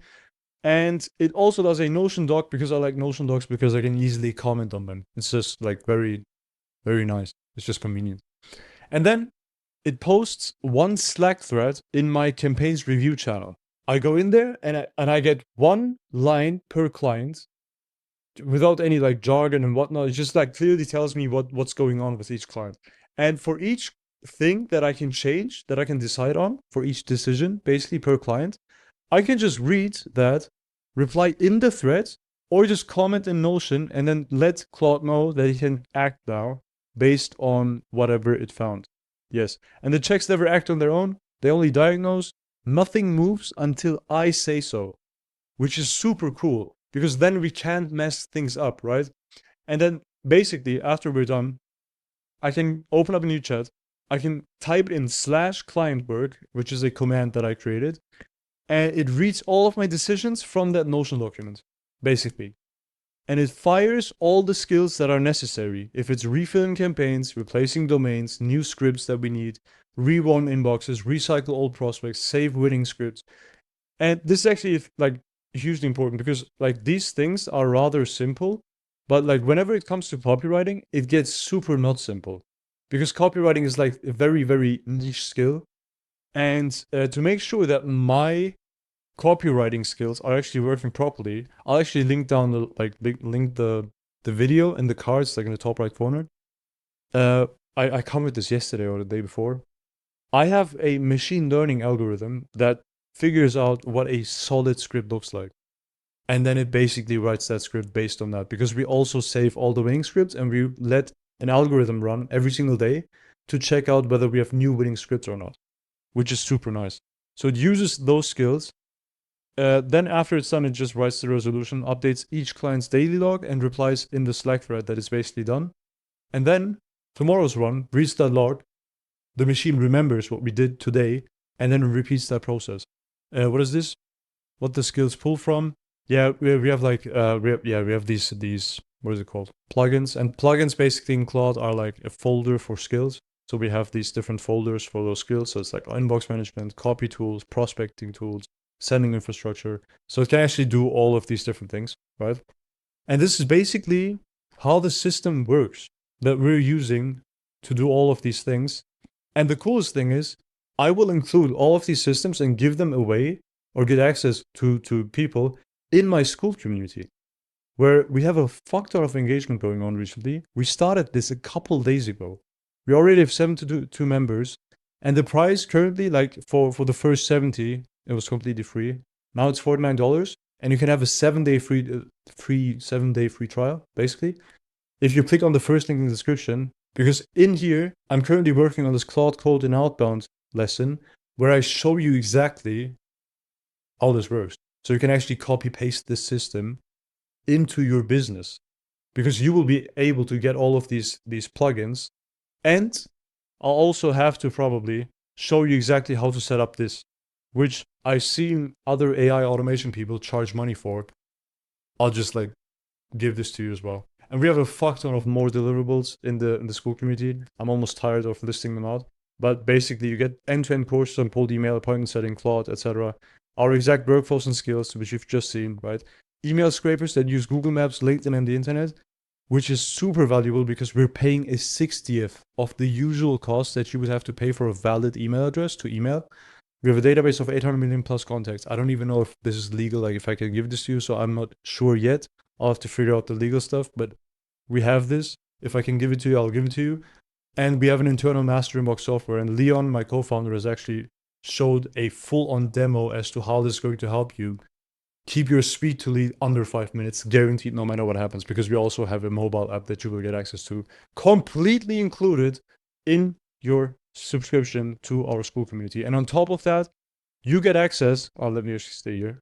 You get access to me There's a daily Q&A where we answer and record custom videos for your questions in the community. We have weekly calls, which are super fun. We just had our first one. I'll also link it right here. I just uploaded on my YouTube as well. It's heavily moderated by me and Leon. It's spam-free. And my internet is gone. Yes. And the last point is, there's no AI slop whatsoever, because I despise AI slop. I hate the living fuck out of it. So I'll make sure that it gets deleted ASAP. And in this video, I want to show you exactly how I use machine learning in cold email to find more winning scripts, get more responses, get more leads, get more sales calls booked, close more deals, hopefully. And I'll show you literally how I do it. So I'll just walk you through the entire like the flow charts and whatnot on this blackboard together. It's probably going to be a little longer video, but I think that's fine because it is super exciting actually to use machine learning. And by the way, if you don't know what machine learning is, I'm just going to write it down over here. So machine learning is something that's super duper cool. Is this nice? Yes. Machine learning is a very, very cool concept. So essentially you have a system, right? And into that system, you give inputs. So inputs, right? And then if you go further, you get outputs. And at times, like in this case, you send out emails, which is going to be your input, into some black box, right? This is some random black box. You don't understand exactly how this works. This is basically your prospect. Like you're sending emails to your prospects, and then you get some sort of reaction out of them, which might be a positive response, right? And let's say it's actually a positive response. Then you would have this thing called PRR, so positive response rate, right? Positive response rate. And you want to max the positive response rate. Just for this example, yes, you could be working on like, I don't know, your booking rate or your cash collected or whatever, but I'll just take positive response rate as a very feasible metric right now, just to explain it to you, because it's something that everyone can relate to. So you will send out emails to your prospects to get an output like positive response rate. You will also get response rates, etc. You get all these other metrics, but we're focusing on positive response rate. And our goal is to maximize, right? Max your positive response rate. This is where machine learning helps. Because what machine learning does is it basically sends out a ton of different inputs, so different looking emails that are still kind of like saying the same thing that your offer is supposed to say, to a bunch of prospects, like enough to make it statistically significant. There's also a very important keyword that we have to write down to establish a baseline. Statistical significance. There you go. Statistical significance. If you don't know what this is, let's actually Google this. Okay. Statistical significance means an observed result in data is highly unlikely to have occurred by random chance alone. Meaning, you've sent so many emails. If an email script, which you've sent out 1,000 times or more, is performing well, it's probably not coincidence. It is actually probably a good email. As opposed to you're sending out an email 10 times in total and it has produced one lead. It doesn't necessarily mean that it's a good email, because you don't know if it would keep performing like that if you kept sending that email. So what we're trying to achieve with all of our inputs is statistical significance, because only then can we judge whether our positive response rate is actually good or not. If we send out 10 emails, we get 10 positive responses, we have a 100% positive response rate. We don't know if this is actually true, if this is not coincidence, right? So that's basically what we have to watch out for if we talk about statistical significance. So it has to be significant, right? We have to send out a lot of reps. N needs to be high, and N means the amount of times that we've sent out a specific input or made an input, right? So the amount of input sent needs to be high. That's pretty much what I'm trying to say. If we have statistically significant inputs, we can then check out how our outputs are behaving. We want to just analyze it in a very Russian way, like completely emotionless, maybe even German, right? Like just completely detached from all emotions.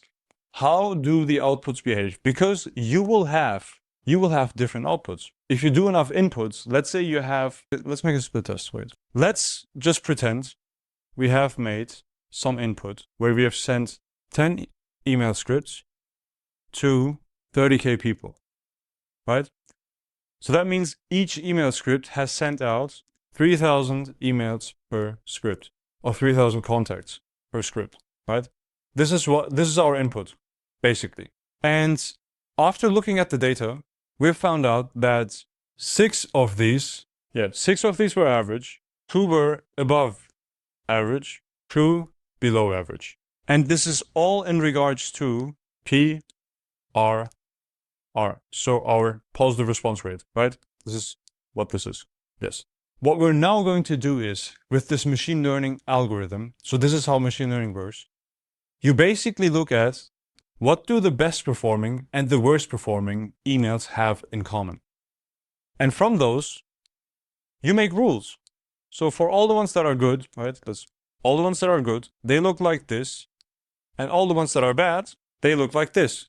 And as soon as you do this with not only with 10 email scripts and 30K people, but like 10x that, for example, you'll get 20 winners and 20 losers, for example. And if you have that, you can go ahead and you can tell Claude or Codex or whatever else you use, right? Doesn't really matter, some AI. You can tell it to build a skill.md file for email copywriting. And the cool thing is, especially for us as an agency, and we have our school community, right, where people are also like going to use this. This is actually like, this is why I'm recording this video. I'm actually trying to make a course for like how to use machine learning in email. So I wanted to record this video. But the cool thing about this is, if you have an agency or the school community where we have like 60+ members and they all keep sending out emails and we find out which ones are the better performing ones, which ones are the worst performing ones, you have so much statistical significance. Like you have so much volume that you get a bunch of different email scripts, because you can also have statistical significance in here. Because only saying, well, we have only found 2 winning scripts might also have been coincidence. But what if we had 2,000 winning scripts, right? And they all had the same structure? Then we could clearly tell, well, a good email is not a coincidence. It actually looks exactly like this. And a bad email is also not coincidence, because it might look like this. And if you dare for a second to go into your spam folder, you will see a bunch of bad emails. And you as a human being, you've gone through this machine learning process. You've read so many good and bad emails. You know what a bad email looks like. Like you see it at a glance. You see this HTML signature. You see that it's spam. You see like that they waffle. I just read this, by the way, in the first take, and then I noticed that the camera was bugging. But let me honor this again. Like, this is completely horrible. Hey John, saw your post about using Loom for outbound, couldn't agree more. Video's still the only thing that breaks the pattern in the packed inbox. The one thing that always got me stuck with Loom, it's always one at a time. You record personalized, send the days over before, I don't know what this means. Honest question right now, how many videos can you actually record in a day? Send you a connection request on LinkedIn too. It's really me, promise. It doesn't mean shit. It's horrible. Yes. But you know that it's horrible because you've had so much data going on, right? Like you actually have seen a lot of things. So this is what we're trying to simulate and build within Claude. And I have this for myself, but I'm trying to like replicate this so that people in the school community can actually use it. But I wanted to teach you, like not teach, but actually show like how I do it to build this skill.md file. And actually like we can go further with this, which is pretty cool, because at some point you will have built this skill.md file, which is then producing emails. And what you now can do is you can actually draft up a bunch of email scripts. Let's say each of these was like actually one script, like you have version A, version B, C, etc. Right? Man, I'm drawing so well. You have all of these different versions. What you now can do is super nice. And this is actually like, this is super cool. Like I really like this. You can have a separate agent which is trained on these learnings, where you've figured out what actually, like, what does a good email have in common? What does a bad email have in common, right? You can have a different agent analyze all of your new scripts, scoring agent. This is how I call that agent, right? You have a scoring agent, and this is usually a markdown file because it's a skill thingy. But yeah, you have a scoring agent, and the scoring agent reads through all of the emails that your previous agent has written and then scores them on a rate from 1 to 10, right? And it basically looks out for Does it have all the things that a good email has in common? And does it not have any of the things that bad emails have in common? If that's the case, it will literally just sit there and say, well, okay, this one, good. This one, bad.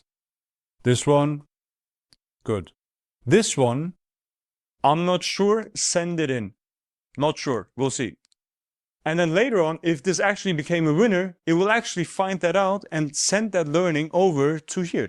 And like now you can see, now you have this full-on pipeline, right?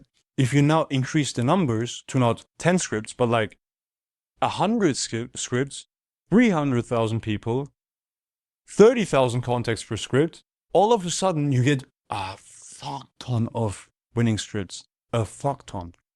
Which is why it's super useful to do this like as a crowd. As an agency, you have the crowd because you have all the clients. You can send out emails for every single client. And no matter the industry, by the way, a good email is a good email. And it has certain parts, like it has a framework. This is where you mention case studies. This is where you have the CTA. This is how the CTA is supposed to look, irregardless of industry. So if you have multiple clients, like we do, from various industries, and they're all sending out thousands of emails every single day, we have so much volume in this thing. Our skill.nd file for copywriting is so solid. It is super rare that I ask it to write email copy and it's shitty.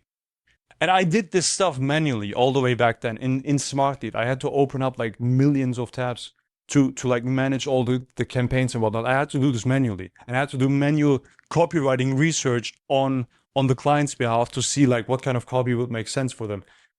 It is wild to see an AI one-shot, perfect email scripts, 20 at a time. It is wild. It is completely nuts. And it is also super fun, which is why I wanted to record this video right now. Like I'm preparing the courses and whatnot, but I feel like this is cool to see because you can actually set this up exactly like I just told you. Yeah, this is pretty cool. If you want to join the school community, by the way, like this course is not ready right now, so I wouldn't recommend joining right now. But there's like a free trial. You get like 7-day free access. You can like get access to all of these things. You can ask me privately as well. Feel free to join. It's like the first thing in the description. But I think this is really cool. Like I am genuinely like I'm hyped. And by the way, I'll also link that. Let me quickly find that out. I took the logic of this machine learning thing from GitHub from Andrej Karpathy. And Andrej Karpathy is big in the machine learning world. So if you're not into AI and machine learning, you probably don't know him. But super omega artist. Like super omega artist. I really respect that. And he has put together this auto research GitHub repository. At some point I was like, I literally gave this thought and I was like, hey, Claude, like, can we use this for our stuff? And then we set up everything. It took some time, but it actually works. So this is pretty cool. I want to talk about something which is near and dear to my heart, and I'm learning more and more over the last couple days and weeks, which is violence. And that might sound off, but you need more violence in your life. You 100% need more violence in your life. If you are sitting there and you're working on your cold email campaigns, and you're stressing over open rates, your response rates, your positive response rates, the bounce rates, the copy, the prospect lists, play, this, that. If you're sitting there and you're worrying about all of these things, but you're never thinking about sending 10, 100, 1,000 times more emails per day, then you need to listen to this video. There will nothing be on the screen, by the way. I'll just yap into the camera to explain to you why I'm saying this. So, we've opened up the school community right now, right? And the school community is basically there to show you how we run cold email. And if you've joined and you're seeing this video, you'll probably figure out sooner or later that our system is just volume. So is any other solid outbound system, by the way. Because, and this has been getting more and more apparent for me over the last couple of days. On school, right? You have this about page. Like if you click on the first thing in the description, you'll actually see the about page. It has a video sales letter on there. It has a demo on there of our own internal like speed to lead system and whatnot. We have some proof points, etc. Like you can go read through the description. And then there's one CTA button, and that specific CTA button has some conversion rate. It has some conversion rate, right? Be it 1%, 5%, 20%. I think right now for us it's like 21.1% or something. So every fifth person basically converts, which is amazing, by the way. Like that's completely nuts, super nuts. We built that over the last 7 days, and I've looked at the dashboard in school, and there's one thing that's super apparent. We have had, over the past 14 days, 360 or so visitors. We got 74 signups at a 21.1% conversion rate, right? So if you take one number and divide it through the other, you will get the conversion rate. That's pretty much what it is. And I could be sitting over there, and I could be having, say, with the new free trial, etc., 5% conversion rate in total. Let's say it declines over time because we started as a free community, now it's paid.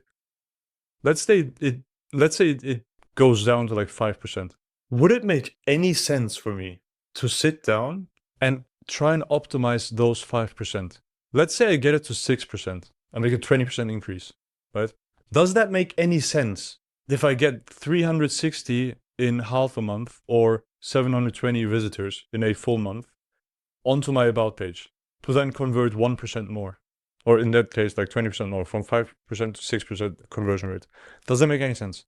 Or would it rather make sense that I sit down and I record 30 times more volume in terms of videos on YouTube per month? What would make more sense for me?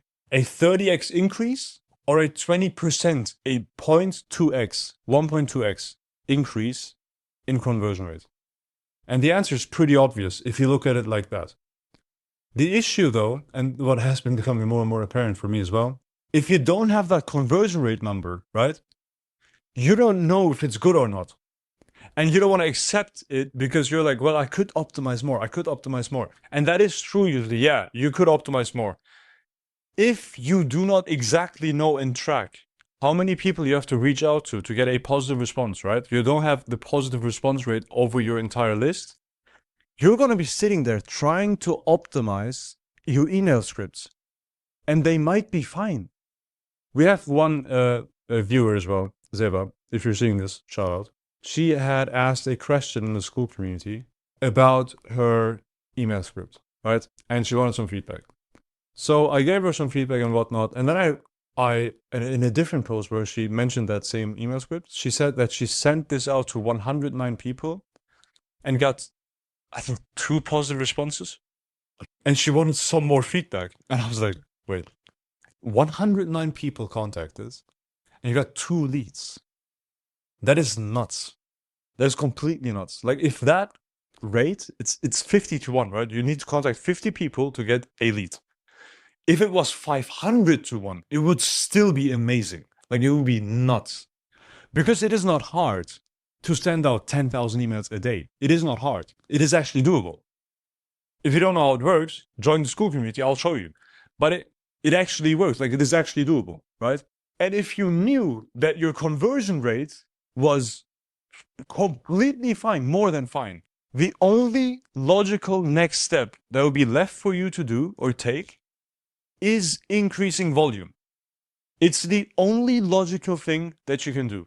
And I'm saying this from multiple perspectives. Like, it just makes more sense to do more volume in basically any given situation that you're in. Because if your system is not working, right? It isn't working at all. The type of volume, the violence that you would need in your life is just test out more shit. Like, you would need more scripts, and you would need to like change the script entirely. Like, instead of having 5 paragraphs, try only 1 sentence. Try 2 sentences. Try 5-word emails. Your subject lines were this long, try to shorten them down to 1 word. Like, try extreme stuff. Split tests that are worth doing, right? So that it's actually worth testing, so that you actually find out something. Change everything, because right now, anything you do or didn't work. So you need to drastically change things. This is not about like incremental, let me just change 1 word about the CTA. If it doesn't work, if your conversion rate is horrible, if you only get 1 lead per 10,000 contacts, right? If it's completely horrible, You need to change the entire system. I would even consider switching email sequencers, switching out my domains, my inboxes, my email scripts, my prospectus database. I would change all of the things, right? Because nothing works.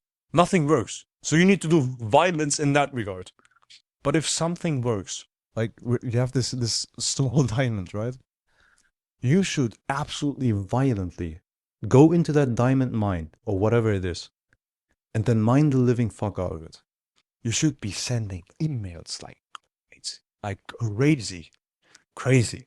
We're talking 1,000 times more emails, 100 times more scripts in split tests, meaning creatives, right? Not only sending out one type of script for the first email, but having hundreds of them, right?